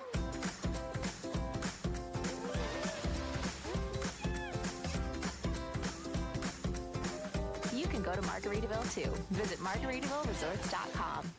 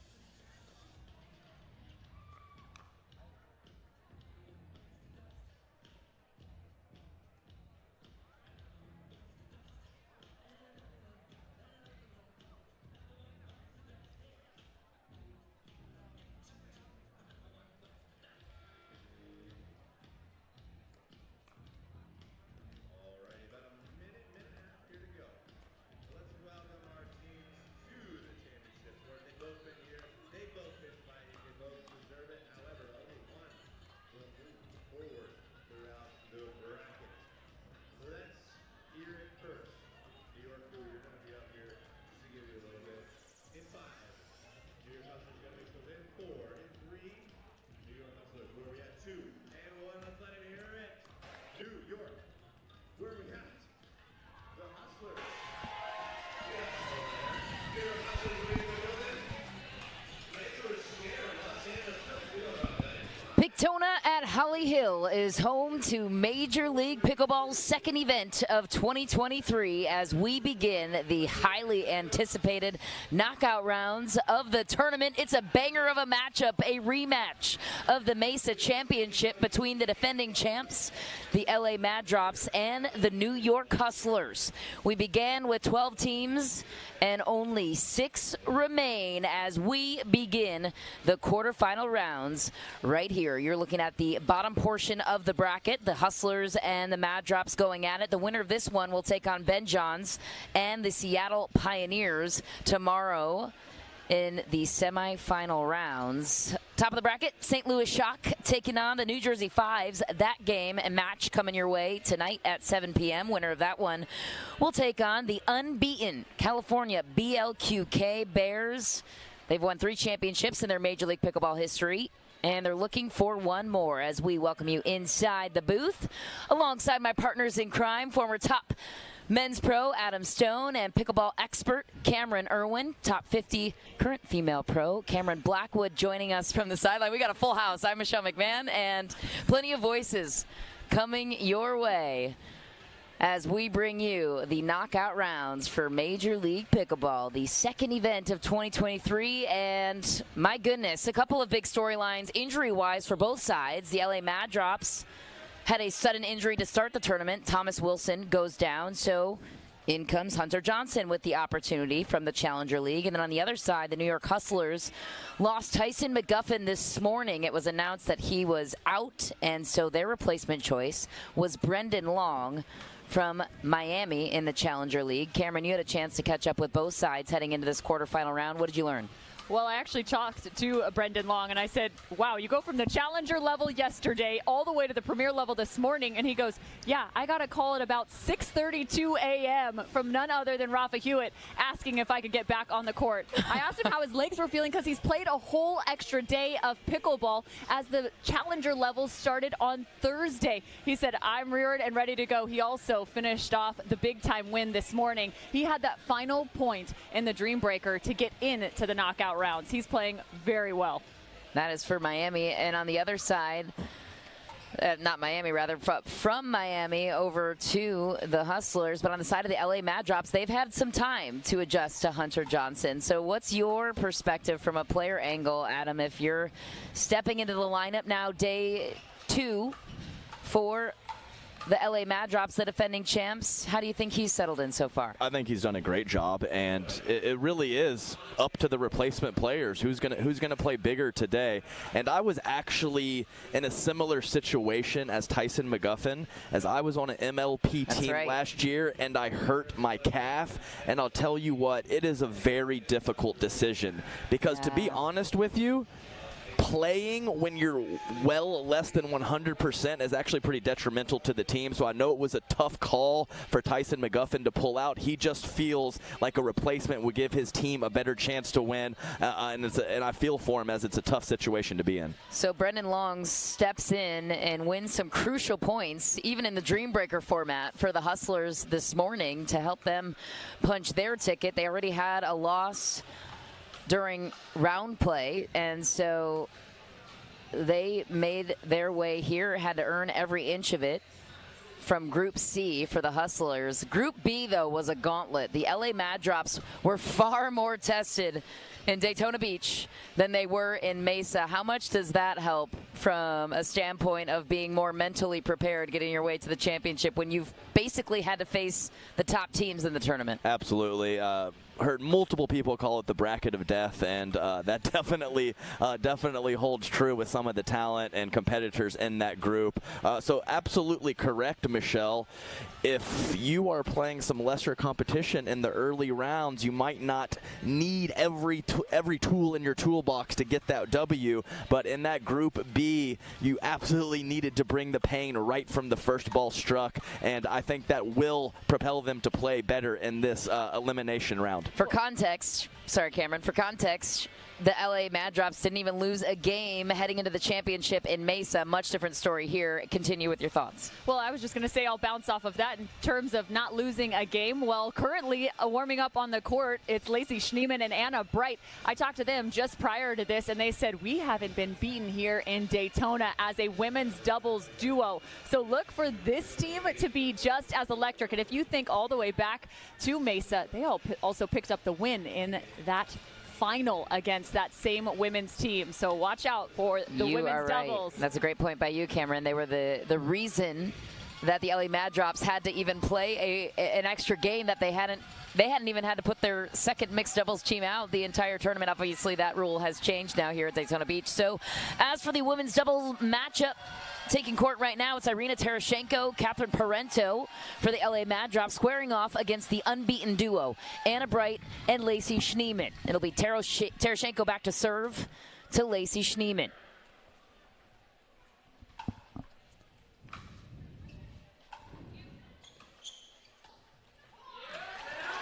Rare miss there for Tereshchenko.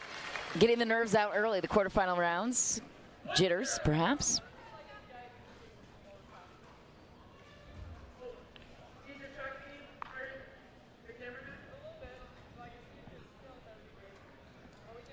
A delay on the court. I think Tereshchenko is thinking that the camera crew might be a bit distracting on court. I tell you what, if there's something distracting Irina Tereshchenko, she's going to let somebody know. I promise you that. No mysteries, and we love her for it. We continue play.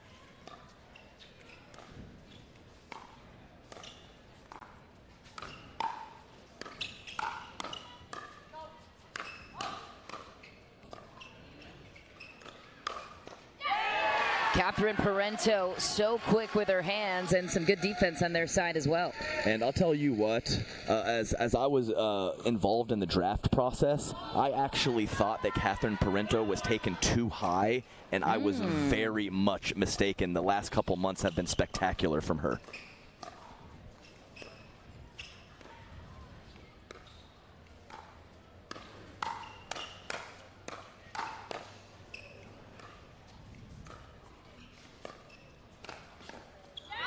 Anna Bright showing up with the backhand, picking apart Tereshchenko. For context on Adam's comment, he is a GM for the Heart Eights.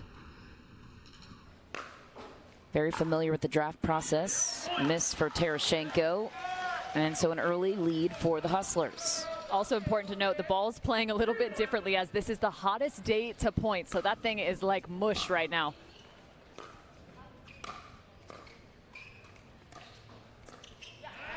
So that's where some of those contacts right there, those touch plays are going to be challenged. This ball is going to sit on their paddle just a second longer.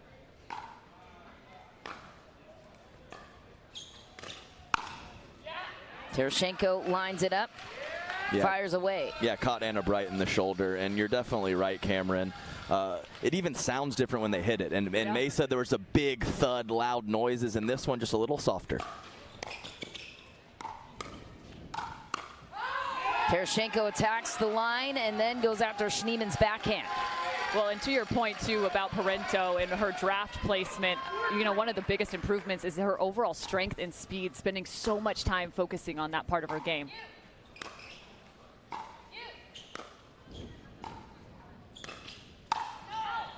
Tereshchenko sails that one long that time. Yes, and ladies, I will be the first one to toot my own horn, but I will also admit when I was wrong, and Catherine Parento playing big.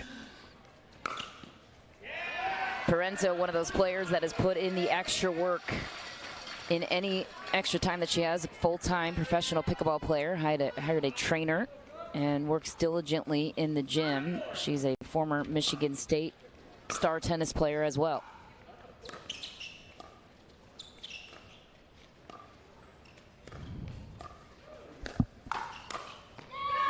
Lacey Schneeman picks one up down the line. Well, and that's so big from Lacey Schneeman. She's playing the right side. Traditionally, she's a little more comfortable on the left, but when she's got a partner like Anna Bright on the left who can create just about everywhere, you have to watch out for Lacey Schneeman's forehand on the right side up the line.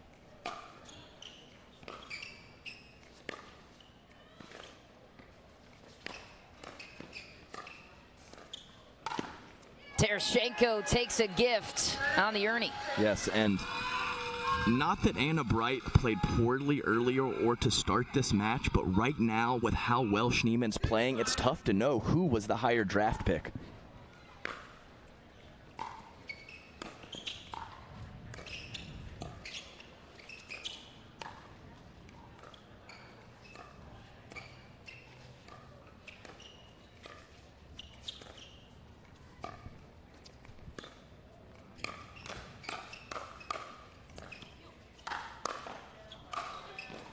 Parento finishing off what Tereshchenko started. To your point about Parento and Anna Bright. Anna Bright went 4th overall in the draft. Parento went 5. Hustlers selected Bright in the first round.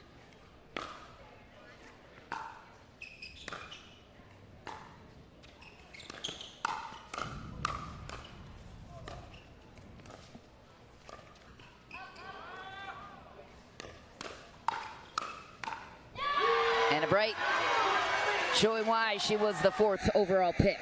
Yeah, so fun to watch just how compact these counters are from both Lacey Schneeman and Anna Bright. When they get in those hand battles, watch where their arms are traveling to and from. Goes big on the backhand, just missed the sideline. Talking to herself a little bit. Questionable decision, as she was several feet from the baseline, and Tereshchenko was established at the kitchen. She must have seen something that she liked but couldn't keep it in the court.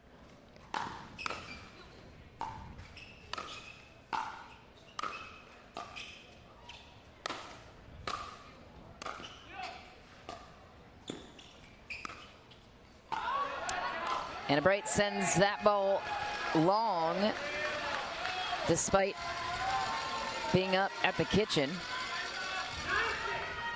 Parento back to serve to Bright.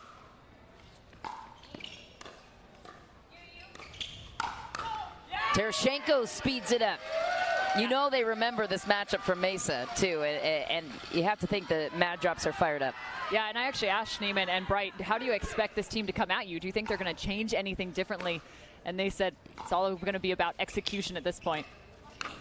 There's an execution point from Lacey Schneeman, the former USC tennis player on the club team. She was a captain there for a couple of years. Yeah, and don't let club team fool you. A lot of those big D1 club teams were just players that decided to not play high level college tennis, and they are very good.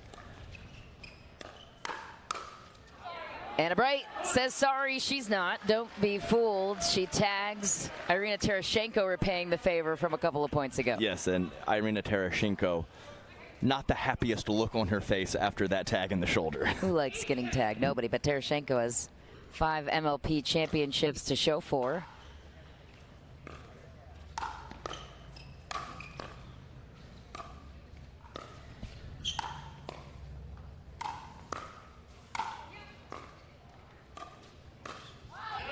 Just long for Schneeman, and the Mad Drops are the first team to 11, so we will have an end change.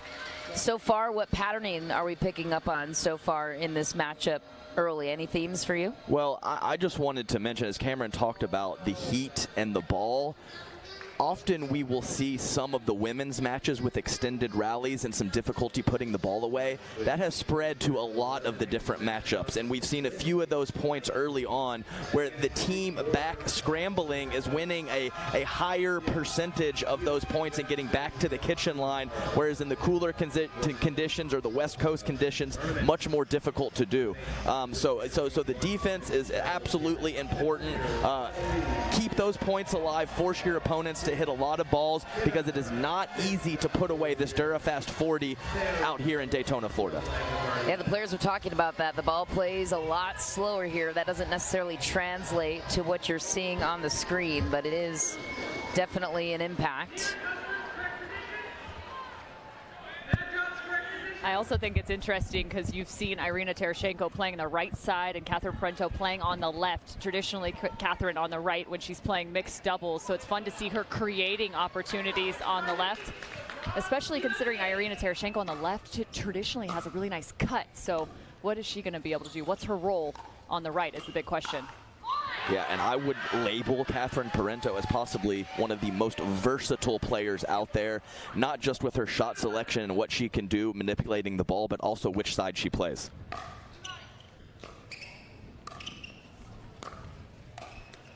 Parento goes big down the middle. And that's a great example of what Adam was just talking about, being able to manipulate the ball. You could see what her wrist was capable of doing. She also went full flamingo, one shot, and redirected that ball.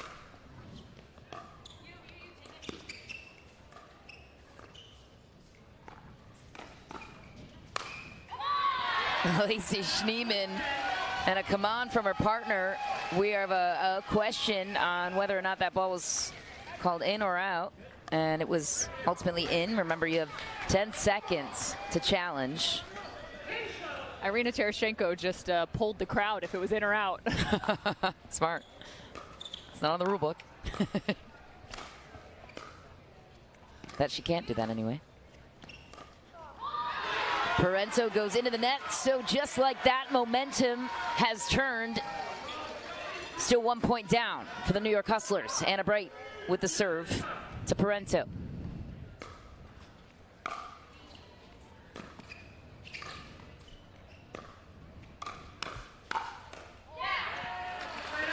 Tereshchenko answers that time. I make an argument for Irina Tereshchenko getting drafted too low, considering she has the most championships out of anybody here. Taken 20th in the second round.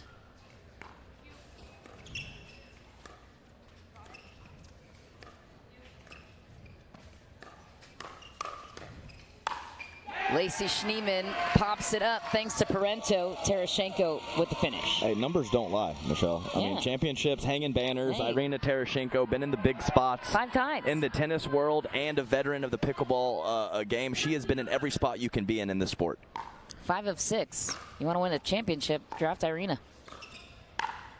That's what the LA Mad Drops think anyway, and she proves it there with the forehand. Yeah, coming in hot, Irina Tereshchenko, and taking a little pace off. That was a nice 70% or so attack. If she had a full release on that ball, definitely going to sail along from that low position.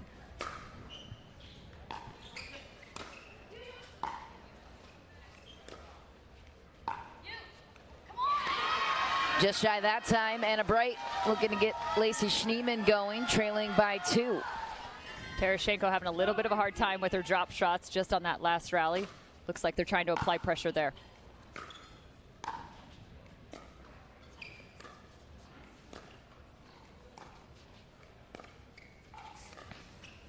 Oh, what a setup from Anna Bright, and Lacey Schneemann was there for the finish. Yes, and as Cameron mentioned, full flamingo. What that means is that she gets up on her left leg, uses her right leg for counterbalance to reach as far into the kitchen as possible, taking time away from her opponents. Well done, Schneemann.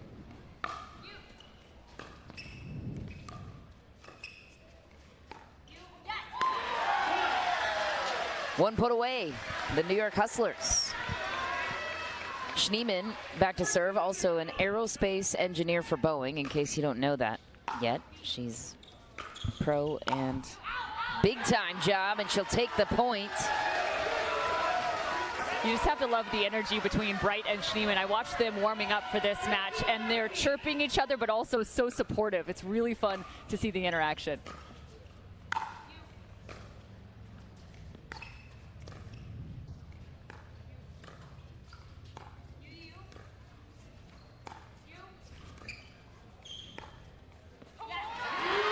Just shy that time as Schneemann continued to test the dinking point with Tereshchenko. And I will say too, watch the dink location that's coming the direction of Schneemann. They're trying to not push her out too wide because that is where she is most dangerous. I mentioned that forehand. She loves to take it out of the air as well as off the bounce.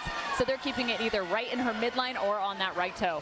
Timeout is called on the floor as the Hustlers take their very first lead of the game. What's being discussed right now on the side of the Mad Drops for Parento and Tereshchenko to shift the direction back in their favor? favor. Yes, a lot of it was just a couple loose errors from Irina on especially her forehand dink side. So I don't think any major adjustments, but you just have to understand when that does happen, the Hustlers are probably going to continue to go to that well. So they need to figure out a way to be prepared for that and know the Hustlers aren't going to change anything up, having a nice solid run, forcing the timeout from them. And for Anna Bright and Lacey Schneemann, what's changed on their side to create a little bit of a momentum over there, Cam? Just like Adam said, some loose errors, and I think those are things that you can start to build off of, right? So I think Lacey Schneemann is doing a really nice job staying steady in the dink rally. We'll see if they move any of the pressure back to Anna Bright now.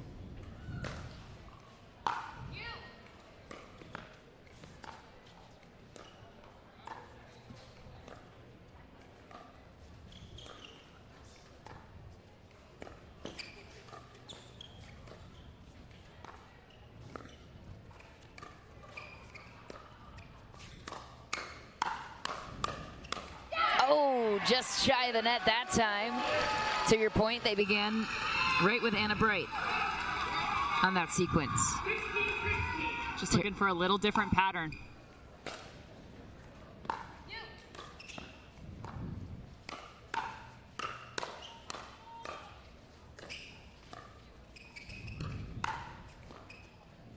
Miscommunication down the middle, and here come the LA Mad Drops taking back the lead. Yeah, and they just get there in different ways. Schneemann more volatile, more aggressive, amazing shots, a few more loose errors, and then you have a more solid Anna Bright. Pick your poison.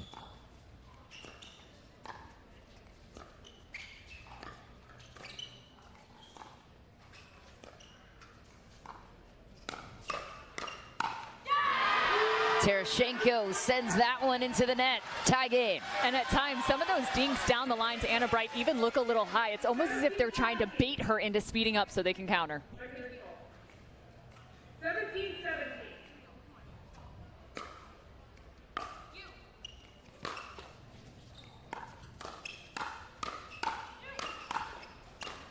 Oh, the defense of Tereshchenko, not enough. The Hustlers, too strong at the kitchen. Yes, yeah, great pressure. You said it. Kitchen line control to a T, textbook stuff from the Hustlers.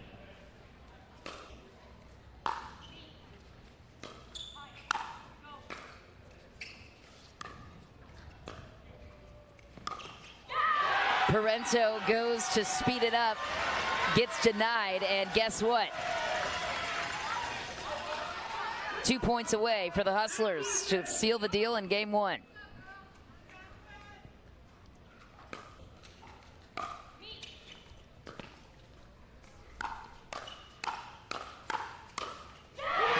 And make it game point on the side of the Hustlers. Anna Bright, so fun to watch. Crazy eyes. She gave Schneemann the crazy eyes. They're out, baby. They're out.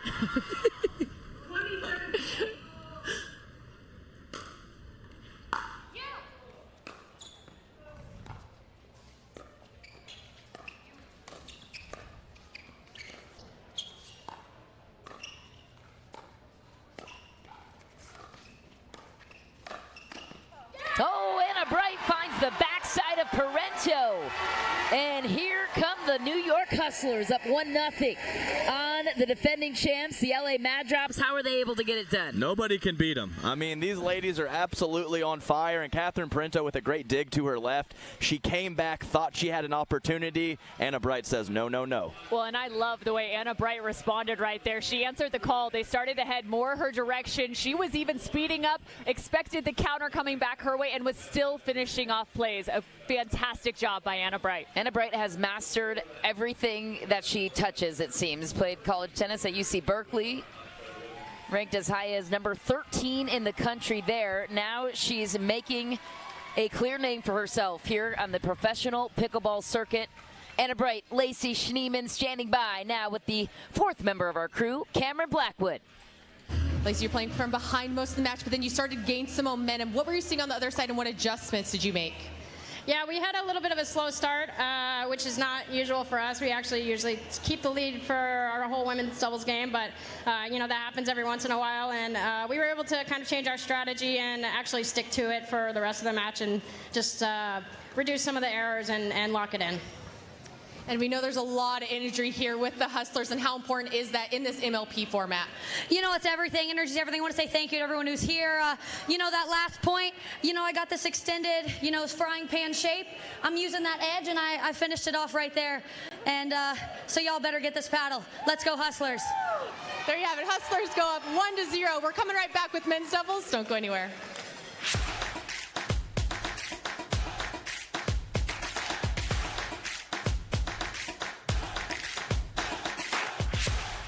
And I said, Saturday, no one's here. Right? Are you getting this?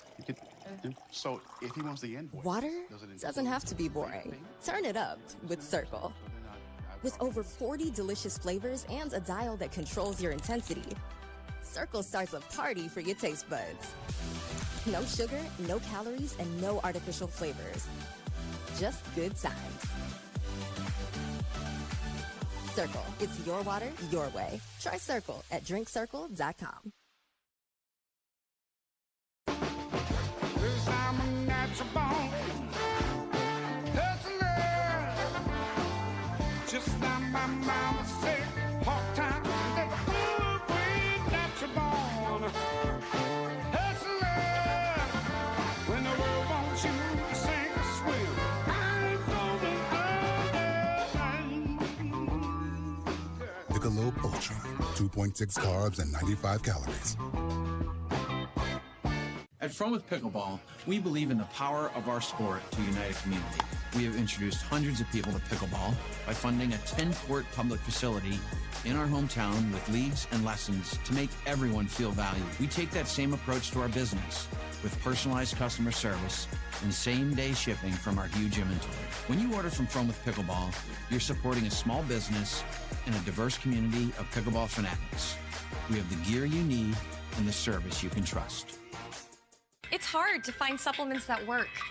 No, thank you.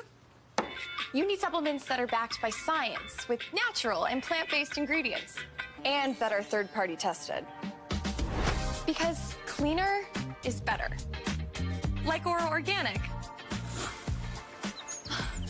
Plant-based supplements made from the Earth's most powerful plants for your immune health, gut health, workouts, and more. Find out more at oraorganic.com. Back on championship court, we're moments away from the men's doubles matchup.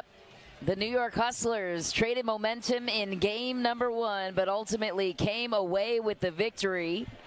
Schneemann and Anna Bright have yet to lose a game so far here in the tournament. So now we turn to the men's, which interesting storylines on both sides. 2 key injuries on both sides. So let's begin with the Hustlers. Rafa Hewitt is an anchor of this team, 2-time MLP champion. He knows a thing or two of what it's like to win a Major League Pickleball championship. His partner was Tyson McGuffin, but in comes Brendan Long from Miami because Tyson McGuffin goes down. You know more on the injury story there, Cameron. Yeah, Tyson McGuffin has a minor injury, but I love the story of how Brendan Long ended up with this roster. I talked to Rafa Hewitt and Brendan, and they said, yeah, a call was made at about 6:30 this morning. Corey Ben Bassett, the GM for the New York Hustlers, was all a part of this, and Rafa said, I want Brendan Long. They also talked about the difference maker in this morning's matchup versus the SoCal Hard Eights, and Anna Bright, her only response was, be long.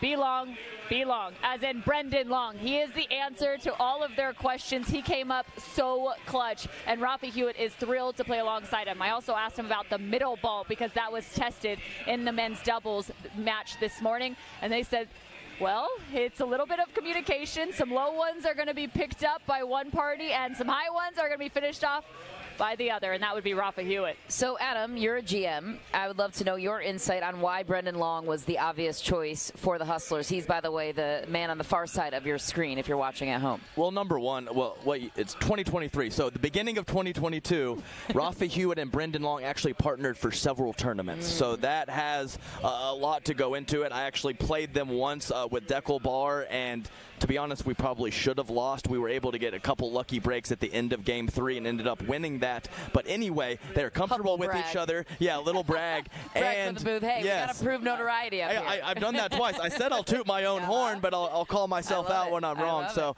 I just love it that the two fill-ins are head-to-head in this matchup. So we have Brendan Long on the left with the lefty Rafa Hewitt matching up against Hunter Johnson, who's going to be on the right.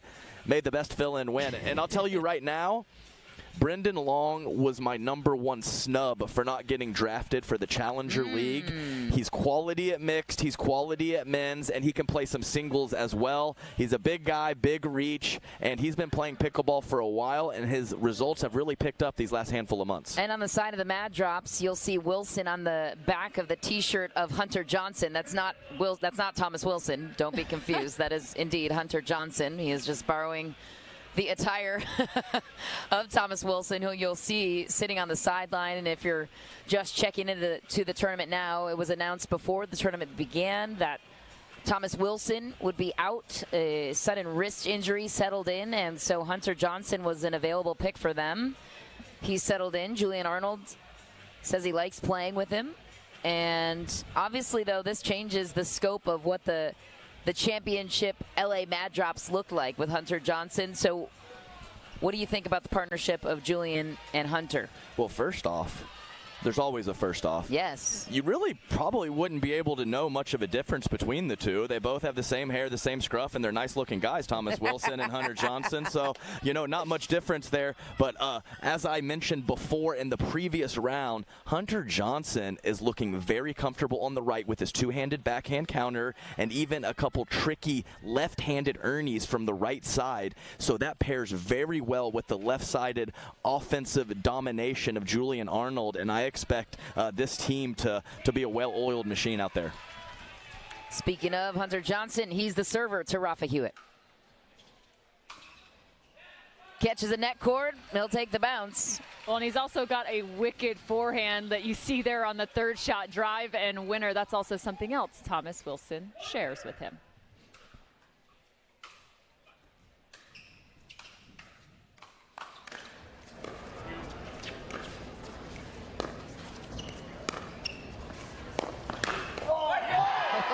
Brendan Long answering back.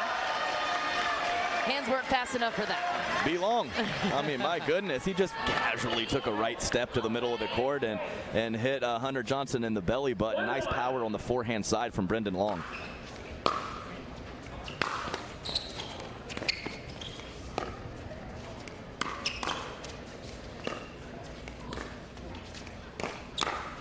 Arnold speeds it up. Rafa Hewitt had the answer, and speculation. Well, it clipped. What happened is it clipped Brendan Long's paddle, and then Rafa Hewitt hit it. Brendan Long right away admitted that is exactly what happened. And it it's very tough to see from the naked eye, and I didn't see it. I just saw the reaction. I just saw the reaction of the players. You should have just said you saw that. Okay. Take some credit. But at least you're honest. His own horn, but he can't even do that. That's Adam Stone in the booth, Cameron Irwin, Michelle McMahon, and Blackwood on the sideline.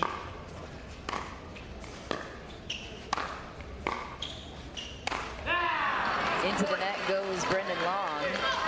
And we saw this just a few times this morning in their matchup versus SoCal Heartaches. Just a few opportunities he tried to be a slight overzealous.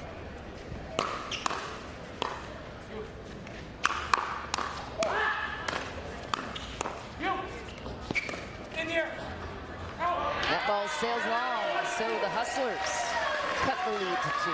Yeah. Not necessarily a big part of Julian Arnold's game with the touch lobs. I would have liked to see him go with the dink to reset the point.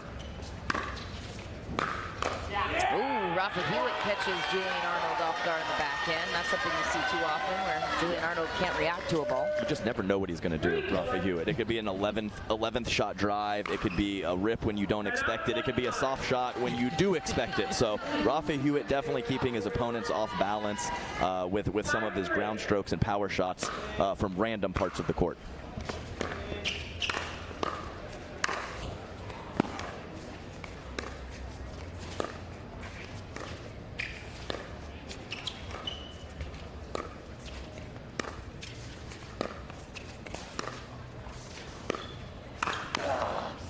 Oh, Brendan Long goes big with the backhand flick. And that's Just beautiful point construction right there from Brendan Long. Sticking in the cross-court deep battle. Julian Arnold even tries to go inside out, and Brendan Long with a solid speed up. Just shy that time, though. So, Haley Madrop's back on top by 2. By the way, Madrop's Drew Brees' team. Zubin Mehta, one of the owners, is the GM, sitting nearby the bench.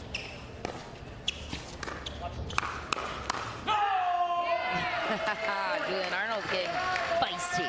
Doesn't take long for him to get going, or much. Yeah, I tell you what. And some communication between the Hustlers, Brendan Long and Rafi Hewitt, talking to each other after that point, trying to figure out that middle situation.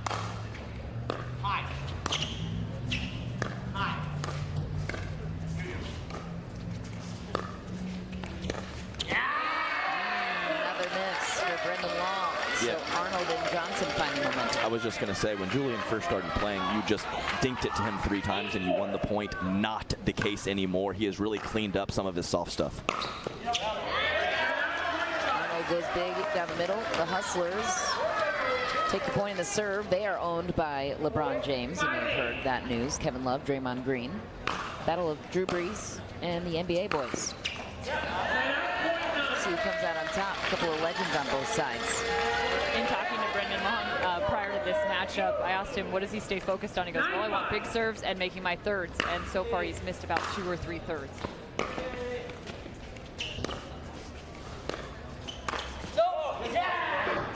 Missed a backhand that time as well.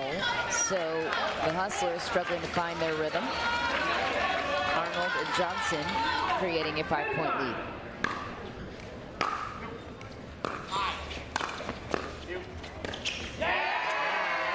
Hewitt misses. A couple of unforced errors now creates the end change. LA Madrop's first team to 11.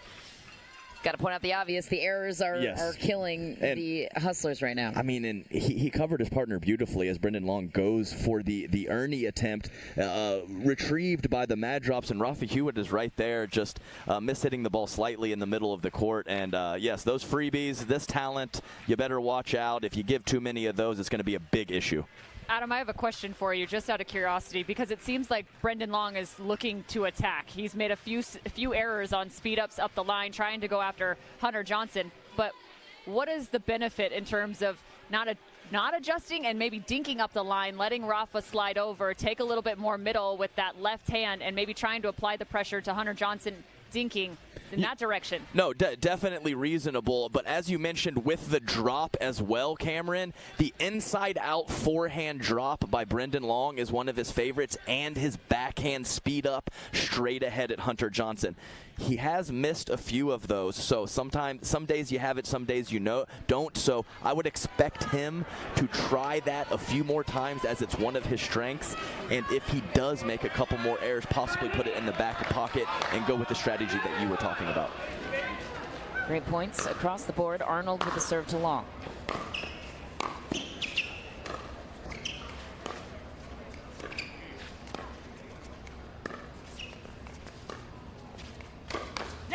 That speed up for Hunter Johnson. Yeah, you don't see Brendan Long go scorpion too often. He was crouching down low, loading up on the forehand side, but just too much pace off of the two-hander from Hunter.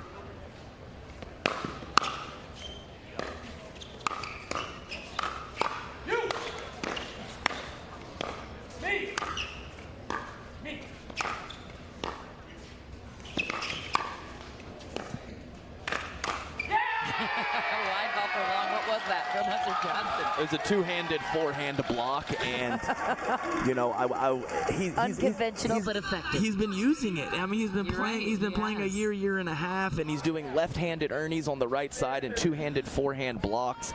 Nothing even remotely close to that in tennis. So he is adapting to this game very nicely. Hunter Johnson with a clean winner that time. And that's the second time we've seen that from the forehand of Hunter Johnson. So fun to watch the stroke. That's all the ground strokes from tennis coming on over to the pickleball world. Some background on Hunter Johnson in a moment.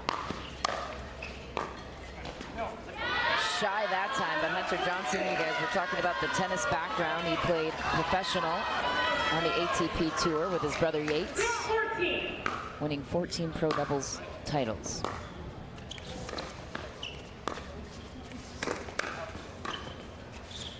It's a good catch by Rafa Hewitt.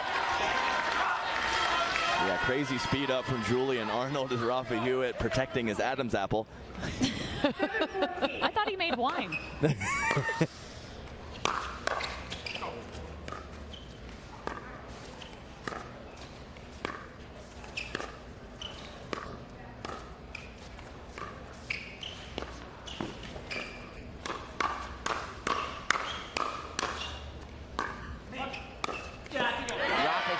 Involved in the firefight and ends it. And there it is. That's the exact situation we were talking about. Brendan Long with the initial speed up on the backhand, 3 or 4 solid counter attacks, and a nice job by Hunter Johnson, but Rafa Hewitt curling that ball to the left foot of Julian Arnold. Too good.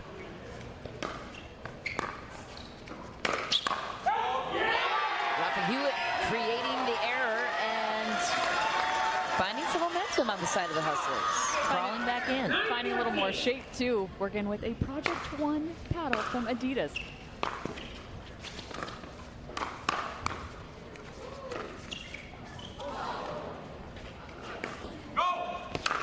Rafa Hewitt buries the ATP, and I wouldn't be surprised if we start to see a roundup soon. It's coming.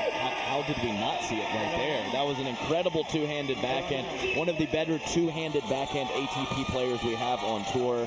And, of course, the patented Rafa Hewitt setting that paddle on the court, standing straight up. Just a rancher from Idaho. Cameron mentioned it. His family owns a cattle ranch and a winery in Idaho, Rafa Hewitt. And he currently works at Moore's Mill Club in Auburn, Alabama as the director of pickleball. So if you are in the area looking for a pickleball lesson or some wine, hit up Rafa Hewitt.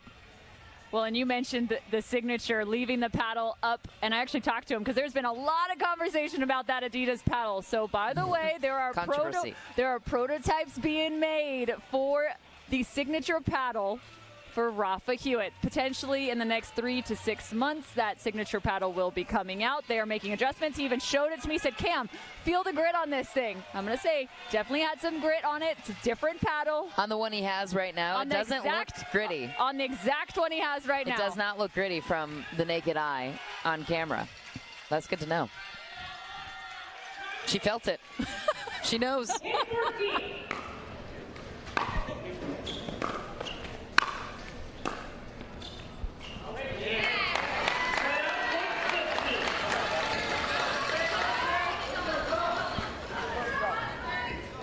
$15-10.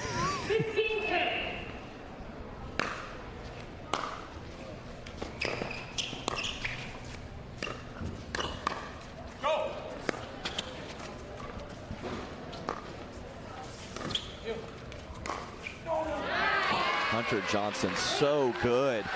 When he is sliding to his right to crush a two-handed backhand, phenomenal result for him. But when he's late with the slide and doesn't get there to switch over to the two-handed forehand for the second time and block that into the kitchen, then let the ball go out.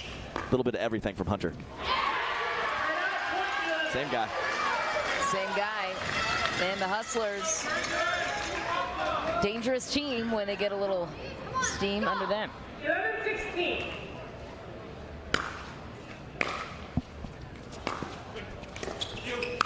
That was a nice third from Brendan Long. That was something he wanted to do, and he set up his partner beautifully. No, that's a great point by you. Definitely finding a little bit more touch on that third shot, and that's exactly what you want when you got Rafa Hewitt crashing to the net.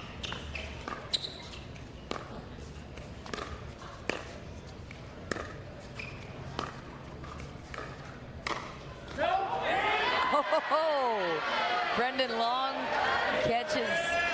Oh, Julian Arnold looks like he's calling it out. Yeah, Thomas Wilson said it was good. I can see him on the sideline. Yeah, I agree. I think Thomas Wilson just overturned his an honest fellow. We appreciate that. Well, I think he was asked by his teammates on court as well. I'm not sure he just threw up the good sign. Probably not going to make a call whatsoever, but when they ask, he's got to tell them what he saw.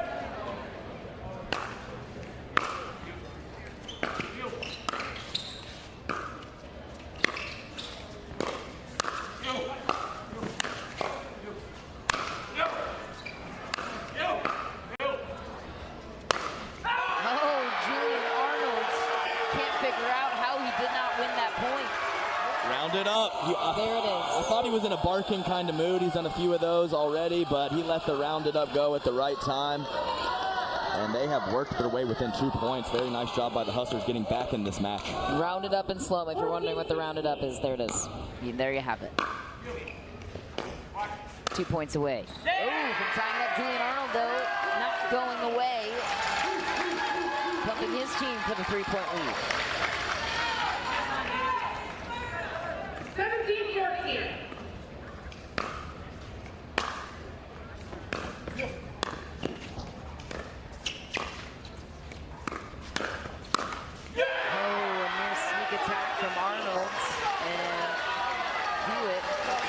That's just a really nice cover by Rafa Hewitt. He was even outstretched. That's away from his body on his backhand side. A great counter.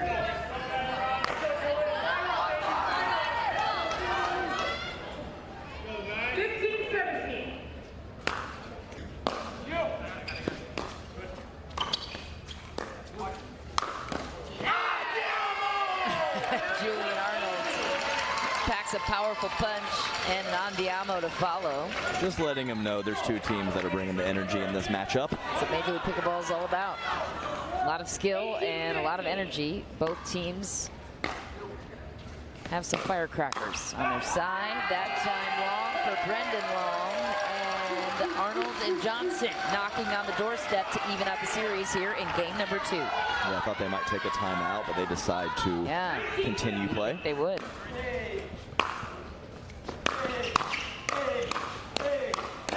Okay, all right.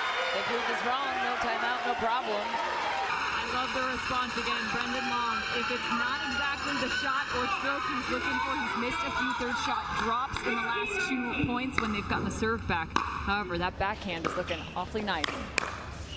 Arnold's going right back to Brendan Long.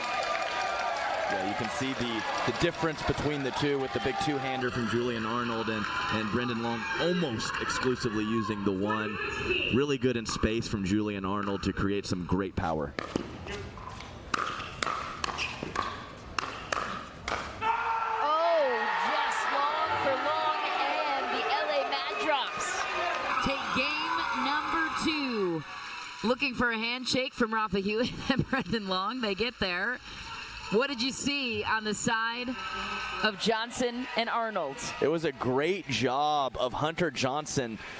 Maybe the second half of that game, 3 or 4 really nice leaves. And when Brendan Long is reaching into the kitchen with that one-hander, it gets on Hunter quickly. So to be able to clear his body, get out of the way, and let those ones that are going out go was a very nice job by him, as Brendan Long was really bringing the pain on the backhand side. I feel like you guys just missed the mad drop that you saw Hunter Johnson just do after the final contest. Yes. As he dropped down and gave like a full dead bug. That was impressive too. Yeah, that was very good. Julian Arnold, the MVP of MLP's 2023 Mesa event. He also has an incredible tennis background. Played college tennis at UCLA. And now his career is taking off in pro pickleball as we check in with Cameron Blackwood standing by with the winners. Julian, it was a battle of the two fill-ins, both with Brendan and with Hunter here. How much more confident were you in your chemistry over theirs? I think our chemistry is great. I heard a lot of chirping between them, so but it doesn't really matter. You know, everyone's great guys. Everyone gets along. You know, it's just it's competition. So I don't think they meant anything by it. But I just know our chemistry is good, and we went out there and fought, and it was a great match. We had a big lead. They fought back like the competitors that they are, and we're out here giving them a show. So that's what me and Rafa do. We bring the energy. Tied it up 1-1. Hunter, big moment, big match here in the quarterfinals. How did you prepare mentally before stepping on court here tonight? Yeah, just try to take the momentum up from the last match and just keep the energy. This team's high energy, and happy to be a part of it. I'm going to try this next match to stay, on my feet, but everyone else get off and let's get up and keep the energy going. Let's go. There you have it. Mad Drops tied up 1-1. We're heading into mixed doubles right after this. Don't go anywhere. I was like, get off. Major League Pickleball is brought to you by Margaritaville, Aura Organic, Knockaround,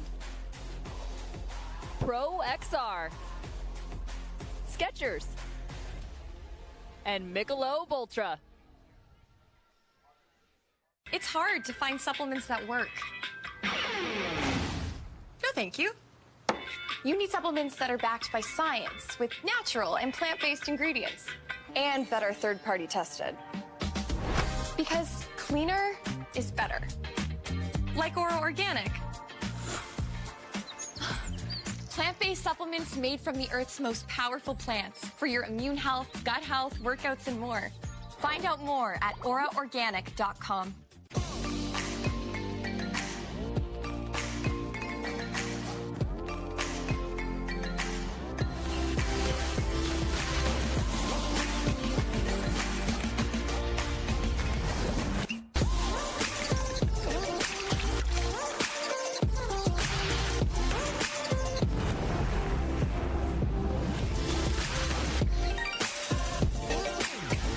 Dulce Vida. You are what you drink. Oh my good Lord, what a feeling. All of this joy I've been stealing. We all need someone that can make us believe. So call me a man on a mission. I'm guilty by my own admission. Locked up but I break free. No chains could ever take me.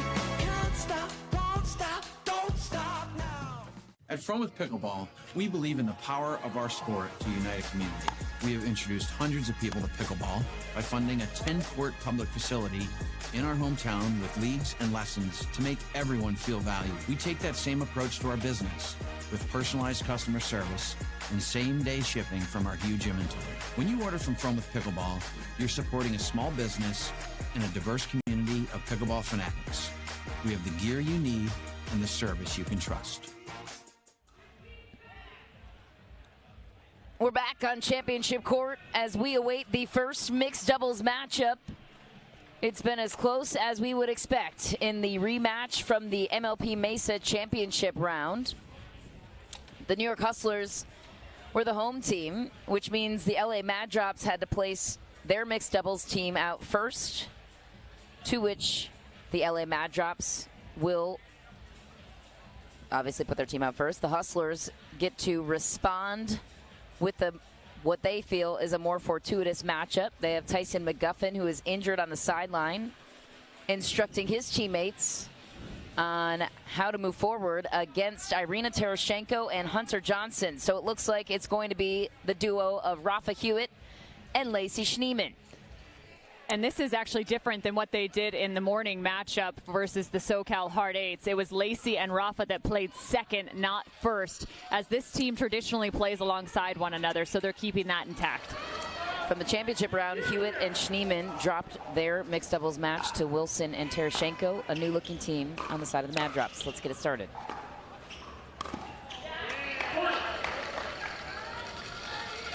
Nice drop from Hunter, forcing Lacey Schneeman into a little bit of a bait. She thought she had an opportunity to be aggressive, but that ball was tumbling quickly and ended up putting that forehand into the net. Rafa Hewitt, so powerful on the overhead swing. Yeah, just doesn't lack power. Does not lack power, and you gotta love too just making sure that ball is well inbounds and creating some extra pressure.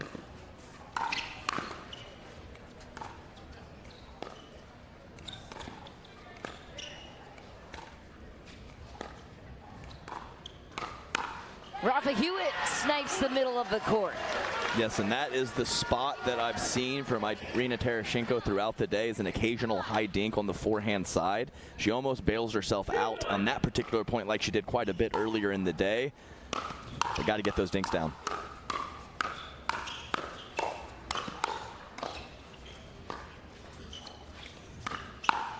Oh, firefight. Tereshchenko tags Schneeman to tie it up. That was a spicy firefight, and I even think that last ball was going to go out, but Schneeman couldn't get out of the way. She got tagged in the hip. I mean, that was 10, 12 shots with full swings from all four players. One of the best firefights we've seen today.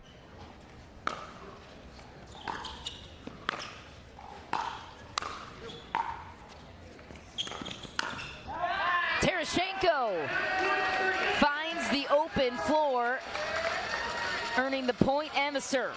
Well, and this is where there could be space found because you have Rafa Hewitt, who's a lefty, shifting so far into the middle and beyond it. There could be plenty of space on that backside. A nice shot from Irina Tereshchenko.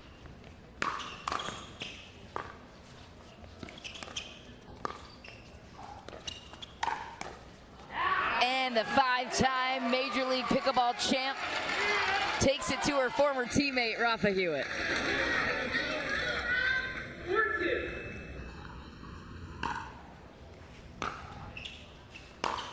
Yeah, and as you mentioned, Cameron, that is a situation that will happen, opening that space to the backside of Rafa Hewitt, but at the same time, him having that lefty forehand in the middle really protects Schneemann's backhand, who can step to her left and hit forehand. So it's kind of a double-edged sword for the team.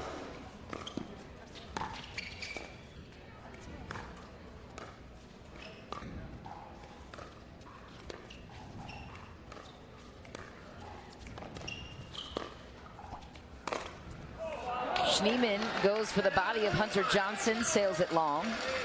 Yeah, pretty ambitious decision from Lacey Schneemann, not only going cross court but at the male from a low position. She didn't check a lot of boxes to allow you to be aggressive with that shot. If it would have worked, though. Yeah, if it would have worked. Spectacular. She would have looked like a genius. She would have been a gosh darn champion if it worked.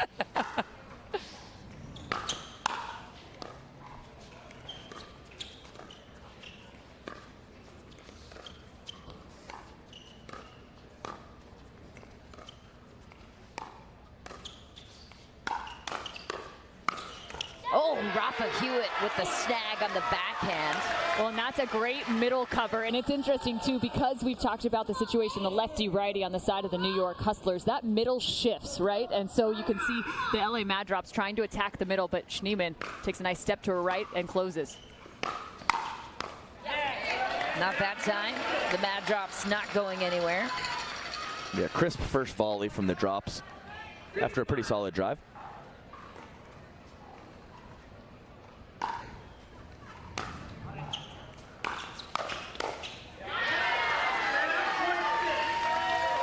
Drive a little high from Hunter Johnson there.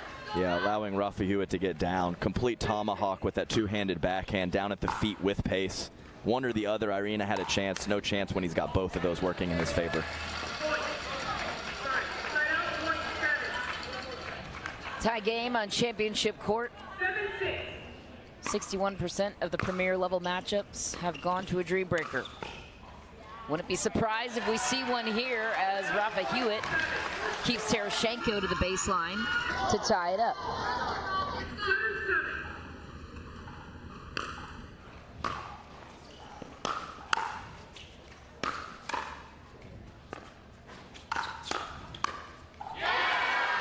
Rafa Hewitt, the two-time champ. Man, I'll tell you what, he rips shots from the midcourt that he probably shouldn't. He hits his forehand behind his body on his left hip, and he just comes out smelling roses. What a skill set for Rafa Hewitt.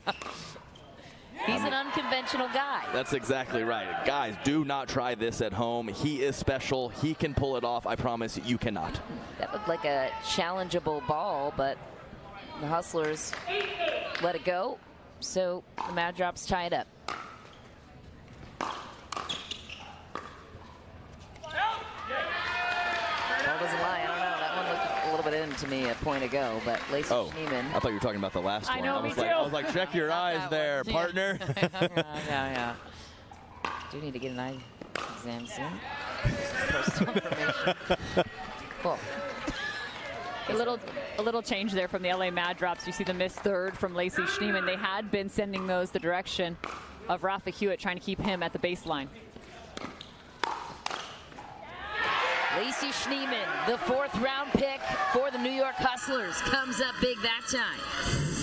First round? Oh, fourth round pick. My bad. I apologize. You would never know if she was first or fourth at this point.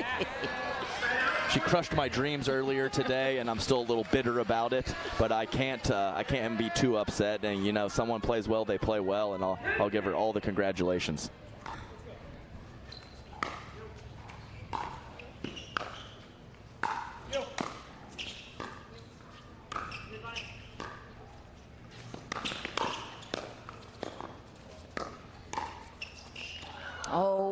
grab. Irina Tereshchenko just lofts it over the head of Lacey Schneemann.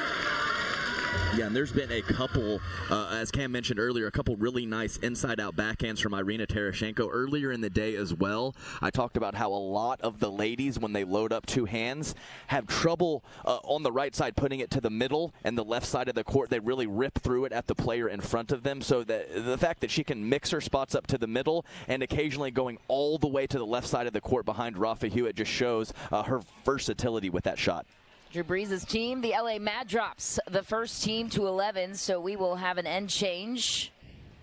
This one has been neck and neck, as close as it gets, trading side outs and points. The Hustlers, 1 point away. What do they need to do to climb back into this matchup? Well, I know you just saw Hunter Johnson on the screen there, so I'm actually more focused on the LA Mad Drops because one of the elements for them is the play. We talk so much about Brendan Long for the New York Hustlers, but we also need to talk about Hunter Johnson. I talked to Thomas Wilson about what he was capable of, and he said, well, not only are we great friends, but the transition has been, quote-unquote, seamless for them, creating different opportunities. The two of them together are in great communication from the bench to the court.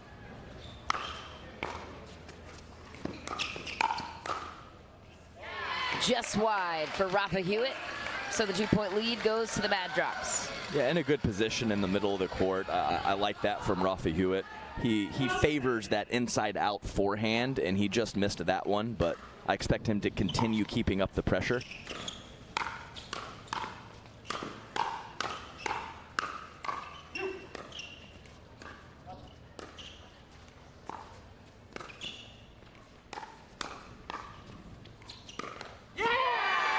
What a point. Tough when those get caught in the top of the tape for Rafa Hewitt. So Hunter Johnson will take back the serve to Lacey Schneemann.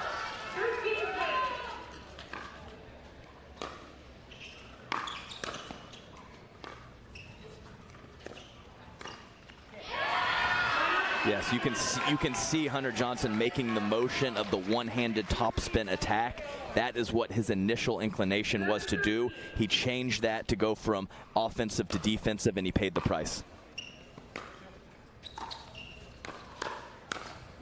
Ooh, a third shot drop near perfection for Lacey Schneemann. Couldn't finish the point, though. Tereshchenko takes it back to Hewitt. What a rip, Hunter Johnson. Yeah, and that was not a clean winner. That was Lacey Schneemann pulling her paddle back, thinking that ball was going out, and it was nowhere near long.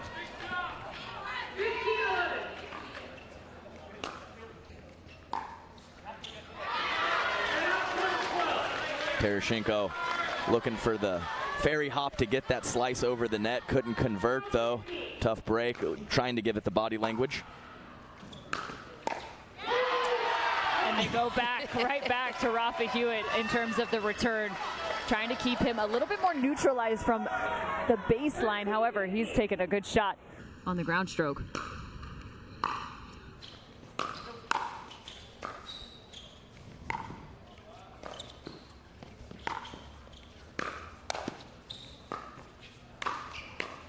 Oh, Hunter Johnson just backs up Lacey Schneemann. She couldn't get there. Yeah, I was expecting Rafa Hewitt had 3 pretty good backhand rolls where he took some pace off and dropped it over to the forehand of Irina. I was expecting him to be able to get to the kitchen line. He kind of hangs out in the back of the court, and I think it cost his team the point. Mad Drops creating a more dangerous lead with 4 points up on the New York Hustlers. And that's about 2 balls for Rafa Hewitt just within the last 5 or so, where he's tried to speed up on the backhand side off the bounce, and I don't think he's getting enough pop off the ground and enough air to be able to even create the shape to get over the net. This is dangerous territory right now for the Hustlers, because in their next, not to look too far ahead, but in their next mixed doubles matchup, they have Catherine Parento and Julian Arnold coming up. Anna Bright playing with Brendan Long because Tyson McGuffin is injured. We'll see how this one plays out, but this would be a crucial win for Lacey Schneemann and Rafa Hewitt to get if they could pull off the comeback.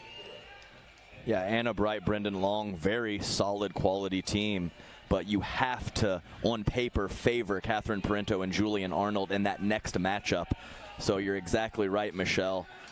Big, big first mixed match for the Hustlers. This is the first of 2 quarterfinal matchups we have on championship court here. The other will be the St. Louis Shock and the New Jersey Fives at 7 p.m. Rafa Hewitt could not get a hold of the blistering backhand for Hunter Johnson. Well, and Johnson just took one out of Rafa Hewitt's page right here. Transition zone, speed up, fearless through the middle.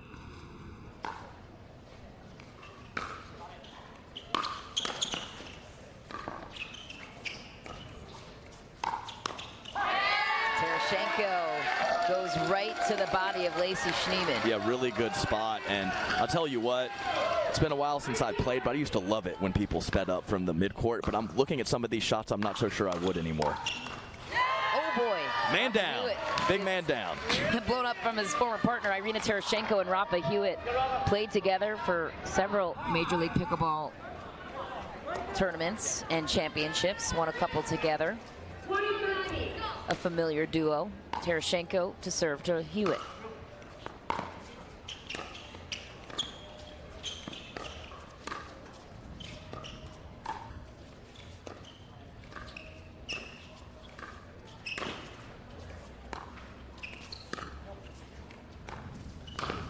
Lacey Schneeman, aerospace engineer by day, pro pickleballer by weekend, gets a huge point for the Hustlers, and we've seen this story unfold before. Rally scoring, anything can happen.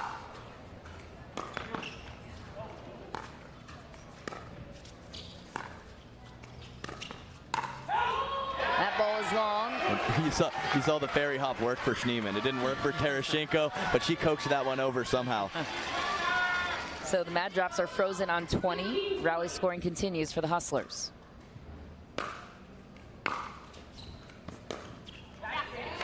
Tough miss for Schneeman. So back goes Irina Tereshchenko with game point on her paddle to go up 2-1 on the Hustlers.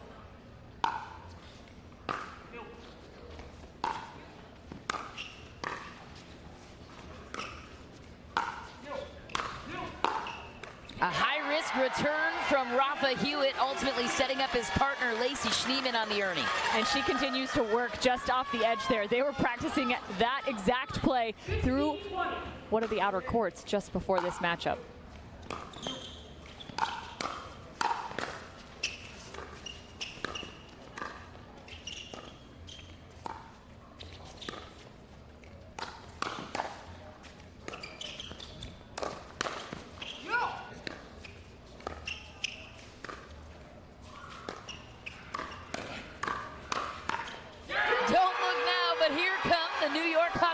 Trailing by 3.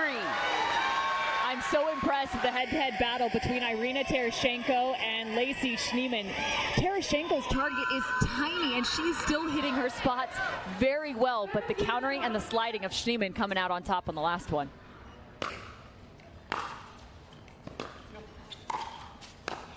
Oh, Hewitt into the net that time. So the Mad Drops with another chance to close out in game number 3. Yeah, tough break off the tape. It's almost as if Schneeman is in permanent Ernie position as she's straddling the corner of the kitchen, just daring Irina to attack her to the forehand side.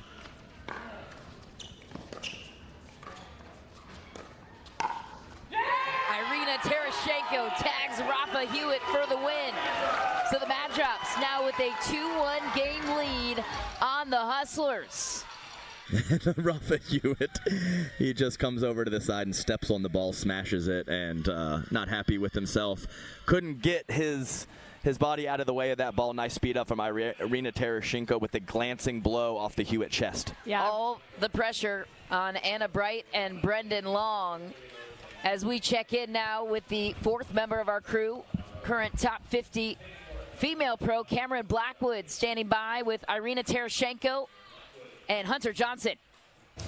Hunter, it was super tight up until the end change. What adjustments did you make to come away with the win?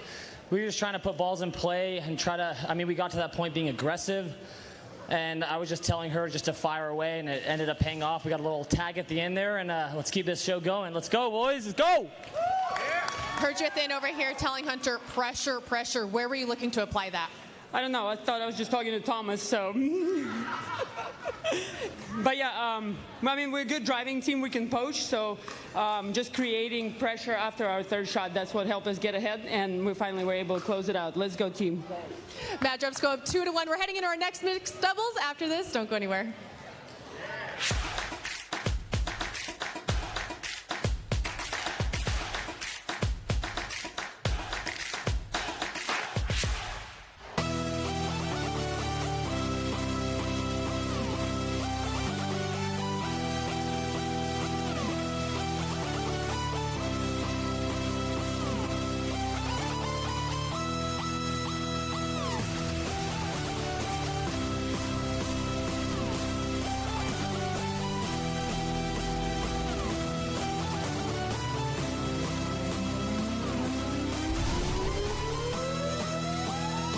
It's hard to find supplements that work.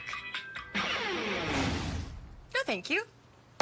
You need supplements that are backed by science with natural and plant-based ingredients and that are third-party tested. Because cleaner is better. Like Oro Organic. Plant-based supplements made from the Earth's most powerful plants for your immune health, gut health, workouts, and more. Find out more at auraorganic.com. Match point, it's all up to me. Nothing can get in my way. And when they ask, what are you gonna do next? I'll say, I'm going.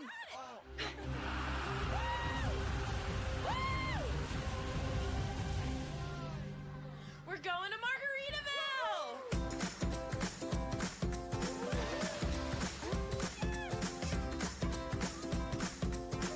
You can go to Margaritaville too. Visit MargaritavilleResorts.com. Cause I'm a natural born hustler. Just like my mama said, hard times never good, great natural born hustler. When the world wants you to sink or swim, I ain't gonna go. Michelob Ultra, 2.6 carbs and 95 calories. We are back on Championship Court. It is time for the fourth game and the second mixed doubles matchup between the LA Mad Drops and the New York Hustlers. The Hustlers are in risky territory here, trailing by a game. They must win this game in order to push a Dream Breaker against the Mad Drops. On the left-hand side of your screen, you have Julian Arnold and his partner, Catherine Parento, a very proven entity from MLP Mesa. Very talented duo. And on the side of the Hustlers, in the all-black, it'll be Anna Bright and her new partner, as of today, Brendan Long. Typically, Anna Bright plays with Tyson McGuffin. He's obviously out with injury, as we've talked about, all tournament long. So you both have had a chance to see Anna Bright and Brendan Long play together today. How do they work together synergistically compared to her and Tyson McGuffin? Well, I would say, I'm wondering, I know they haven't played a tournament together, but I wonder how much rec play they play. So both live in South Florida. Now, Anna Bright on the Miami side and Brendan Long on the Gulf side, practicing with those players over there, working with Simone Jargin at a lot of camps and clinics. So I would imagine that they have got together at some point for a couple practice sessions, even though they have not played a tournament together.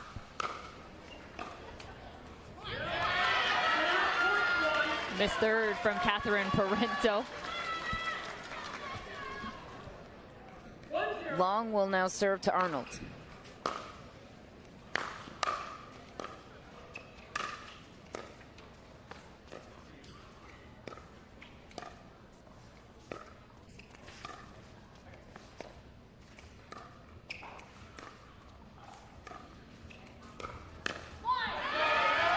The reason I love that speed up from Anna Bright, it actually wasn't at full pace. She changed the tempo of her attack, and at times that can create issues for timing on the counters. It was also outstretched. Great location.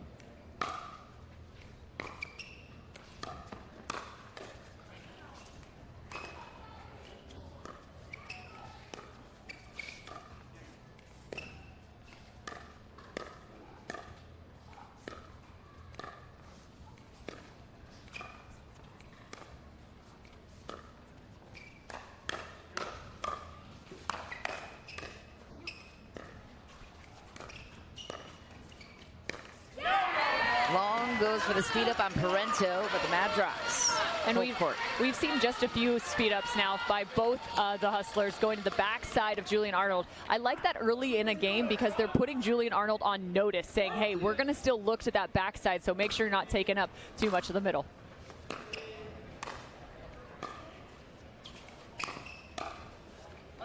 And another fun fact here, I have no doubt that this alignment has happened multiple times as Catherine Parento and Brendan Long live very close to each other. Lots of practice down near in the Naples area for them.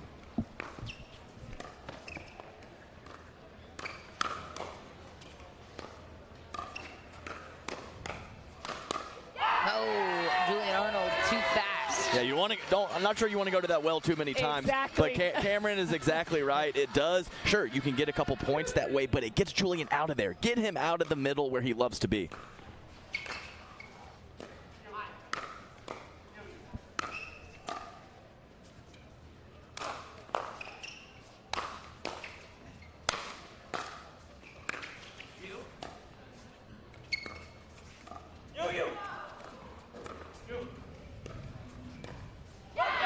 Julian Arnold goes into the net. What'd you see?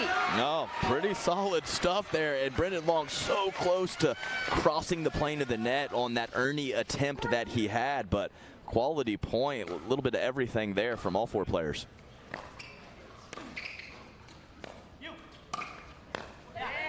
Great location from Catherine Parento, just at the feet of Brendan Long. Outstretched, complete control, utilizing that wrist.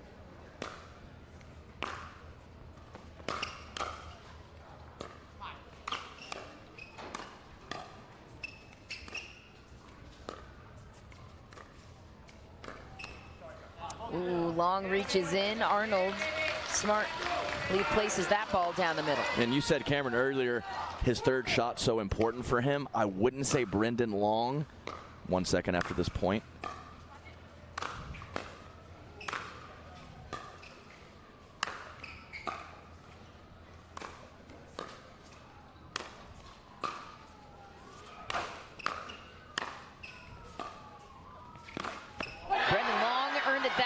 Exactly right. The third shot is so important for him because I would not say his skill set is suited for scrambling in the midcourt, but once he gets to the kitchen line is really where his game shines.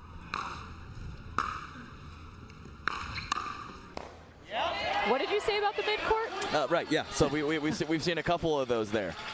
And I'm the complete opposite. I'm pretty good in the midcourt. I get to the kitchen, I get lit up. So, you know, everyone has their good and their bad qualities. Shh, don't reveal your secrets, Adam.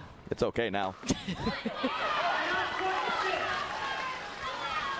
I will say, too, Brendan Long really likes to utilize the Ernie. He's used it multiple times. We saw it in the first matchup of the day as well. He was testing just how far he could jump from the center line across the corner. Great inside-out drop from Brendan Long. Definitely prefers to go to that spot when he is dropping and really gets some good rotation and topspin on that ball as well. Hustlers on top by 2. Catherine Parento body bagging her practice partner back in Naples, Florida. Yeah, that was pretty close to the twig and berries there. I hope he's all right. But again, Catherine Parento, so impressive with the speed up. She's unafraid to go at any guy in front of her. Julian needs that. He needs that energy. Definitely a little flat, a couple loose errors. I need a big andiamo for him to get going. Had the third, just missed the finish. Well, and on that point, Adam, I talked to Thomas Wilson, and he is the communicator to the players on the court. He said whenever he's talking to Julian, he has to give him a little something sweet and a little something sour. Give him a jab. He needs the positivity, and then he also needs the come on.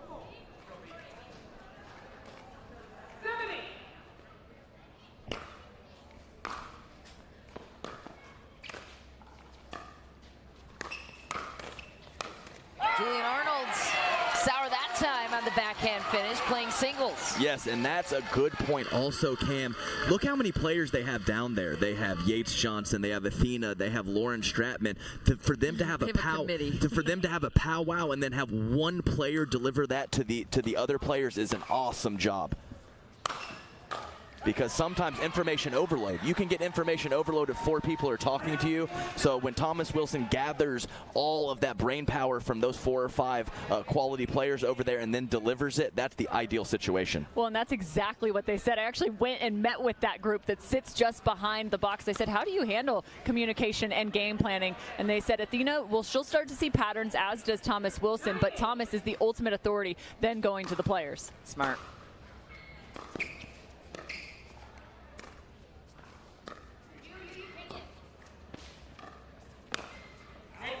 That ball catches Parento. Limbo, matrix move. Oh. That was very nice flexibility. I thought I caught her. Never mind. It goes out of bounds. Okay, yes, yeah. I was pretty sure it didn't touch her, even though it was very close.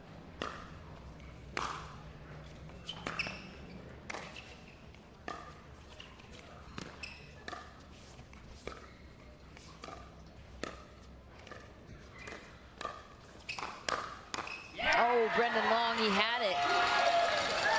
Yeah, quality ball from Julian Arnold, who is, the situation was very dire for him. And to him to not only get a paddle on the ball, but put it on there with 2 hands and power back to Brendan Long. Nice job by him. Anna Bright testing the backhand of Julian Arnold's. The nice drop there. Yeah, and that's right in the in-between zone, right on the kitchen line. It's forcing the indecision by Julian Arnold. Those are the balls. So we saw a couple at the feet of Brendan Long give him trouble and make mistakes in the midcourt. We've also seen him coming in hot and be a little late getting all the way to the kitchen with some mistakes at the net. So I know he has a great drive and likes to come crashing in after that drive, but I would really like to see Brendan Long and his partner move more to the kitchen line, establish the patterns there, and let Brendan do his thing a little bit closer to his opponents as opposed to further back in the court. What do you have to do in order, do effectively rather, in order to be able to position yourself accordingly? Well, mostly it is to not go with the power shots as frequently. Yep. So if you take pace off, you can take more real estate forward. When you hit it hard and it's not a very good shot or right where you want to, you can only take a step or 2 in as that ball is getting back on you very quickly. Yeah, the harder you hit the ball, the quicker it comes back your direction. So that's a great point. So maybe they look to some 3rd shot drops instead of 3rd shot drives. I like it. Matt drops the 1-point lead. All the pressure on Anna Bright and Brendan Long to stay alive in this matchup. If the Mad Drops win this game, they punch their ticket to the semifinals against the Seattle Pioneers at 9 a.m. on Sunday.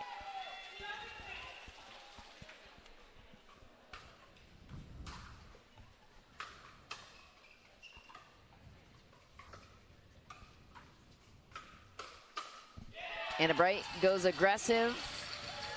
Doesn't work that time. And what did you think about that choice? Well, it was working early on. I think that they kind of stopped going there because Julian was getting a better read. And the read was pretty good on that one as well.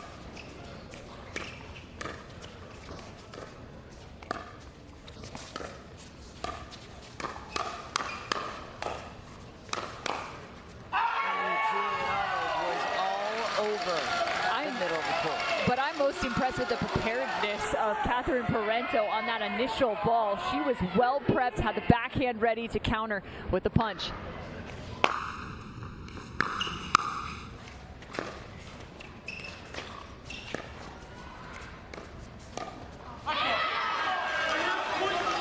Missed that time for Parento. So here comes Anna Bright and Brendan Long. Long with the serve to Julian Arnold.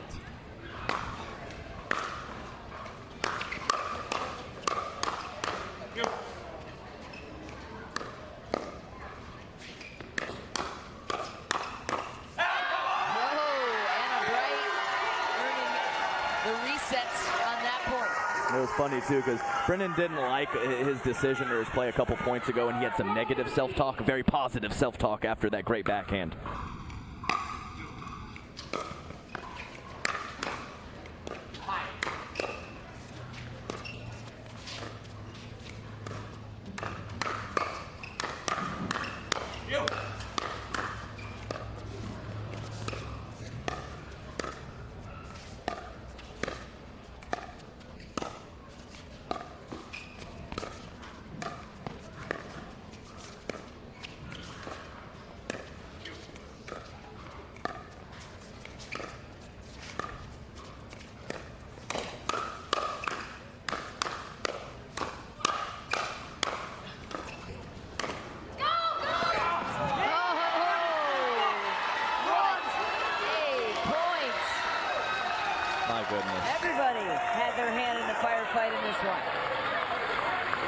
I mean, just full swings, full cuts.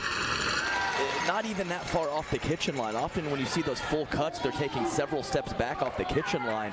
The hand speed right now from these players is electric. 14-12.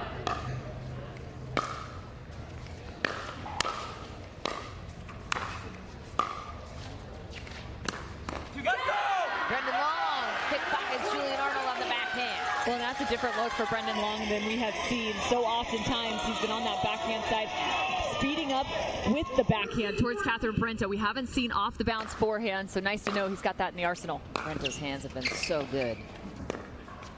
Oh.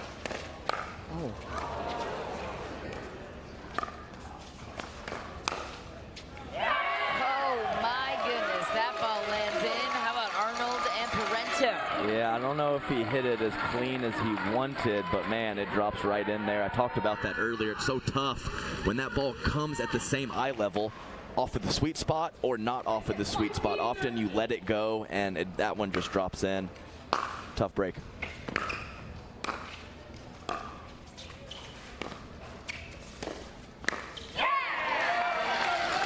Out of desperation. Yeah, that ball was going to bounce. Yes, there was a lot of angle, barely over the net from Julian Arnold, and too low of a position for Brendan Long, especially with Catherine Parento's hands in front of him.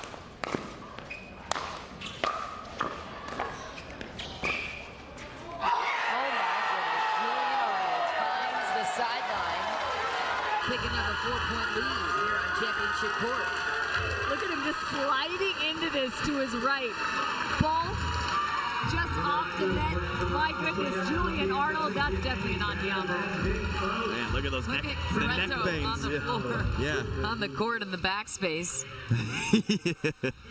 Yes. Just scrambling. Please put it away. That's awesome. So the Mad Drops only 4 points away from punching their ticket to the semifinal round tomorrow morning.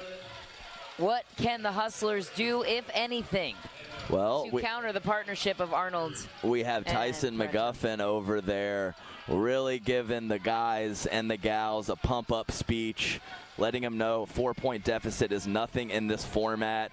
A nice little booty tap there to Brendan Long, and he's got him in a better place because Brendan Long very frustrated with that previous point.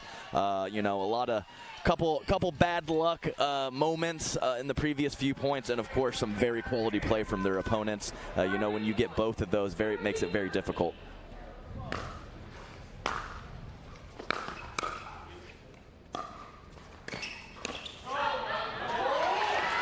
Finally a miss for the Mad Drops. Yeah, keep going. It's a good look. I wouldn't call it an easy look, but definitely a ball that Julian usually comes up with. So I would hope that he would stay aggressive, even though he did miss that one. There's a look of the committee on the Mad Drop side.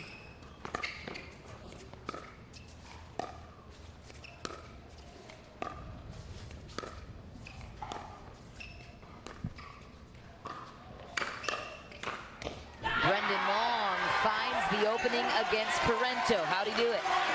Well, I think that's all about the spot he chose. Again, Catherine Parento sliding so she can counter with that backhand. He found just enough of her midline.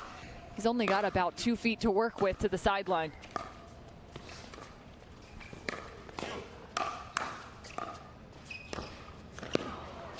Oh, Brendan Long dangling the point. First he goes line, and then he deceptively goes cross. Yeah, it was some slippery deception. He had Julian Arnold cheating a little bit, but either way, manipulating that wrist nicely to put the ball back on the backside of the left foot of Julian Arnold. Julian Arnold putting some pace behind that one. Back on top by 2 for the Mad Drop. Yeah, as soon as Brendan Long hit that ball, he goes, watch, watch, watch.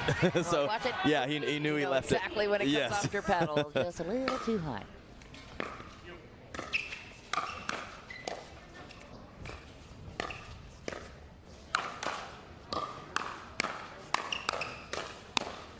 Brendan Long just could not handle the hand speed of Julian Arnold. Yeah, and he throws his hands up. What can you do? He hit 5 incredible shots. Julian Arnold hit 6. Or Julian Arnold and Catherine Parento hit 6, and that's just part of the deal. Nice play from Brendan in good hands, but the mad drops. All the momentum right now with a 3-point lead, 19-16, final game.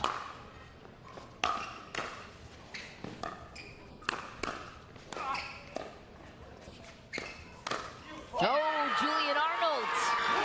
Swatting that on the backhand side with one hand.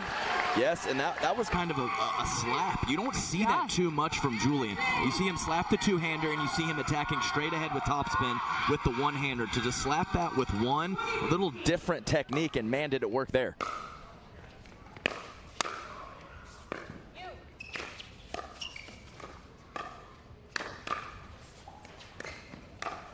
Catherine Parento, how did she get those two back? We don't know, but the intensity written all over Julian Arnold's face the entire game.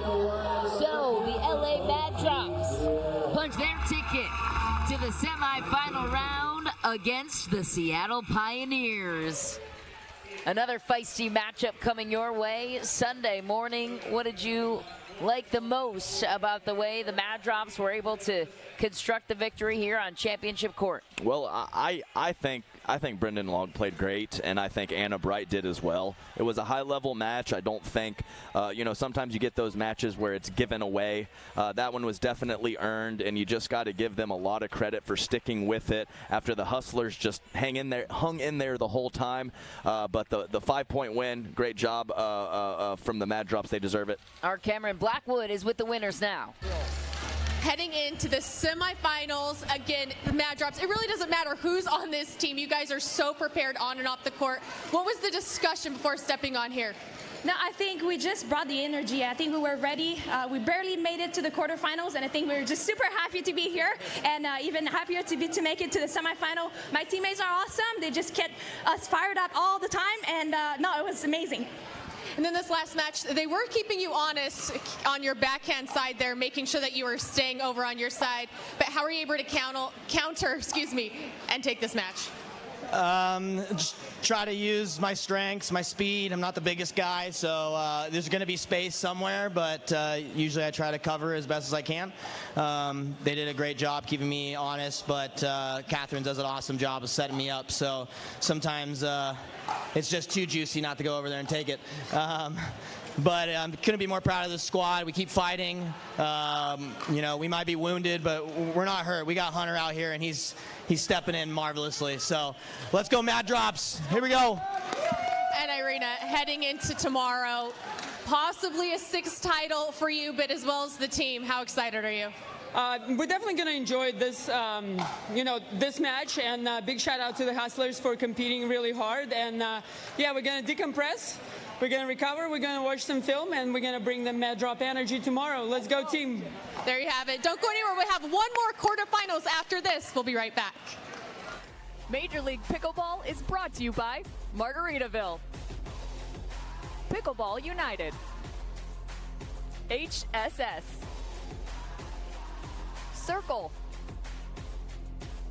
Fromuth Pickleball, Dulce Vida Tequila, and Michelob Ultra. Oh my good Lord, what a feeling. All of this joy I've been stealing. We all need someone that can make us believe. So call me a man on a mission. I'm guilty by my own admission. Locked up but I'll break free. No change could ever take me. Can't stop, won't stop, don't stop now. The Pro XR Pickleball Paddle answers the age-old question of how to get paddle speed and control with the same paddle and one grip, and this is it. Pro XR gives you more spin, greater control, and quicker reloads on every shot in the game, because you always have that constant feel for that leverage and control and paddle speed that we're all looking for. Pro XR is the most revolutionary technology in pickleball.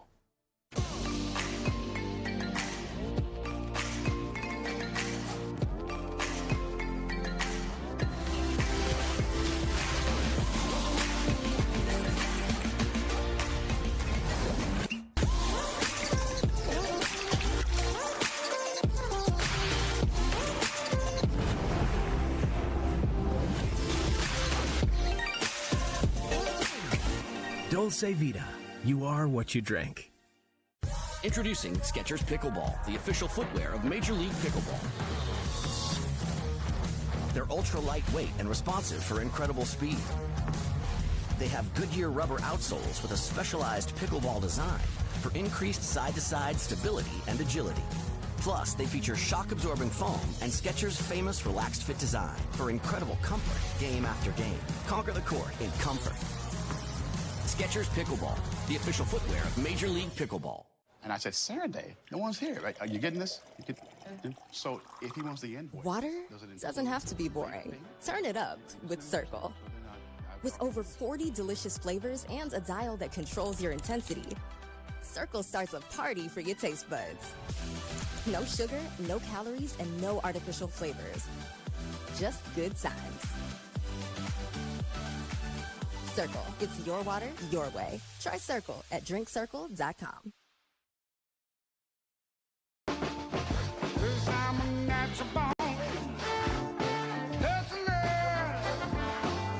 Just like my mama said, hard times and the good way natural born hustler. When the world wants you to sink or swim, I'm going under. Michelob Ultra, 2.6 carbs and 95 calories.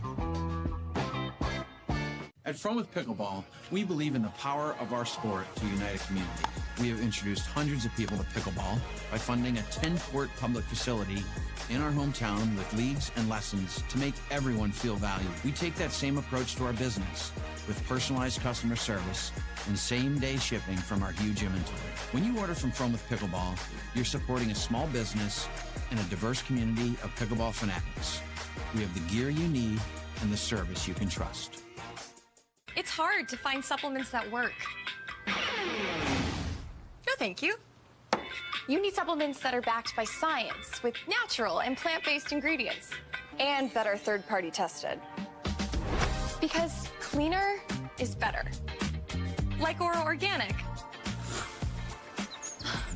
Plant-based supplements made from the Earth's most powerful plants for your immune health, gut health, workouts, and more. Find out more at oraorganic.com.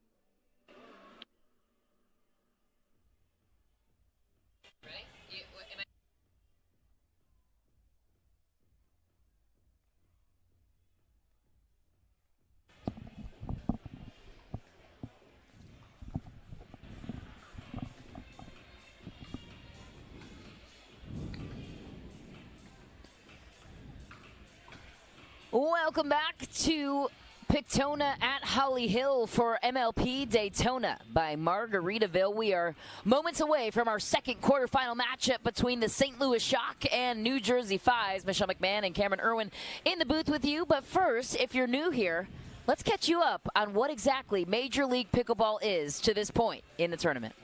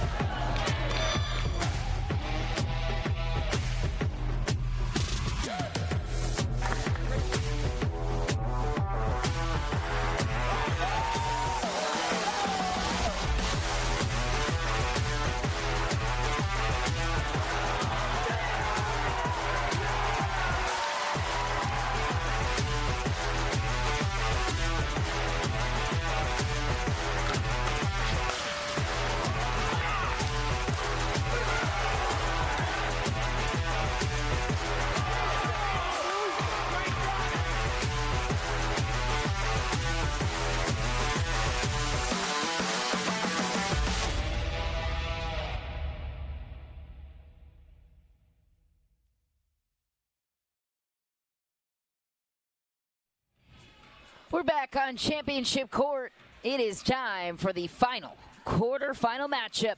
12 teams began, only 5 remain. The LA Mad Drops punching their ticket to the first semifinal matchup against Seattle. And now we have the coin toss between the New Jersey Fives and Jay DeVilliers warming up those hips early for the St. Louis Shock. Getting things going early. Annalie Waters, the first overall pick from this year's draft. This is the second MLP event as we learn who the home team is. Fives won the toss.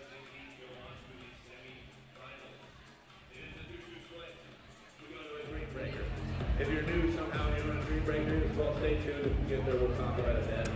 However, I believe that means they would choose to be the home team, but we'll have Chet Edwards on the sideline checking on that to let us know for confirmation. But for now, it is all pickleball on championship court. The winner of this one will take on the unbeaten California BLQK Bears in the semifinal game tomorrow, Sunday morning at 11 a.m. As we welcome you into the booth, Michelle McMahon alongside my partner in crime this evening, pickleball expert Cameron Irwin. And you had a chance, Cameron, to catch up with both sides. What did you learn when it came to this quarterfinal round? Well, I first spoke to Lee Waters, who's coaching the New Jersey Fives, and also the mother of Annalie Waters. I asked her specifically about this duo and Annalie playing alongside Leah Jansen. And one of the elements that she talked about is they haven't really played that often together, right? Just back at MLP Mesa. So there's some communication that has to take place. Look for them to maybe have Leah Jansen slide a little bit more, find her forehand on the backhand side, and let Annalie Waters play freely through the middle with her backhand. Now on the opposing side, I also caught up with Jay DeVilliers, and I asked him specifically about the chemistry of the St. Louis Shock, and I loved his answer. He said it has continued to grow every single time they step on to the court, and they said it's all about the veteran experience of the 4 players. And get this is one of my favorite pieces. The 4 players for the St. Louis Shock are all older than all 4 of the players on the opposing side. There is youth versus veterans without a doubt in this matchup. I love that. We'll see if Hayden Patriquin gets spicy in his interviews like he did yesterday, talking about not losing to old people. Not that they're old, mid-30s. I mean, come on. You're offending more than just the players, Hayden. Down there, just kidding. Great insight there, Cameron, as we get set for first serve. Annalie Waters will kick us off. 2019 national champ. Earned that one with her mom, Lee, who's coaching from the sideline.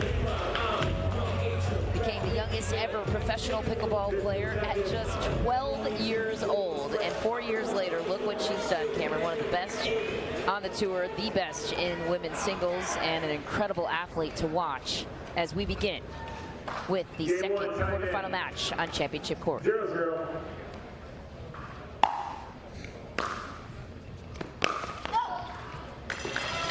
Leah Jansen sails that one long. So the veteran partnership of Simone Jargim and Elise Jones, at least maybe not partnership, but two veteran gals. Well, and to your point, even though that ball is just through the middle, they do love playing alongside one another. Chemistry is an underrated element in the game of pickleball. You have to be able to communicate, and energy builds from one partner to the next.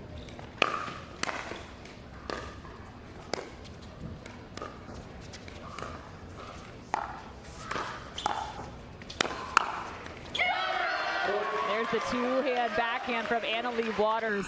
She can do so much damage, whether it's countering, whether it's also picking up and resetting a ball, just as she did in the middle of the transition zone there.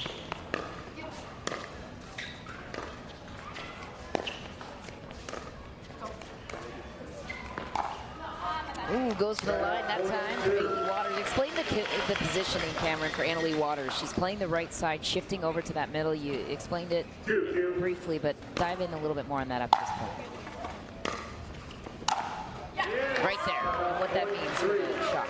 Yeah, and I think one of the big elements is Annalie Waters is one of the best when she's on the move, and so giving her some more court to cover. She has that wicked two-headed backhand, but also she can create so many opportunities on her forehand side. So watch her shift and then play balls just like that.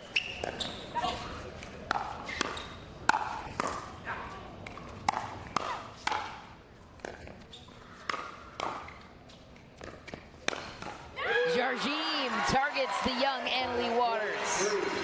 I love it from Simone Jargim, taking a shot and even cross court. This is one of the more difficult types of speed ups, and you can see takes that out of the air, straddles the kitchen line. Fantastic play from Jargim.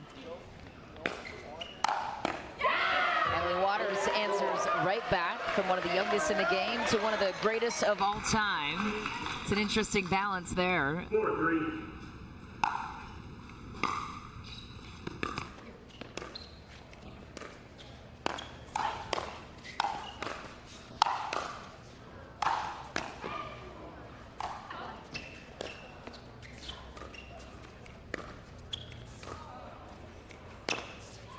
Jargim goes for the forehand side of Waters. That ball drops in. Why was that a smart shot? I mean, look at how much space there is. There's the pinch, slightly middle. Amazing shot by Simone Jargim up the line. And she finds it again, the same thing. There's so much space right now, so it's going to be interesting to see how much middle Annalie Waters will be pinching. Important to note, you saw where her left foot was. It was right on the center line. It was. We'll see if she shifts any further. Nope, not that time. She takes the middle again, unfazed by the two winners down the line, Annalie Waters. Yeah, just a nice recognition by the New Jersey Fives. You saw Leah Jansen shift herself around the corner looking for the Ernie.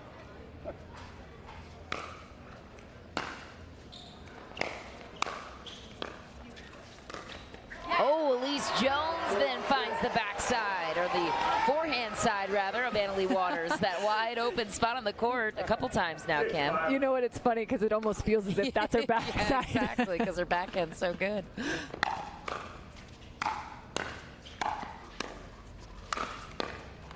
And Leah Jansen isn't anything to snuff at over on her side of the court.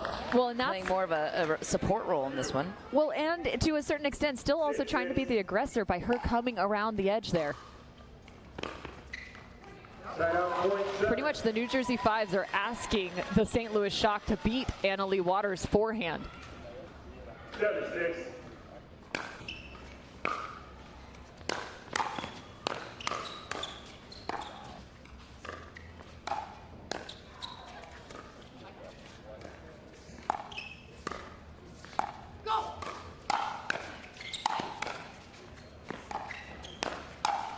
And there goes Simone Jargim finding that forehand court once again. Annalie Waters looks to be a little frustrated.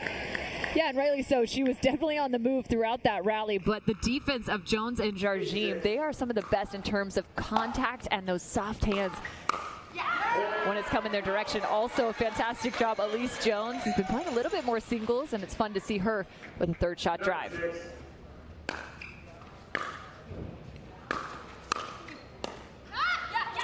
Jones misses that one, and so the fives climb within 2.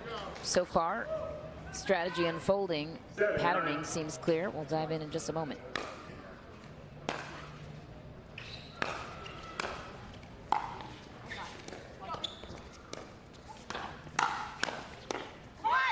All right, Simone Jargim catches Annalie Waters once again. So far, the Shock seem to be working the strategy to Annalie Waters' forehand, and it seems to be working.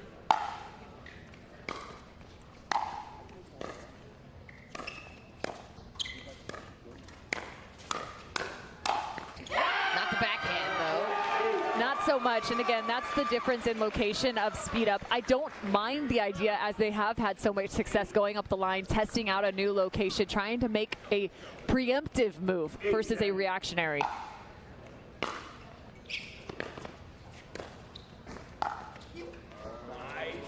What a lob from Ale.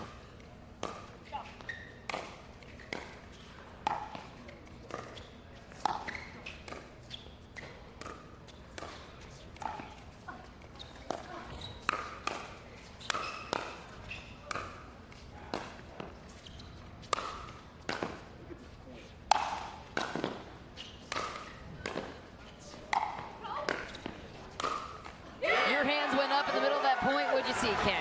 I was just in shock by the contact of Simone Jargim as she's running to her left, finds the backhand chicken wing return. I have no idea how she got that ball back, but again, relentless pressure and power from the overheads of the New Jersey Fives.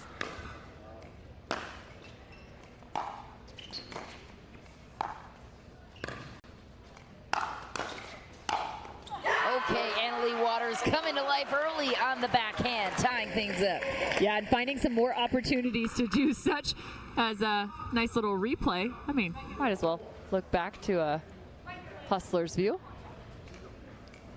10-10.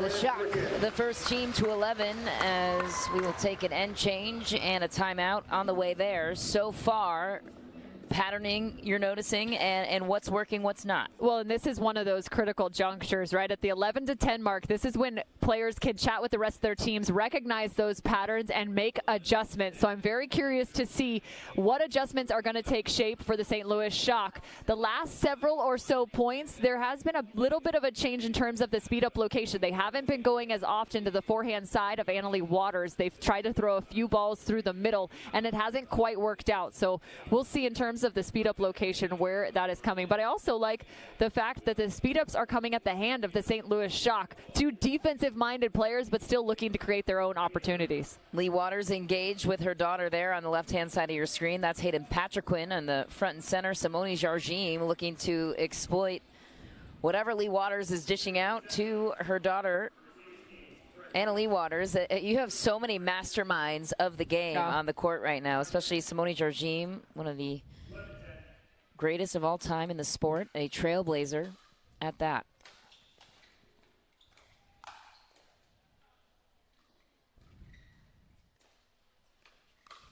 Elise Jones was locked in and ready for the pace. Well, and Leah Jansen, the first to try and take a shot here with the one-hand backhand roll. And this is just a good read from Elise. She stays true a little bit more to the right side of the court and opens up that forehand counter.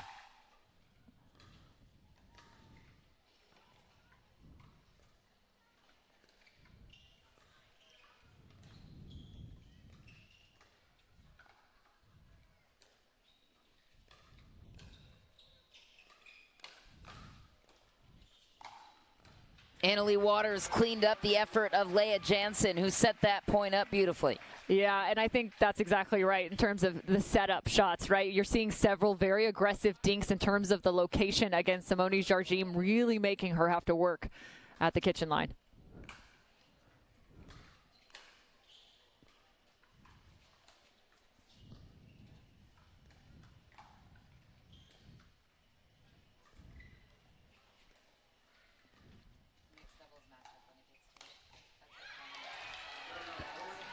And Elise Jones with a nice shot right there. And there is definitely a little bit more of an adjustment anytime Simone is getting a ball on the line. Annalie Waters is taking about a step and a half to her right.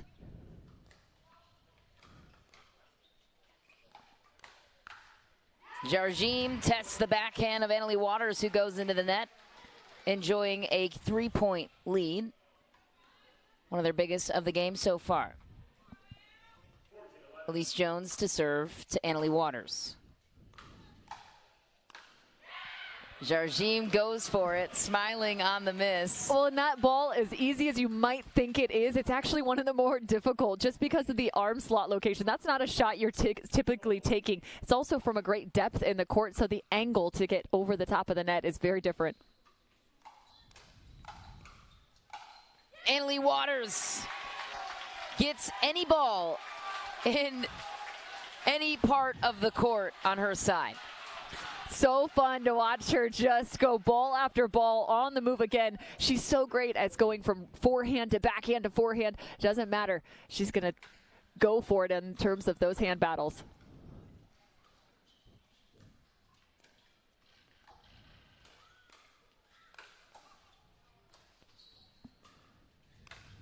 Jarjim powers through to maintain a 2-point lead. How? I'm just so impressed by Simone Jarjim in terms of her speed up locations. Now she's gone all the way to the other side, sped up cross court and cross body of Leah Jansen.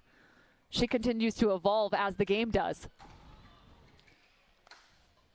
Jarjim punches that one home to make it another 3-point lead on the side of the Shock. Angles, angles, angles for Simone Jarjim. Not trying to do too much, and Elise Jones gives her a nice big hug as a reward. So it's the veterans against the youthful. And so far, the experience is paying off on the side of the St. Louis Shock. Why do you think their strategy is working so far, Cameron? You know, I think a lot of the locations in terms of mixing up their speed up locations keeps the New Jersey Fives just off balance enough. Just as soon as you think you have a read, we always talk about this game being like chess, not checkers, right? And right now they're making early moves, making the adjustment before they have to react to what's happening on the other side of the court. Very impressed with their play in terms of being one step ahead in some of the locations they're hitting. Just going to say it, you hit it on the head. They're one step ahead of their own adjustments. Makes it difficult to game plan for when they're changing it up. Well, and I will say, too, I think Jarjim and Jones's games really complement one another. Elise Jones is known to be one of the rocks of pickleball. I love the fact that she will look not only to reset the ball, but just be steady. She knows what her job is, to get the dinks back, but also she refuses to let a dig not go her direction.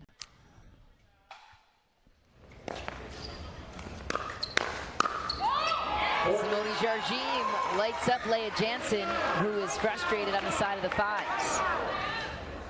17-13.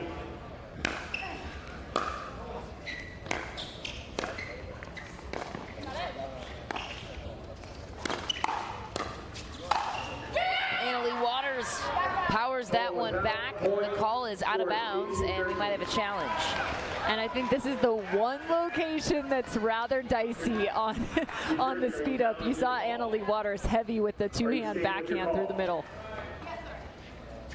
New Jersey is challenging the call of the out call made by St. Louis. So they are indeed going to challenge it, the New Jersey Fives. The call on the St. Louis Shock side was out of bounds. Here's a new nuance for this tournament. Each team gets 2 free challenges. We've been talking about it all tournament long, but just in case you're new here, each team gets 2 free challenges. And so if the call is incorrect for the St. Louis Shock and the Fives are correct and the call is overturned to call that ball in for Annalie Waters, then the St. Louis Shock would lose one of their 2 free timeouts. On the flip side, if this is an incorrect challenge and the ball is indeed confirmed out of bounds for the New Jersey Fives, they would just surrender one of their free challenges on their side. And you don't run out of challenges in the game, it just turns into points after you lose your free ones.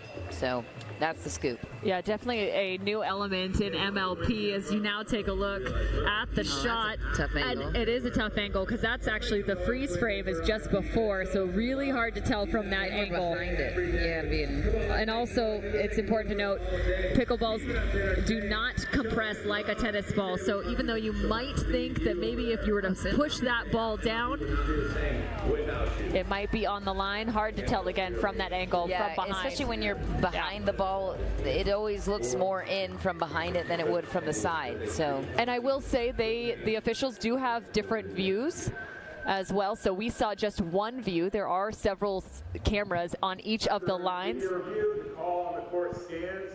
The ball was out.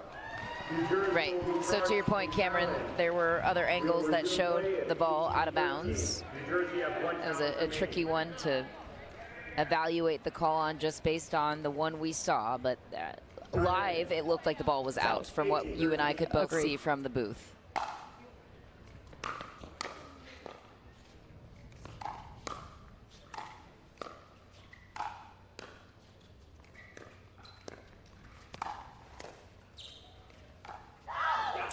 Annalie Waters goes big against Jones and Jarjim. Jarjim is so good at frustrating the players out in front of her because she's so incredible with her resets, and she'll work you, and she gets to everything, and she's so smart in the moment. That experience paying off right now.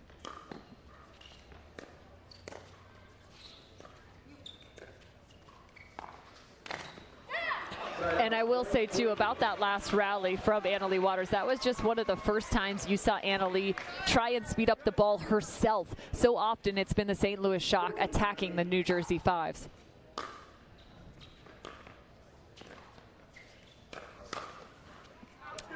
And Jones lofts that one in, just misses.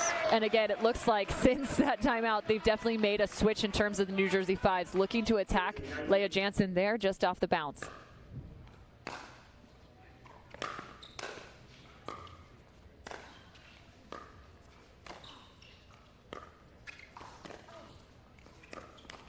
Ooh, Leah Jansen with a nice flick down the line to Elise Jones. And the New Jersey Fives crawling right back in to game number 1 here on Championship Court in this second quarterfinal matchup. 60-19.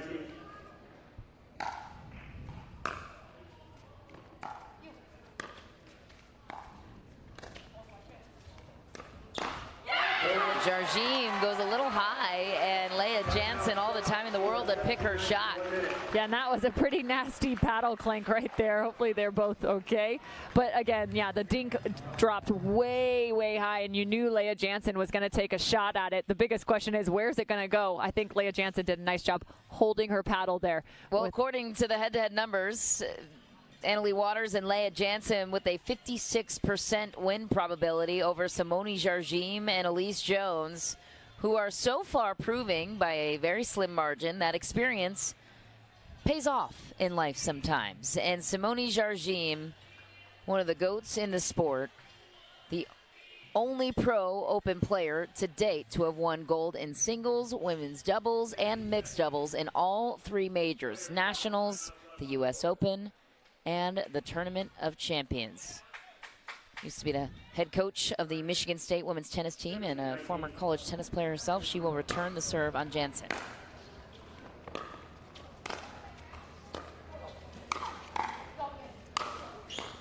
Elise Jones holding the kitchen line, forcing Leah Jansen back. It worked.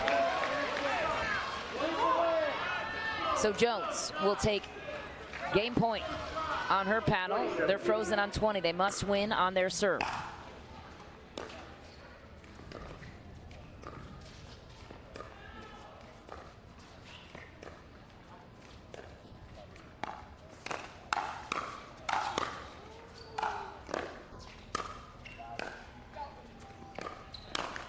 Oh, so hard to stop Annalie Waters when she gets going. Jarjim with a miss. We're now frozen on both sides.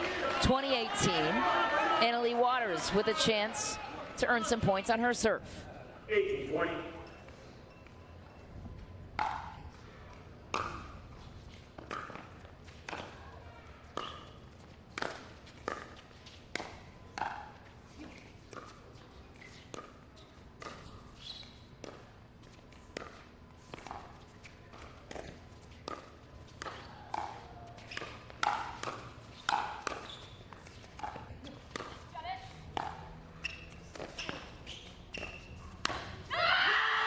Jardim goes long, and we have a 1-point game. The Fives trailing by 1. Just incredible momentum shift for the New Jersey Fives, being so consistent at the kitchen line and just being the aggressors at this point.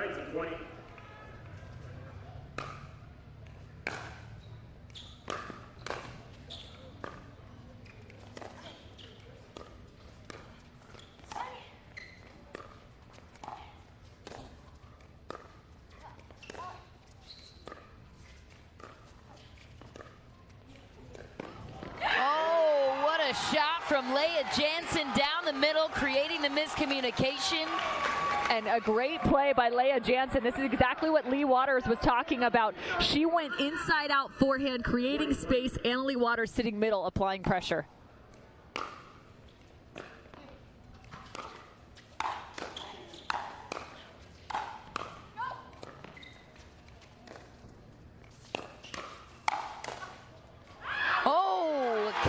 From Jardim goes wide. All the momentum on the side of the New Jersey Fives.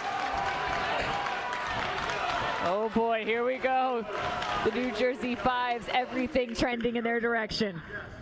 You know the Fives are on the court when the crowd is on their feet making noise. Cowbells are going. This is a close call, and the St. Louis Shock are challenging this out call. I'm pretty sure Simone Jardim knew it was wide. She could feel it off her paddle. That's why she didn't instantly go to the challenge. But the captain challenged it anyways. Might as well take a timeout to regroup. You get 2 free challenges, you might as well use them. Yeah, without a doubt, and I think it's a smart call too, just in terms of trying to slow the momentum just enough. Simone Jardim, after that rally, taking responsibility, looking at Elise Jones saying, that's on me, that's my bad.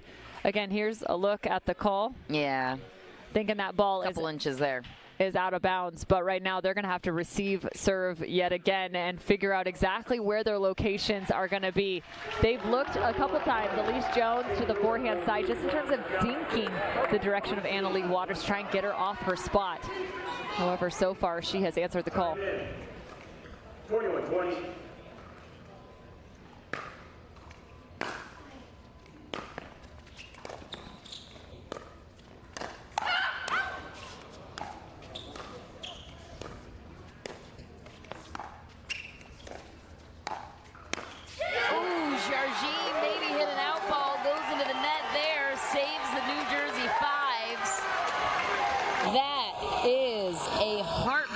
For the Shock, who looked like they had this one under control.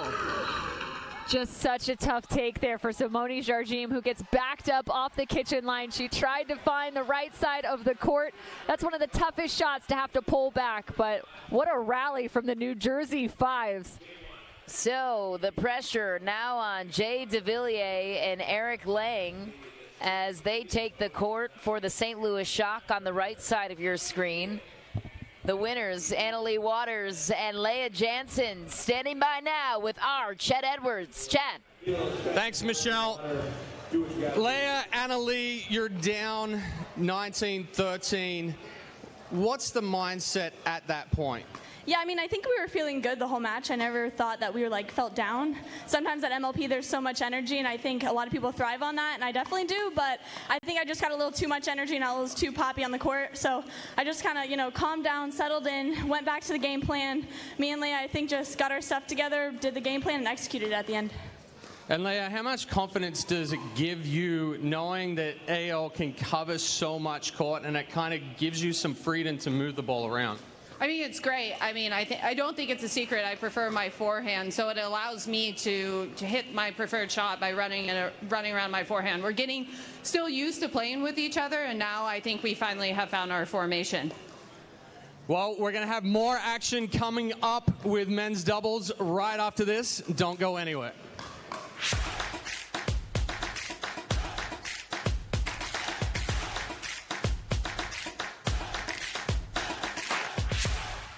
Introducing Skechers Pickleball, the official footwear of Major League Pickleball. They're ultra lightweight and responsive for incredible speed. They have Goodyear rubber outsoles with a specialized pickleball design for increased side-to-side stability and agility. Plus, they feature shock-absorbing foam and Skechers' famous relaxed fit design for incredible comfort game after game. Conquer the court in comfort. Skechers Pickleball, the official footwear of Major League Pickleball. Match point. It's all up to me. Nothing can get in my way. And when they ask, what are you gonna do next? I'll say, I'm going.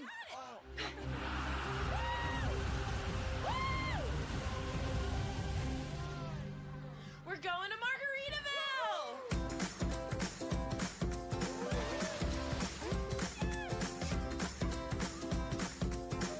You can go to Margaritaville too. Visit MargaritavilleResorts.com. It's hard to find supplements that work. No, thank you. You need supplements that are backed by science with natural and plant-based ingredients and that are third-party tested.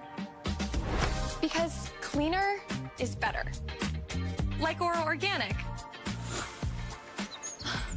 Plant-based supplements made from the Earth's most powerful plants for your immune health, gut health, workouts, and more. Find out more at oraorganic.com. The Pro XR Pickleball paddle answers the age-old question of how to get paddle speed and control with the same paddle and one grip, and this is it. Pro XR gives you more spin, greater control, and quicker reloads on every shot in the game because you always have that constant feel for that leverage and control and paddle speed that we're all looking for. Pro XR is the most revolutionary technology in pickleball.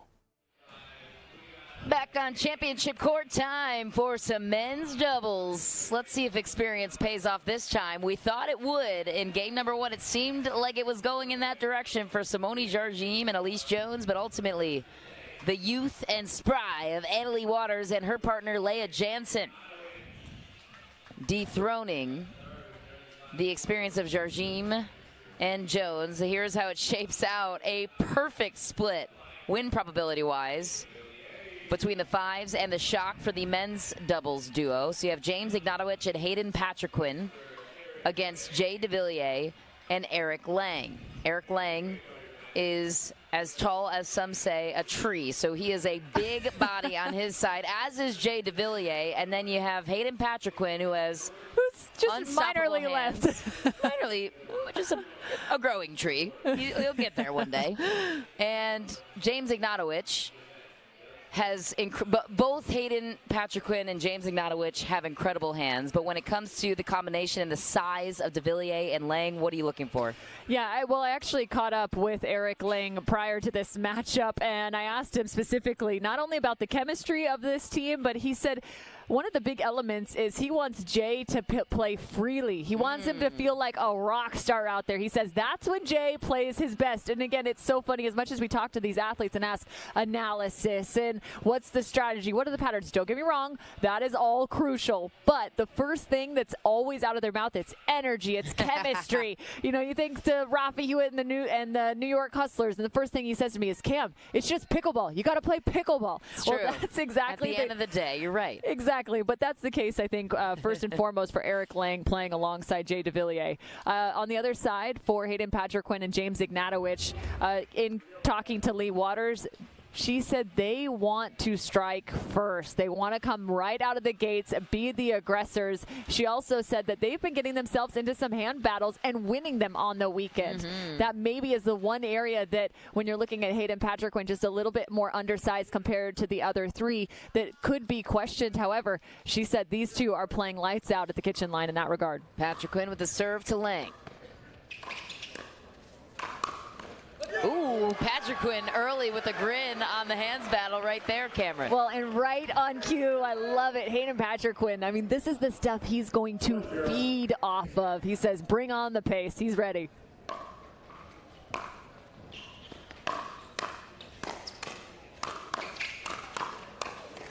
Patriquin came out firing right away, and so far that strategy is working.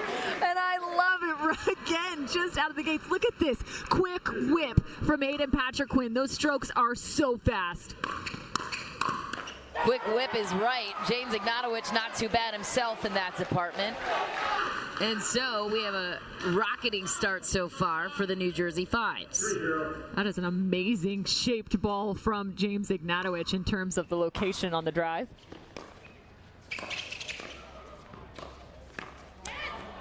A miss there. That's going to happen when you're playing high risk, high reward pickleball, but credit to Hayden Patriquin, who came out of the gate early and firing.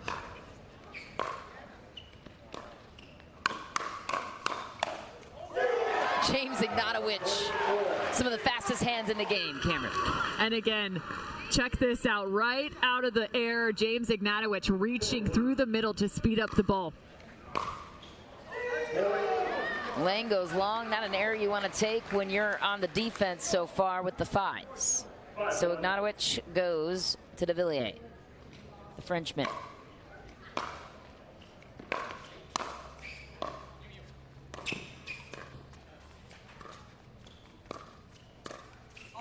Laying into the net, so the Fives on top by 5. And this is a cyclical effect, right? Because you're thinking, how do I keep the ball down? How can I keep them neutralized in terms of the speed up? So now your dinks are getting that much more tight.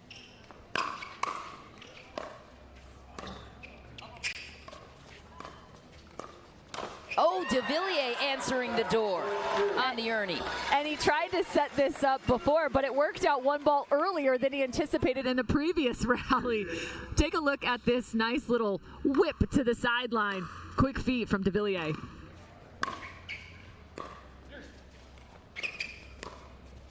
Oh, Patriquin, what a play! Brings De Villiers out to the sideline, then burns him down the middle.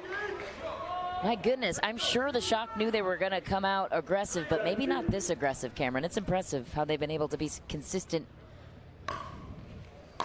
and winning the points. Again, what do you do? Well, and it's also impressive for another regard, and the fact that the men's doubles competition happens second. So that means they've been sitting. So they have been itching to get on the court for the entirety of the women's doubles match. So for them to feel this in rhythm is rather remarkable. Especially to find the rhythm when it's pure fire. I mean, there's no room for error when you're speeding everything up, and the fact that they're able to speed it up and keep it in play is impressive. And that's a good way right there. Again, it's going to be so important for them to be able to keep some of those dinks down, trying to get this game slowed down to a more manageable pace.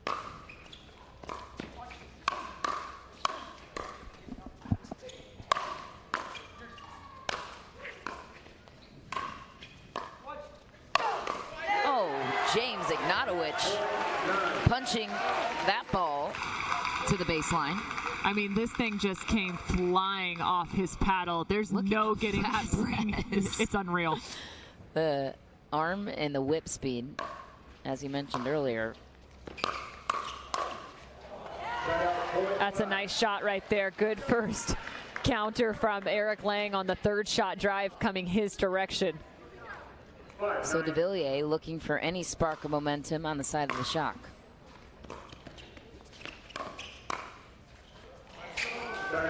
Nearly drops it in, and the Fives take it back, 1 point away from the end change. Just look at how fantastic this championship court is, too. This crowd has been wonderful all day. A bird's eye view. You're right, Cameron. There is Jay De Villiers answering the bell down the middle. So if you're playing against James Ignatowicz, there's a few things you need to be careful of. One, he loves to drive the ball from the baseline, but also he has a great flick off the bounce on his forehand side and loves his two-hand backhand. What did I say about off the bounce of the forehand? James Ignatowicz just quickly recognizing the ball and beautiful spin. Predicting the future on that one, James Ignatowicz and Hayden Patriquin have come out blazing, and they're not looking back so far. The first team to 11. If you're Jay De Villiers right now and Eric Lang, it's almost like you just got slapped in the face with something and you're like, whoa, whoa, whoa, whoa, whoa. I didn't even have a chance to think about what's happening. So, okay, you regroup. Now what? Well, I think there's an assessment period, right? So you have to consider the fact that, yes, they're coming at you. Is the answer going to be slow it down? That, or do you go back with more aggression? I don't know if the latter is the answer. So in terms of trying to slow it down, you have to be so careful against James Ignatowicz right now because he is really lights out. I mentioned the ball through the middle, off the bounce. He's willing to speed that up at any regard. I think off the backhand side, he is going to be a little bit more neutralized in terms of maybe the speed up location, only minorly compared to the forehand side, but I don't even think that's the location. I think you've got to get the ball over to Hayden Patrick-Quinn and force him to have to create some offense. Yeah, it seems like the Shock right now struggling with the firefight, so why not try slowing it down, see where that gets you, but it seems like the Fives can speed up just about anything. It's also going to be important that first volley for the St. Louis Shock as those third shot drives have been coming their way, even though they go with a drop there. DeVilliers speeds it up that time on Ignatowicz. Well, and this is one of the other ways you can kind of change some of the pace. So instead of returning that ball to the direction of James Ignatowicz, who's been lighting that third shot up, maybe you go to Hayden Patrick-Quinn and see if he'll give you a few more drops. A deflating miss of serve there for DeVilliers, and so serve and point returns to the side of the Fives. Patrick-Quinn to Lang. Easy put away for Jay. But again, that's that switch. So returning the ball to Hayden Patrick-Quinn. Don't get me wrong, the guy's got power from the baseline as well, but it's a little different than James Ignatowicz.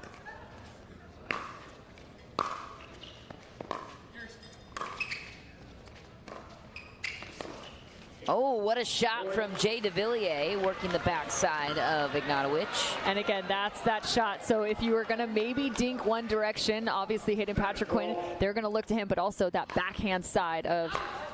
Oh, another missed serve for DeVilliers. That's 2 in a row. Something we almost never see. 39.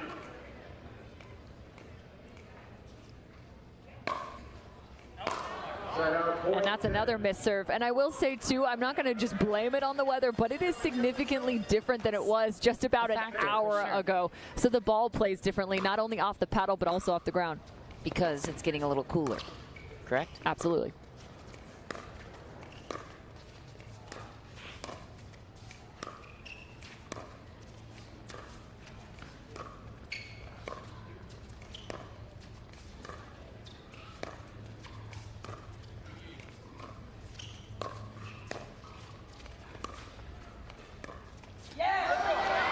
But you saw the different pattern take place right there. Dinking occasionally to the two-hand backhand of James Ignatowicz, and then the forehand, trying to keep those balls shallow into the kitchen and unattackable.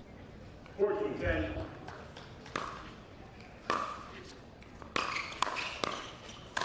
Oh, DeVilliers with a backhand sweep and a beauty.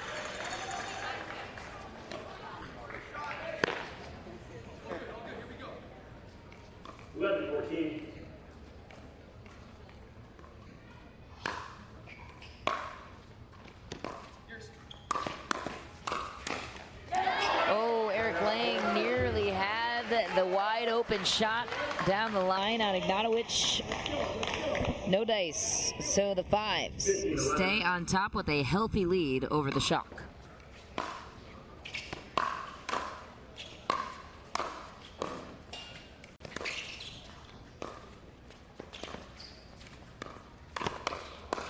DeVilliers. The double Ernie from DeVilliers. He gets around the edge, and then look at this. His shot's so nasty, he's able just to stand on the side of the court for the overhead. Crowd liked that one. Have one, Ernie. Have two. Okay.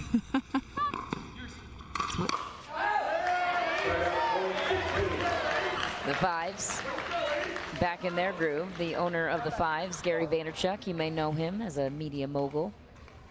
His general manager, Ryan Harwood, is usually spicy on the sidelines, if you're wondering who that man is. A wide finish for DeVilliers. Ignatowicz creating the opening there. Yeah, great adjustment there by Ignatowicz. He recognizes they're looking to dink to that backhand side, quick off the bounce. Might be time for another adjustment. Oh, just barely out of bounds for Hayden Patrick-Quinn, who opted to go for the drive that time. Yeah, I actually really like the look. He had been looking to drop as many of those had been coming his direction. Tries to change pace.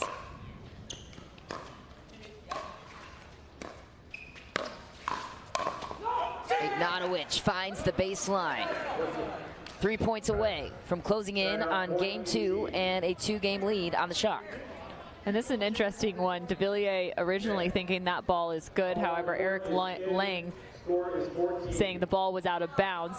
I'm sorry, the call on the board is out. Important to note, De Villiers was the one trying to play the ball, which sometimes can make it that much more challenging to call the correct call. So, Fives are going to challenge, as the ruling now on the court is that it was out of bounds, according to Eric Lang and the captain, Jay De Villiers. So, New Jersey challenges within the 10-second window that they have to do so. And we will await the verdict. And as we do, the Fives have created another 3-point gap in theory. Maybe more, depending on what happens here.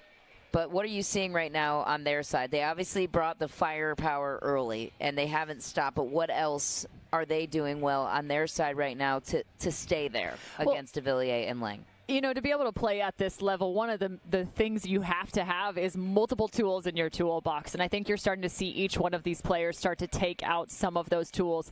The two-hand speed up off the bounce from James Ignatowicz is one of those. He started with the forehand off the bounce through the middle as that ball was coming his direction. You also saw Patrick Quinn start to make adjustments from the baseline, whether it's a third shot drop or the third shot drive. So, again, the game is all about adjustments, and they're going to ask you to have to play so many different types of balls, and very impressed with the answer of the New Jersey Fives right now. Eric Lang was in deep discussion with Simone Jardim on the sideline. What do you think they're diving into on their side as far as what to continue to do less of, change? I think they can still look to the right side of Hayden Patriquin in terms of some of those shorter dinks. Now, it's going to put Jay De Villiers in some uncomfortable positions just in terms of his ability. That line-to-line dink is one of the most difficult in terms of the margin of error is so slim, right? So it has to be shallow. You have to be very careful as that ball is going to come quickly right back at you. So he's got Hayden a few times just pushing that ball just beyond the kitchen line and setting himself up for the Ernie. So we'll see if he continues to find some success there. Ruling is available to us now.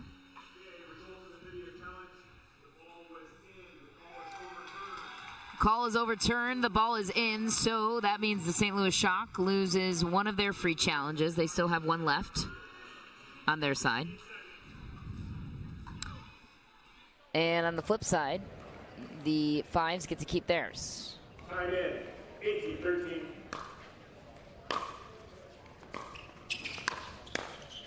Just wide for Patrick Quinn. 14.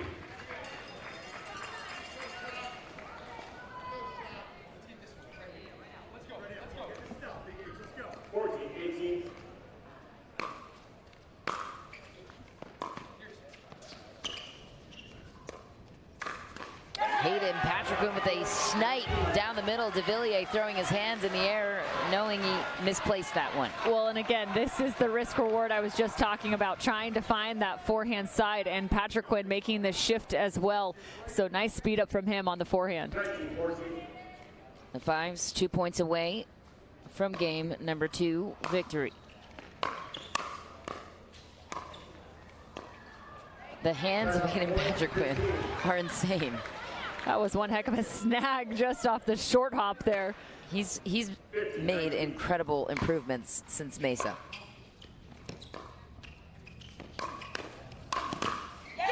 Well, and to your point, Lee Waters said he was a little frustrated with his performance back in Mesa. He said, I have nothing to lose. I might as well just go for it here in Daytona Beach. And so far, she said, he's been the MVP. He has, and Patrick Quinn with a chance to finish it here.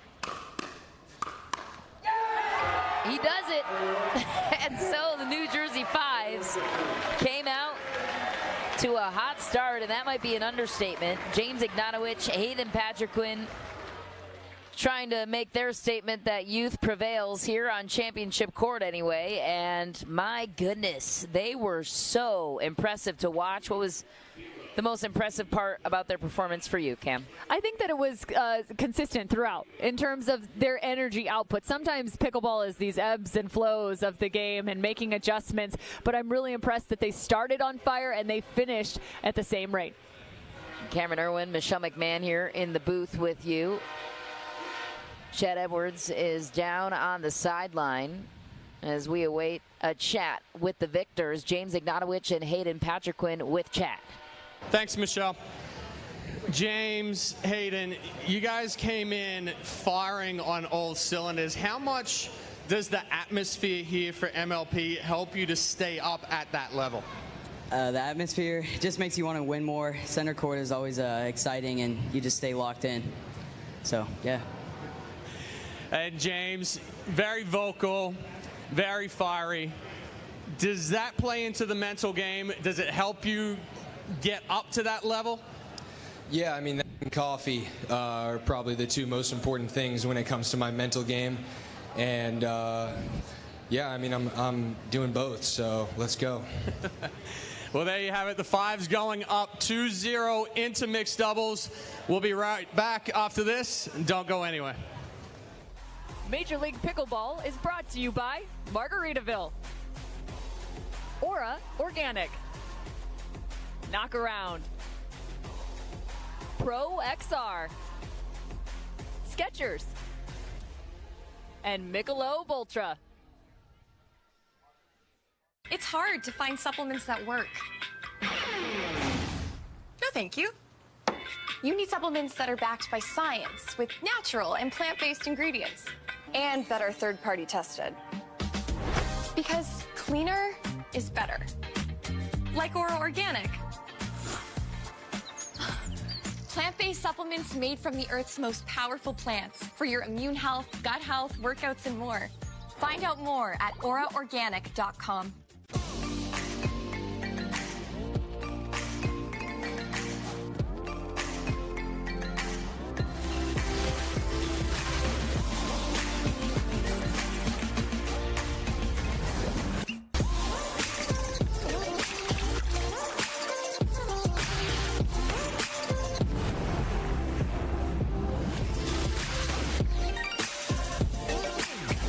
Dulce Vida. You are what you drink. Oh my good Lord, what a feeling. All of this joy I've been stealing. We all need someone that can make us believe. So call me a man on a mission. I'm guilty by my own admission. Locked up but I break free. No chains could ever take me. Can't stop, won't stop, don't stop now. At Fromuth Pickleball, we believe in the power of our sport to unite a community.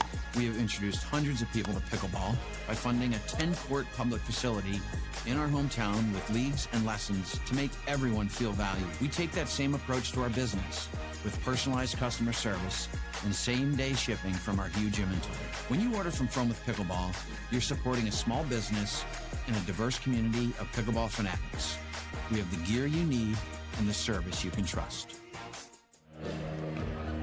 We're back on Championship Court. It is time now for the third mixed doubles matchup game here on Championship Court, the first mixed doubles matchup, and we will only get a fourth one if the St. Louis Shock can come away with a win here.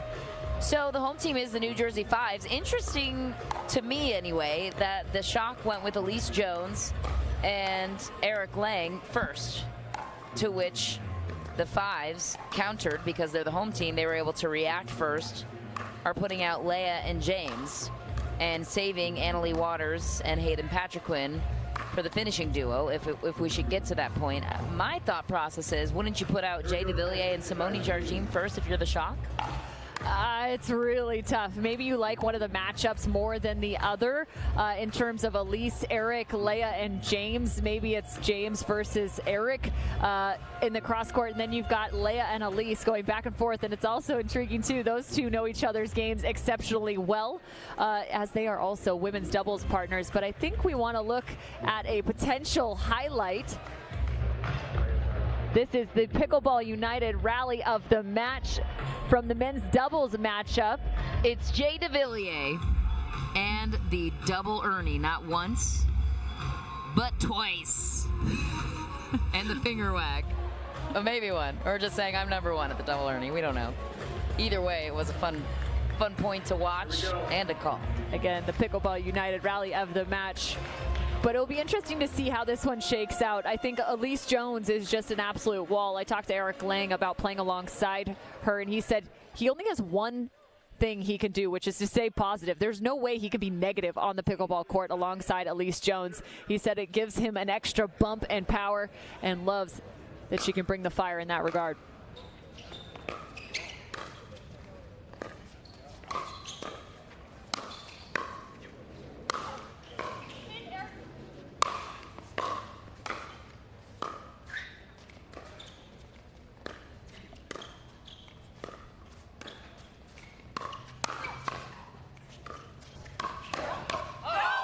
Not much. James Ignatowicz can't counter, but Eric Lang beats him that time. His reaction says it all. Well, and really impressed with Elise Jones right there in the middle of that hand battle, just resetting the ball continuously.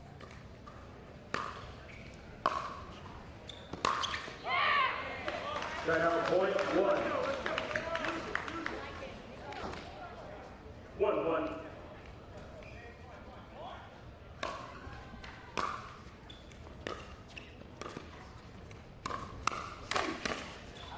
Ooh, Elise Jones answers the counter first, just long for Lang. So the New Jersey Five's on top by 1. And once again, if they win this one, it's over for the Shock.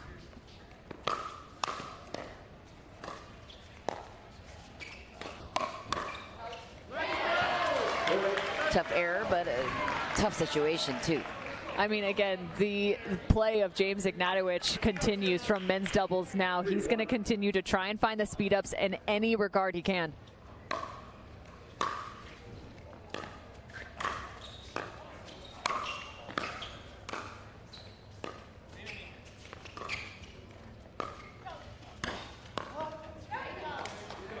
It's also a little challenging, too, for Leah Jansen as she now shifts to the right side of the court.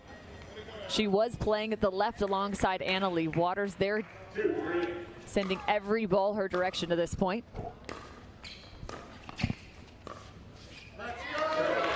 That was a great drop, but an even better ball from Leah Jansen. Little deception on her battle. 4-2. Jansen with the serve to Jones.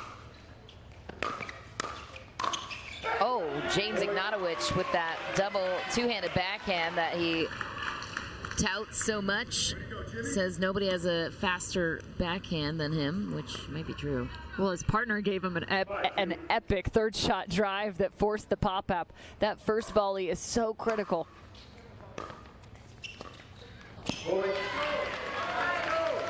That fourth ball, Jones and Lang need to look to apply just a bit more pressure.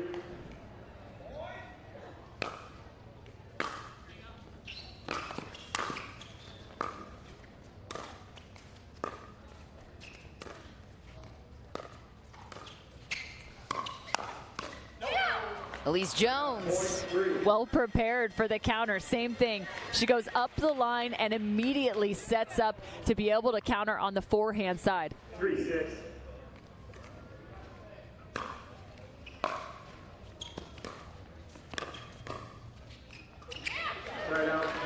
A change of pace for Leah Jansen, taking a little bit off that tough in transition zone. You expect somebody to take a full rip at the ball, and if they take 10 to 20% off, it's going to force a little bit more or less of a grip change in terms of strength on grip. Oh. How about that grab from Eric Lang? Thought he was going to run over his partner, Elise Jones, who's nimble as they come, a former defensive specialist, Utah State University, fellow volleyballer. I know something about that. Sorry, University of Utah, I believe.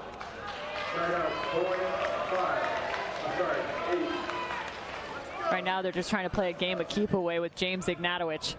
Sorry, Elise Jones played volleyball at Utah Valley University, some place in Utah. She's very good.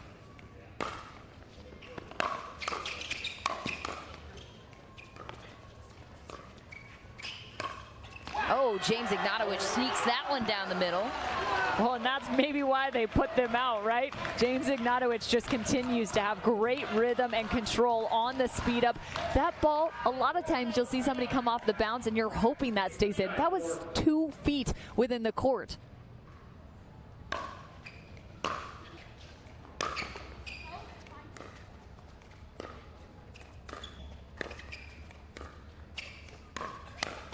Oh, Release Jones was there. So close. Not that time, though. Well, on a different slide from her, she had slid forehand for the counter previously. This time she goes more towards the backhand side. As you see Colin Johns sitting courtside. Who's he cheering for? That's a good question. I think he's more scouting to be able to help his brother out with the Seattle Pioneers. Probably factual. There's a little black book probably in his hand. Is always obvious. The New Jersey Fives, the first team to 11, and boy, does it look like they're running away with this one, Cameron. How are they able to create such a gap here? I think it's the pace from not only the baseline, but also off the kitchen line. I'm liking the shake and bake power of both Leah Jansen and James Ignatowicz. James doing a nice job trusting his partner and the location of the third shot drive and being able to crash in and score several points in that regard through these first 11. Do you think, and this is hindsight because it doesn't matter now, the shock, do you think Jardim and de Villiers could have been a better matchup here? Well, it's tough because I actually talked to Lee Waters about Hayden Patriquin and Anna Lee Waters in terms of their mixed doubles combination, and they have yet to lose here in Daytona Beach. So previously, you might have thought, well, maybe that's the case, but those two have been playing exceptionally well alongside one another. So maybe the Shock went in with the mindset of, hey, listen, if we're going to win this thing all the way, our best chance of beating Waters and Patriquin is Jardim and de Villiers. Makes sense. Ignatowicz to serve. To Lang.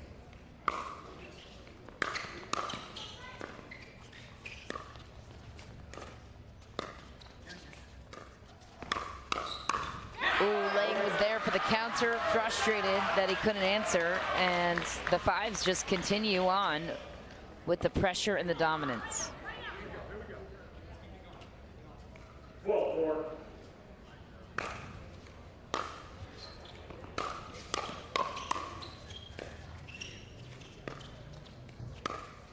Oh, smart shot for Jansen, just a bit wide on the backside of Eric Lang.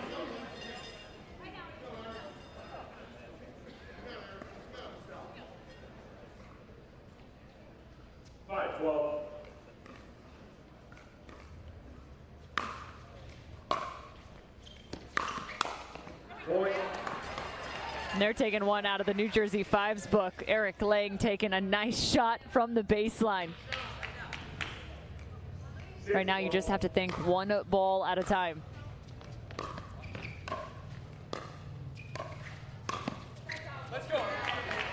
First two, they look to James Ignatowicz and then ultimately Leah Jansen, but ball out. 13-6.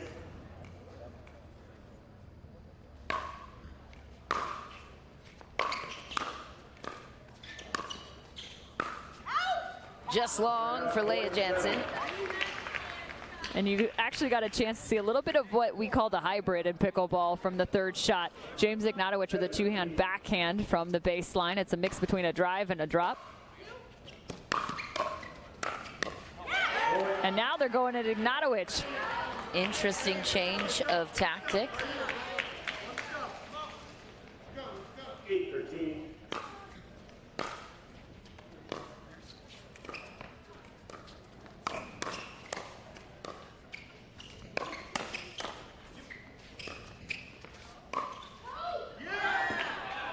Ball is called out of bounds. Ignatowicz thought he might have had it, but not enough to challenge. Well, and doing a really nice job in terms of recognizing where Ignatowicz's speed ups are coming from. They have come through the middle and then cross court. Both of those countered back.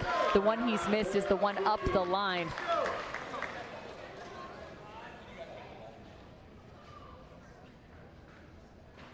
Eric Lang asking to check the ball. Either lopsided or potentially cracked. Nope. He's okay with it. So Jansen will take us back to serve to Elise Jones. 14-9.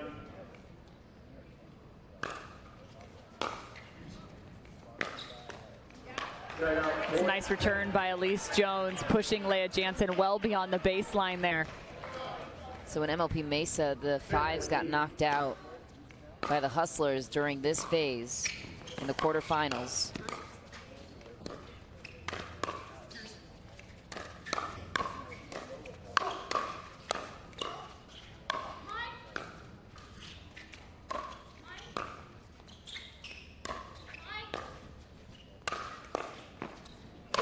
Oh, wow. Nobody was getting that ball back from James Ignatowicz. This would be a large response for the fives, who are looking for revenge from Mesa. And again, I think they've got the scouting report a little bit more in tow now. As you've seen several times, Lang has covered middle off the speed up from James Ignatowicz with his forehand. And then they've also been looking in some of those hands battles to still try and find the backside of James Ignatowicz, hoping there's some more space there. Timeout called on the floor, and the fives have the 5-point lead. So anything can happen in rally scoring, but it is looking good for the New Jersey Fives, who are eyeing down their potential next opponent if they do win this game number 3, which would be against the California BLQK Bears in the semifinal round, which is taking place tomorrow at 11 a.m. Cameron and I will be here all morning bringing you the coverage for the championship round and semifinal matchups. First semifinal at 9 a.m., second at 11 a.m. And then we will conclude with the championship round right here at 3 p.m. Stay on the Major League Pickleball.net website or head to YouTube or MSG Networks for the championship round if you're in New Jersey, Connecticut, Pennsylvania, I believe. Probably New York as well.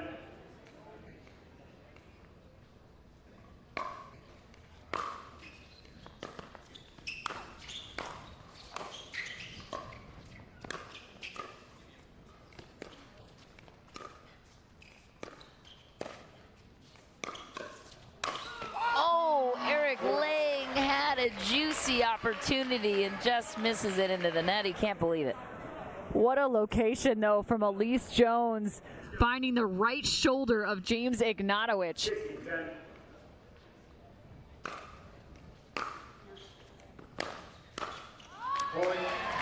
Another miss for the Shock. And this is where it's so tough, because as soon as people start swinging your direction, you want to be able to punch right back. But hard to go. Big swing off another big swing. The timing becomes that much more difficult.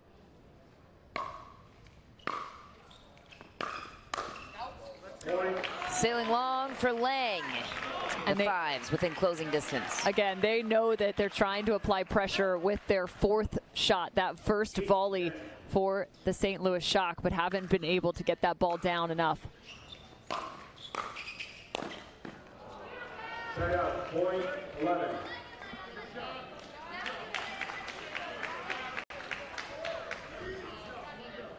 Lang will take another crack at it against Ignatowicz.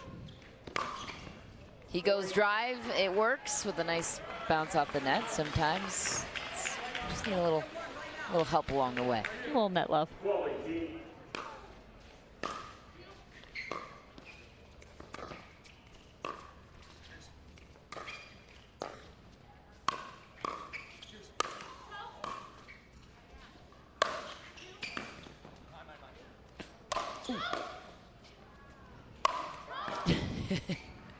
It's an overhead clinic and a nice volleyball roll from Elise Jones trying to defend that one. The amount of pace that this ball comes off his paddle with for James Ignatowicz is unbelievable. It's just remarkable. Also the angle in which he hit that, not necessarily to the edge of the court, but just being able to drop that low enough. That ball was not bouncing up. Oh, Ignatowicz was ready to close out too soon. Elise Jones not going anywhere. The St. Louis Shock, not a lot of time left, but still some time to come back in this one.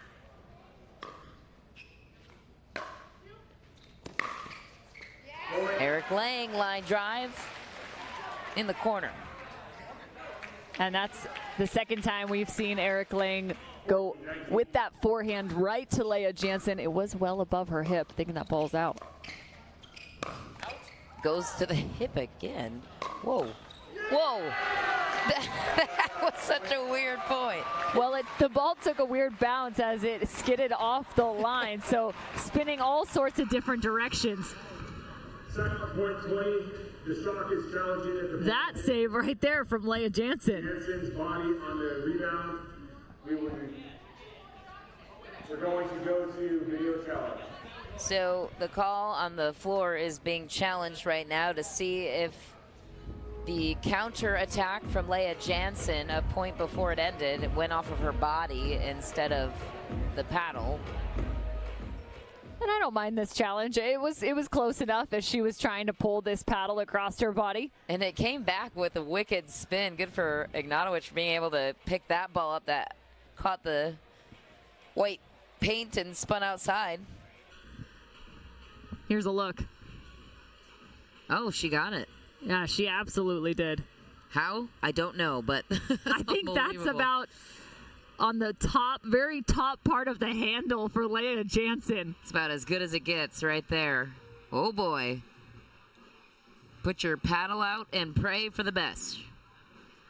Unreal slide right there, and this is also fun to watch as she has only that part of the court to cover, so that's what allows so many of these right side players to shift, find that backhand, and that's a tough ball right on her body and high.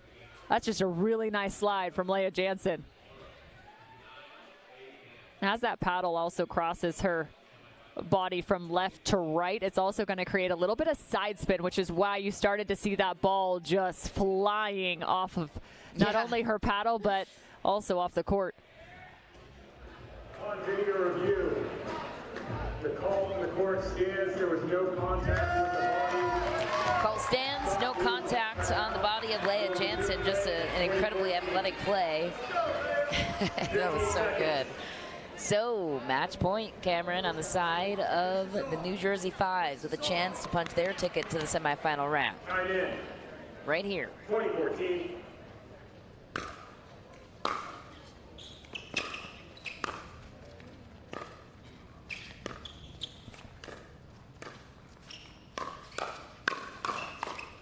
Oh, Leah Jansen almost had another similar looking shot to the one that just got reviewed. That's exactly right, right on the same spot on her body. The Fives frozen on 20, they can only win on their serve.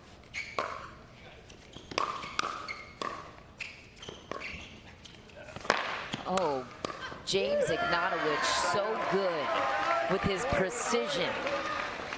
Yeah, fantastic setup shot right there. You can see just how far that is out of the reach of Eric Lang.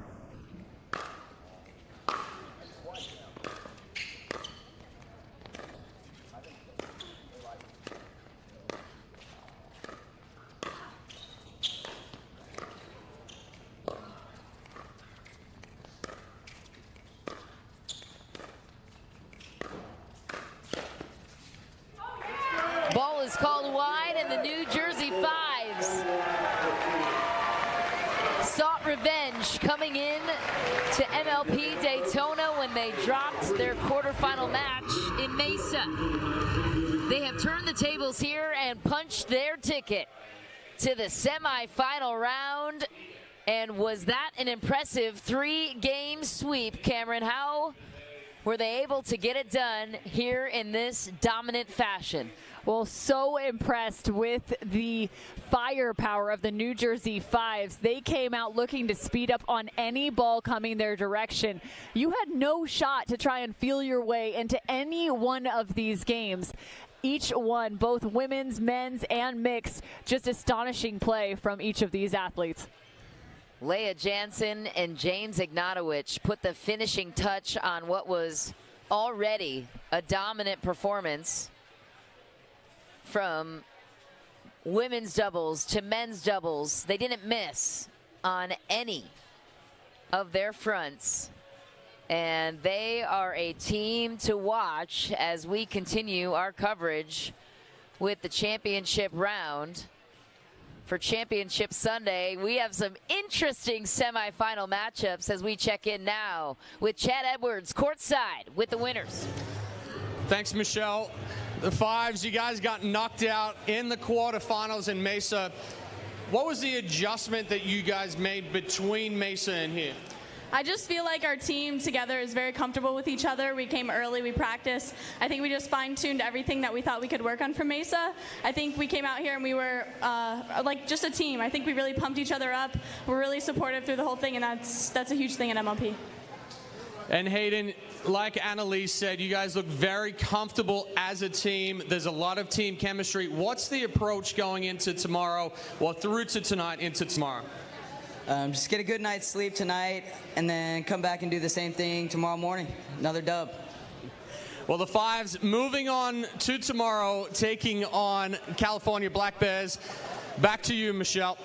That's right, Chad. Thanks so much. That semifinal matchup taking place tomorrow morning at 11 a.m. following the first semifinal matchup, which will be between the Seattle Pioneers and the defending champs from Mesa, the LA Mad Drop. Says our coverage from the Major League Pickleball Daytona Beach continues here from Pictona at Holly Hill.